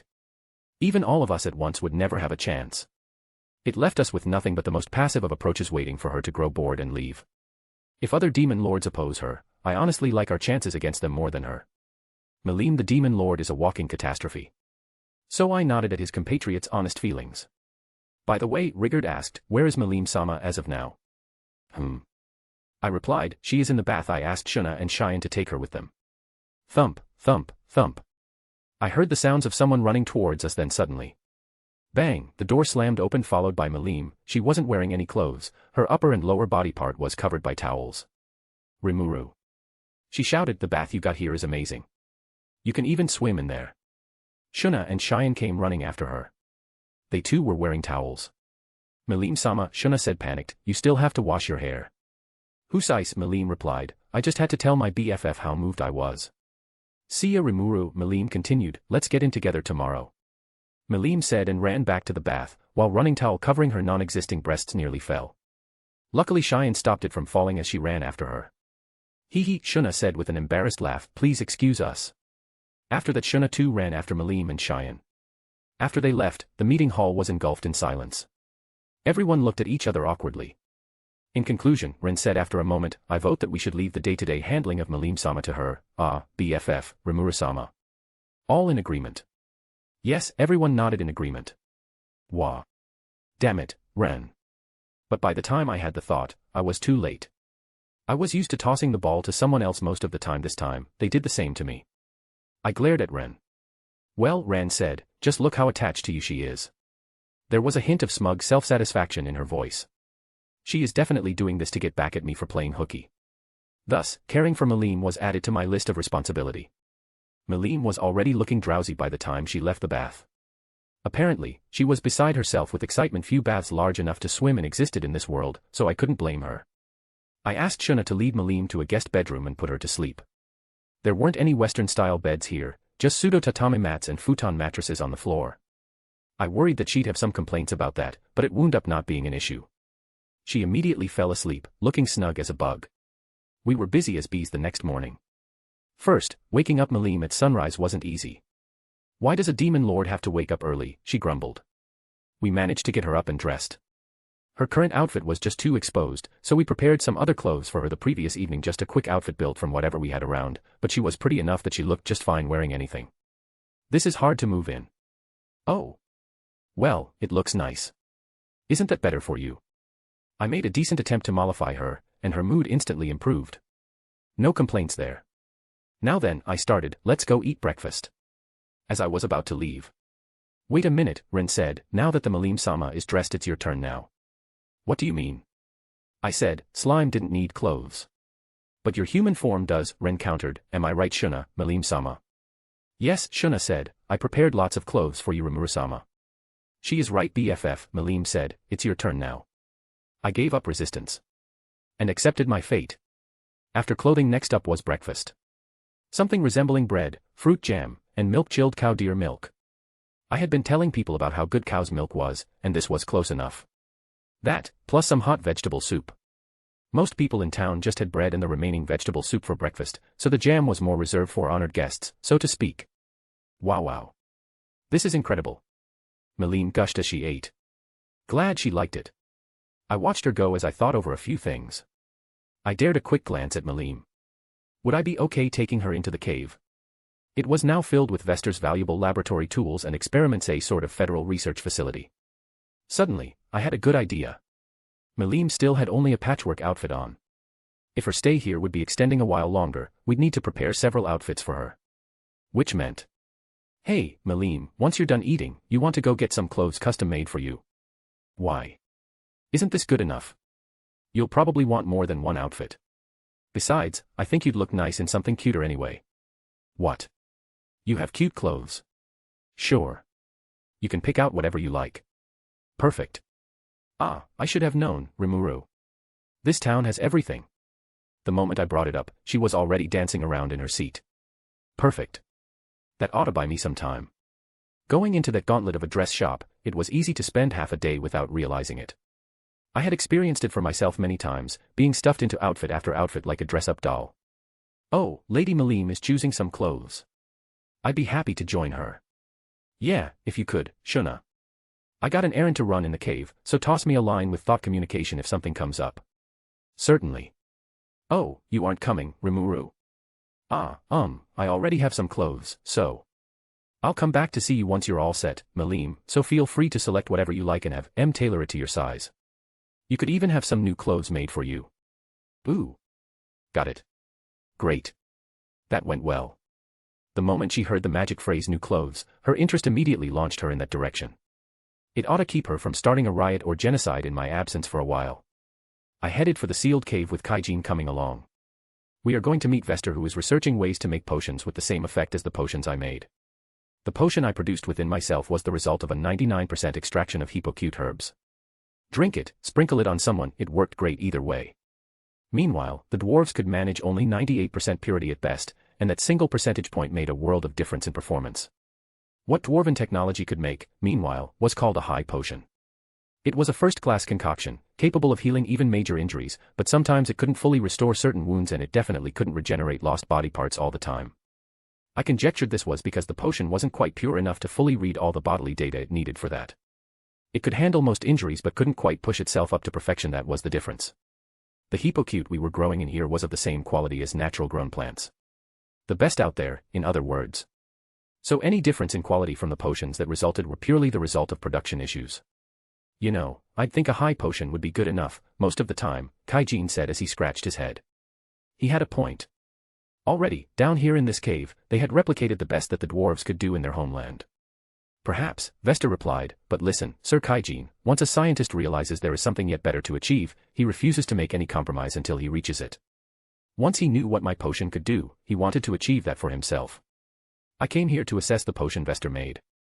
Let me assess it, I said, running analyze and assess on the vial presented to me. Understood. This medicine is equivalent to a full potion. Oh. Nice. Vester really made it. Good job, Vester, this is definitely full potion, all right. Oh. I've done it. Superb work, Sir Vester. I am grateful to have aided you. As Vester was almost overcome with emotion, Gabble and Kaijin gave him their blessing. I bet this could be a huge source of income for Tempest if we sold it, Kaijin. What do you think? I asked. He thought it over a bit, then shook his head. Ooh, that could be tough, boss. If anything, this stuff is too good. The purity level's so high that it's not something you can use on a whim, you know. This kind of quality, maybe some hero-class adventurer would bring it along now and then. Vester hummed his agreement. Quite true, I fear. I'm happy this resulted in the best quality you'll ever find, but in terms of selling it, I'm not quite sure the market is prepared for it. Instead, Vester suggested this, perhaps we could negotiate with King Gazel to have them accept delivery of low potion from us for sale over there.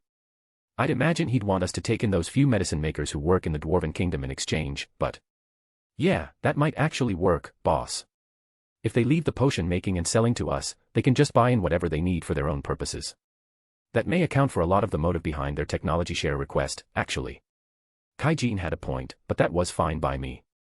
He and Vester began talking between themselves, figuring out how to best convince Gazel of the idea. 1 full potion could apparently be diluted down to 100 low potions. If this idea gained any steam, it could be a pretty lucrative source of income. But no great need to hurry.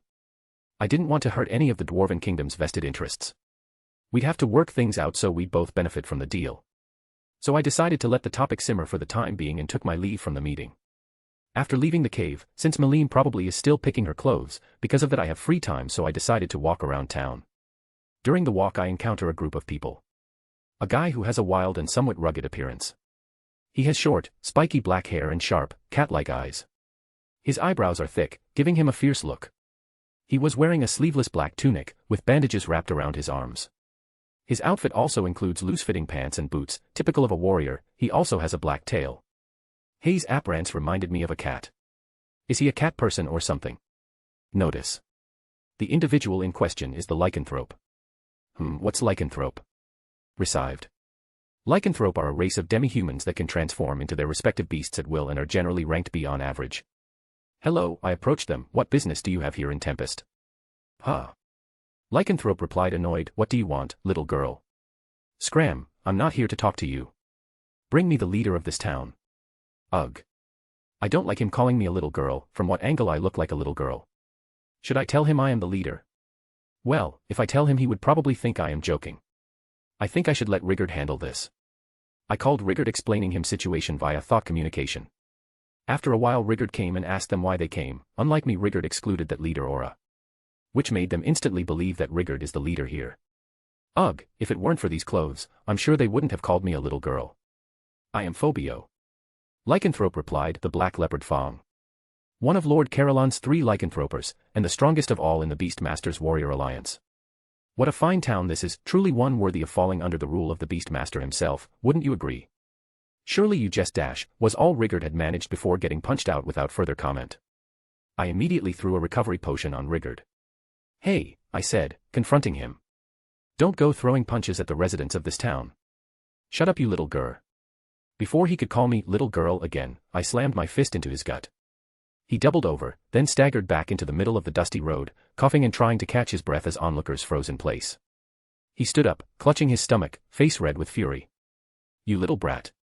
You just signed your own autograph. Sure, where do I sign? I cut in, smirking. He blinked, confused for half a second, then let out a frustrated yell and charged at me, fist clenched. I sidestepped with ease. Before he could regain his balance, I spun and drove a clean elbow into his back, sending him stumbling forward with a grunt. He staggered up again, eyes burning, and thrust one hand into the air. Leopard Fong flaming palm, he bellowed. Mystical aura flared around his arm, fiery and wild, crackling with raw power. The ground trembled beneath him. I narrowed my eyes. I'm not idiot enough to wait for you to use your move. Before he could react, I stepped in and slammed my fist into his jaw. The aura shattered. His eyes rolled back. And he dropped like a stone. I brushed the dust off my clothes. Next time, skip the speech. We were back in the old meeting hall. They had just finished taking Milim's measurements and were preparing something new for her when all this happened. Well, no point dwelling on the past. The future was more important. It was just Ren, Rigard, Benimaru, Cheyenne, and me, along with Milim. Phobio had 3 of his own troops with him. We hadn't restrained him or anything. Carolon. Breaking our promise not to get in each other's way. Milim was stewing next to me. Phobio, meanwhile, averted his eyes, as if afraid of her. The proud subdemon lord was just a pale imitation next to a real one. But more importantly, I definitely need to ask her about that promise later. That sounded important. So what are you all here for? I mixed a little coercion in with my questions. The answers came surprisingly more readily than I thought. The pouting, sullen answers could be summed up as follows. The demon lord Carolon had ordered him to try to scout either the orc lord or the mystery magicborn that fought him, whichever had survived. The magicborn referred to us, apparently, which suggested that the demon lord backup Gelmud had hinted at wasn't Milim after all. The Tempest is surrounded by 3 demon lords including Milim, so I think multiple demon lords might be involved in that mess, but knowing Milim, she probably agreed just because it sounded fun. And apparently it seems after their plan failed they came up with something else, and they made some promise to each other, about not getting each other's way. I definitely have to ask her about this. A sigh nearly escaped me, but I held it in. Now that we had gotten everything out of Phobio, I asked him to take his leave. Phobio glared at me and barked out, "You will regret this," and took his crew out of the city. I told him to relay a message to Caroline, telling him to contact me at a later date if he wanted to negotiate with us, but I doubted he'd ever receive it. When I left that job to Phobio, I knew he'd only provide whatever info made him look good. It'd be better for him to tell the truth, given how his mission was a failure and all, but that was Phobio's business. I'd better get as much info as I can from Milim about this Caroline's personality and other traits, so I can be ready to deal with whatever he's got. And about other demon lords who might be involved. Note. To be honest, I had originally planned to skip the whole Charybdis part. But in the previous part Rimuru 333 commented saying he hoped Rimuru would put Phobio in his place. So I got idea of Rimuru personally beating Phobio.so. Thank you for that. I hope you enjoyed Rimuru putting Phobio in his place. Your comments and likes keeps me motivated. And sometimes it gives me ideas and knowledge I didn't know, so I hope you guys continue to comment your views on story. That's all. Thank you for reading. Smiling face with smiling eyes, smiling face with smiling eyes. After Phobio left. All right, Milim. I asked, I'd like some more details about the promise you made. I can't let you do that. Milim replied, we made a promise that we wouldn't meddle with each other, so I can't even tell you, Rimuru. Ah, thanks for revealing you've got a secret, then. Now we had a grown-up and a child trying to outwit each other, and honestly, I liked my chances. Oh no. Was this a promise that you'd keep things a secret from each other? No, nothing like that. Just not to meddle dash. No. Well, it's fine, then, isn't it? I mean, Caroline's obviously told his minions all about you, huh, Milim? Besides, we're BFFs, and we gotta help each other out, you know. And I just figured, I better know what I can about demon lords besides you, Milim. Plus, if I don't know what kind of promise you made, how can I make sure I don't accidentally start meddling, huh? I put a special emphasis on BFFs. Yeah, but, BFFs. Just one more push. I decided to offer a toy to cheer her up. Oh, right, how about I make you a weapon sometime? I can't help but worry about my BFF, so. Wahahaha. You're right. Being BFFs is the most important thing, huh? And down goes Milim. Just way too easy. I kept my lips from spreading into a maniacal grin as I nodded with the breezy confidence of a grown-up. So I successfully extracted what I wanted from Milim: information on 3 other demon lords besides her, and what they all wanted, what happened just now, and what was happening behind the scenes. Quite a bit about the mysteries I was concerned about. But wow. Demon lords, trying to create a puppet demon lord of their own. Milim was in on it just to alleviate her boredom, but this was a pretty serious operation, wasn't it? And if I'm getting in the way of it, then no wonder they're after us. Gobta certainly sounded triumphant in his briefing. We were at the usual meeting hall, Milim seated next to me like she had somehow earned the right. Ren was standing right behind me.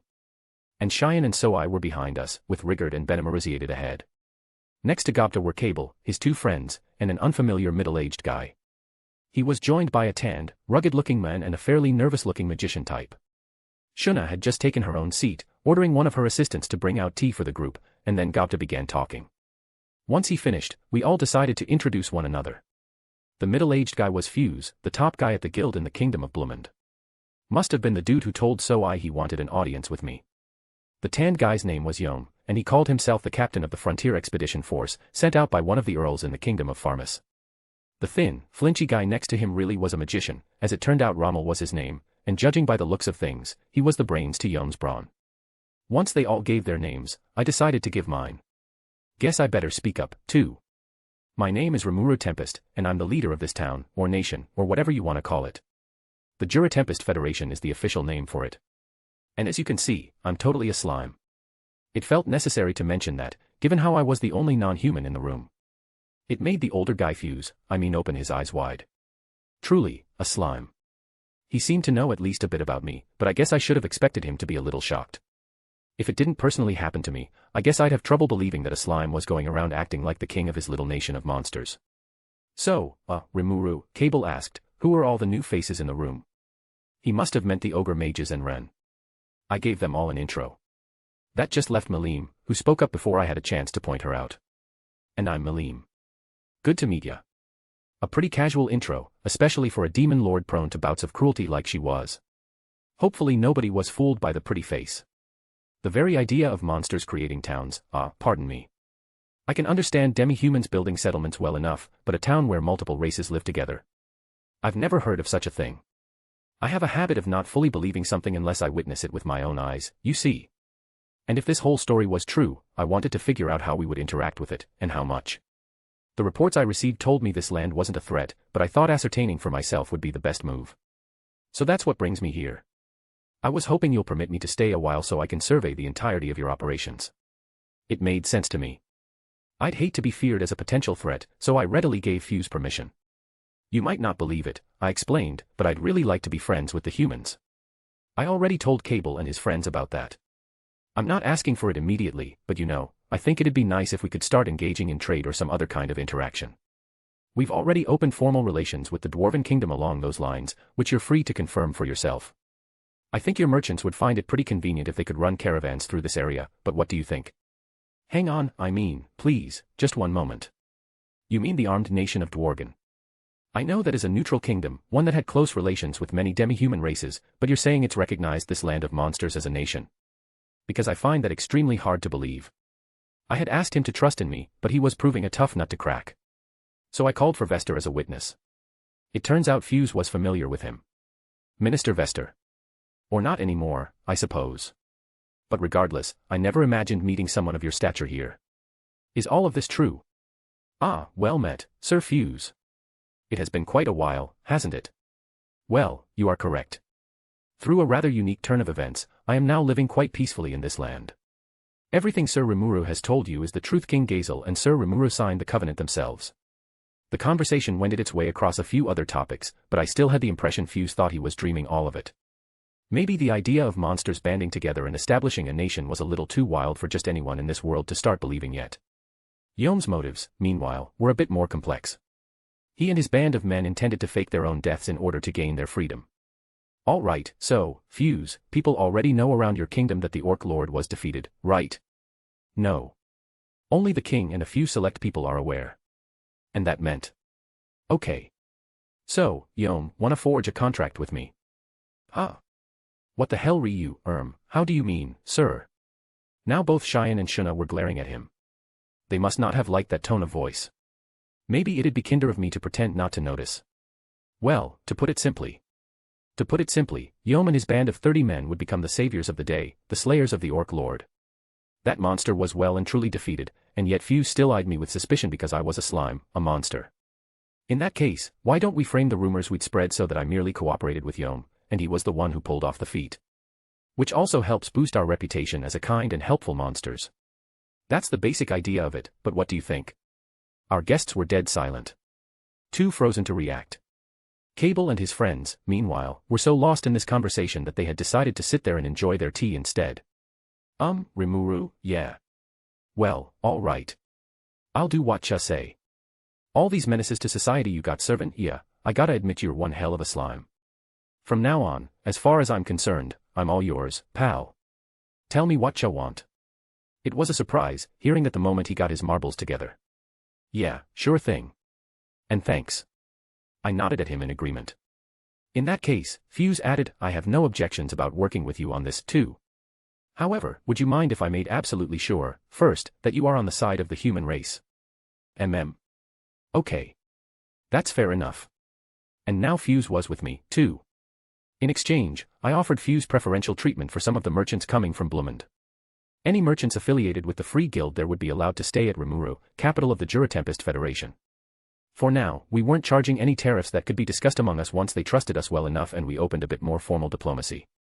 There was still a ton of work to do, but at least things were settled between ourselves and Fuse. And Blumund was a small country, the rise of a nation with trade routes and a friendly leader offering them held major meaning. If we could toss guaranteed safety across the entire region into the mix, Blumund could stand to make a major profit from it. If they could trust us enough to commit, that is. Now, to let Fuse bring that offer home and come back with a more detailed report. I couldn't say how it would turn out, but I had to hope things would go in a more positive direction from now on. As for Yome and his band, they would be staying here for a while. If he was going to be our Orc Lord slaying champion, he needed to look the part. Hakuro was probably training him hard right then. He was training hard in this town, his talents now noticeably improved. A little bit more work on him, and nobody would ever doubt for a moment that Yome slew the Orc Lord. Several weeks later, all of Yome's equipment was ready. We finally had his horses and his communication crystals. Well, it's been fun, pal. We'll see you for now, Rimuru. And with that, Yom set off, promising to use this town as a base for their future activities. It had been several weeks since Milim arrived, and the time really passed by in a flash. Every day was a battle with her. Not much had changed with life around town after Yom and his crew left. The only real difference was the guests we were now hosting. Cable and friends were still staying here, as was Fuse. Ah, don't you kind of need to get back home sooner or later? How long were you planning to stay anyway? I decided to bring up the question with Fuse while Cable and his gang were taking Milim out hunting. They got along pretty well with her, too. By now they were a second favorite after me. I needed to take advantage as much as I could. Well, is it all right if I stayed a little bit longer? There's, you know, a lot of things to tackle. He wanted more time. He, too, had been walking around town, observing the assorted goings-on. He wasn't liable to cause trouble if I took my eyes off him, unlike Milim, but it still made me nervous. Oh, come on, you're still not convinced that we're not a threat. The whole reason for his stay was because he was suspicious of us or me, really. The longer he stayed here, the more concerned it made me. Oh no, I've long since dropped any worries I had about you. It's just... His voice trailed off. Okay, so why are you still here? I pressed. Fuse scowled a little, then resigned himself to reveal the truth. Well, it's just comfortable living here, you know. Thinking about it, it's been a long while since I've had a chance to rest and take it easy, so, you know, I was thinking this was a good chance to let my hair down for a bit. I suppose Fuse really did see this town as a kind of health spa. Guess installing that hot spring bath and working hard to improve your food quality paid off. It was more the work of Shuna and the 3 dwarven brothers than me, but still. Cable and his friends were back by the time I had finished cajoling Fuse.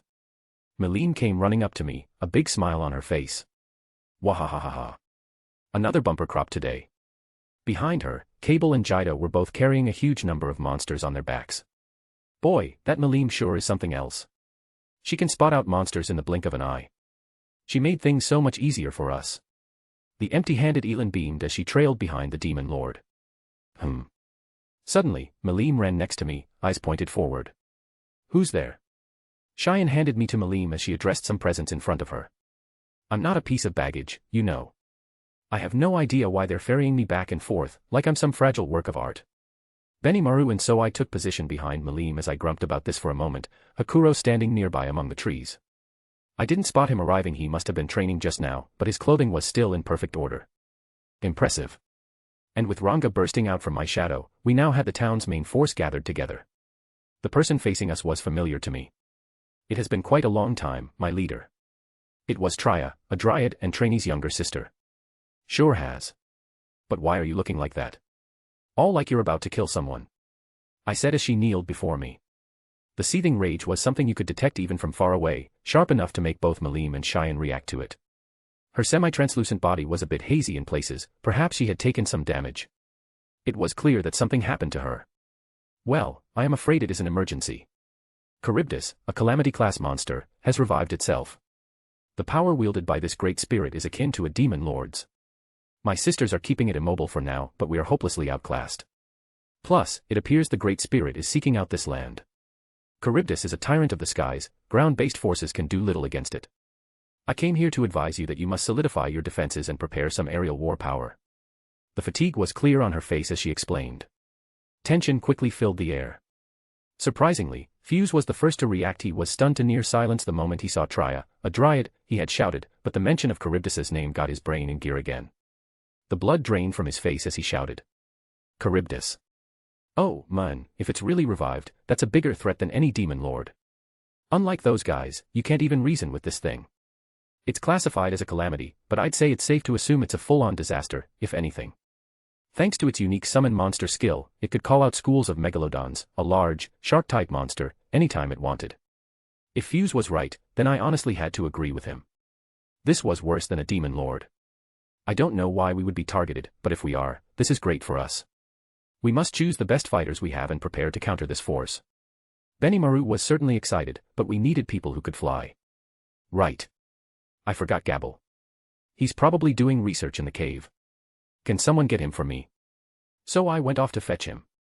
In the meantime, I decided to go back to town and hold a prep meeting. We were back in the now familiar meeting hall, Trya using thought communication to speak with her sisters. So I was back with Gabble, with Vester joining him, so we could make contact with King Gazel if need be. On the question of aerial firepower, the first thing that crossed my mind were his Pegasus Knights. If I could gain their support, I couldn't ask for anyone better to rely on. Things couldn't be much worse, Tria began. For some reason, the summoned megalodons have incarnated themselves in the corpses of some lesser dragons. They've manifested to creatures over 60 feet in length, like nothing we have ever seen before, and there are 13 of them. Everyone in the room lost their voice at this. A creature as strong as a demon lord, plus 13 other A-ranked monsters. I wanted to ask if this was some kind of a joke. What will we do, Sir Rimuru? Benimaru asked. Ugh, that's what I want to ask, but I'm the leader of this alliance, and it's my job to make the decisions. Plus, no matter how much I hemmed and hawed about it, there was only one answer to give. What'll we do? Well, we'll kill it, won't we? Reluctant though I was, I presented that conclusion to the others. The moment I said it, everyone in the room took action. Heh. I didn't need to ask. In that case, I will begin to prepare. Indeed, what else could we do? Exactly. This will be no sweat for Sir Rimuru. When it came to this sort of thing, they knew exactly what to do. Nobody voiced any disagreement with me. Instead, they sought out their roles and sprang into action. The sight made Fuse lose his head a little. After everyone sprang into action, the only people left in the meeting hall besides me were Fuse and Cable's trio.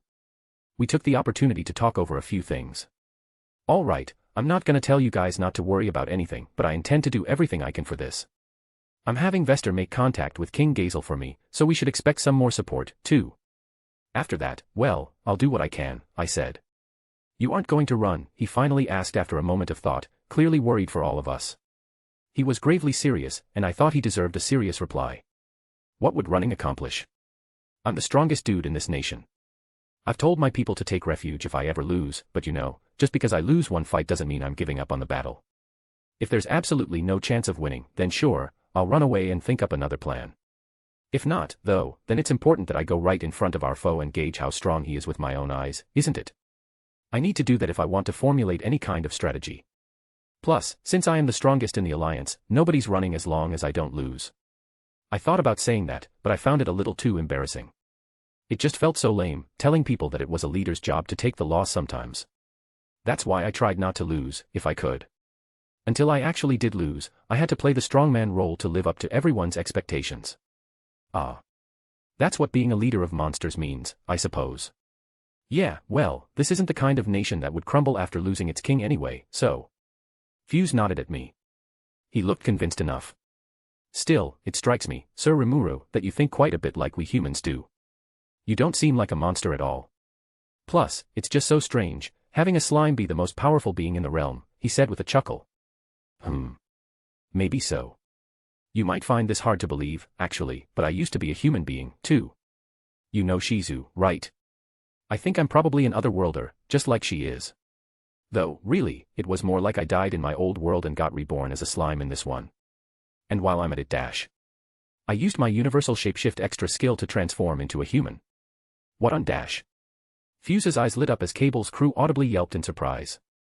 It was Elin who noticed first. Looking at you. That's like a smaller version of Shizu, isn't it? She timidly asked. Oh, no way, Elin. Yeah, Shizu was an old lady. She wasn't anywhere near as cute looking as this.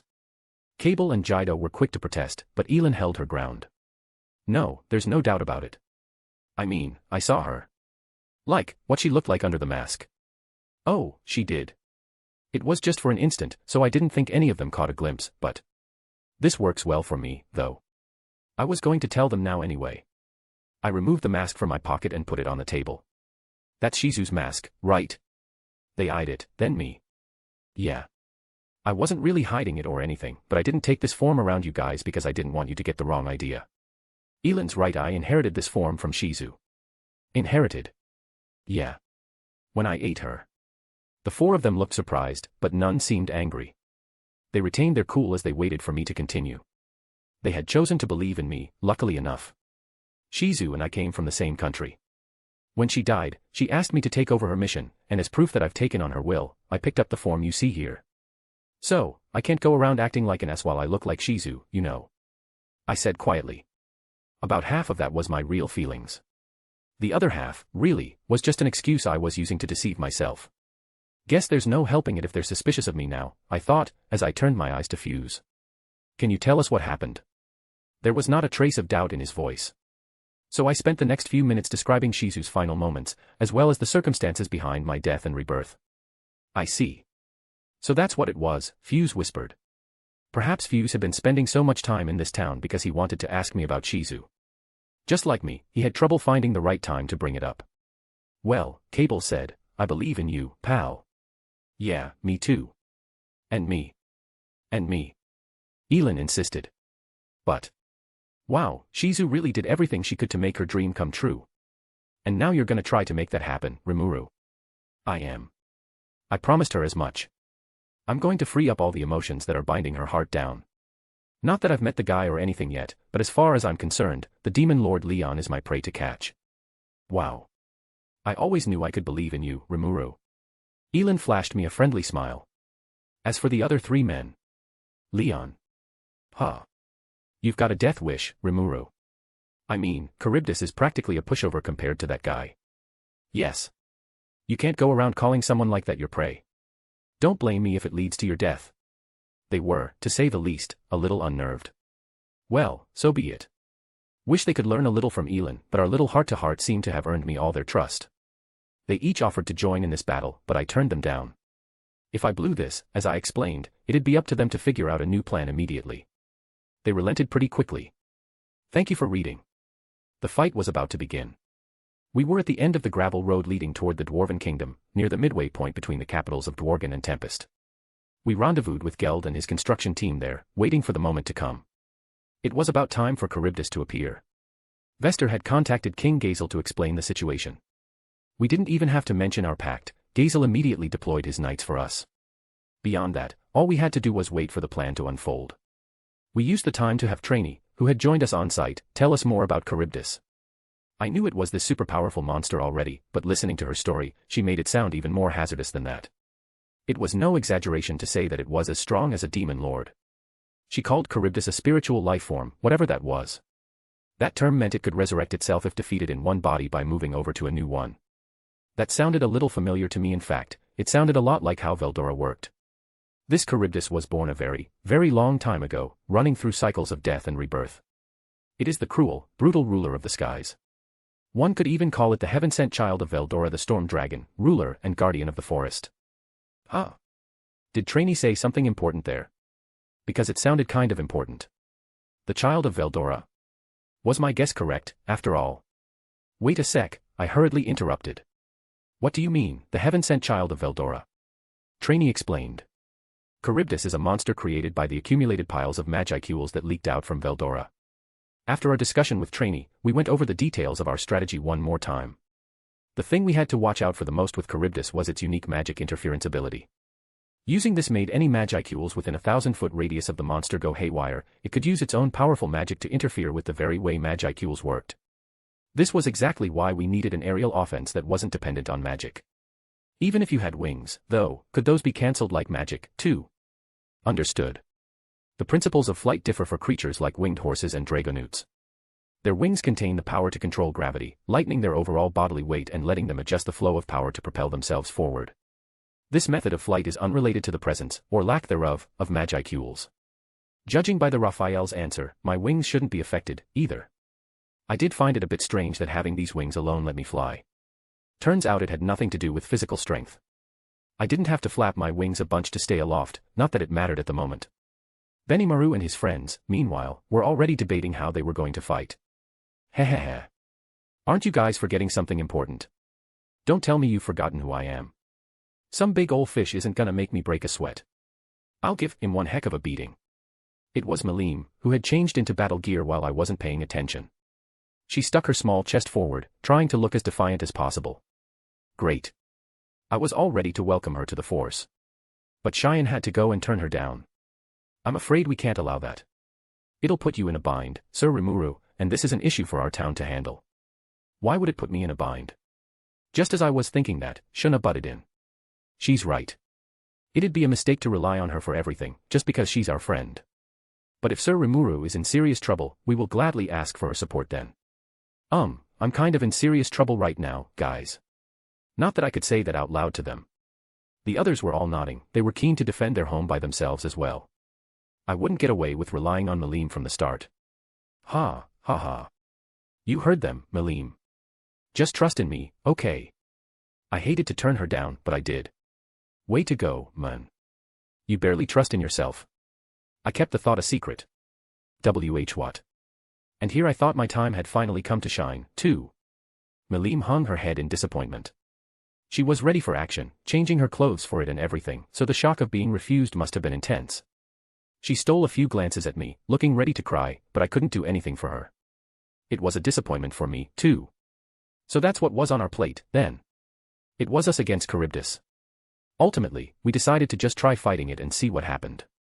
There was little point debating any further at this juncture, so instead we would try out whatever attacks we thought could work. Eventually, my magic sense picked up a group of 14 monsters approaching us. It wasn't long before we could see them. Even from afar, the eerie sight was astounding.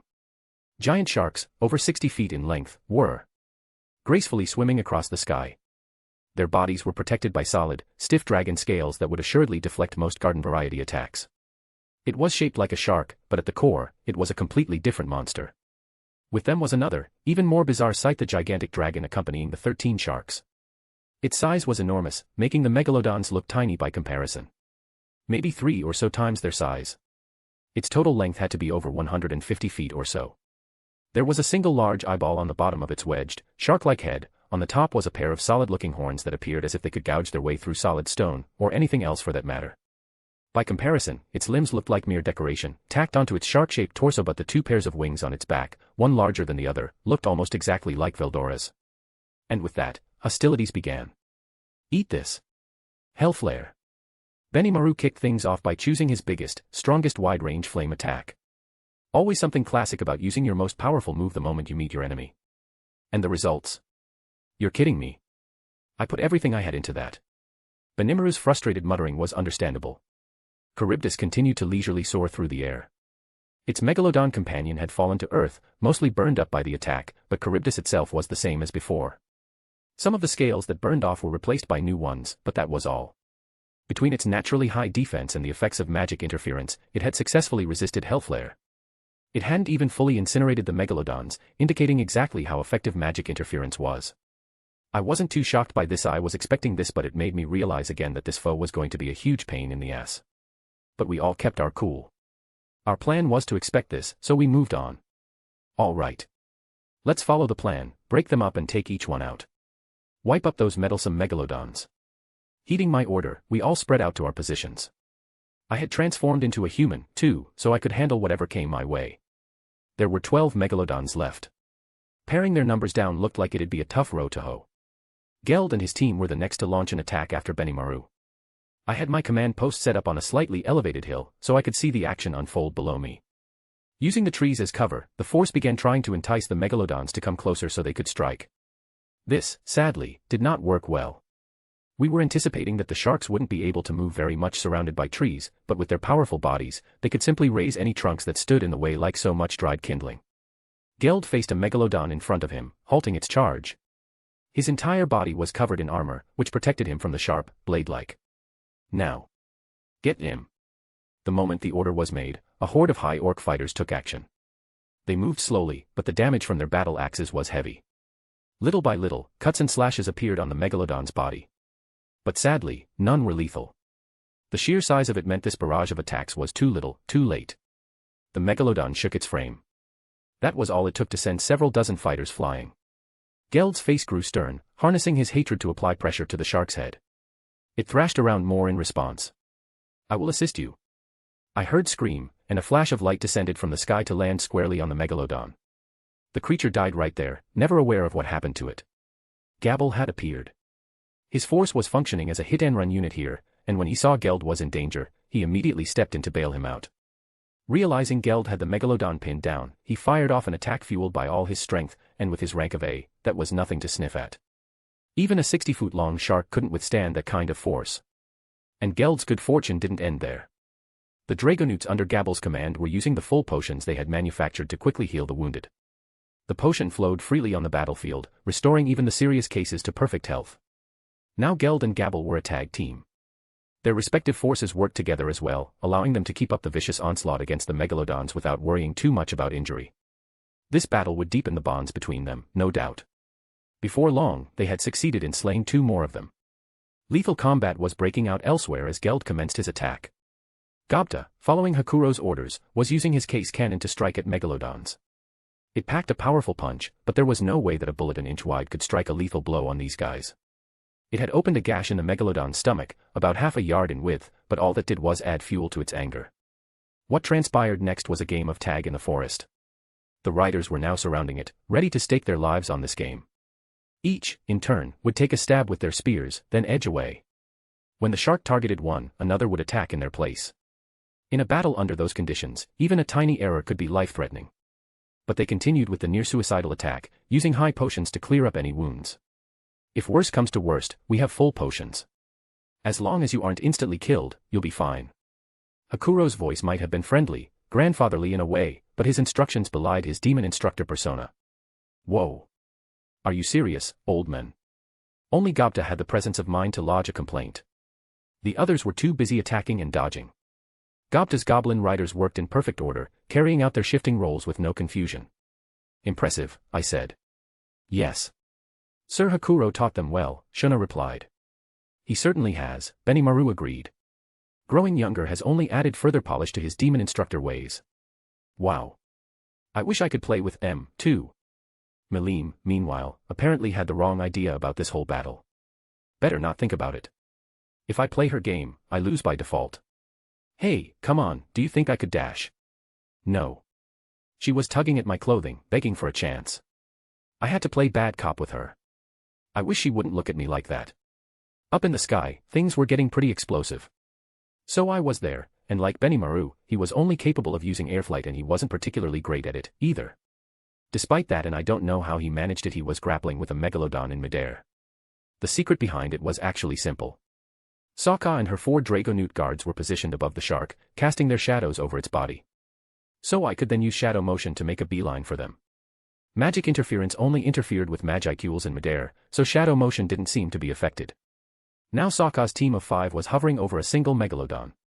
This was indicated by the way both the real Soai and 4 of his replication-conjured clones were each latched onto a different shark. Monster puppet string. Soai's 4 clones each launched the skill at once. It was a secret move, letting the caster fully control monsters that lacked intelligence. Special bewitching string was used to tap into the neural network that carried messages from the brain, replacing them with fabricated orders instead. This immediately placed 4 megalodons under Soai's control, using the dead bodies of other animals just came back to bite these guys. Controlling each of his replicated bodies, Soai had the megalodons attack one another. They split into 2 pairs, feasting upon each other's flesh. Take those 4 out when the time is right, he shouted to the Dragonutes above, using the 5th megalodon he was personally riding to head for Charybdis. It was such a brilliant, dazzling display that you almost forgot those sharks were supposed to be a rank. Understood, Sir Soai. Leave the rest to us. Sokka gave him a quick salute, stealing her gaze at the megalodons. After a little bit, when the megalodon-on-megalodon fighting grew more intense, the 4 Dragonutes under Sokka began their attack. Sokka stayed high above, giving out orders for the others to follow. Soai wasn't the only one pulling off impressive feats today. And thus, Sokka's team bagged 4 confirmed shark kills for themselves. Even more impressive were Cheyenne and Ranga. They must have formed a team when I wasn't paying attention. Looking closely, Ranga was running in midair, making a few powerful leaps as he did, as if there were invisible footholds to stand on. And there were, in a way. He was using the extra skill control wind to create them. Pretty skillful feat, there. Maybe you could call it Windwalker or something. But anyway, it meant that Ranga could run even faster in midair than he could on the ground. Despite being parallel with the ground below, Cheyenne couldn't have looked more serene. And the moment that Ranga and the megalodon crossed paths, she brought her sword down, the light purple glow it emitted arcing across the air. She had used her aura to expand and strengthen the sword, extending it to over 3 times its normal size. Like a guillotine blade thundering down from above, the demon sword descended, and neatly removed the megalodon's head. Cheyenne and Ranga used the same tactics to take out 2 more of the sharks. Then the 2 of them sprinted toward Charybdis. There were, at first, 13 megalodons, each an A-ranked monster. Of the 2 remaining survivors, 1 was already dead, slashed to ribbons by Hakuro's barrage of strikes. We had lost nobody on our side to death or injury. Things were going well, and I breathed an internal sigh of relief over it. new developments began to unfold. So I was controlling the final megalodon like a well-trained mount, making it sink its teeth mercilessly into Charybdis. It was latched onto the great dragon now, looking like a work of surrealist art. The megalodon was still alive, but it was no longer any sort of threat. That just left Charybdis to tackle. Paying no further mind to the megalodon, so I flew over to Charybdis. Cheyenne and Ranga were on the dragon's back. Presumably they had climbed up to a pretty high altitude to avoid magic interference, then dive-bombed down on it. Looking at Charybdis, though, the sheer size of it was mind-blowing. Being over 150 feet long was a threat in and of itself. Simply dropping a mass that size on a city from above would result in unimaginable damage. Before my eyes, Soai, Cheyenne, and Ranga had commenced their attack on Charybdis. Things have been going well so far. Maybe. But despite my wishes, it wasn't that easy. The sheer size was a true menace, and now that was clearer than ever. All three launched attacks, but none worked at all. They were up against a 150-foot-long frame. Anything they could throw at it was little more than peeling a layer off an onion. And more importantly, none of it could reach its magic-controlling neural network. See, this is why I told you to leave it to me. Even at a time like this, Milim was still wheedling incessantly. I had no time for her at the moment. Oh no. Trainee suddenly shouted. Its single eye flashed red for a moment. That might be a sign that Charybdis is preparing to attack, Benimaru explained. I saw it, too, guys, okay. I was just, taking a more laid-back approach to assessing it. Besides, Cheyenne had just summoned her full aura to bust out an ogre sword cannon, so I was kind of distracted by that. Maybe that's what pissed Charybdis off, but regardless of the reason, it looked dangerous. I decided to send a thought communication their way. Did you hear that? It might be hatching something, so keep your guard up. Yes, Sir Rimuru. Understood. I hear you, my master. I nodded at the replies. I'm sure they didn't need that keep your guard up reminder, but hey, just in case. But my message turned out to be an incredibly good idea. Just a moment later, so I and the others were exposed to a truly massive attack. A deafening sound akin to fingernails on glass filled the air, itself enough to make it feel like your very soul was being contaminated. It was the sound of the scales that covered Charybdis's body grating against one another. And then. My heavens. I had no idea it possessed an attack like that. This is bad. It can't be evaded. The tension was clear in Trainee's and Benimaru's voices. And in the midst of it. Oh. So this is Tempest scale, the attack that made Charybdis feared as a tyrant. Never seen that before. That was Milim. Having nothing else to do, she was offering color commentary to me now. The name of it doesn't matter. And if you knew about that, I really wish you could have told us. Right now, I was more worried for Cheyenne and our other allies. It had happened right after I warned them to stay on guard, so Soai, Cheyenne, and Ranga were just barely able to take evasive action. But they were being threatened by Charybdis's overwhelming supply of scales, hundreds, thousands, tens of thousands being shot out in all directions like high-caliber bullets. They varied in size, but even the tiniest were several inches in diameter. Take one unguarded, and it'd no doubt be even more disastrous for you than a sword slash. Faced with the terrifying Tempest scale, not one dared to give up on themselves. It could be called reckless, but to me, I couldn't have asked for anything else. They were all ready for this. You people really are a bunch of idiots, you know that. You could at least count on me now, of all times. I decided now was the time to speak. All three froze in surprise. I flew in front of them, raising my left arm against the advancing scales. Sir Rimuru. I could hear them shouting my name, a mixture of shock and joy in their voices. I didn't respond, head faced forward to handle what must be done. Which was consume them all, gluttony. With my call, the insatiable gluttony within me stirred. The results unfolded in a single moment. I imagine not too many knew what had happened. The wall of innumerable scales that loomed over them just a moment ago had now neatly disappeared. Astounding. Well done, Sir Rimuru. It was Soai who found his voice first. The effect was awe-inspiring. All the scales that hurtled through the air between us and Charybdis were fully consumed. This skill was even more off the charts than I had thought. Now seemed like a good time to look a little cool around everyone else. Leave the rest to me. You three go back down and rest, I declared, like it was the most natural thing in the world. But we can still help you. I stopped Soai before he could continue. Look. It's already regenerating its scales. That wasn't a single-use skill, it's something it can launch again and again. I don't know if I can protect you all from a second round of that. We should be glad that we made Charybdis attack us at all. Really, if we didn't know about those scales and left the Pegasus Knights to handle it, the casualty list would have been huge. You can be proud of yourselves today, people. I wish you good luck. Be careful, Sir Rimuru. You may summon me at any time, Master. Ranga carried them off after they all said their farewells. Now, then. I just gave them that Bigero act, but being faced with this huge freak, I wasn't exactly feeling serene. No point whining about it now, though. I'll just have to do what I can. To kick things off, I fired a bolt of magic fire, one of my new moves. The moment it struck Charybdis, a searing dark flame burned and wrinkled its skin. Just as I thought it worked. A regular old spout of fire would have been snuffed out by its magic resistance. Dark flame would have been no different, its magical energy dissipating the moment it made contact. To get around that, I'd either have to make physical contact with it and attack, or as I did now cover my magic with something else until it makes contact. That's why I tried loading a magical bolt with dark flame and shooting it. The result was a success, making Charybdis writhe in pain from the intense heat. Or at least, act a little irritated, maybe. It's so big that I wasn't sure that bolt did much damage at all. Can't give up now, though. Enough of them, and the damage is bound to pile up over time. So I kept attacking, spurring myself forward. I tried a few different moves, gauging the dragon's response. It seemed like Dark Flame and Dark Thunder both worked well against it. Fire-based attacks worked across a broader range of its body, and the lightning seemed to affect its magical neural network a little. Along with that useful info, however, I learned a few things I wish I didn't have to. Ah, hang on. This guy has ultra-speed regeneration, doesn't it? I whispered it out loud. Understood. Judging from the recovery speed of its physical structure, it is not incorrect to assume the individual, Charybdis, possesses the extra skill ultra-speed regeneration. Confirming this, I use thought communication to let everyone else know. Unfortunately, because of its size and the large amount of Magicules, Gluttony won't work on it. I can use auto mode and let Raphael cut it into pieces, then Gluttony might work. But the problem is. Notice. A high-level Magicborn has detected. The Analyze and Appraise indicates his magical energy supply is greater than Orc Disaster. Which could only mean a Demon Lord is nearby, watching. If I go all out, I might catch their attention, and I'd rather not reveal my hand to a potential enemy.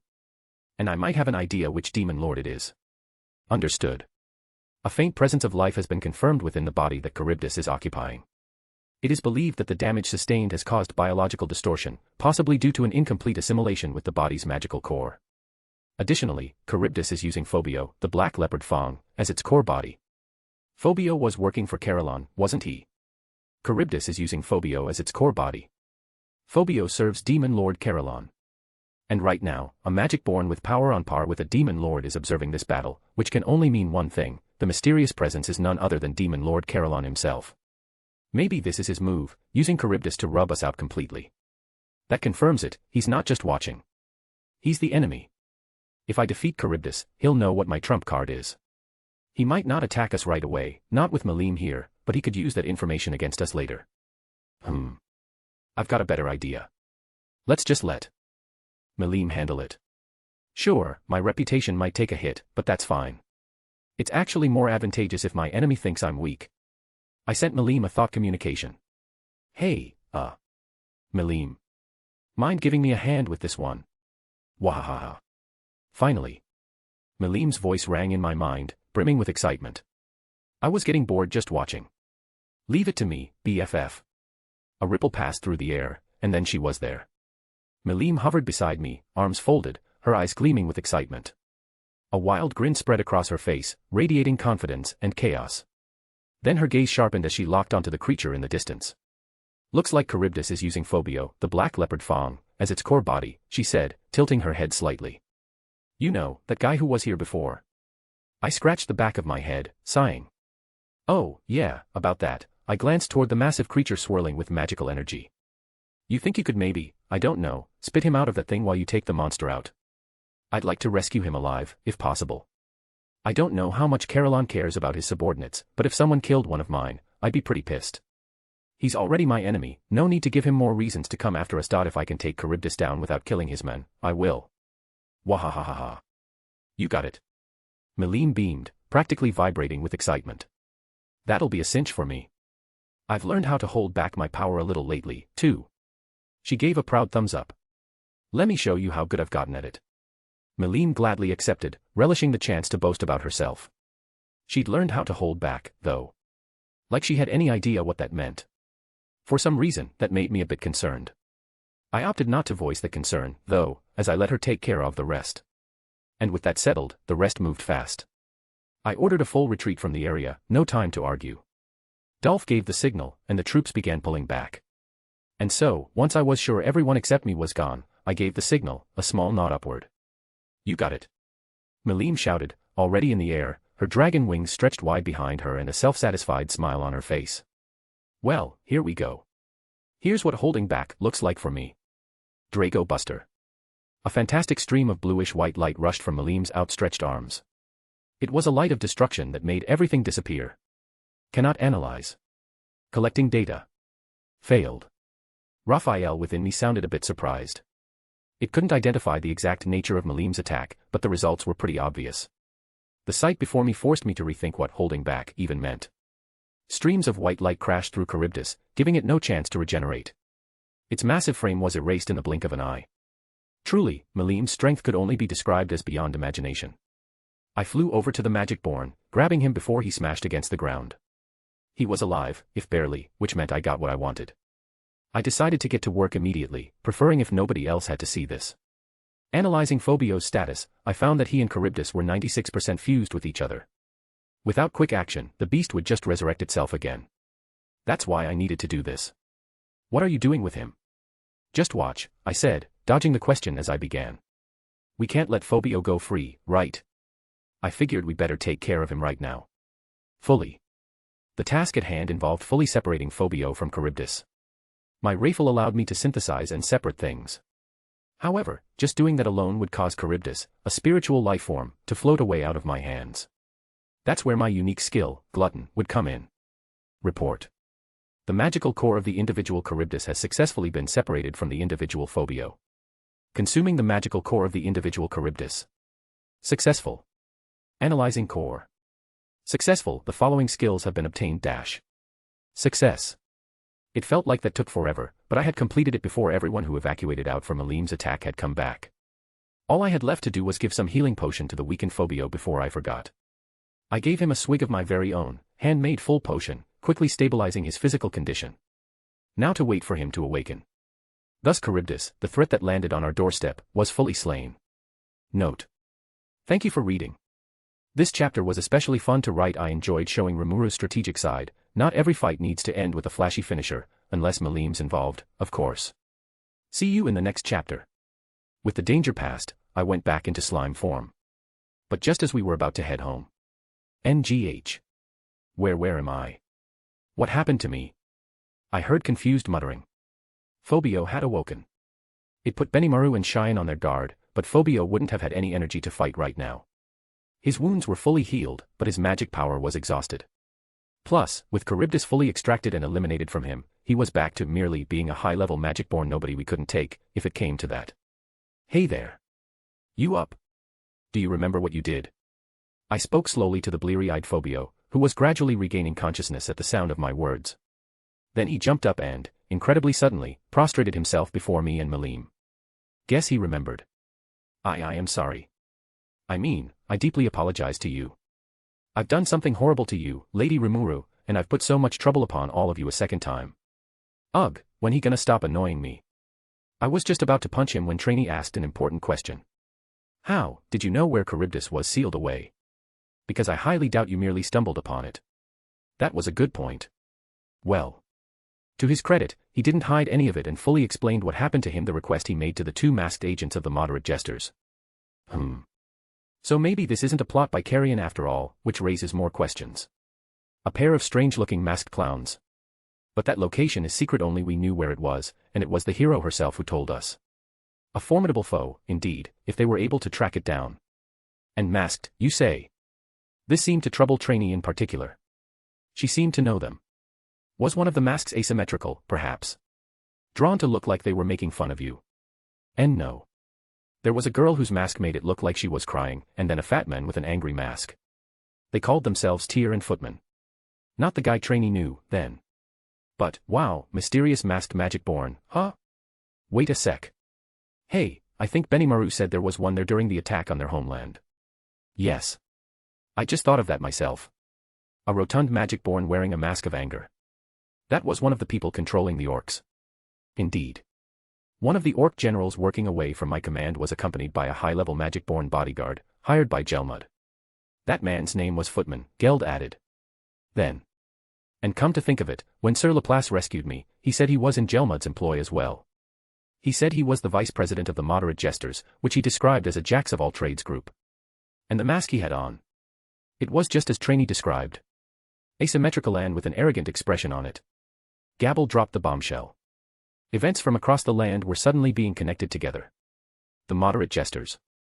A mysterious band of jacks-of-all-trades. They sounded like trouble, so I decided to ask Milim if she knew anything. I've never heard of that group before, no. Nobody said anything about using guys like those to cause strife among races or anything. How interesting. I wish I could have gotten to meet them. Milim, at least, had heard nothing from her Demon Lord cohorts. She didn't know many details about the whole Orc Lord operation, I suppose. Gelmud was the main man behind all that. Apparently Milim just got the outlines of it, not the little details like hiring a bunch of jokers to help push things along. Maybe it was Clayman scheming behind the scenes with this, not Gelmud. He had the connections for that, she indifferently continued. Clayman. Why him? He just loves dirty little schemes like that. The Orc Lord operation was devised by 3 of those lords, who assigned the job to Gelmud in order to keep things balanced among themselves. If any of them was going to try to game the system, as Milim described it, it was definitely Clayman. I didn't have much to comment about on that point, so I filed the fact away in the back of my mind. We now had a fairly ample amount of info to work with. Putting it all together, one truth became clear about this incident: these moderate jester guys liked approaching their targets with claims of offering help. It allowed the jesters to achieve their goals without dirtying their own hands. Sounds like they used and abused you, huh? Try to be a bit more careful about taking fishy offers like this in the future, all right. Phobia wasn't exactly free of fault here, but given that the real culprit was elsewhere, it didn't seem right to punish him. I didn't want to stir up added trouble, besides. If he swore he wouldn't bother us anymore, I was glad to let him go free. Huh. He was still prostrate before us. I don't deserve to be forgiven. I accepted this offer at my own discretion. It had nothing to do with Lord Carillon, so please, allow me to pay for this with my life. And no, really. If I kill you, Demon Lord Carrion might get pissed. I'd rather be friends than fight, I said, then raised my voice slightly toward the one still hiding. Seriously, you've been standing there long enough. Just come out and talk. A man appeared from the underbrush. He had an attractively rough, unpolished look, sporting a well-tailored but well-worn outfit. His short blonde hair stood on end, his sharp eyes only adding to the intense atmosphere he presented. Not bad. You've got sharper senses than I gave you credit for. So this is Carillon the Demon Lord, huh? Hey. The name's Carillon. Thanks for helping this guy out without killing him. Thus the Demon Lord Carillon greeted me, looking me straight in the eye. The air grew suddenly tense. My name is Rimuru Tempest, the leader of Tempest, our nation of monsters here in the forest, I declared. Puffed. A single magic-born person, establishing a new nation. Perhaps I would have believed it in the past, but in this world, you'd have to be suicidal. I was told the Orc Lord killed our mystery magic-born, but I guess that report wasn't too true, huh? You're the masked magic-born that killed Gelmud, aren't you? You look at this slime, and that's the conclusion you reach. That was the only thing I could think. But Milim was here, and maybe he got to witness the battle against Charybdis as well. Yep. You're right. I transformed into my human form, glaring at him, calm but ready for fight. So, you here to get back at me for that, or is this about something else? I doubted it, but I asked anyway. Carillon grinned at the question. Ha ha ha ha. Funny. No wonder Milim likes you. The laughter instantly dispelled all the tension. But once he was done guffawing to himself, Carillon's face stiffened. Then, he did something none of us was expecting. He admitted he was wrong. Well, sorry one of my men went berserk on you. Guess I neglected to supervise him well enough, and I hope you'll forgive me for that. He didn't bow his head or anything, but he did apologize in the only way he could. Plus. You could say I owe you one now, I suppose. Let me know if you have anything I can help you with. He owes me one, huh? If that's how he sees it, I can think of something. In that case, it'd be nice if you could sign a non-aggression treaty with us. Is that all you need? All right. By my name as Demon Lord, or should I say, as the Beastmaster Carillon of the Beast Kingdom of Eurasania, I swear I'll never turn our blades on any of you. That assumes, of course, you promise the same to us. He accepted it easily, another sign of his incredible capabilities. I found it quite admirable. Since we were already flustered enough, we agreed to send envoys later on to work out the details. And that pretty much wrapped up the day. Caroline let his fists do the talking with Phobio, putting him near the brink of death once more, but we all have our funny traits like that, I suppose. He lent his limp subordinate a shoulder as the two of them shuffled away and teleported themselves back home. It was time for us to return home, too. The day had its ups and downs, but things were finally starting to settle down a bit. Several days had passed since Charybdis's defeat. The land of Tempest was calm once more. A lot had happened, certainly, but our nation was finally starting to get recognized, and I couldn't have been happier.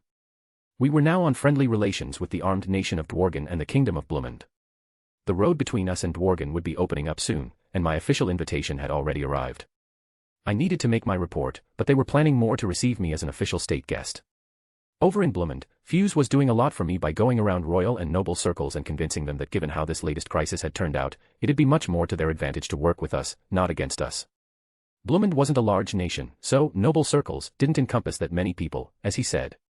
None were putting up a lot of roadblocks against him, so I doubted I had much to worry about. And there's another nation I shouldn't be forgetting, the Beast Kingdom of Eurasania. If our talks went well there, that'd be one more nation to build formal ties with. We got put through the ringer, but we sure earned a lot from it. There was no telling how our discussions would turn out yet, but building a formal friendship with one of the bigger demon lords was a major coup. I wanted to see it succeed. So we gained a lot, and if anything I, personally, gained just as much. The Charybdis-specific skills magic interference and gravity flight, for one. That, and resist magic, the ultimate ace in the hole against any magic thrown at me. So what were we doing now? Thus. Swish. Thwom. Bash. I think the ambient noise speaks well enough for itself. Benimaru, Soai, Cheyenne, and I were being pummeled. Wahahaha. Save your breath. The woman laughing shrilly at us was, of course, the demon lord Milim. She was training us, which I thought appropriate given how unfairly strong she was. It was 4 of us against the one of her, but it was hopeless. The dragon's eye from her saw completely through every trick and attack we attempted. That's Milim for you. She's incredible, I thought, more intensely than ever before. Milim was wearing a dragon knuckle around her fist, the weapon present I had promised her long ago. Such knuckles were originally meant for punching with your bare hands without hurting yourself, boosting the force of your strikes in the process. Not this one, this was the exact opposite. Put this on, and it restricted your punching power by around 90%. The Magi steel at its core applied the reduce speed and power drain inscription magics to the wearer. When I gave it to her, she peered at it with intense curiosity, then gladly accepted it. She'd been wearing it every moment since, including during meals, which I had to warn her about, much to her whining chagrin. I was glad she liked it. This dragon knuckle did a whole lot to save us all. We'd been engaging in mock battles every morning with Milim since the day it had become a regular part of the routine. Her power was just ridiculous, her agility practically cheating, her stamina inexhaustible. Thank heavens she was on our side. Training with Milim occupied my mornings. After lunch, I did my rounds in each section of the town. It was an orderly, scheduled life, and I stuck to it for many weeks. So the days passed by, all of us growing even stronger than before. I was growing, too. You've certainly improved, Rimuru. If you declared yourself a demon lord, I sure wouldn't complain. By the way, why did you become a demon lord, Milim? I asked to change the subject. Oh. I'm not sure. Something really bad happened, and it got me so angry that I became one. Why are you asking me? Well, I don't remember. It was a super long time ago, so I forgot. Despite her cheerful reply, I wondered if maybe something bad had happened after all. It'd be rude to prod her any further about it. All right. If you forgot, you don't have to try to remember it or anything. I ended the conversation there. Several days later. Okay, I'm off to work. Milim made a sudden declaration. Huh. That's kind of sudden, Milim. Right now. Well. This isn't, like, the last time I'll see you or anything, so yeah, I'm heading out. With that, she changed back into the bikini-ish outfit she'd first arrived in. She used change dress for the job, a bit of magic that was so helpful that I had her teach it to me. It's recommended to anyone with a lot of clothing, although you need to learn spatial magic first, for clothes storage, which actually makes it tough to learn for others. In her original outfit, Milim turned to me and smiled. I'll be sure to tell the other demon lords not to lay a finger on this place, okay? You've got nothing to worry about, Rimuru. Oh. Great.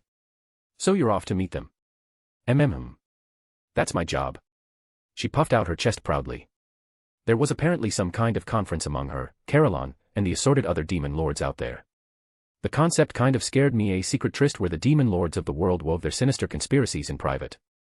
The whole orc lord thing resulted from one of those meetings, so I felt I had a personal stake. Well, I'll be back soon. And she was off into the air.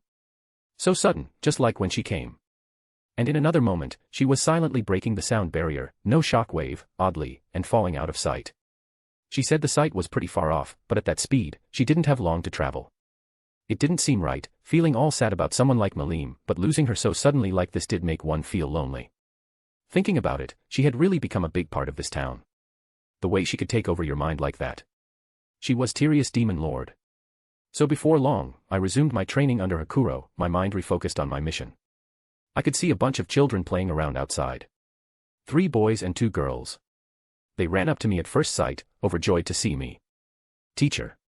What are we gonna do today?" they all asked, their eyes shining. A determined-looking boy, a timid-looking boy, a reticent-looking boy, a lively-looking girl, and a wise-looking girl. They were all my students, and I doted upon them. Today, however, my emotions were a churning mix of happiness, sadness, and loneliness. "Well," I said to them, "that's a good question. What should we do?" But these are her memories, aren't they? Not mine. The lingering attachments of Shizu, back during her instructor days. I could tell, from my viewpoint, that she didn't want these kids to be involved in her strife. But perhaps they felt abandoned. Perhaps they cried. But even if they didn't, it was also. Also what? What was I trying to? And then my eyes opened. Please. Those children. Those children. The ones in the dream. Please, rescue those children. Rescue. What on earth from? There was nobody to answer. She wanted to have me do something. That much was clear. But that was it. No more words, as her voice plunged into the darkness and disappeared. The remains of the dream faded away in my mind, the plaintive request left deserted and unnoticed. This felt like the first dream I had in a while. I feel lazy. I should just go back to sleep. What sort of nonsense are you spouting, Rimuru-sama? It was Ren, and she was glaring at me, the kind of look that made you rethink your life choices. Blithely following Ren's lead, I crawled out of bed, grumbling to myself. I'd be busy during the day. Battle training with Hakuro was on the schedule, as was an inspection trip to see how construction was proceeding. As I thought all this over, Ren gave me an exasperated sigh. "Rimuru-sama, you're being inattentive again. You will be seeing off Benimaru and Rigor today." "Oh yeah, that was today." "Sure thing." "Ah, yes. Benimaru and crew were heading off today." Several months had passed after Milim's departure. Several calm, chill, and very peaceful months. I was busy as always, but still, extremely chill. One day, though, a messenger appeared from Caroline, the master, and one of the land's demon lords. I hadn't forged an official agreement with him on paper, but it appeared Caroline was a man true to his word. As the messenger put it, "Let us send envoys to our respective nations, so they may see for themselves whether forging trade relations would be beneficial to both sides." I gave my immediate approval, and Caroline had already given his. Which brings us to today, the historical day of departure for our envoy mission to the Beast Kingdom of Eurasania. They would be representatives for the Jura Tempest Federation, Tempest for short. Our nation. A brand new one, and thus, inexperienced in almost every way. We needed to compensate for that, and toward that end, we were all working together, putting in the maximum effort on a daily basis. It's thanks to that work ethic that I think this envoy mission to Eurasania should bear some serious fruit for us. We were also fully prepared to receive the Beastmaster's own team. They'd come here, look around our nation, and, hopefully, come back with some complimentary things to say.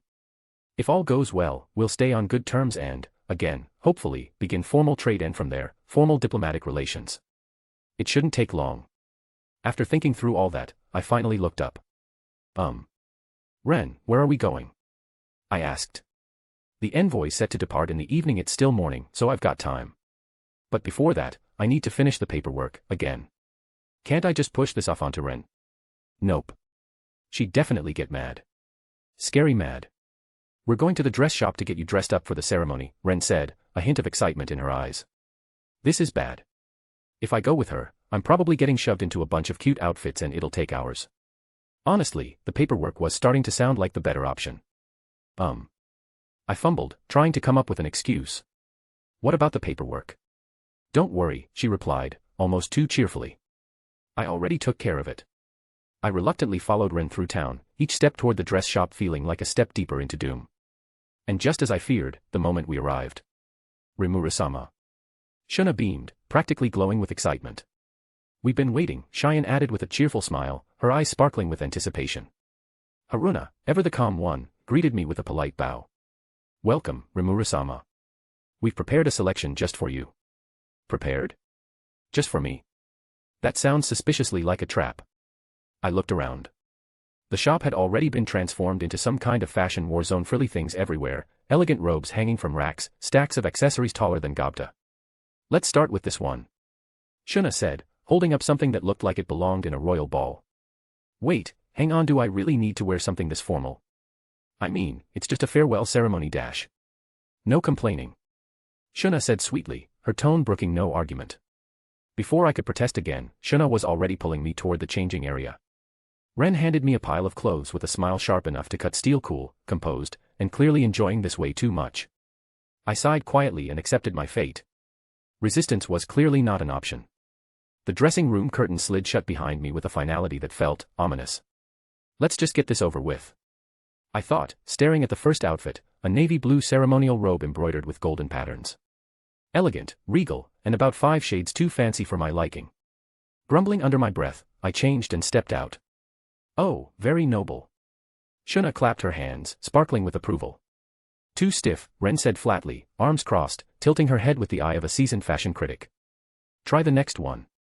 The next was a deep crimson ensemble with flowing sleeves and a waist sash that required a full instruction manual. I emerged feeling like a heavily wrapped present. Now that's striking, Haruna said, giving an approving nod. Still missing something, Ren added, already holding up a third option. How many outfits did they prepare? One after another, I was sent back into the room. Ribbons, silks, embroidery, capes, frills. Frills. I emerged once wearing something suspiciously lacy, only to be met with Kaya. Adorable. Shuna squealed, clasping her hands together. Ren's lips twitched in amusement. Not bad. I'll allow it. That's it. I've lost control of my life. The next one is a frilly pink dress with lace trim, ribbons, and puffed sleeves. I stared into the mirror, mortified. Why does this look like something Milim would force on me? When I stepped out, Cheyenne gasped with delight. Ah. Adorable. You look just like a princess. I stepped back and immediately without saying a word. Say a sleek, glittering gown with an open back and high slit. Stylish, yes, but completely over the top. Why do we even own this? When I walked out, Shuna politely clapped her hands. Elegant, but maybe too dramatic for a diplomatic ceremony. Ren tilted her head and smirked. Depends. Are we attending a ball or starting a war? After what felt like a dozen wardrobe changes, I stepped into the dressing room one last time. Waiting for me was an outfit unlike the rest, a simple cream blouse, a fitted brown vest, a dark navy skirt, thigh-high socks, and a deep crimson cloak fastened with a soft blue ribbon. This one actually looks wearable. With a small sigh of surrender, I got dressed and stepped out. There was a short pause. That's it, Ren said, already smiling. She was also in a stylish outfit herself, clearly enjoying this far more than I was. Perfect balance of cute and dignified. You look like you stepped right out of a fairy tale. Shuna chimed in, her hands clasped like she was about to cry tears of joy. Haruna gave a small nod. The red cloak is a nice touch. Charming, but not overdone. I looked at myself in the mirror. Honestly. Not bad. Not frilly. Not suffocating. Just cute enough to make me feel vaguely like a magical academy student, but still respectable. Guess this is my fate. Paperwork would have been kinder. Cheyenne chuckled softly from the background, but thankfully kept her comments to herself this time. Note. Well, this is awkward. This chapter was supposed to include Rimuru's grand speech, the arrival of the Eurazania envoy, actual plot progression. But instead, I kind of got immersed in dressing Rimuru up in increasingly ridiculous outfits. Don't get me wrong, my intentions were pure. Mostly. I just didn't expect fashion chaos to completely hijack the narrative. Still, I worked real hard on this, okay. It was actually pretty tough trying to find the right outfit references and images to match each scene. So, I could use some praise. Just a little pat on the back. Maybe a cookie. Let me know if you want me to include more of these kinds of dress-up sessions in the future and if you'd like me to increase the number of outfits. I've got plenty more, tragic, ideas if you're up for it. Oh, and here's one of the failed attempts that didn't make the final cut. Why? Because sometimes the world just isn't ready for fashion this powerful. Anyway, that's all for now. Thanks for reading. See you in the next chapter where, hopefully, someone will finally give that speech. The author, definitely still in control, probably. The dressing ordeal was finally over. I somehow survived being paraded like a dress-up doll and had even walked away with my dignity mostly intact. Barely. But now, standing on the ceremonial stage, cloaked in what Ren called the perfect outfit, which still felt dangerously cute, it was time to face the real challenge. Giving an actual speech. So there I was, in our city's main square, standing in front of the crowd in my finest attire. It triggered a small, excited uproar among the monsters. In all their many species, the cheers and shouting seemed like they'd go on forever, but a single silence from Cheyenne shushed them all in an instant. Nice one, Cheyenne. She was so good at handling these kinds of rowdy scenes. With the monsters calmed down, I decided to give my team a few encouraging words. I decided to run down the list of things I wanted my envoys to watch out for. The Beastmaster Carolon was a demon lord and certainly one of the more warlike ones. I couldn't be certain the rule of law even existed in his domain. Right, listen up. You're about to visit a nation of magic-born who've only ever believed in one thing: might makes right. Don't underestimate them. If you show even a moment of weakness, they'll walk all over you.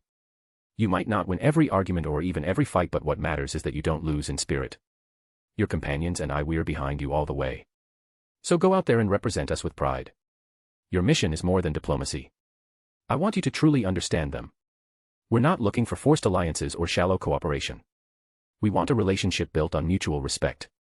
If things feel off, if you think conflict is brewing, don't push it. Just come back safely. See it with your own eyes. Judge it for yourself. And make sure that, going forward, we can build something genuine with them. I'm counting on you. The moment I wrapped it up, the square was filled with wild cheering. It was like being in some pop idol's concert. Supposedly, I was done, but there was one more important warning I needed to give. Let's see, what else? I paused, tapping my chin for dramatic effect. Ah, right. I don't mind a few small mistakes. But please, and I mean this, don't be the ones to start a fight, okay? I'm looking at you, Benimaru. Think you can manage that? Honestly, my entire speech assumed that any tension would come from the Eurazanian side. If we ended up starting something, all of this would have been for nothing. Heh. You are in good hands with us, Benimaru barked back, supremely, almost scarily, confident. I have learned quite a few lessons myself. After the days we spent with Lady Milim, any fool could understand that impudence leads to disaster. The comparisons to Milim set off alarm bells, too.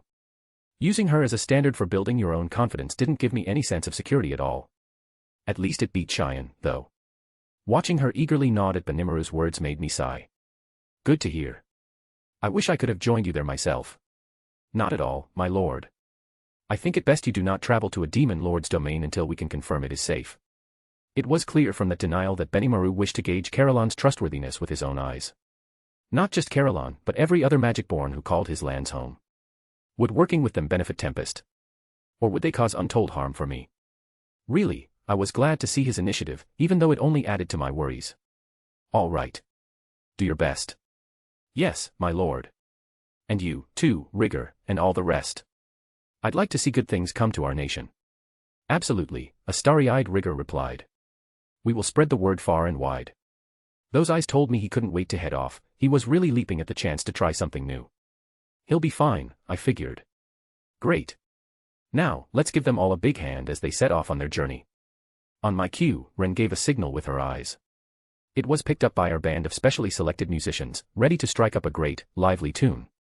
The envoy made their way through the watchful crowd, traveling toward a future full of hope, the hope that this stream of cultural exchange would help plant the seeds for future diplomatic ties. Our first government envoy set off with a flourish. Benimaru's team was off, but I still had a mountain of work. I wanted to visit the human lands eventually, but duty came first. The first steps in building a nation are crucial. Cut corners now, and you'll regret it later. Hanging out could wait. My top security and military leaders were gone for the time being, and I had to fill in those gaps. So I could handle security, and I appointed Hakuro as the head of our military for now. That'll leave things in good hands. Next was making arrangements to receive the contingent from Eurazania. We'd just finished building a proper guesthouse, more of a luxury hotel than the simple lodgings we gave Cable's and Yome's teams. But it wasn't just buildings we were developing, we were growing people, too. Shuna's apprentices had become skilled chefs, instinctively balancing flavors and managing kitchen work with ease. The Goblins, trained through handling adventurers, had picked up the basics of hospitality. Nobles might still be a challenge, but they could handle most guests with confidence. To test our progress, I had the top performers treat me like a guest. With Vester's help, their service was polished enough to surprise even me. For once, I felt we could truly offer something worthy of being called luxury. With preparations complete, we were ready to welcome our guests, but one major event remained: my official visit to the armed nation of Dwargon. The schedule was already finalized after a few message exchanges. It would be a milestone for us, proof to Dwargon and the wider world that Tempest was a recognized, independent nation. Signed treaties were one thing, being invited and received in person was far more impactful. It was a chance to show that a monster-founded nation could be trusted. Thanks to Yome's growing reputation and Fuse's carefully crafted rumors, our image was improving. This visit was the perfect opportunity to build even more goodwill, and I had no intention of letting it go to waste. Visiting human lands could wait until I was sure our government stood strong. We received a sign that our envoys were back. A sign, that is, in the form of Trainee. Kneeling before me, she reported our team was near the forest of Jura the moment she spotted them. Thanks for letting me know. Not at all. She smiled. It is no hardship for me. Let me know if anything else comes up. Certainly. I had best be off, then. With another smile, Trainee disappeared. I relayed the news to everyone else that we should expect the envoy team back in a few days. Just then, Yome and his companions paid a visit to town. As I hoped, our little intrigue had established Yome as a top-of-the-heap champion around the kingdom of Farmus. Listen, we're gonna have a party of envoys representing the Demon Lord Carillon soon. Can you guys promise me you won't pick any fights with them? Ah, come on, pal, who'd you think you're talking to? You think I'm the sort of fool who'll get in a brawl with the Demon Lord's underlings? Yome slumped. He was right. But there was never accounting for some of the idiots running around out there. It could boggle the imagination. But why are Demon Lord folk coming here in the first place? He asked before I could answer his first question. Ah, yes, I'd better explain. Come to my reception room once you're out of the bath. Sure thing. Yome arrived right on time, fresh from a bath and out of his travel gear, just after dinner. So, what's the story, pal? Easy now, I said, gesturing to the plush leather sofa. I took a seat opposite him. Before anything else, promise you won't be surprised. Surprised? Why would I dash? Ignoring that, I shifted into my human form. Much faster than explaining. What dash? I told you not to be surprised, I sighed, settling in. Right on cue, Ren entered, bowed politely, and served us drinks in finely crafted glasses, Dold's handiwork. Then she took her place behind me, perfectly poised. She clearly enjoyed her role as a maid, always professional and composed when working. But the moment I did something that annoyed her, or something no proper ruler should ever be caught doing, she'd glare daggers at me. Dressing me up, though. That was her one exception. She sparkled with joy then. Oops. She's glaring at me now. I feel like she knows I'm thinking something rude about her. I averted my eyes with the practiced guilt of someone who's been caught red-handed but refuses to confess. Quick, change the subject before she decides to re-educate me with another surprise dress-up session. I sniffed the drink, satisfied. So, how about a drink? Yome, still reeling from the transformation and Ren's graceful demeanor, nodded and took a big gulp, then immediately launched into a coughing fit. Gah. What is that? Ren quickly offered him water, which he downed just as fast. Not much of a drinker. I chuckled. We hosted some dwarves a while back. They weren't impressed with our booze, said it was too weak. So I brewed up something special for them. Guess it's a little strong for human tastes. Though, personally, I think I prefer putting ice right into the glass instead of just watering down this stuff. You're a man of good taste, Yome. Now that the tension had dissipated, I moved on to the main topic. So, I gave Yome a quick rundown of my story: Reincarnation, Demon Lords, the whole bizarre ride. No idea how much he followed, but that's why I gave him a drink first. It's not the kind of tale you hear sober. But Yome surprised me. Oh, I believe you, he said without prompting. I mean, monsters building an entire city. That's unthinkable enough right there. I'm glad he adapted so easily. He was taking to the brandy like a champ, too, delicately sipping it without hacking his lungs out. The brandy was a big success. I was sure it'd make an excellent gift on my trip to the Dwarven Kingdom. Yome and I wound up chit-chatting about far less important affairs well into the night. Several days later, right on time, the envoys from the Beast Kingdom of Eurazania arrived. I greeted them in my slime form, carried in Ren's arms. Shuna, Cheyenne, Rigard, and the hobgoblin officials stood behind me, while I monitored things from the shadows. Yome's group was there too, surprisingly serious for once. The envoys made their way through our ranks in a luxuriant line of gilded wagons. They were pulled by a streak of thunder tigers, large magical beasts crackling with lightning that ran across their frame, a potent symbol of military force, one easily visible from long distances. In terms of armor, these tiger wagons of sorts, if you took all the fancy gold and such of them, would probably work as tanks. The lead one was the most ostentatiously decorated of all, and when it came to a halt, two women emerged from the door. The first one had long, shiny white hair that was slick and straight. She was a beauty with a supple body and cat-like eyes, but the aura around her was ferocious, suggesting she was a battle-hardened leader. The second woman was just as head-turning, this one bewitching with her black and gold hair and jewel-like snake eyes. She seemed graceful at first, but she practically froze the air with her cold-hearted gaze, repelling most who dared to approach her. They were both magic-born, and not the garden variety sort. The sheer quantity of magicules they held rivaled that of Phobio at his last visit. If I had to guess. A pleasure to meet you, Lord of the Great Forest of Jura. I am Alvis, the Golden Snackahorn, and one of the 3 lycanthropers serving the demon Lord Carillon. I knew it. A real big shot. I was expecting a top-level officer, and there you go, which meant the other one was. Humph. I see no need to offer any formal greeting to this crowd, Alvis. After all these days of journeying, wondering what sort of monster might rule over Jura, I come here to find a puny slime to greet us. This is an outrage. Enough, Sophia. Such behavior brings nothing but disgrace to the face of Lord Carillon. Enough from you, Alvis. How dare you order me around? And look. They associate not only with dwarves but with humans, those stunted, conniving, cowardly humans. They are a disgrace to all the monster races. Whoa there, don't you think you're picking on those humans a little too much? Knock it off, man. Right, Yom. I know you hate being treated like a fool. Why don't you show off some of your skills? You've got my permission. I mean, what do you want? Yom was, more or less, our friend, a devoted trainee of Hakuro's. I liked him just like I liked Yom, with his calling me pal and so on. And I guess he wasn't under me, exactly, more like an equal, a fellow student working under the tutelage of Hakuro. Seeing his good name so thoroughly trashed like this angered me more than it would if it had happened to me. I kind of understood how King Gazel felt. Yeah, go for it, boss. You'd look like an old fool if you don't get her back, sir. The assorted hoodlums and petty criminals in Yom's crew were raring for a brawl.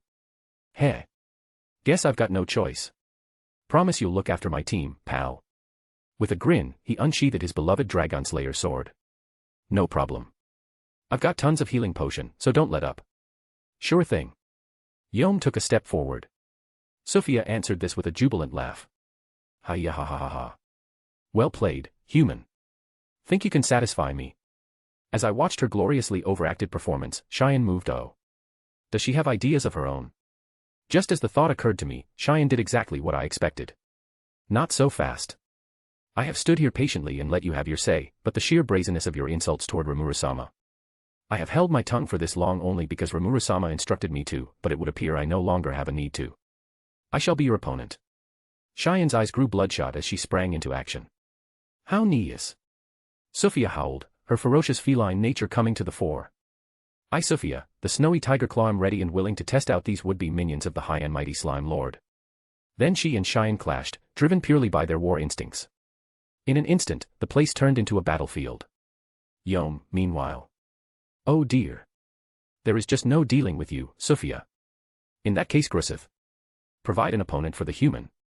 To the side of Cheyenne and Sophia's duel, the Golden Snackahorn, Alvis, gently slipped an order to one of her magic-born.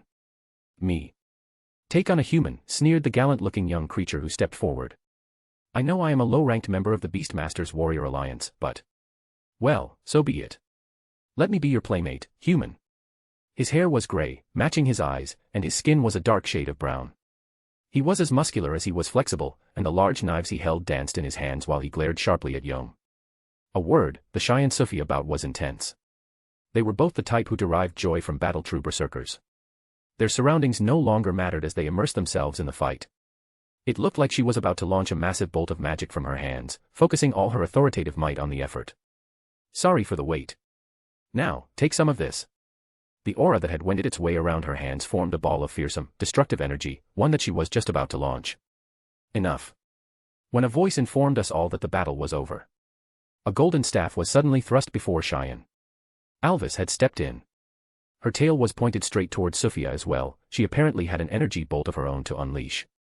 Alvis was, indeed, half human and half snake, her upper body an attractive woman, the lower half transformed into a large, ebony-colored reptile. Hearing Alvis's shout, Grusith immediately ceased all hostilities. Yom joined him, giving me a confused glance. I raised a hand and nodded at him. Is that enough for you? Should I take it to mean we've passed? Yes. You have certainly demonstrated your skills to us. Haven't they, Sophia? Are you willing to recognize them for who they are now? I am, she replied with a clear, cloudless smile on her face. No complaints here. They seem more than worthy of being treated as equals, that much I firmly believe now. She turned to the other lycanthropes in their entourage. I trust they have convinced you as well. I will not allow any of you to complain about them and their humanness any longer. Humanness any longer? Grusith nodded. Right you are, Lady Sophia. Rare are the humans who can fight with me on such an advanced level. Pay these people the respect they deserve. He let out a loud, hearty laugh, then extended a hand to Yom. His opponent accepted it with a wry grin, and at that moment, everything was resolved. That left one more group to handle. Are you all right with that, Cheyenne? There was still a gigantic ball of pure magic hovering above Cheyenne's outstretched hands. She looked at me, troubled. It is not a problem for me, Sir Rimuru, but what should I do with this? This meaning the ball, I assumed. You can't banish it. I can't. Or I should say, my magical force is at its limits. Looking closely, I could see Cheyenne's entire body starting to quiver. She looked ready to unleash the time bomb of a magic bolt at any moment. There were tears in her eyes. Jumping out from Ren's arms, I nimbly maneuvered in front of Cheyenne, going into human mode and pointing my left hand at her. Cheyenne. Fire it. But. It's all right. Trust me. Why yes sir. She warbled, confused. But she was already at the end of her rope. The vast ball of magic unfurled itself then, leaving just a short afterglow, was absorbed into me. The unique skill gluttony in action, once more. This utterly shocked the lycanthropes as much as it relieved Cheyenne, who fell to the ground exhausted. Cheers erupted around us as peace finally returned to the battlefield. We held a welcoming feast for them that evening. Shuna was putting all her efforts into cooking for it, and I could hardly wait for night to fall. We were cracking open all the alcohol we had, too. Once all the dishes were laid out, the party began. The mood was quickly devolved into a drinking party. Ah. Bliss, Alvis sighed, her eyes half-lidded in delight as she savored the contents of her cup. She cradled the drink as though it were the most precious thing in the world, a gentle flush coloring her cheeks. Ugh, the apple brandy is slowly vanishing. I muttered with quiet despair, eyes falling upon the diminishing contents of the barrels. Can you not make more? Alvis asked, watching her lean against a barrel, clearly more interested in indulging than preserving the supply. Ah. I replied, currently, we are relying on the forest for fruits and the like. Plus, alcohol is a luxury item.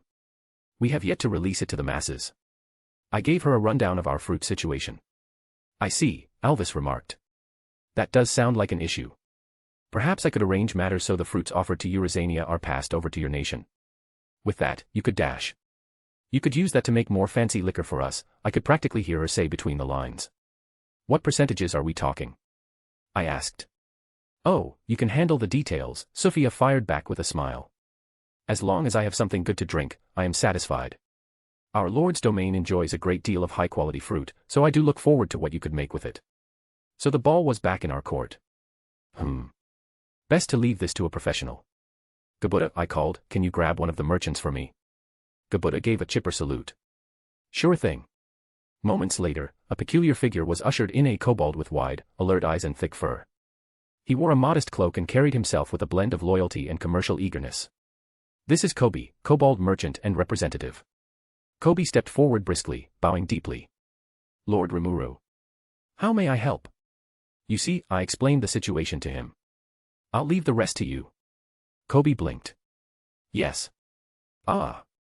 With that, I slid away, leaving the stunned kobold merchant holding the economic reins. Hopefully, he'd rise to the task. Still, who knows?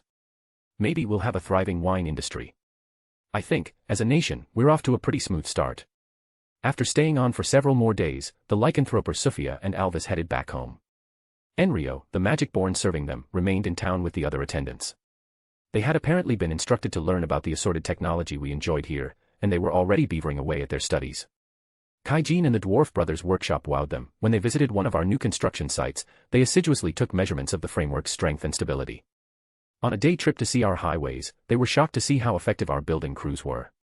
Soon, they wanted to get to grips with this stuff themselves. If you are willing, they asked, we would be delighted to work with your teams. They weren't beholden to any particular schedule but wanted to stay on hand until replacements arrived for them. After discussing matters with Ren, I decided to give them my permission. Before a month had passed, they were fully part of our work operation, far more serious-minded and good-natured than I gave them credit for. One of the lycanthropes was involved with other businesses. That was Grusith. Enrio and the others were ordered to polish their technical knowledge here, but not Grusith. While my master, Phobio the Black Leopard Fong, is serving his penance, I was ordered to provide whatever aid I could to you, Sir Rimuru. I am hoping I could return the favor, in some way.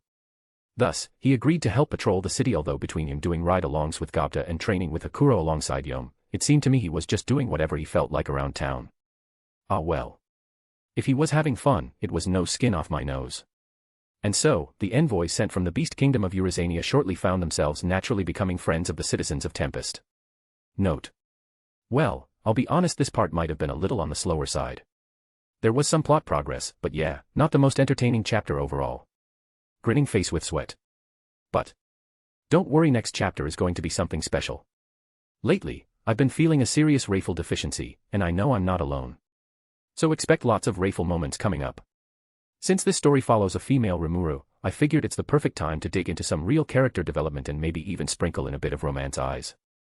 This next chapter will be a major turning point for the story, so I want to give it the attention it deserves. That means it might take a little longer than usual, probably a few extra days, but I promise it'll be worth the wait. Speech Balloon, thank you so much for reading. Whether you're here for the plot, the characters, the chaos, or just Rimuru in weird situations, your support means everything. If you enjoyed this chapter, even just a little, feel free to leave a comment, a theory. I could see a child suffering from an intense fever, a cold, damp cloth upon his forehead. Before it reached room temperature, a new cloth was immersed in water and wrung out. It was a valiant effort. It wasn't even her own child, either. It's all right, she said, smiling at the child as he groggily forced his eyes open before closing them again, relieved. The dream kept coming and coming. The fade to black, and then with each scene, the child would change out, each one looking in terrible pain. It was supposed to just be a dream, but somehow, it weighed all too heavily upon my soul. Let's keep our eyes forward. I make people worry whenever I act all gloomy. Gotta keep things bright. The day of the promised meeting with King Gazel drew near. Benimaru was finally back after his extended absence, so now I could head over to the Dwarven Kingdom with some peace of mind. If he had been delayed, I was planning to delay my own trip as well, fretting that our simultaneous absences would leave my own nation wide open for attack. Benimaru and Rigor briefed me on what they saw over in Eurasania. Benimaru had mostly focused on observing the domain's military situation, and judging by his assessment, they were a force to be reckoned with. Next was Rigor. The thing that caught Rigord's attention was their agriculture. In Carolon's domain, the fields are spread farther and wider than any of ours could hope to, packed with a wide variety of bountiful crops. The land is fertile indeed over there, sir, and they are highly skilled at managing their agricultural efforts. I was fresh from agreeing to accept some of those crops in exchange for finished goods, but we should also wrest some farming know-how from them. Now we knew what to have the next expedition focus their attention on. Leaving Rigord and the other elders to work out the details, I left our meeting hall. Benimaru, of course, joined me. Shouldn't you stay in that meeting? You'll be leading the next team over there, won't you? On that question, sir, I believe we are in good hands. We found the Demon Lord Carolon to be completely trustworthy. We may need bodyguards along the way, but with the relationship we have, I see no reason at all to worry about sudden ambushes. Sir Rigor and I were in agreement in that regard, so we have already decided to have him lead the next mission. I needed Benimaru to keep our own domain safe in my absence, a task he was already aware of. Benimaru was really growing with the rest of us. His unfettered aggression made me nervous about him representing us in foreign lands, but he should keep my own land safe in my absence. I'd be making more and more foreign trips going forward, and Benimaru would need to become the keystone to our own defenses. The big day was here. I'd already completed all the paperwork and final preparations. Phew. I let out a sigh, flopping onto the couch. Finally done with everything. I can rest for a bit before heading out. Preparations aren't complete, Ren said sharply. You missed something. I groaned. Seriously? What did I forget this time? Your clothes, she stated, matter-of-factly. Notice. There is a 100% probability that my master will now be dressed up like a doll. Raphael chimed in, far too calmly. You're enjoying this, aren't you? It is your imagination. Ugh. She always does that, when she don't want to answer. Just as I was about to slime my way to safety, warm hands scooped me up like I was a mischievous plush toy. Wahey. Ren smiled sweetly, holding me like a prize she wasn't about to let go of. You're not getting away, Rimuru-sama. I've already picked out the perfect outfit. Her grip was gentle but firm. She pushed open the boutique door, still holding me as if she expected an escape attempt at any moment. Inside, the usual suspects were already waiting. Shuna turned first, eyes sparkling. Ah. Rimuru-sama. You're here. Cheyenne lit up like a firework. Perfect. We've all been looking forward to this. Haruna greeted me with a polite nod. Welcome. Several options are prepared. Still in Ren's arms, I gave one last wiggle of resistance. For show, mostly. Sigh. I'm used to this by now. I shifted into human form. All right, I muttered, brushing my hair back. Let's get this over with. I had accepted my fate. There was no escaping. No slithering away. Ren had literally carried me here in slime form to prevent it. Now, standing upright in human form, I found myself in front of a tall mirror. Surrounding me were excited eyes and a mountain of clothing assembled by Shuna, Cheyenne, Haruna, and Ren, each clearly with their own fashion agenda. I sighed inwardly. Since I was trapped anyway, I might as well make sure they enjoyed it. And so, the trials began. Outfit 1, Ceremonial Elegance Dress. Shuna stepped forward first, holding a deep blue gown with flowing translucent layers and silver embroidery. This is perfect for formal events, she said, eyes shining. The bodice hugged close, the skirt fanned wide, and the whole thing shimmered faintly as I moved. Shuna clapped her hands. You look radiant, Rimuru-sama. You look like a calm, noble moonlit deity. Raphael added, far too softly. I gave a small shrug. As long as I don't trip. Outfit 2, Battle Skirt Ensemble. Next came Cheyenne, practically vibrating with energy. She held up a bold outfit, short skirt, puffed blouse, fitted vest, thigh-high lace-up boots and a tiny shoulder cape for dramatic flair. They suited me up like a pit crew at a fashion show. I glanced in the mirror. Fantasy action heroine with questionable wind protection. Cheyenne grinned. This could conquer hearts and kingdoms. You resemble a bold commander who wins battles with charisma alone. Raphael commented, as if analyzing data on a battlefield.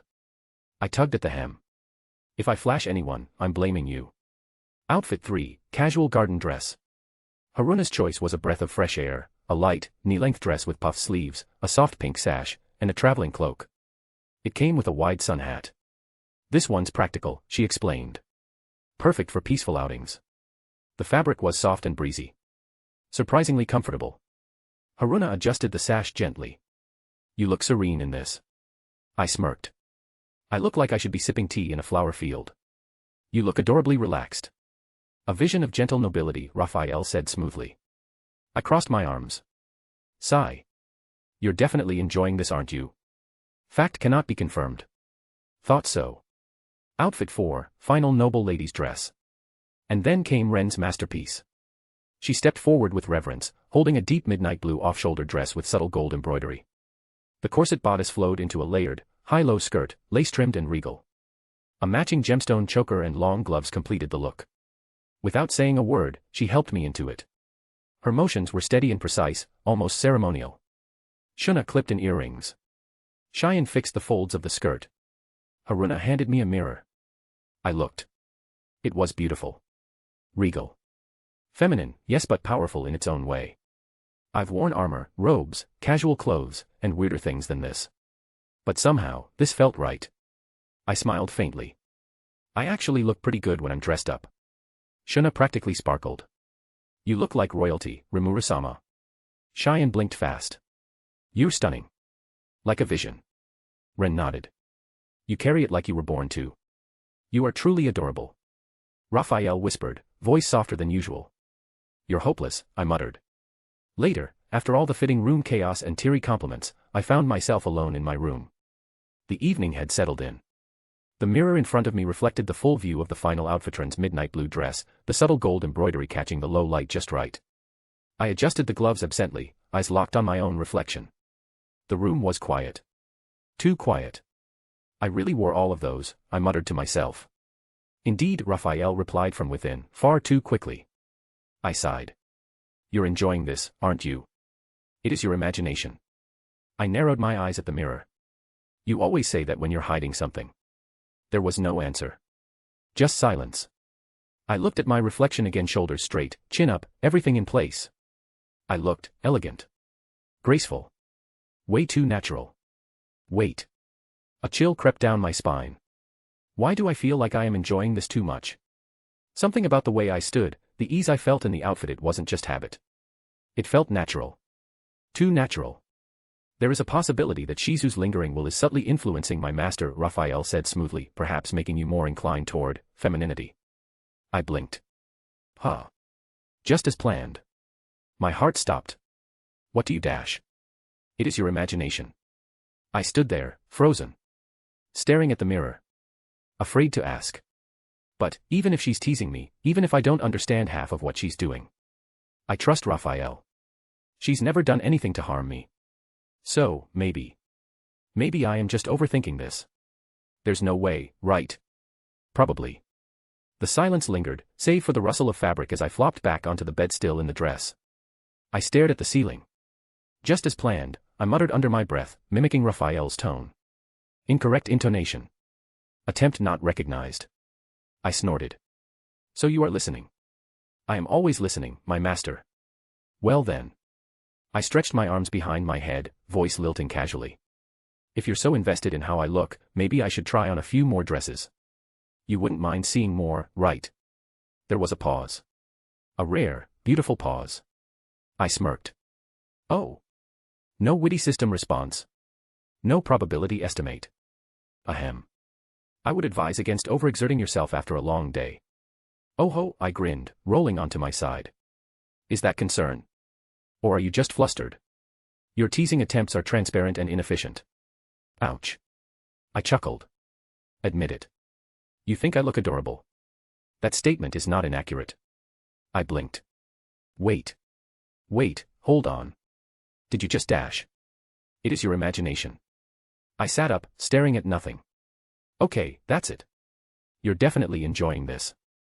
Your deduction skills have improved, my master. I groaned into a pillow.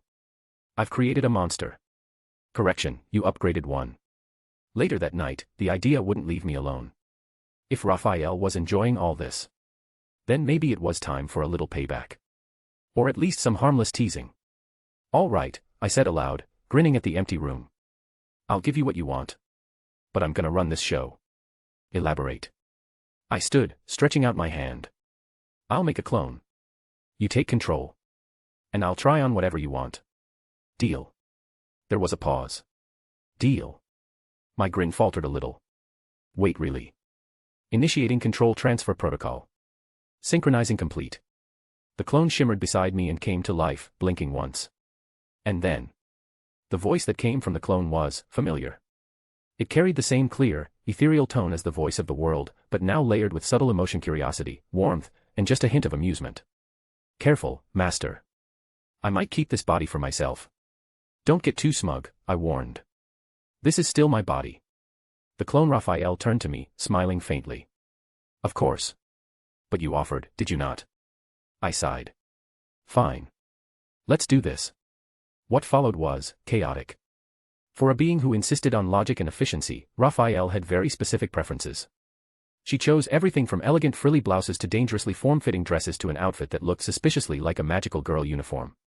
Every time I stepped out, she'd tilt her head, evaluating silently. Too tight, I muttered at one point, adjusting the sleeves. You look radiant, Raphael said, completely deadpan. I rolled my eyes. Don't act like you're not enjoying this. I am. I was kidding. I was not. Despite myself, I laughed a real, honest laugh. The kind that bubbles up from somewhere deep. I don't remember the last time I felt this light. This happy. And somehow, it was because of her. Somewhere between the fourth outfit and the soft silk yukata she saved for last, something changed. I stood in front of the mirror again, this time not embarrassed, not protesting, just comfortable. I looked at the clone, who nodded approvingly. You seem content. I am, I said, surprised at myself. Weird, right? I do not find it strange. This is another form of self-expression. We stood there a moment longer. The atmosphere had shifted. Gentle. Quiet. I guess, it's kind of nice, doing this just for us, I said softly. Raphael met my gaze. You are beautiful, master. I blinked. That wasn't a system report. That was genuine. She smiled. Not a stiff or smug one, but something warm. Soft. Real. The kind of smile that reached her eyes. My face grew warm. Don't say it like that. You'll make me think you're falling for me. There was the faintest smile. Would that be so bad? My heart skipped a beat. I said flustered. You're not supposed to be the one teasing me. Then you shouldn't have given me a body. I turned away from the Raphael, hoping the warmth in my cheeks would fade quickly. This was getting weird. And not the kind of weird I was used to, either. Not the usual nation-threatening magic beast or sudden kingdom management crisis. This was internal. Quiet. Subtle. A connection I hadn't noticed until now. I stole a glance at the clone. She stood still, serene, composed. Watching me like I was the interesting one for once. So, I said awkwardly, scratching my cheek, this whole thing outfits, mirror time, compliments was all part of some hidden character development, huh? Not intentionally, she said. But the results are favorable. You're seriously way too smooth for someone who used to only speak in system alerts. The clone's smile deepened ever so slightly. You allowed me to grow. I laughed, just once, and looked down at myself in the mirror again. The way the soft yukata fit, the gentle way the fabric flowed, it felt more like me than I wanted to admit. I let out a breath. It's kinda scary. What is? This, I gestured between us, you. Us. The fact that I'm standing here, and I don't hate it. Raphael didn't answer immediately. Then, softly. You are afraid of losing yourself. My eyes flicked up. Yeah. The clone took a slow step forward, stopping just beside me in the mirror's reflection. You are still you, master. Evolving doesn't mean erasing. It means choosing. I looked at her. At me. And for a moment, I couldn't tell where one ended and the other began. You always say the right thing, I muttered. I analyze efficiently. Still smug. I am glad you gave me form. I felt something stir in my chest. Not the usual swirl of magic or energy. Something smaller. Warmer. Softer. Something dangerous. I looked down at my hands, then at hers. Raphael. Yes. Do you ever feel lonely? Being just a voice. The clone's eyes softened, more emotion than I'd ever seen. I did not understand the feeling before. Now I do. But now. I am not alone. That spark I'd felt earlier.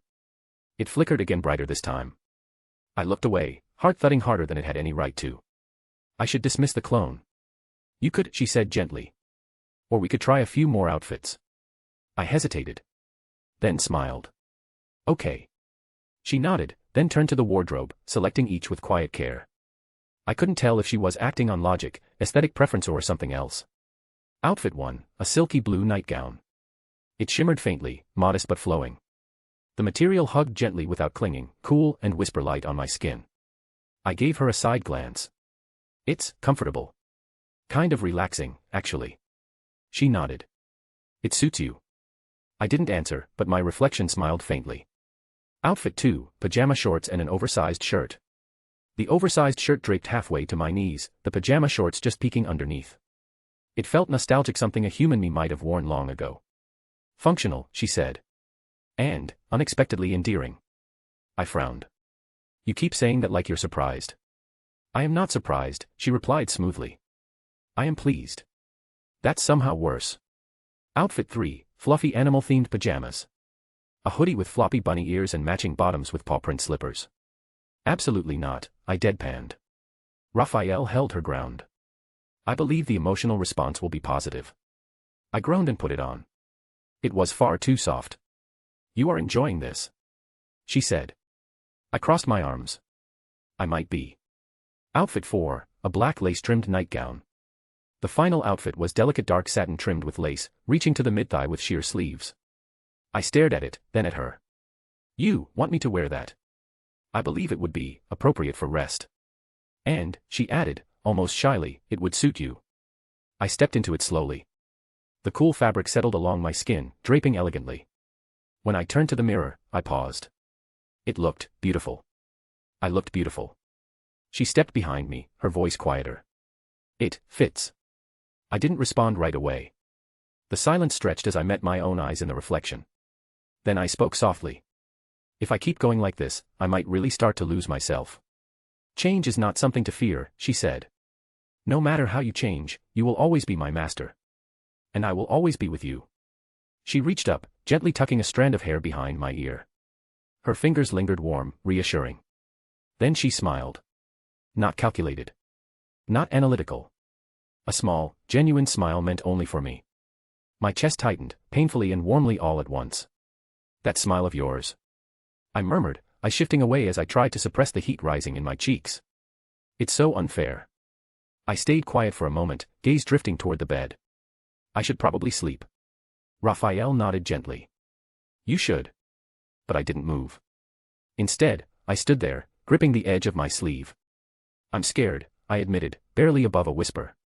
What if I wake up tomorrow and I'm not me anymore? What if I change too much? She stepped closer again, arms wrapping around me from behind, steady, patient. You are already changing. Bit by bit. But you are still you. I swallowed, not quite convinced. I don't want to lose myself. You won't, she said quietly. Because no matter how you change, I will always be with you. I closed my eyes at that, feeling her warmth settle into my back, her voice brushing against my thoughts like a soft breeze. Fine, I murmured. But if anything weird happens, I'm blaming you. Her reply was soft. Understood. We lay down together, the room dim and quiet. She held me close, no tension, no calculations. Just presence. She gently patted my head. It wasn't like being comforted by a teacher, a friend, or even a parent. It was different. Deeper. A kind of comfort I didn't know I'd been missing. I buried my face against her shoulder, letting out a breath I didn't realize I'd been holding. Let's sleep like this from now on. Yes, master. And as I finally let sleep take me, I wasn't sure what tomorrow would bring. But I wasn't afraid anymore. Because she would be there. And somehow, that was enough. Narrator's POV. Not love. Not yet, but maybe, the start of something. Not between two people, but between one soul, and the part of him that had always been there, quietly watching. And now, finally, seen. Rimuru's POV. Warm morning light filtered through the curtains, brushing gently against my face. I stirred, eyes blinking open slowly. Something soft was pressed against me. My arm was wrapped around Raphael. She was facing me. Her expression calm, her gaze already awake as if she'd been watching over me. No words. No movement. Just quiet presence. I blinked again, slightly confused by the closeness, then felt it, I was holding her. Tightly. I must have pulled her into a hug during the night. Morning, I mumbled, voice low, almost unsure. Good morning, master, she replied softly. I swallowed. My hand remained on her back. I didn't move. You're really still here. I said I would be. A small silence lingered between us. There was no teasing in her voice, no smug calculation. Just warmth. I closed my eyes again, breathing her in. I hugged you in my sleep. Yes. Why didn't you say anything? Because you needed it. That made my heart skip. I tightened the hug just a bit, not out of need, but instinct. There wasn't a reason I could name. I just felt like it. And she didn't stop me. Instead, she placed a gentle hand on my head. Not stiff. Not automatic. Just reassuring. I let the moment sit, her touch grounding me. And then, slowly, the thoughts crept in. I'm changing. That much is obvious now. Not drastically. Not into someone else. But something inside me is shifting, softening. And yet, I'm not afraid. Not right now. Because she's here. And even if I don't fully understand what this feeling is, I trust her. You know, I whispered, I used to think my strength came from how much I could endure alone. But now. I didn't finish. I didn't need to. She heard it anyway. That strength is still there, she said gently. But now, it's shared. I nodded faintly against her. A long silence passed before she spoke again.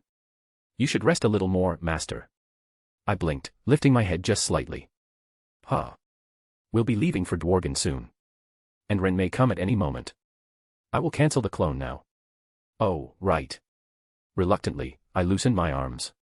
She gave one last pat on my head, then slowly pulled away. Her form shimmered faintly. And then she returned to me. That ever-familiar presence settled back into my mind. As I lay back in bed, staring at the ceiling, I missed her warmth. The kind only felt when someone is holding you close. The kind I didn't know I'd wanted. Until it was gone. I closed my eyes. And quietly, without a word. I hoped we'd sleep like that again. I lay there staring at the ceiling. Raphael was gone, merged back into me, but the memory of her warmth lingered.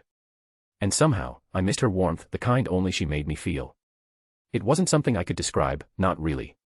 But it made the silence feel a little emptier. The bed a little colder. Then I heard the softest of sounds, barely a creak. The door eased open. Ren. She stepped in quietly, careful not to make a sound, as if I might still be asleep. She always came like this every morning. Reliable. Graceful. Unfailingly composed. Her long black hair fell in soft waves over her shoulders, adorned with a crimson ribbon like always. The classic black and white maid outfit looked like it had been ironed to perfection, not a wrinkle or crease in sight. The picture of a perfect maid. I turned my head toward her. Ren froze briefly, surprised to see me awake. "Oh. You're already awake, my lord," she said gently, stepping further into the room. "Yeah, barely."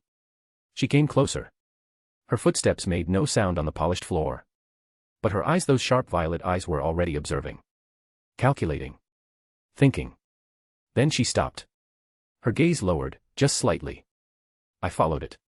Right. I was still in that soft, flowing nightgown. Her expression didn't change much. Barely a flicker. But her eyes lingered. Too long to ignore. She noticed. Ren wasn't the type to jump to conclusions, but she was definitely the type to remember small details. Log them away. Compare them quietly, day by day. I could almost hear her thoughts ticking behind those eyes. His hair's slightly different. Softer. Did his posture always seem so relaxed in the morning? His features, have they shifted? Why is he wearing that? Did he always dash? She was wondering.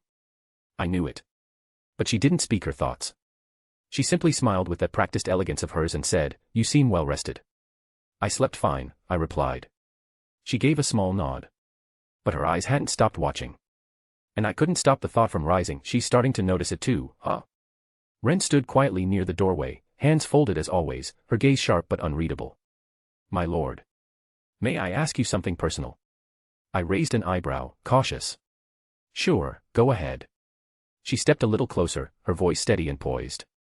"I've been thinking for a while. Back when we first entertained those more unorthodox wardrobe selections dash. She means played dress-up," I thought wryly. "She's just trying to sound elegant about it. You were clearly reluctant. Flustered. But I also noticed." Her eyes narrowed slightly, though her expression stayed calm. "You never refused. You let it happen." I stayed quiet, listening. "At first, I assumed you were simply enduring it." She paused, her gaze lowering for a moment before lifting again. "But in time, I came to believe you allowed it because the rest of us were enjoying ourselves. And you didn't wish to disturb that." She looked directly at me. "And later, as we continued, that reluctance faded. I thought you had just gotten used to it. Accepted it." Her gaze dropped briefly to the nightgown I was still wearing. "And yesterday, it even looked like you were enjoying it." Then softly, almost imperceptibly, "And today." She didn't finish. Just looked at me. The silence that followed wasn't tense, just heavy with things left unsaid. I didn't look away. "You're not wrong," I said simply. There was a moment of surprise in her eyes, brief, but she didn't interrupt. I glanced down, exhaling slowly. "I've been thinking about it, too. Shizu's will, it might be influencing me a little." I looked back at her, a small, honest smile on my lips. "I still think of myself as a guy. That hasn't changed. But I've come to like dressing up. Not because I'm being forced into it, but because it's kind of fun. And I've accepted that part of me." I hesitated a second. "Do you think that's weird?" Ren opened her mouth, then stopped. Her face changed. Just for a moment. "No, not at all. In fact, dash," she cut herself off, eyes briefly lighting up. "Femboy trap is great too dash." She froze. Realizing what she'd just said, she blinked once, twice, then swiftly straightened her posture and coughed into her hand, shifting back into her perfect maid persona. I mean, whatever makes you happy, my lord." I stared at her, deadpan. "You really enjoy working as a maid, huh?" Ren held her pose with trained elegance. "It is my duty to serve with precision, dignity, and occasional crisis management." But there was a very clear twitch at the corner of her mouth. That was dangerously close to a smirk. That must be your imagination, my lord. And the femboy trap bit. A tactical error. Please delete it from memory. I smirked. No promises. Ren exhaled in a long-suffering, theatrical sigh. Then I suppose I must resign myself to being blackmailed by my own master. She glanced aside dramatically, placing a hand on her chest in mock distress, and with a well-timed pause, she added smoothly. I am but a humble servant, blackmailed by her master's cuteness. What choice do I have but to indulge in his forbidden transformation arc?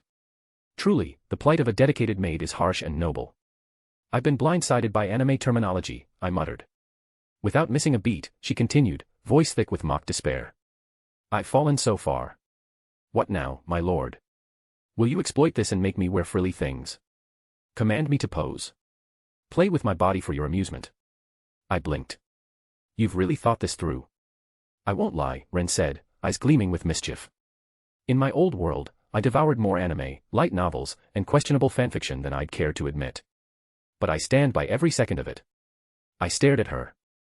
That explains too much, actually. It is my job to anticipate your whims.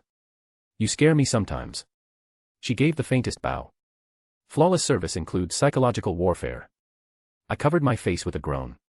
Just get the others ready for the trip. Of course, my lord, she said with perfect grace, but the sparkle in her eye betrayed her victory. As the door clicked shut behind Ren, I stood there blinking for a few seconds. Femboy trap, I muttered blankly. Did she really just say that? Before I could process the rest of that waking fever dream, a shimmer of soft light glowed beside me. Raphael had already manifested again. Good morning, master, she said with that calm, serene smile that had become strangely dangerous lately. You seem unsettled. I didn't even pretend to hide the look I gave her. You heard that, didn't you? I did, she replied smoothly. And yet, I remained silent.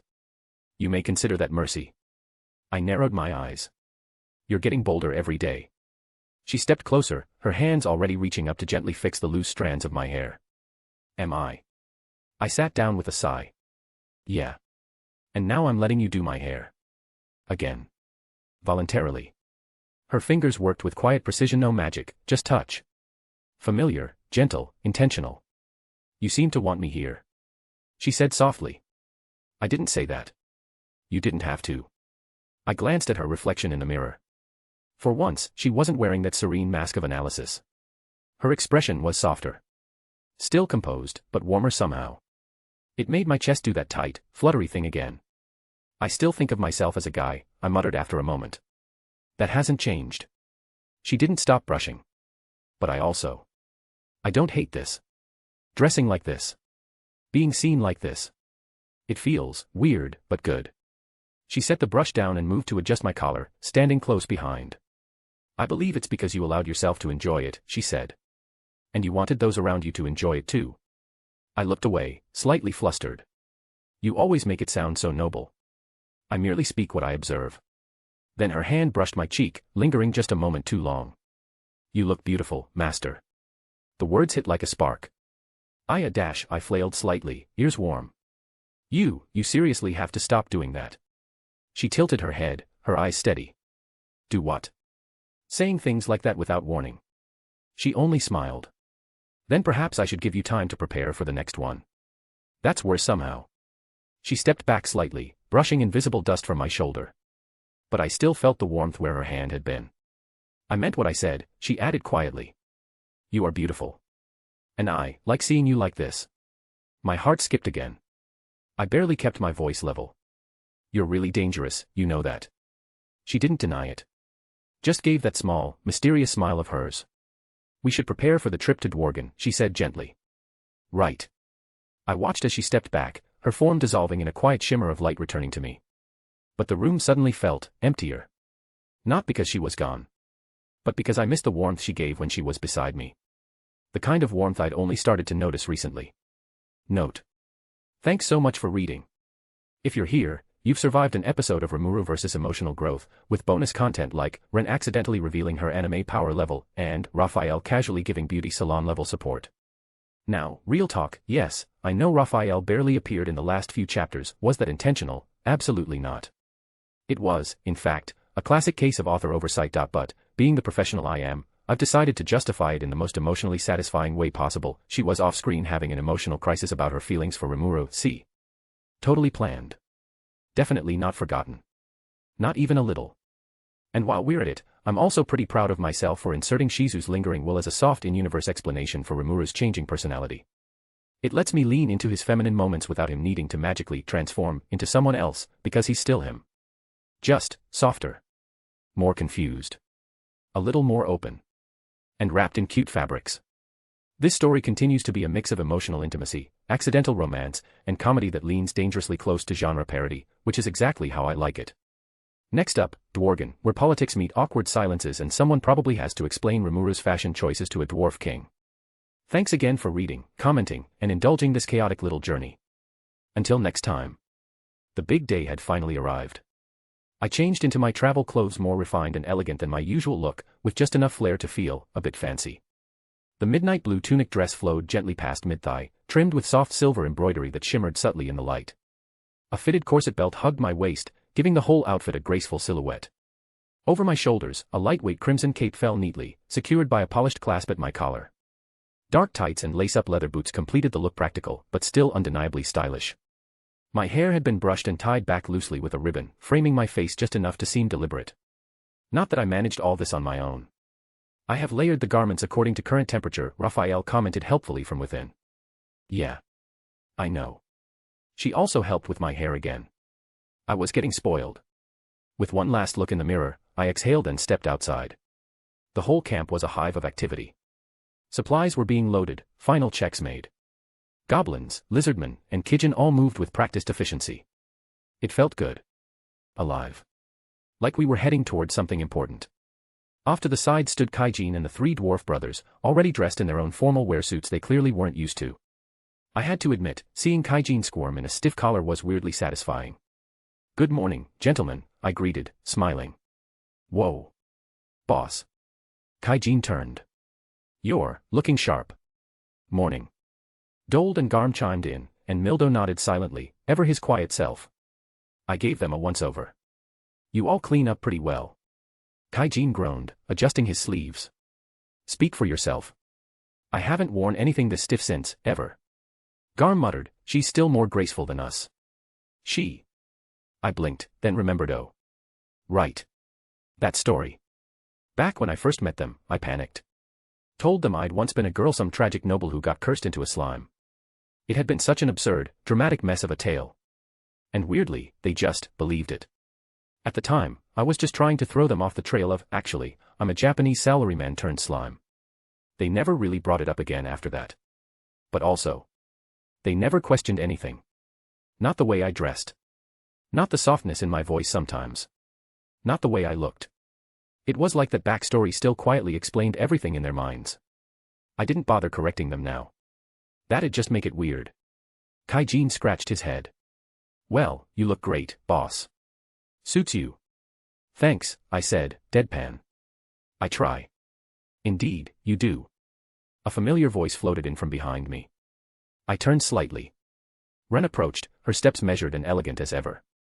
Still in her pristine maid outfit, black with white lace trim, matching gloves, and her signature no-nonsense expression, though her eyes briefly softened when they met mine. You're late, she said. We're nearly finished with departure prep. Should I assume you were held up by wardrobe decisions? Maybe, I muttered. She gave me a look. That quietly smug kind of look. Like she knew exactly how long I spent fixing my hair this morning. Kaijin whistled low. That's the maid you've got, huh? Impressive, Garm added with an approving nod. Ren gave them a brief, courteous bow. A pleasure. She didn't say anything more, but her gaze lingered on my outfit for just a moment, subtle, thoughtful. Then she leaned a bit closer to me and whispered, just loud enough for me to hear, you look more comfortable than yesterday. I stiffened. Don't worry, she added smoothly, I won't say anything. I frowned. That's exactly the kind of thing someone says before they absolutely say something. A faint smirk tugged at her lips. Who, me? I'm merely a humble maid. I stared at her, deadpan. Blackmailed by her master's cuteness, wasn't it? She feigned a gasp, placing a hand on her chest in mock horror. A loyal maid, blackmailed into silence by her master's charm, trapped in a web of forbidden cuteness and relentless wardrobe changes. What cruel fate is this? I raised an eyebrow. You make it sound like you're living a tragic opera. Ren faltered. That's not inaccurate. Oh. So you admit you're enjoying the drama. She looked away quickly, cheeks barely pink. You're imagining things. I grinned. Then I guess I'll keep imagining. She let out a small groan. You're insufferable. And yet you still show up every morning. Ren sighed dramatically. A tragic devotion to duty. Sure. Definitely not because you enjoy it. Please stop talking. I smiled. Victory. After a little bit more waiting, we were all ready to go. Things proceeded smoothly en route. Geld's efforts had paid off, we now had a beautifully laid road to travel on. It had been widened to a comfortable size, making it easy for wagons to traverse. Taking advantage of this, we were now traveling in style with 2 wolf wagons in our party. There were just under 10 of us joining the dwarves on this trip. First was Ren, my ever-reliable, sharp-tongued, suspiciously perfect maid. Then came Cheyenne, my main assistant, followed by Shuna, officially my deputy secretary, though let's be honest, she was more like my personal chef. Still, with her grace and calm, I figured she could help present things like our budding fabric-making operation to the dwarves with a bit of class. We were on the lead wagon, me, along with Ren, Shuna, and Cheyenne. Which, of course, meant I was fussed over the entire way. One of them would smooth out a wrinkle in my cloak, the other would gently tidy my hair, and the third kept trying to adjust how I was sitting like I was some kind of noble lady. I wasn't a slime anymore, but apparently that just made me easier to dress up and coddle. The second wagon had the 4 dwarves packed shoulder to shoulder, looking grumpy and overstuffed. Compared to that, I really couldn't complain about being surrounded by 3 beautiful women, even if the pampering was getting just a bit ridiculous. Finally, Gobta was shoring up our guard with several hobgoblins, patrolmen under his direct control. In the back of the wagon, nestled among carefully arranged supplies, were gifts meant for King Gazel Dwargo. Thoughtful, well-crafted, and clearly expensive. Nothing over the top, but chosen with care: Tempest silk, preserved gourmet ingredients, and specialty crafts to showcase our culture and goodwill. I eyed them, resisting the urge. I could just store all of that in my stomach, you know. But no. Apparently, we had to look the part. We must present ourselves with proper form, Ren said primly beside me, her tone dignified and just slightly self-important, like she'd rehearsed the line in front of a mirror. I held back a sigh. You heard her, Rimuru. We are professionals. She really did look the part: straight posture, hands folded in her lap, elegance practically radiating off her. Honestly, Vester's etiquette lessons paid off better on her than they ever did on me. Still, curiosity gnawed at me. What exactly did we pack? I subtly leaned forward, eyes flicking toward the corner bundle covered with cloth. Just a quick peek. My lord. Ren's voice came sharp and smooth, like the edge of a paper fan. I froze mid-reach. She didn't even look at me. Just sipped her tea. Where had she gotten tea, like a proper noble? From beside me, Cheyenne laughed softly. Across from us, Shuna smiled gently, like she'd already seen this exact play before. Ren let out a slow, regal exhale. Her eyes didn't leave the horizon, but I felt the glare anyway. Then, inside my mind. You are being rather obvious, master. Raphael's voice was velvet smooth, almost amused. Not helping. On the contrary, she continued, I find this side of you endearing. There was a teasing lilt there. She knew exactly what she was doing. You're enjoying this, aren't you? Immensely. Shall I create a minor wind distraction to assist your next attempt? You're seriously offering to help me cheat at gift peeking now? Only for you. I rolled my eyes, but my lips twitched. She really had gotten bolder lately. Or maybe I was just noticing it more. One more try. I leaned forward again, slow and subtle this time, just enough to shift the cloth with a finger. Ren turned her head, met my eyes, and delivered a glare so sharp, so menacing, it needed no words. Touch it and you're dead. That was the message. Loud and clear. I immediately retracted my hand, posture snapping upright like I was in military formation. I hadn't touched a thing. Didn't even think about it. Nope. Cheyenne snorted quietly. Shuna giggled again. I see, I said flatly. It's a coordinated conspiracy. Ren said, her tone completely even. I'm only doing what's best for your dignity, my lord. I pouted. You mean your job satisfaction? She didn't deny it. Inside, Raphael whispered with amused delight. The mission has failed. Shall I simulate tears for sympathy? I choked on a laugh and slouched in defeat. I'm surrounded. We spotted the distant silhouette of the Connaught Mountains on the second day of travel. So far, the journey had gone remarkably smoothly along the well-maintained road. The total distance was a little over 600 miles one way, but compared to cutting through uncleared forest, this felt like a luxury. Roads made all the difference. I was traveling as a state guest this time, after all. Showing up covered in dust and grime wouldn't exactly be the most dignified first impression. Along the way, we came across a group of high orcs hard at work resurfacing the road. They moved in perfect sync, like a well-oiled machine. At the center of it all, arms crossed and exuding confidence, stood their leader Geld. We ran into them around midday on the second day of travel, a whole crew of high orcs diligently working on the road. Gravel crunched beneath boots, hammers thudded in rhythm, and the sun beat down on their backs. Leading them, as always, was Geld, arms crossed, giving off an air of calm authority as he barked out orders. It was honestly impressive. Like, actually impressive. These guys are smoother than half the construction crews I saw back on Earth, I muttered, walking up beside the wagon. Geld noticed me and immediately approached with a crisp salute. "Es Sir Rimuru. Our work is progressing smoothly," he said with pride. "The road ahead is already cleared and surfaced. We've just finished reinforcing the sides here. You'll have a smooth journey the rest of the way." "Wow, thanks. Great work, Geld. You've really whipped them into shape." He bowed his head, eyes glinting. "We owe it all to you, Sir Rimuru. Your gift gave us direction. Please, let us continue proving our worth." Moved, I smiled and raised a hand. "You're already doing that. We hadn't planned to stop for the night here, but sometimes, that's fine." The crew had done an outstanding job, and frankly, they deserved a break, and so did we. So, yeah. We decided to stay. And since I did happen to be carrying some supplies in my stomach, I conjured up several barrels of fine drink and dropped them beside the road. "Here. Feel free to knock off early. You've earned it, go celebrate." The cheer that went up from the workers could probably be heard from the next region. As the celebration started, Ren remained perfectly poised at my side, adjusting my cape with just the right touch, brushing a bit of dust off the hem of my blue tunic. Ever the image of elegance. "We must present ourselves with proper dignity," she said calmly. Of course. Even on the roadside, Ren was in full perfect maid mode. "She's not wrong," Raphael commented with a little purr in her voice. "But I think you are the one who looks most presentable today. That red cape really brings out the hero in you. Or perhaps." "Don't finish that sentence." "Oh, but I haven't even started. You really shouldn't tempt me while looking this good." I cleared my throat, a little too loud, and turned toward the barrels of drink instead. One of them looked a little loose. I casually reached out just a peek, not really opening it, just. Ren's glare hit me like a blast of freezing magic. No words. Just eyes. "Touch it, and you're dead." I yanked my hand back like it had been stung, quickly folding both arms behind my back and pretending I'd just stretched. Nothing suspicious here. Ren's gaze lingered a moment longer, perfectly composed. Deadly calm. That glare was lethal. And unmistakably hers. The next day. "Good morning, Rimuru-sama." The moment Ren opened the door of the hut and gently nudged me outside, I was greeted by the thunderous roar of hundreds of orcs shouting in perfect unison. Whoa. Apparently, all the high orcs I hadn't greeted personally yesterday had gathered early, forming neat rows that stretched across the camp. The morning air was filled with pride, discipline, and a contagious energy. Ren stood calmly beside me, ever composed. Her uniform was pristine, her posture flawless.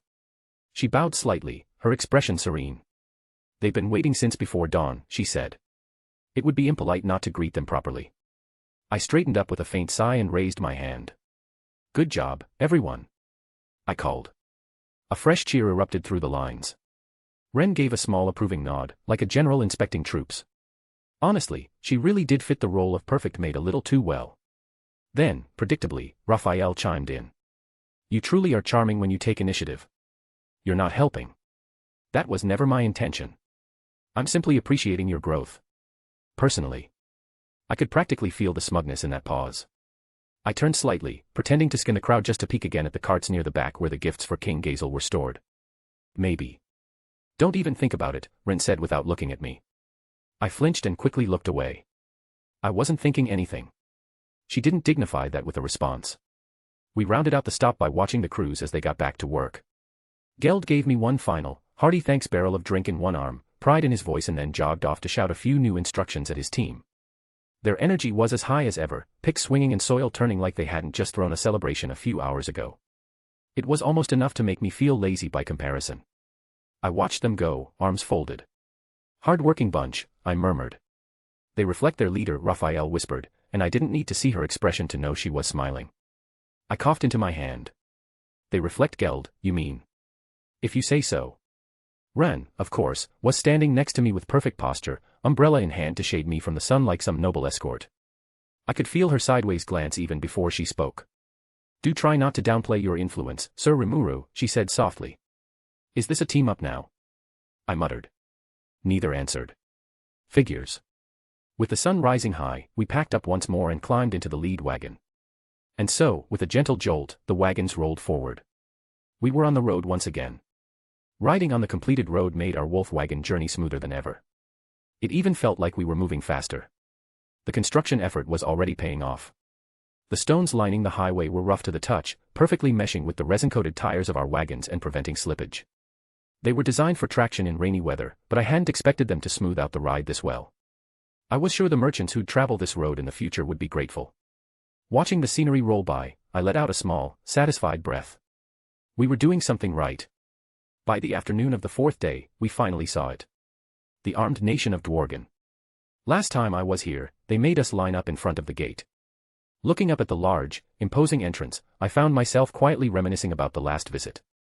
Inside the wagon, I changed into the ceremonial attire chosen during our earlier dress-up session, a flowing dark gown with gold embroidery that shimmered with every movement. As I stepped down from the wagon, Ren was already waiting. She moved in wordlessly, smoothing out the front of my gown, brushing off my shoulders, and adjusting the angle of the cape with methodical care. "There," she said, stepping back with an approving nod. "You'll make a fine impression." "Flawless, master." "If they do not kneel, they are simply blind." I tugged at my glove, pretending I didn't hear that. I had barely stepped down and adjusted the ceremonial outfit when a small furor broke out up front. "Oh no. Please don't be Gopta again." I glanced over only to see the dwarves had already hopped off their wagon and were busy trying to pry the city gate open on their own.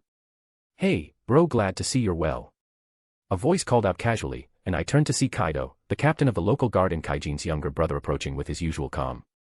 Behind me, Ren stepped in close and brushed down the front of my outfit, adjusting a fold of fabric with smooth, practiced hands. She inspected me once more like a royal display piece. "Our arrivals do seem to leave an impression," Raphael noted with dry amusement. "And we didn't even plan this one. I could make a schedule." "Don't you dare." Ren straightened, voice low and composed. "Please try not to do anything unbecoming of the ruler of Tempest." I blinked. "You say that like I go around picking fights." Her eyes narrowed just enough to make her point. Okay. Regal mode, engaged. "Ah, Kaido. How long has it been?" "Life's been a blast working for my old boss Rimuru, let me tell ya," Kaijin said proudly, grinning from ear to ear. "I'm sure. It's written all over your face." Kaido looked around, scanning the area. "Where is Sir Rimuru, by the way? We owe our state guest a proper welcome." All while standing literally right next to me. "Ah, Kaido. Long time no see." He turned, blinked in surprise and then broke into a wide grin. "Lady Rimuru. You really did break the curse." I let my cloak swirl dramatically and gave a mock curtsy, brimming with faux grace. Tragic, wasn't it? But I overcame it. Curse broken and all. Kaido looked genuinely impressed. "You look like royalty." The stories didn't do you justice. Behind me, Ren stepped forward without missing a beat, adjusting a slight crease in my cape as if nothing unusual was going on. Without even glancing at me, she spoke in a perfectly level tone. "My lord, did you seriously go with the cliché tale of a cursed royal turned into a frog, or was it a slime? Should I be bracing for the part where a handsome prince breaks the curse with true love's kiss?" She said it so smoothly, so effortlessly in character, it took everything in me not to break into laughter. I cleared my throat. Now. Let's not ruin the mystery." Ren's hand briefly straightened my collar. "Of course. My apologies, my lord. Please, do continue your enchanting tale." She smiled just slightly, eyes gleaming with barely concealed mischief. "Her wit is as sharp as ever," Raphael observed. "Don't encourage her," I muttered back. It wasn't until long after the gate was fully opened. We passed through the front gate, yes, the main gate led by Kaido and his guards in full formal procession. Normally, wagons and vehicles would be shunted through a side entrance and parked in a holding yard. But not today. As official state guests, we were allowed to ride in with full honors, star wolves and all. And wow, did those star wolves draw attention. Their glossy fur shimmered in the light, muscles rippling beneath the surface with every elegant step. The massive beasts pulled our wagons like it was nothing.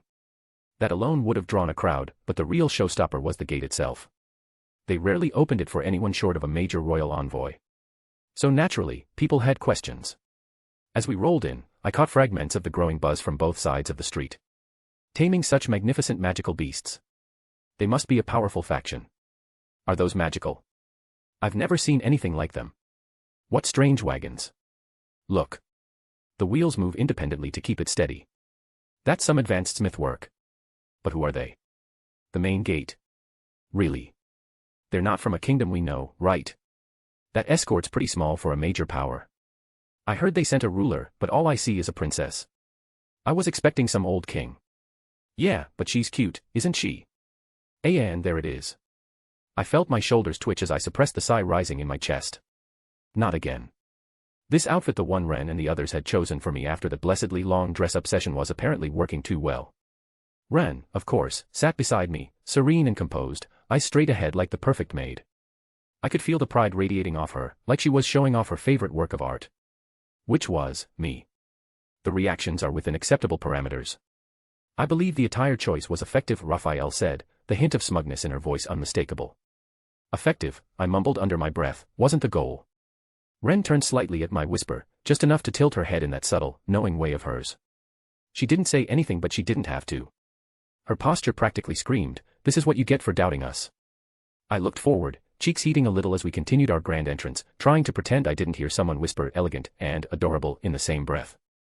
We proceeded along the wide, stone-paved street as Kaido led the way toward the royal palace. The city bustled around us, but everyone respectfully stepped aside when they caught sight of the formal escort. Kaido came to a stop just short of the palace gates. "I won't be joining you inside," he said, glancing at Kaijin with a grin. "But I'll see you soon, brother." "You got it." "I'll see you," Kaijin replied with a nod. There was a hint of brotherly pride in his eyes. Kaido turned to me next, gave a formal bow, and offered a salute. "Lady Rimuru, welcome back to Dwargon." I gave him a light wave. "Thanks, Kaido. Don't cry too hard now." He let out a small chuckle and turned away, his guards falling in behind him as he left us at the gate. Taking his place was a familiar face. Dolph, captain of the Pegasus Knights, was waiting in full civil dress. The uniform made him look like some proper court official, but those sharp, observant eyes told a different story. He was the same undercover elite I remembered, quiet, composed, and dangerous. Dolph gave a formal bow as we approached. "It's an honor to receive you, Lady Rimuru. His Majesty awaits your presence in the palace." "Lady Rimuru?" I tilted my head slightly, confused. That was new. It is likely they have heard the tale you once told Kaido, and accepted it as truth. Oh, right. That old cursed princess turned into a slime story. Ren stood beside me with her usual calm poise, her expression unreadable. She gently reached out and smoothed a fold in my ceremonial sleeve, ever the perfect maid, as if nothing out of the ordinary had occurred. "Shall we proceed, Lady Rimuru?" she asked, the faintest glimmer in her eye professional, measured. I wasn't sure if she noticed the title or if she was just going along with things. Either way, she didn't miss a beat. If the role of lady becomes a permanent one, I would be delighted to advise on appropriate behavior. Not helping, Raphael. Ren's POV, otaku maid blend. Lady Rimuru. That's how Dolph addressed him, cool, polished, professional. And how could he not? He looked like royalty incarnate. That jet black gown hugged her just right, with gold filigree curling like magic along the hem. Gloves all the way up to the elbow. That choker with the gemstone. Designer tier. We really outdid ourselves back at the dress-up session. I stood perfectly poised at her side, hands delicately folded, chin dipped in professional reverence. But inside, I was spiraling into delighted chaos. Oh no. Oh yes. She was pulling it off so well, the way she held the gown's skirt just slightly while walking. The subtle smirk. The way her posture screamed, I was born to rule and or star in a villainous anime.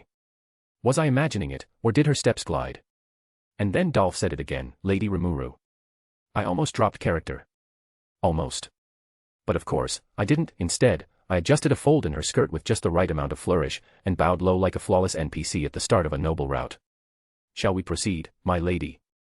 I said smoothly, eyes twinkling behind an unreadable maid smile. She gave me a brief side glance. Was that an eye twitch, a suppressed sigh? Perfect. From this moment onward, she is Lady Rimuru. Out of respect, of course, and for the sheer comedy of it. Also, the way she's owning that dress. Honestly, she deserves it. I glanced at her again. The posture. The grace. The way the gown swayed like it had its own soundtrack. Yes. This is the final boss of femininity. And I, the loyal maid, have chosen my side. Rimuru's POV.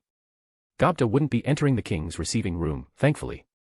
Our guard squad would be waiting in the chamber next door, up front. It'd just be us and the king's attendants inside. I was glad they let Shuna and Cheyenne in without trouble. Cheyenne might have been my secretary on paper, but between her stance and presence, she radiated bodyguard. If they'd insisted I go in alone, she would have kicked the door off its hinges. And then there was Ren, my attendant, though that barely scratched the surface. She walked silently at my side, all poise and perfection, watching me with laser focus like a hawk ready to swat my hand if I so much as picked at my gloves. One disapproving flick of her eyes was enough to make me sit straighter and pretend I belonged here. So yeah. I left it all to her. Dolph led us through the palace. Unlike last time, we weren't heading straight to the dungeons. The halls were broad and full of decorative flare columns, tapestries, marble floors polished to the point of reflecting my overly formal shoes. Magic sense helped me stay upright, since I was half convinced I'd trip in front of someone important. At the end of the long corridor stood a ridiculously ornate door. Her Majesty Rimuru, the guard announced loudly, Sovereign of the Tempest Federation. That title still sounded way too dramatic. Especially considering I was currently wearing a dress that could be straight out of an Otome game. Follow me, said a female dwarven attendant as she stepped forward. King Gazel is waiting for you. Dolph saluted one last time and stood aside. The doors creaked open, and... How nice to see you again, Rimuru. King Gazel greeted me. That was it. No drama, no ceremony, just a casual welcome, and suddenly everything started moving fast. A seat was offered, and I sat without thinking. Ren and Shuna immediately stepped up to deliver our formal greeting. Ren handed a prepared list of gifts to one of the king's aides with such elegant authority, I felt like I should be serving her. Seriously, Ren rocks. I had no idea what I was supposed to be doing at this point, so I just kept smiling like we practiced. Just act relaxed, in control, Ren had told me. Leave the rest to your perfect maid. So I did. I sat there, pretending I was born to wear this absurdly fancy gown. Shuna offered support beside Ren, and the two of them gracefully handled the opening formalities while I tried to sit like a noblewoman, resisting every urge to slouch or cross my legs the wrong way. The initial exchanges felt like they took forever, though in reality, they were pretty short. I was too zoned out to follow the details. Good thing I had Raphael silently recording everything for later. Honestly, I was barely present until I started noticing something strange. Nobody called me he. Or sir. It was all Lady Rimuru. Even Gazel. I was stunned for a second before I mentally facepalmed. Oh no. This had to be because of Kaido. I told him that dumb joke about being a cursed princess turned into a slime. Did he actually spread that story? It is likely the dwarf soldiers accepted it from Kaido's account. No one has questioned it thus far. I let out a very tiny sigh. Great. So now everyone thinks I'm a royal damsel who got her curse undone or something. And honestly, nobody seems to mind. They fully bought the act. Especially Ren. She knows me from my previous life but still enjoying it way too much, she even started calling me lady. It's useless arguing with her when she makes up her mind to do something, so I let it slide. She stood behind me in that perfect posture, playing the devoted attendant to the letter, but I just knew she was loving this way too much. I could practically hear her internal monologue, my lovely Lady Rimuru-sama, so radiant today. I swear, I saw her smirk for half a second before catching herself. Yeah. I was definitely never living this down. Note. Thank you so much for reading. While writing this chapter, I found myself getting completely immersed in Ren's otaku side. Honestly, she's such a joy to write. Watching her flip between chaotic anime gremlin and composed, elegant maid is one of my favorite dynamics. That contrast brings a lot of fun to her character, and I hope it added a few extra smiles along the way. I also got really into solidifying Rimuru's image as female in this story. That said, Rimuru still thinks of himself as male, for now. But hey, he's starting to admit he enjoys the dress-up sessions, so let's just say, it's only a matter of time. Smirking face. Because I was so immersed in writing Ren and shaping Rimuru's evolving identity, I may have accidentally written way too much. So this chapter is now officially a two-parter. Here's hoping I don't get carried away and turn it into 3 or 4 parts, but no promises. I also experimented with Ren's POV this time to add some extra spice and variety. If you enjoyed seeing the story through her eyes, let me know. I'd love to include more scenes from her perspective if readers are into it. Thanks again for sticking with the story. Your support, comments, and reactions always mean the world. It really keeps me motivated. Blue Heart. Ren's POV. The moment that door opened and the Dwarven Herald declared, Her Majesty Rimuru, I had to engage maximum maid protocol just to keep a straight face. She stepped forward elegant, poised, radiant in that midnight black gown embroidered with gold, the dress I picked, of course, and all eyes turned to her. I didn't blame them. She looked stunning. My master, I thought with smug satisfaction, truly fits the role of the cursed noble princess turned ruler.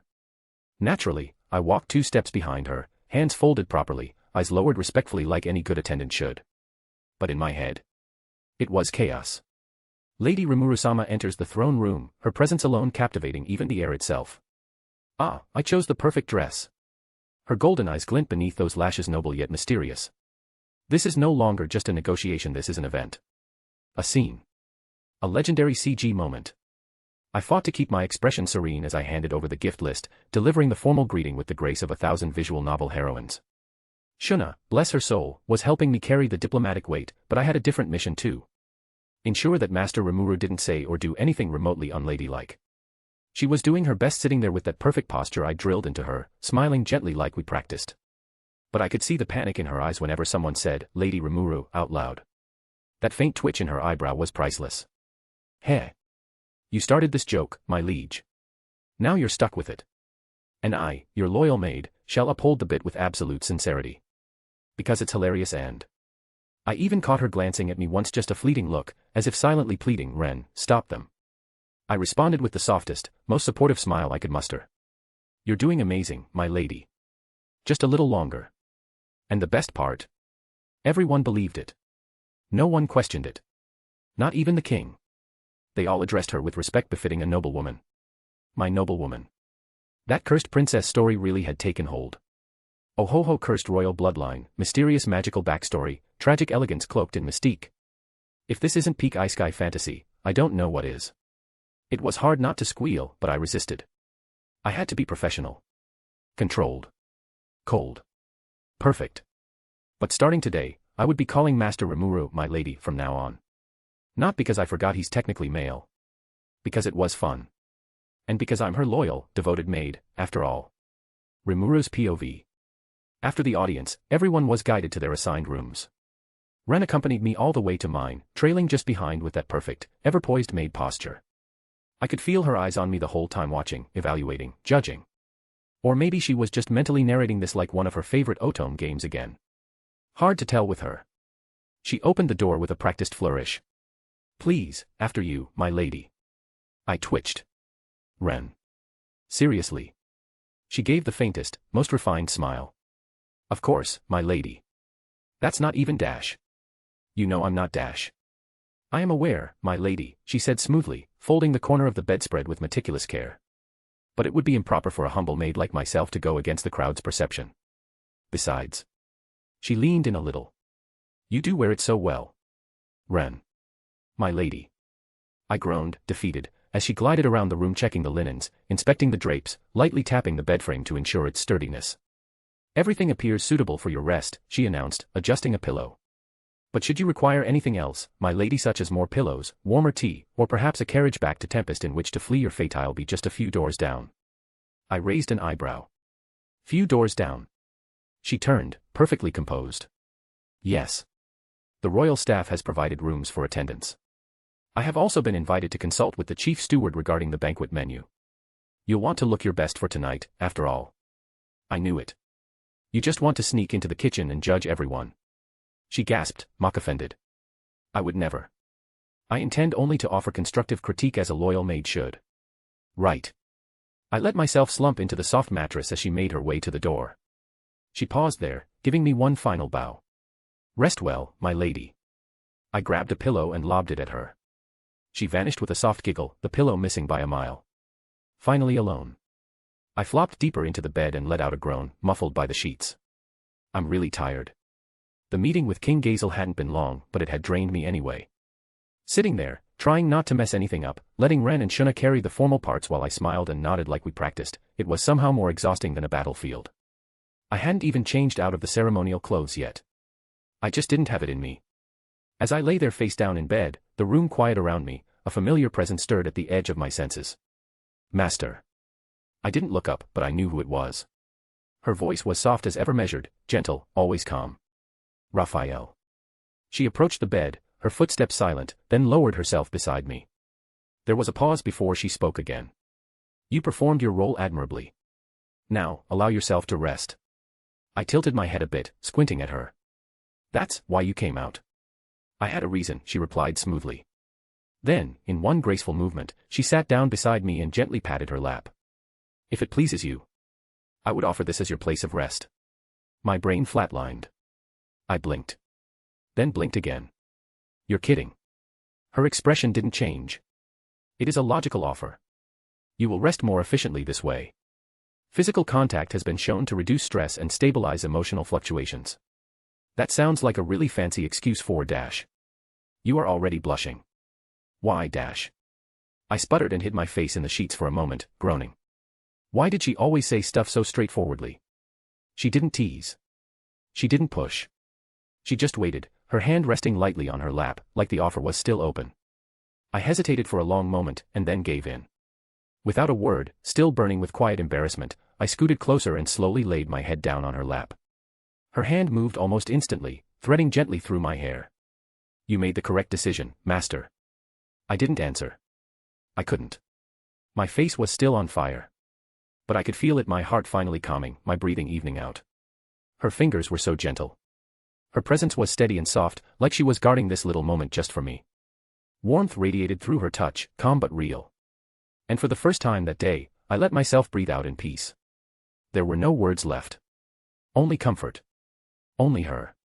And it was enough. A gentle voice stirred me from sleep. Master, it is time to awaken. Preparations for the banquet must begin shortly. I blinked groggily, looking up to find Raphael gently brushing a hand along my temple, her usual calm expression softened by a small smile. Right, I mumbled, still nestled against her lap. Her thighs were surprisingly soft.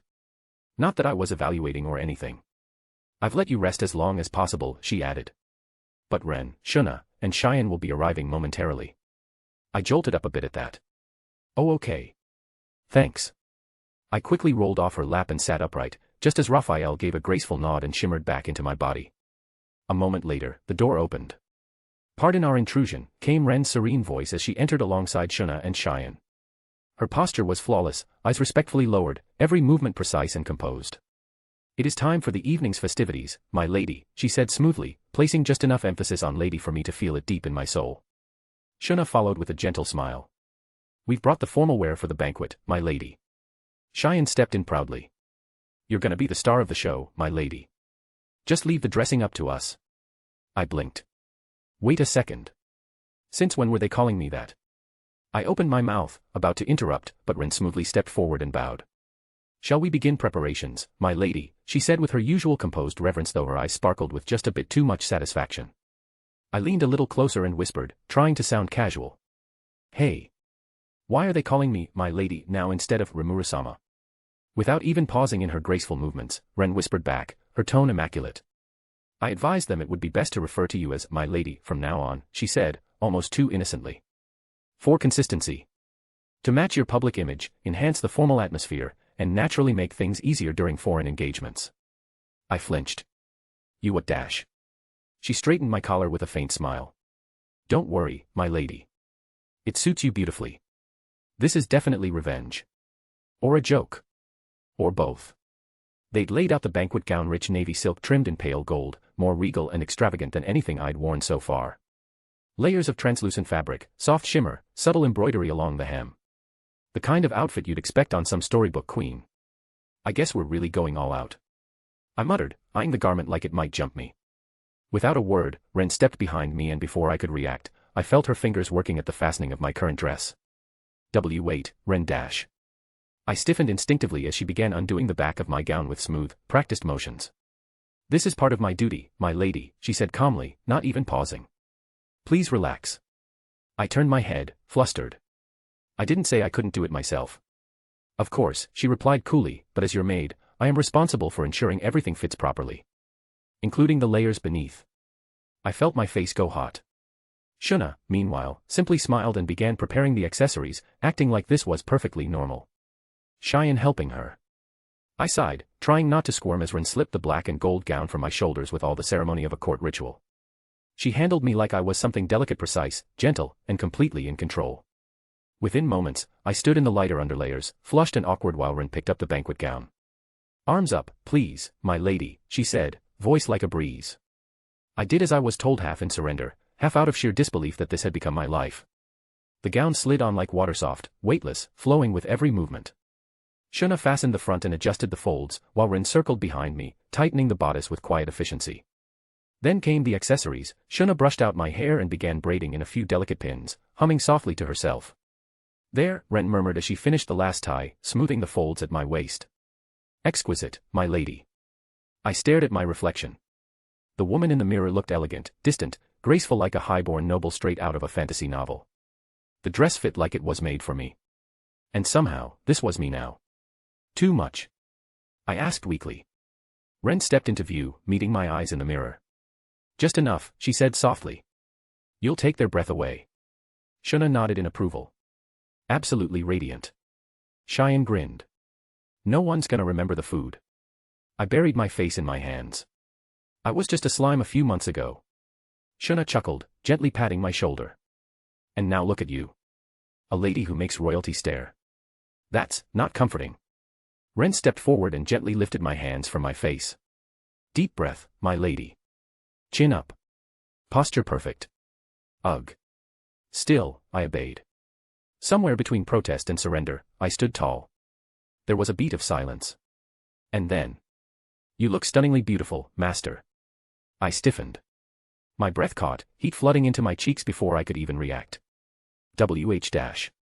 I cut myself off, biting down on the sudden protest. That voice, serene, genuine, almost reverent, had come from inside me. Raphael never spoke without reason. She wasn't teasing me. That somehow made it worse. My face burned. I quickly looked away from the mirror, pretending to smooth the front of the dress. As if that would calm the flurry in my chest. Don't just say stuff like that. I took a shaky breath. Then another. When the fluster finally ebbed just enough, I dared to turn back to the mirror again. And there she was. The woman in the reflection, poised, composed, wrapped in elegance. A layered, deep sapphire gown that hugged the figure just right, glinting softly with woven accents of silver and midnight blue. The soft updo framed her face delicately, with trailing wisps adding an effortless charm. That was me. Beautiful, I heard myself whisper. The word left my lips before I could stop it. So beautiful. I blinked. Wait. What? My heart dropped into my stomach. I just called myself beautiful. Out loud. What even dash? My hands flew to my face, pressing into my burning cheeks. No, this has to be Shizu. It's her will lingering inside me. Her memories.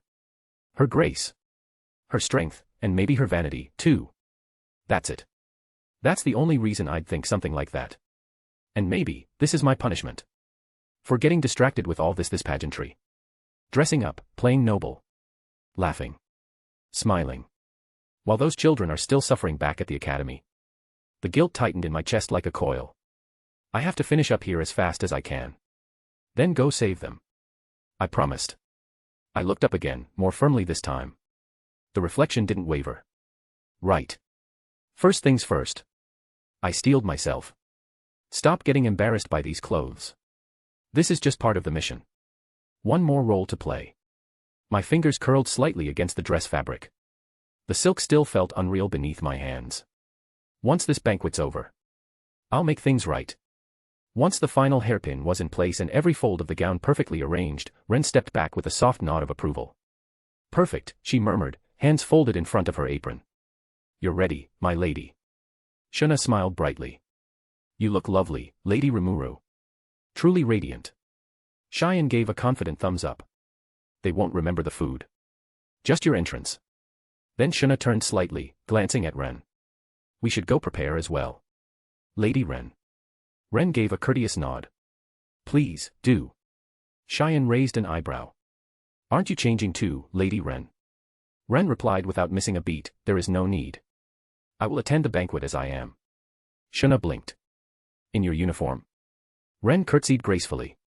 A proper maid must remain a constant presence, composed, discreet, and ever at her lady's side. This uniform is a symbol of that duty. To alter it would be unbecoming. Shuna nodded slowly. It does suit you.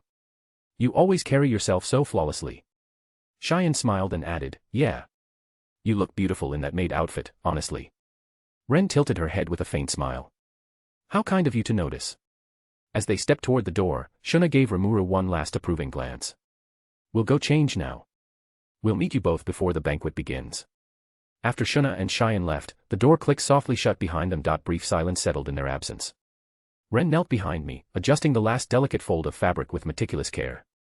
The room had gone quiet, save for the faint rustle of the gown. Then, she spoke too casually for it to be anything but teasing. I heard you whisper it earlier, beautiful. I stiffened slightly, eyes avoiding hers in the mirror. I didn't mean to say it out loud. Ren tilted her head just slightly, a quiet curiosity in her gaze. I sighed, lowering my voice. It's just. I looked at myself, and the words slipped out. I guess, deep down, I thought I looked beautiful. But I don't think that's really me. It's probably Shizu's will, what's left of it, messing with my emotions. Making me more feminine, more like her. I paused, glancing at my reflection. And part of me feels like this is a punishment. Like I've been too slow to save those kids. Instead of focusing on them, I'm here dressing up for a banquet, playing noble. So maybe this is what I deserve, getting pulled further and further into this role that's not really mine. Ren stood, meeting my eyes in the mirror. Let's forget about Shizu's will for just a moment, she said gently. Just answer me this honestly, do you enjoy dressing up? I blinked. I don't know. I think I do. I feel like I'm enjoying it. I look like Shizu, a young, beautiful woman. And when I dress up like this, I feel even more beautiful. I frowned faintly. But I also feel like I'm enjoying it because of Shizu's will. Like, it's not my feeling. It's hers. Ren stepped closer, her reflection steady and calm beside mine. And what's the problem with that? She asked softly. Even if you think it's Shizu's will, it's still you feeling it, isn't it? You're genderless. And you look like a girl. So what's wrong with enjoying how that makes you feel? I hesitated. She didn't wait. Besides, she added, brushing a stray strand of hair from my shoulder with practiced grace, even if you don't enjoy it, Shuna, Cheyenne, and I certainly do. So wouldn't it be better for everyone if you enjoyed it too? But I tried, unsure. Ren gently straightened the edge of my sleeve, her touch light but grounding. If you're really uncertain, she said, voice steady, then once this diplomatic trip is over, go save the children. Fulfill your promise. And after that, once you've lifted that guilt, you can ask yourself again, is this how you feel, or someone else's echo? I watched her quietly. Something in her words settled my thoughts. No matter what you decide, she said, lifting her chin, as your royal maid, I'll support your choice. Always. I smiled. It came more easily this time. Thank you, Ren. She blinked at me, flustered just slightly, and turned her gaze away. It's nothing, my lady. Then, came the quiet voice in my mind. I sense a new rival. What was that, Raphael? It is your imagination, master. I opened my mouth to ask Raphael what she meant, brow furrowing slightly. Wait, what do you mean by dash? Knock knock. A soft, composed tapping broke the quiet. Shuna's voice called gently from the other side. My lady, we're ready. May we come in? I blinked, caught off guard, then let the breath I'd been holding slip out. Probably just my imagination, I murmured, brushing the thought away. Without missing a beat, Ren slipped seamlessly into her perfect maid persona, back straight, hands folded, expression calm and composed. You may enter, she said smoothly, her voice poised and professional. The door opened, and Shuna and Cheyenne stepped in gracefully, already dressed for the banquet. They looked prepared, elegant, and ready to steal the show in their own right, but all I could think about now was keeping my expression calm and steady. Ren turned to me just slightly, eyes sharp beneath her serene surface. Shall we be off, my lady? I gave a small nod and tried not to fidget with the sleeves of my gown. Yeah, let's get this over with. The golden glow of chandeliers lit our path as we approached the banquet hall. Ren walked with poise at my side, while Shuna and Cheyenne followed in elegant step. My heels clicked softly on the polished stone, the weight of my gown trailing behind like a whisper. As we turned the last corner, a few station knights and castle maids waiting near the doorway straightened at the sight of us. Their reactions were subtle, but I noticed the sideways glances, the quiet intake of breath, the slight widening of eyes. She's the one from Tempest. She looks like a noble lady. That dress is exquisite. A knight near the doorway stiffened, unsure whether to salute or bow. Another murmured, that's Lady Ren behind her, right? One of the maids, a young girl with braided hair, clutched her tray a little tighter. She's so elegant, she looks like a goddess in maid uniform. I forced myself to keep my head high, gaze forward.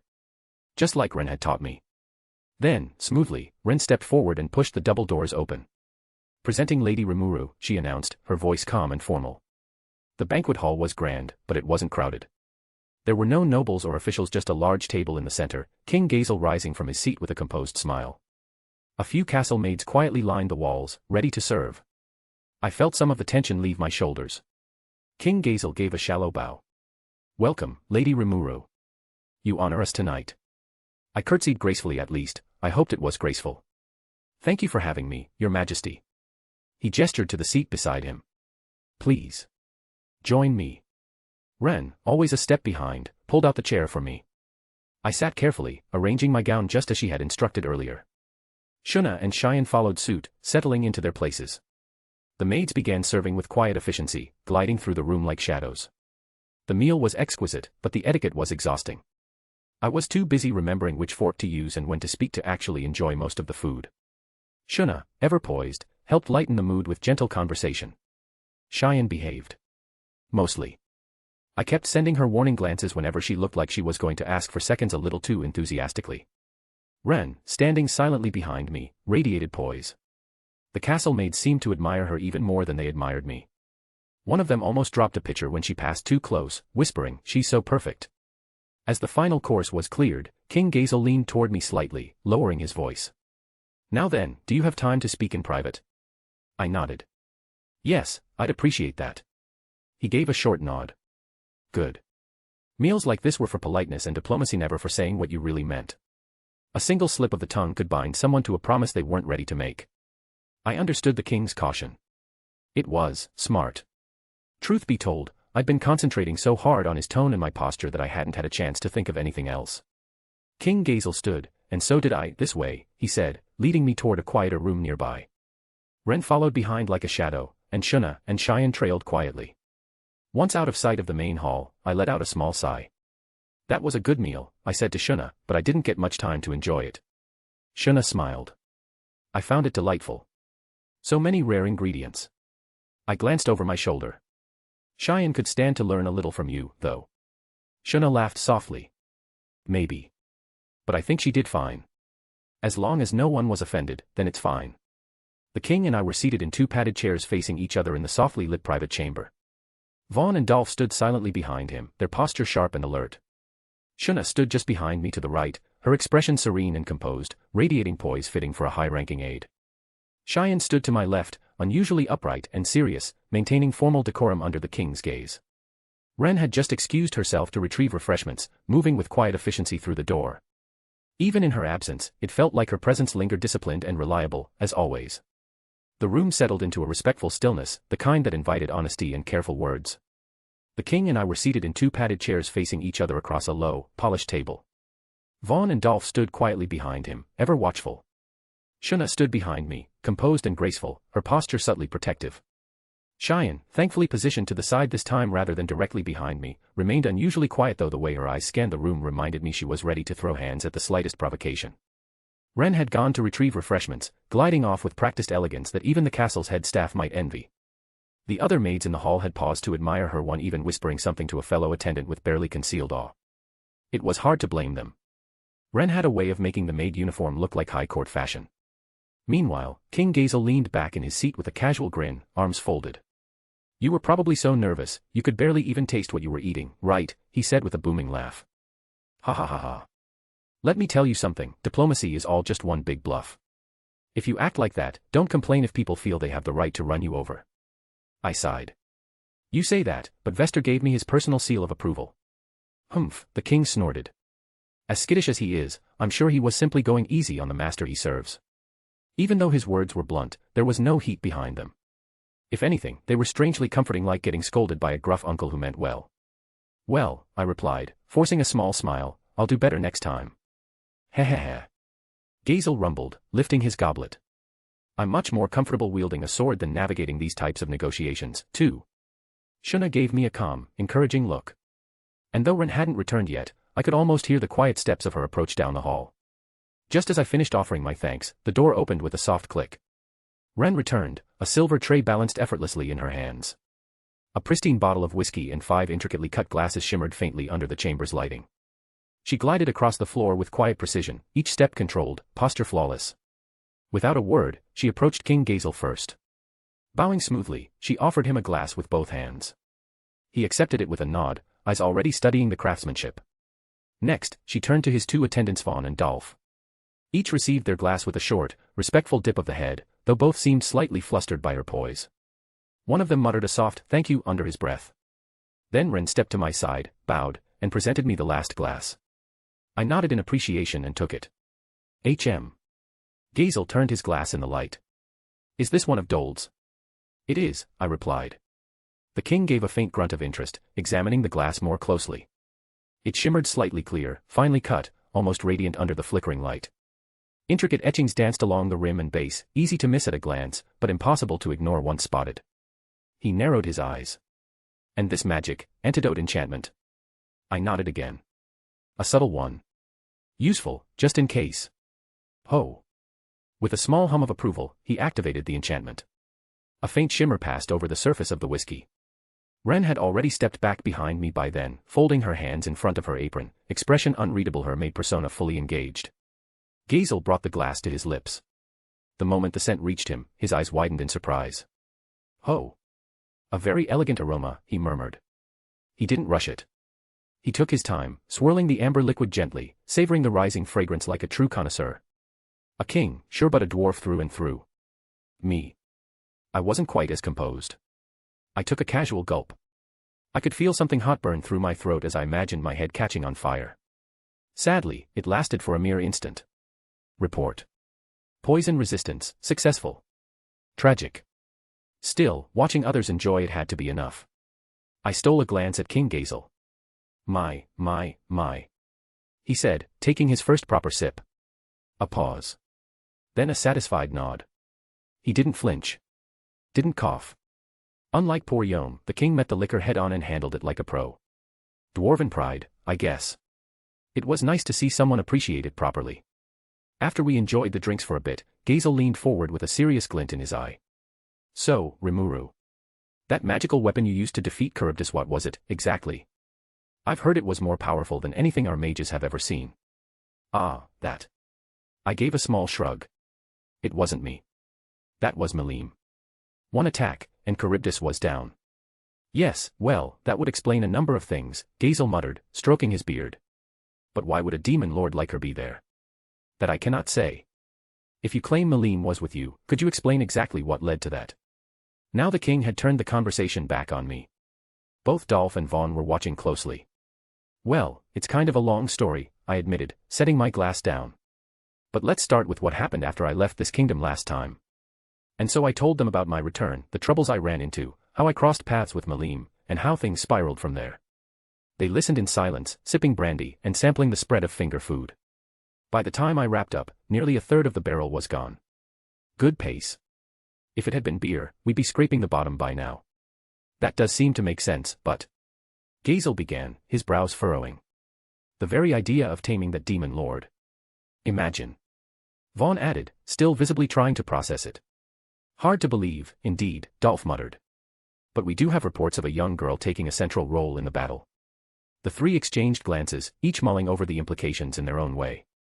I shrugged lightly. Taming? I wouldn't go that far. She just decided to hang around. That, in itself, is remarkable, Gazel replied, leaning back in his chair. Demon lords don't just to do anything. Still, if Milim truly stood at your side, that explains why Charybdis fell so decisively. He picked up his glass once more, taking a thoughtful sip as the room settled into quiet contemplation again. Our conversation gradually shifted, flowing from battlefield tales to recent developments in our respective nations. King Gazel spoke of new mining veins and industrial expansion. I mentioned our city's rapid growth and budding trade routes. We also exchanged notes on research, magic tech integration, potion refinement, transportation enchantments. It was oddly satisfying, swapping notes like two enthusiastic scholars instead of heads of state. Eventually, Gazel brought up something else. Tomorrow's ceremony, he said, swirling the amber liquid in his glass. We'll be making our declaration of friendship official, for all the people to see. I nodded. So I heard. It's a good step. I think seeing us standing together publicly will help put everyone's minds at ease. The king grunted in agreement, then glanced down at his drink. Speaking of putting minds at ease. This whiskey of yours is something else. That was enough to change the topic again, and before long, the knight's attention had settled squarely on the barrel I'd brought.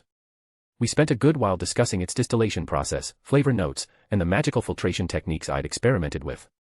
If nothing else, at least my whiskey had won over a king. Not long after, the meeting came to an end. With pleasantries exchanged and glasses emptied, we bowed our farewells. Ren gracefully led the way out with Shuna and Cheyenne close behind me. As we stepped into the quiet corridor, the weight of the formalities finally lifted from my shoulders. Note. I got way too immersed in this chapter. What started as a simple continuation turned into something much more chaotic, fluffy, and unexpectedly emotional.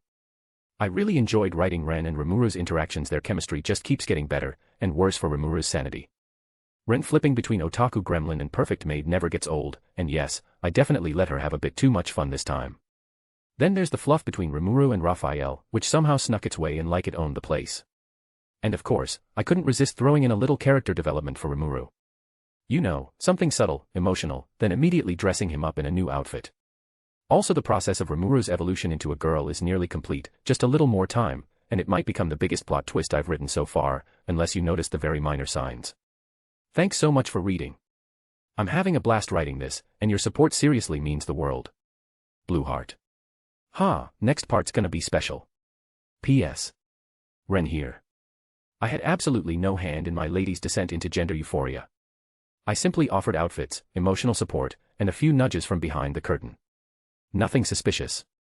Maid's honor also, and, well, if next chapter just happens to revolve around me a bit more, pure coincidence. Definitely not a hostile protagonist takeover, teehee Purple Heart. With the night now behind us, today was the big day of our friendly bilateral relations pact. Naturally, before stepping into the public eye, I had to go through another round of preparation. Shuna had selected my outfit well in advance, a tailored, deep blue formal gown embroidered with golden thread along the sleeves and hem. The neckline dipped just enough to be elegant without feeling exposed, and a soft silver-trimmed cape settled over my shoulders like moonlight draped in fabric. A thin belt cinched the waist, letting the skirt fall in graceful folds that rippled faintly as I moved. Ren fastened a sapphire brooch at the collar, adjusting the angle with exacting care. "Stand still, please," she murmured, smoothing the drape of the cape with the steady hands of a professional. Cheyenne stood off to the side, arms folded, a proud grin on her face. "You look incredible, Lady Rimuru. Seriously, absolutely beautiful." I responded with a habitual half-smile, but said nothing. Not yet. When everything was in place, I stepped in front of the full-length mirror. I paused. The person reflected there didn't feel distant or unfamiliar anymore. Not a role I was playing, or something I had to push through. Just me. The soft wave of blue hair, the golden eyes clear and steady. The elegant, poised figure. The way the gown shimmered faintly as I moved out, I looked at myself and thought. I really do look beautiful. It wasn't a flippant thought, or a nervous one. Just quiet acceptance. No unease. No inner debate over whether I was slipping away from who I once was. Not this time. Just as Ren had said before, I think I'll enjoy the moment. With that, the three of them gave a final once-over and stepping back with a silent, satisfied nod, Shuna gently brushing a hair from my shoulder, and Cheyenne beaming like she'd personally won something. And with everything in place, I was ready to meet the world again. After getting ready, we made our way to the ceremony. Ren quietly straightened the hem of my dress before we stepped out.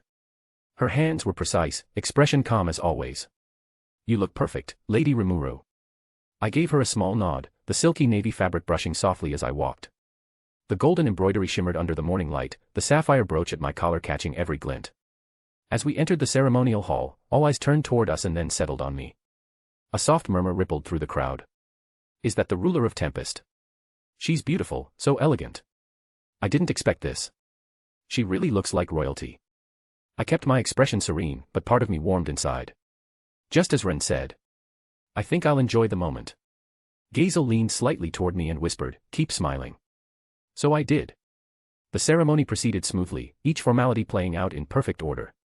But then came the final moment when I was expected to say a few words. I pored over the speech again in my mind. Rigard and Kaijin had helped me refine it before I left, and after a few rewrites, I had it memorized. I can do this. Let's rock. King Gazel wrapped up his part with practiced authority, then turned and gave me a slight nod. Ren gave me a subtle, encouraging look from the side, and Cheyenne stood nearby, her gaze proud and steady. I stepped forward, the soft rustle of my dress echoing faintly as I walked, and took my place at the lectern composed, calm, and radiant in deep navy and gold. Hello, everyone. I'm Rimuru Tempest, the Lord and Overseer of the Jura Tempest Federation, Tempest, for short. To be honest with you all, I wasn't exactly born into this role. I actually started out as a slime, yeah, really, but this is my human form. A lot's happened since then, and well, here I am. Thanks to a few twists of fate, I ended up forming a close bond with a man named Yom, the champion. Together, we faced off against the Orc Lord when he threatened the forest of Jura. We managed to overcome that crisis side by side. Here in Dwargon, I've seen firsthand how humans and monsters can live and work together. It's a beautiful thing. And that vision of coexistence and mutual respect is something I want to build in Tempest as well. A nation where no one's judged by what they are, but by who they are. King Gazel has been generous enough to support that dream, and I can't thank him enough for it. Going forward, I hope to continue this friendship between our nations and strengthen it even further. Now, I won't pretend that Tempest is like other countries. We're a land full of monsters including me. But don't let that scare you. At our core, we're not so different from anyone else. We laugh, we struggle, we build, and we dream just like all of you. So, instead of fearing us, I hope you'll give us a chance. Let us be your friends, your allies. Everything I've said here comes from the heart, and I mean every word of it. Thank you all so much for listening. It was short, but I still put as much firm emotion behind it as I could, hoping it would reach the hearts of Dwargon's people. I was trying to be honest. It wasn't like I was capable of pulling a bunch of crap out of nowhere for a speech like this. I also didn't forget to casually note my relationship with Yom, who was starting to become a legend in his own time. To me, the speech was pretty well perfect, but King Gazel still gave me an earful about it afterward. 1. It was too short. 2. It was too self-effacing. 3. It leaned too hard on emotional appeal over authority. In his words, it was a near-perfect 0. And then came the lecture. He went on at length about how rulers need to project confidence, how what we say in public shapes how the world sees our nation. That we don't just represent ourselves, we carry the hopes and image of everyone under us. I shouldn't downplay my own achievements, and definitely shouldn't rely on being relatable to win people over. That sort of humility could be taken as weakness. I suppose that advice came from the heart, he'd never need to say it otherwise. I accepted it with my utmost appreciation. I had lived wholly outside the realm of politics, but now I had, somehow or other, become the head of a nation. I had to stop crying about things and start doing things. It was a bit overwhelming, honestly. But, I got where he was coming from. He wasn't trying to tear me down, he was trying to build me up. A ruler to ruler, mentor to newbie. I'll let it slide and tackle things in earnest next time. Though next time, maybe I'll bring a flask to sip from while he lectures. Ren, of course, had been with me the entire time, silent, poised, and ever so perfect. Not once did she break character during the whole event, not even as Gazel lectured me. She stood beside me like a shadow, hands folded, expression polite but unreadable. Only when we were finally alone in my room did she let the mask slip. Without missing a beat, she set down the tray of tea she prepared, turned to me with that same composed demeanor, and then, with a tilt of her head and the faintest arch of a brow, delivered her own verdict. Lady Rimuru. You are gracious, sincere, and kind. But today's speech was unbecoming of a ruler. I blinked. Oh come on, you too. Her tone remained perfectly respectful, but her words were precise, cutting through my excuses before I could even voice them. You must command hearts, not simply ask for understanding. Your people do not need your modesty. They need your strength. 2 lectures in a row. Maybe 3, if I counted the one going on in my own head. Still, they weren't wrong. So I'd take their advice. Learn from it. Next time, I'd speak not just as myself, but as the one leading Tempest forward. I had to. Not just for them but for everyone who put their trust in me.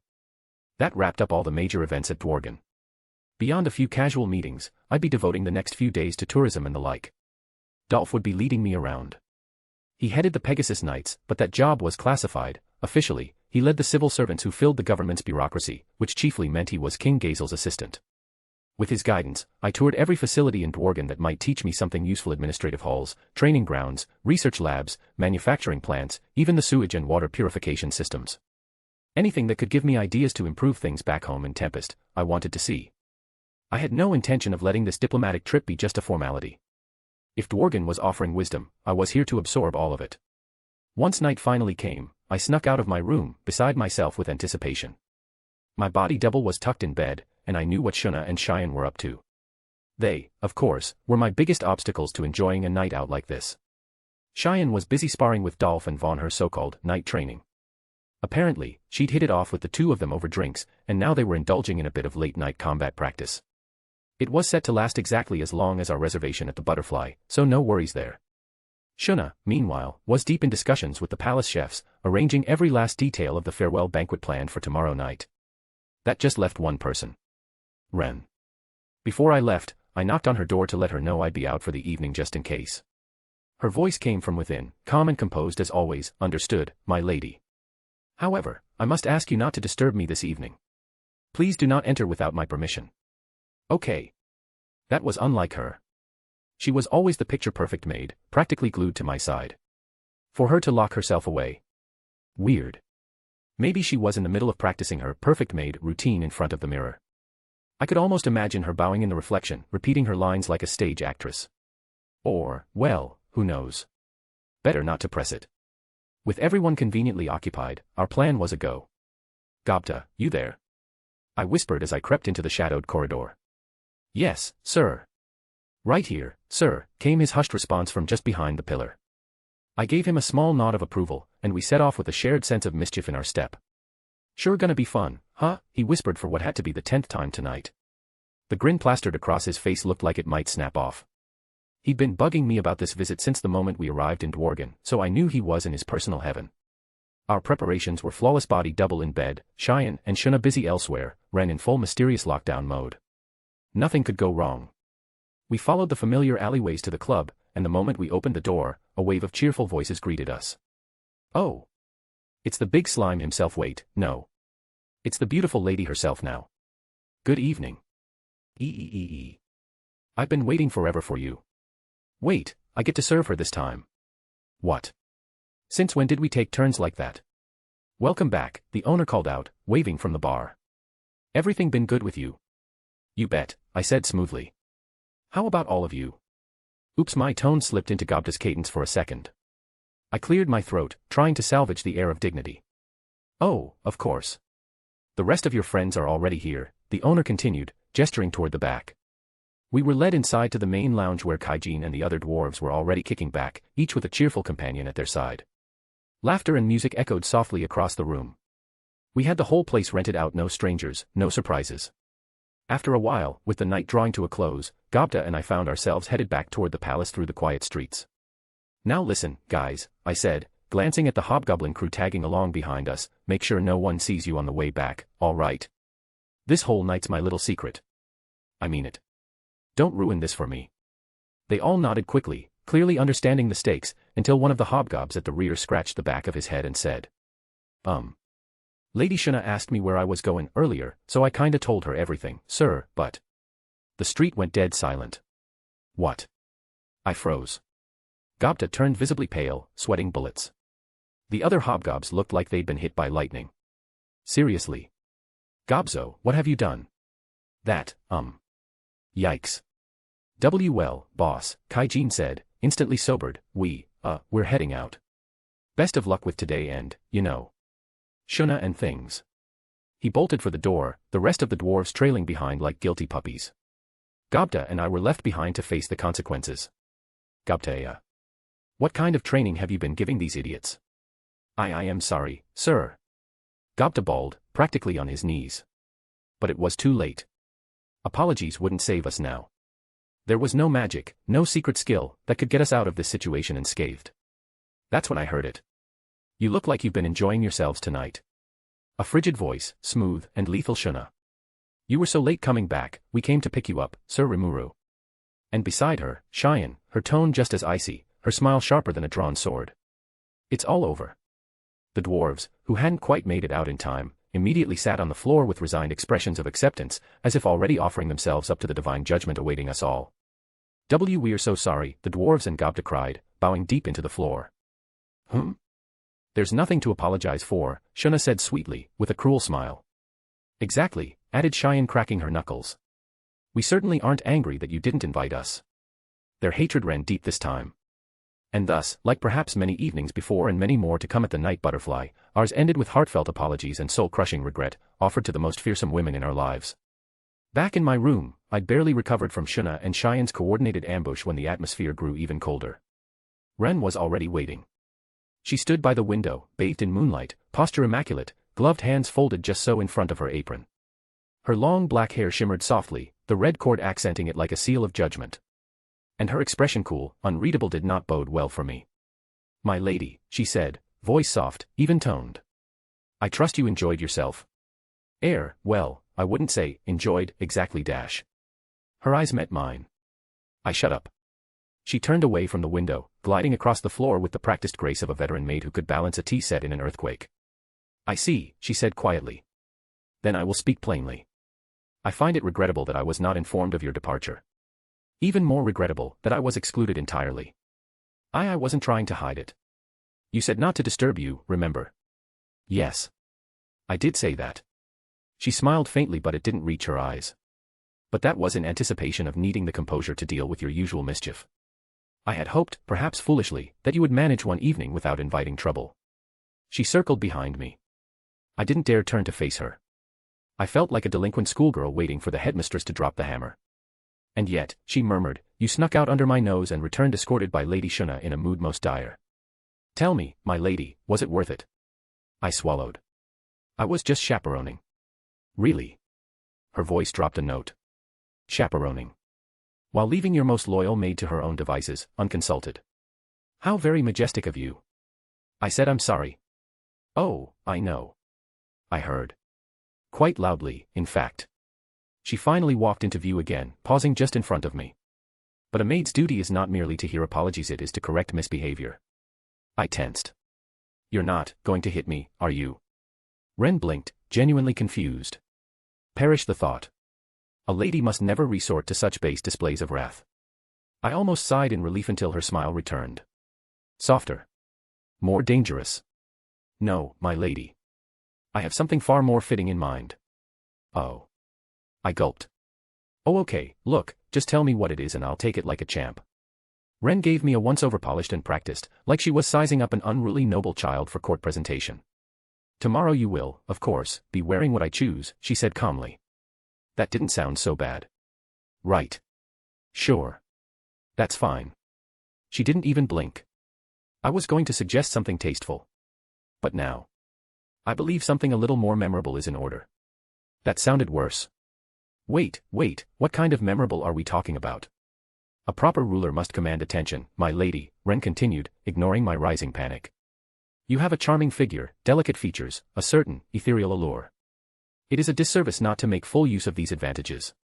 Ren, hang on, let's not go full fairy princess or anything dash. Her smile deepened. Oh no, my lady. Not fairy princess. A vision of sovereign beauty. You shall wear something that leaves the court breathless and slightly off balance. I was already off balance. I'm not gonna survive this, am I? Ren stepped back with a graceful nod. If you do, perhaps you will think twice before evading your mate again. She turned toward the door. I shall begin selecting your attire. Rest well, my lady. Tomorrow, your true punishment begins. And with that, she glided away, perfect posture unshaken, the faintest sound of her heels clicking against the stone floor. I slumped into my chair.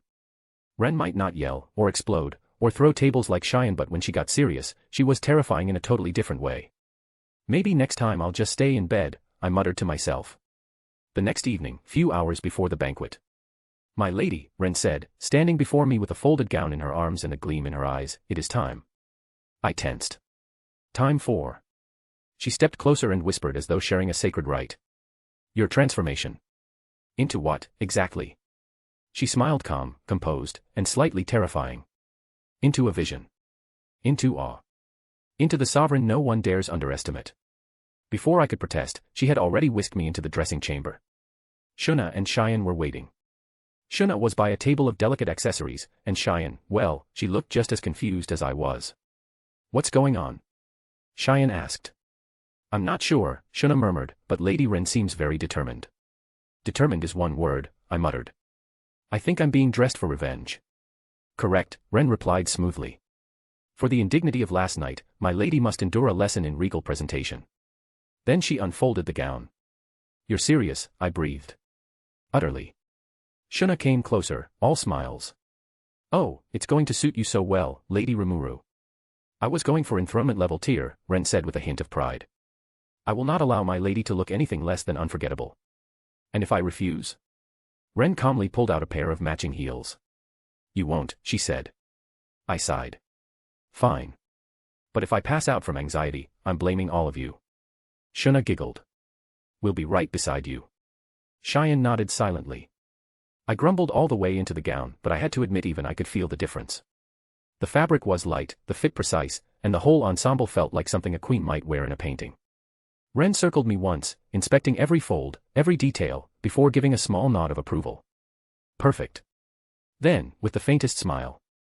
Now, my lady, let's make sure no one forgets who you are. Not even you. Ren gently dismissed Shuna and Cheyenne. You've both worked hard enough for tonight. Please, return to your rooms and rest.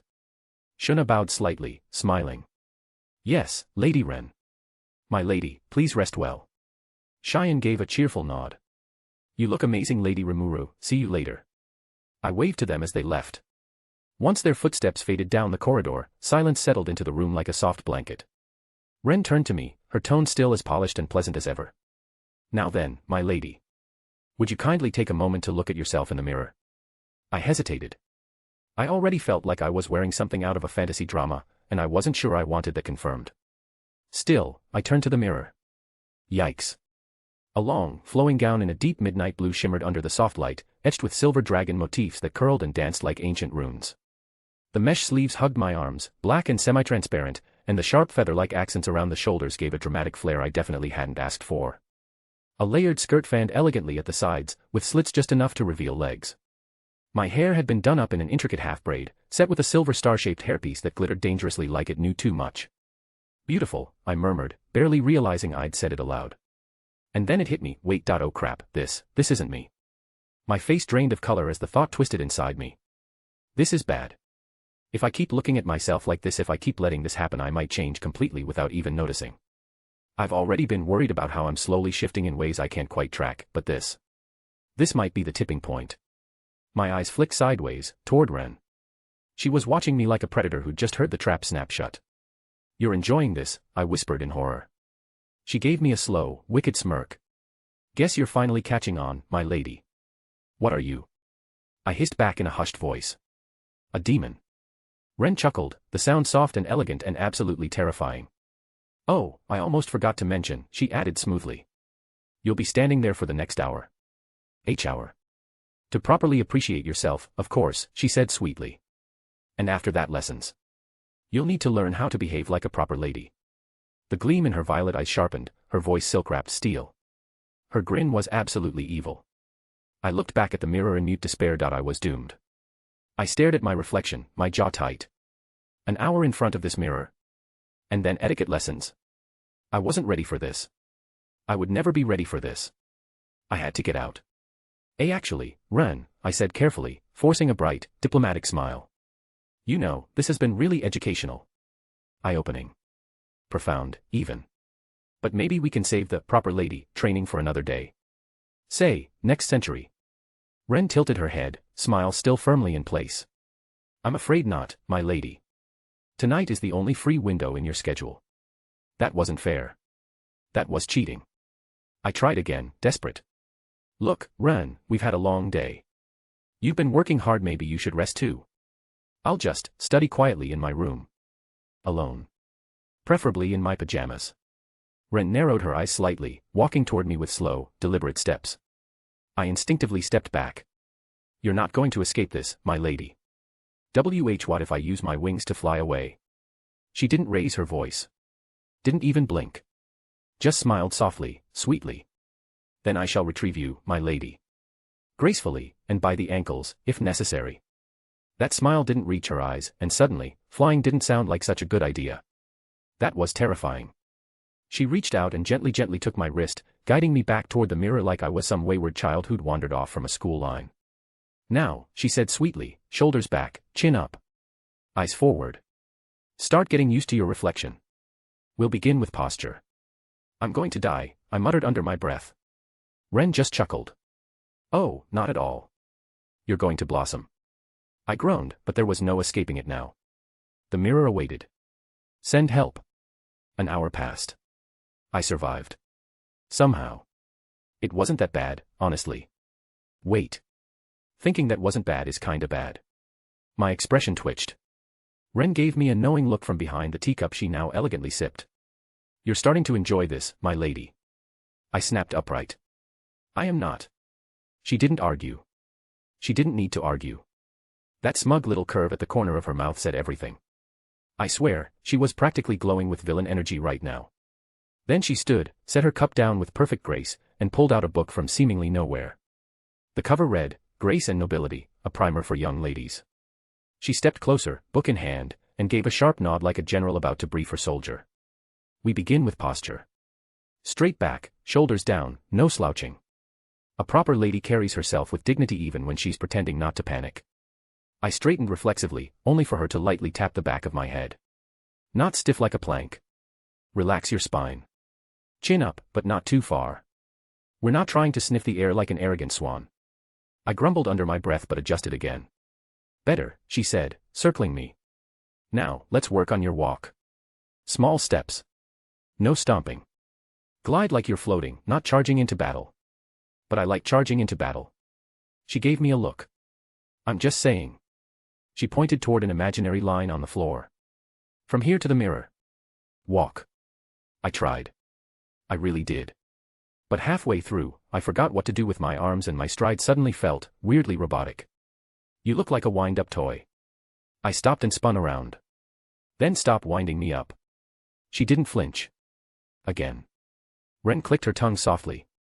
We'll circle back to your walking later, my lady. For now, let's focus on something simpler. She stood in front of me, hands neatly placed over one another at her waist, and dipped into a deep, flawless curtsy. Her skirt fanned just enough to look elegant without being dramatic, and her posture remained so perfectly straight, I almost wondered if she had a ruler sewn into her spine. This, she said gently, rising with a flourish, is the proper curtsy. A greeting of refinement. Grace. Poise. Try to remember that. I'm a slime pretending to be a girl pretending to be royalty, I muttered. There is no poise in this body. Ren either didn't hear me or chose violence. Now you try. I looked down at the gown I was wearing, the heels, the layers, the thread of fabric-related disaster, and took a breath. Okay, Rimuru. You've taken down Orc Lord. You can bend your knees without falling over. I placed my hands where hers had been, tried to recall how she moved, and lowered myself slowly into something resembling a curtsy. My right foot slid. My balance wobbled. Panic rose. I caught myself at the last second with an awkward hop, then straightened quickly. There was silence. Ren sipped her tea again. Come. Cold. That was a bow. Worse. It was a bow that looked like a squat. I felt my soul leave my body. She set the cup down again, and this time, she stepped closer. One more time. This time, move your left foot behind your right. Yes, exactly. Hands folded. Back straight. Now lower. Slowly. Her hand guided mine gently, and this time I actually felt the motion go smoother. My skirt moved the right way. My legs didn't buckle. I didn't panic. I rose up. She blinked. Acceptable. I blinked back. Wait. You're serious? Her lip twitched. We're not done. Of course not. She flipped another page. Next, how to greet a foreign dignitary without accidentally declaring war. Ren turned the page of grace and nobility like she was unsheathing a blade. Now, she said, imagine a foreign noble has entered the room. Someone of slightly higher rank than you, but you are the host. How do you greet them? With snacks.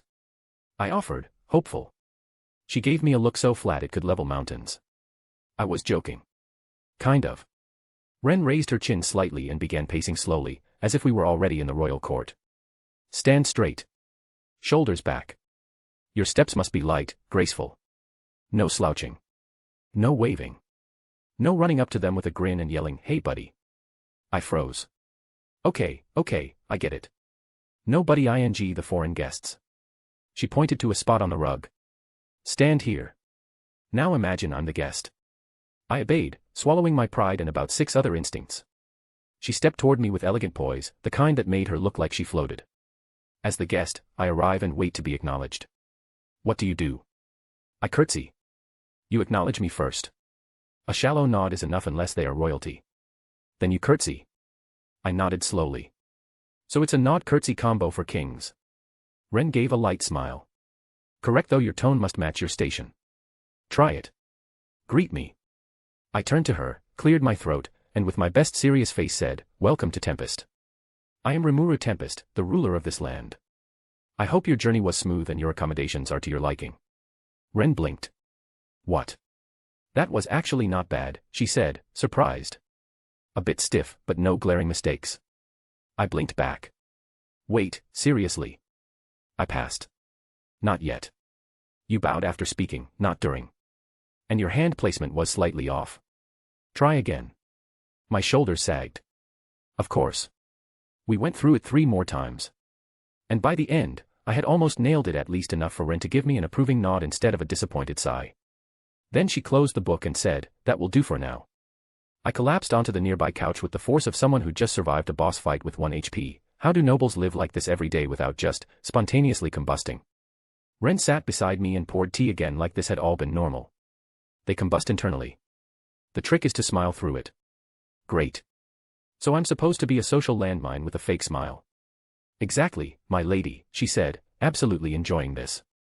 I groaned again and took the teacup she offered. Ren set her teacup down with a soft clink. Now then, my lady, next, we begin your introduction to the language of the fan. My eye twitched. You mean like, waving it? Ren pulled out a delicate folding fan from a nearby case. It was white silk with embroidered blue flowers, as pristine and regal as everything else she owned. The fan is a weapon of subtlety, she said, opening it with a crisp snap. In noble society, a flick of the wrist can mean intrigue, or insult. She handed me one. Mine was midnight black with golden patterns. I reluctantly took it. You're joking, right? Ren didn't answer. She simply raised the fan to cover her mouth, leaving only her eyes visible. Holding the fan this way. It means, I wish to speak with you in private. I blinked. Snapping it closed quickly while looking away. That's a dismissal. As in, you've overstayed your welcome. Oh, great.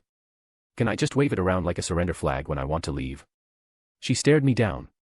That would mean, I'm looking to elope. Wait, what? Ren smiled, clearly enjoying herself. Do pay attention, my lady. Or you may find yourself accidentally accepting marriage proposals. Why is this so complicated? Quiet flailing, she chided, gently adjusting my wrist. Now, try communicating, I'm interested, but hesitant. This is a trap, isn't it? After an hour of misunderstood fan signals and unintended romantic implications, thankfully, only between Ren and the mirror, I was finally allowed to put the fan down, only for a wardrobe to be rolled in. What now? Ren opened the wardrobe. It was full. Dresses, shawls, cloaks, shoes in matching palettes, hats with feathers. Even wait, was that a tiny velvet purse? A proper lady must understand the meaning of fashion. You are not just dressing yourself, you are sending a message. I mean, I already have a message. I gestured to my current outfit, the one Ren and the others chose earlier. It says, I've given up. She ignored me. Now. Which of these cloaks best communicates quiet authority with a hint of mystique? Ren, I don't even know what I had for breakfast. Incorrect answer, she replied flatly, already placing a silver-trimmed dark violet cloak over my shoulders. Also, you'll need a different brooch for this. That ruby one clashes. I let out a strangled groan. I'm literally a slime pretending to be a human princess. Why am I learning which gemstone pairs best with formal royal blue? Ren turned to me slowly, smile both radiant and merciless. Because, my lady, you must become someone who chooses how the world sees you. Crap. That actually sounded kinda cool. After the fan language and fashion fiasco, I thought surely that was it. I was wrong. Very wrong. The next few hours flew by in a whirlwind of dizzying lessons, each more refined and traumatic than the last. Speech balloon, noble speech patterns and polite conversation. Try to speak with dignity, poise, and just a hint of humility, Ren instructed, gliding past me like a ghost of etiquette. Say, it would be my honor to dine with your majesty. Got it. Yo, your majesty, what's up? She looked at me like I'd just thrown soup on a duke. Again. Place-setting dining etiquette. Forks to the left, knives to the right, dessert spoons up top, she lectured as I stared at a battlefield of silverware. And remember, dab, don't wipe. Why is there a tiny fork the size of my pinky? Seafood. I'm allergic to rules. Footprints, posture and walking gracefully. No slouching. Chin up. Shoulders back. Do I look like a war general or a model? Both, Ren said. Now glide. I tripped over my own dress for the 3rd time. I don't glide. I blorp. Tea ceremony. Hold the cup like so. Delicate fingers. Wrist straight. I'm holding it. I'm holding it. Oh no, I spilled it. My lady. That was imported from Blumend. Book's formal titles and rank recognition. There are 38 noble ranks. You will memorize them. I'm going to die in this room. Not before you learn which duke outranks a marquis. Makeup and appearance maintenance. Rosy cheeks and subtle gloss imply innocence and elegance, Ren said, gently dabbing a brush against my face. I'm supposed to be a ruler, not a porcelain doll. Which is precisely why you must soften your image. Grace inspires trust. Can I at least keep the fangs? You don't have fangs, my lady. Yet. Ren stared. I grinned. She powdered me harder. Diamond with a dot. Final lesson, silent presence. And finally, learn the most powerful tool of all, Ren said, dimming the light slightly and standing beside me in the mirror. The ability to command attention, with silence. She walked. Paused. Tilted her head slightly. Every gesture said regal authority. Then it was my turn. I tried it. My shoe squeaked. Ahem, I muttered, fidgeting with my cloak. Ren nodded. Better. You're beginning to understand. Clapperboard curtain close. At last, Ren closed the etiquette manual with a snap. She set it down with precision, then looked me over from head to toe, one hand resting on her waist. Her expression was unreadable, calm, composed, and as infuriatingly perfect as always. You've made some progress, my lady. I straightened, cautiously hopeful. Really? Ren nodded. Indeed. I started to relax. But, she added with a gentle, ominous smile, you still require considerable refinement. I froze. So, we're done, right? She turned to the tea set, gracefully pouring herself a fresh cup. Certainly. Phew. Good. I was starting to think you were dash. Because starting tomorrow, she cut in smoothly, I will be giving you etiquette training every day. The words hit me like a curse. Every day. Without fail. But I have diplomacy to handle, budgets to review, Monster Nation things. All the more reason to present yourself like a ruler worthy of respect and admiration. She took a sip of tea, violet eyes calm, but her smile was wicked. I slumped in my chair, face in my hands. I had survived today. But now. I was at war. With Grace. And I was losing. Note. This chapter was all about Ren's etiquette boot camp, and wow, did I have fun writing it. Watching her flawlessly switch between elegant maid and secret chaos engine while training Rimuru like a princess in progress. Absolute gold. Rimuru, of course, insists he's still a guy, while being politely scolded for slouching, corrected on tea etiquette, and spending an hour admiring himself in the mirror after getting dressed up, totally masculine behavior. Nothing to see here. This chapter may feel light on action, but it's quietly setting up something much bigger. We're approaching the biggest turning point in the story so far, the kind that changes everything. Expect more growth, more emotion, and maybe even a hint of romance, whether Rimuru likes it or not. Thank you so much for reading. Whether you're here for Ren's antics, Rimuru's inner turmoil, or just enjoying the slow unraveling of all things normal, I appreciate you being part of this journey. Blue Heart next chapter's going to be special. Don't miss it.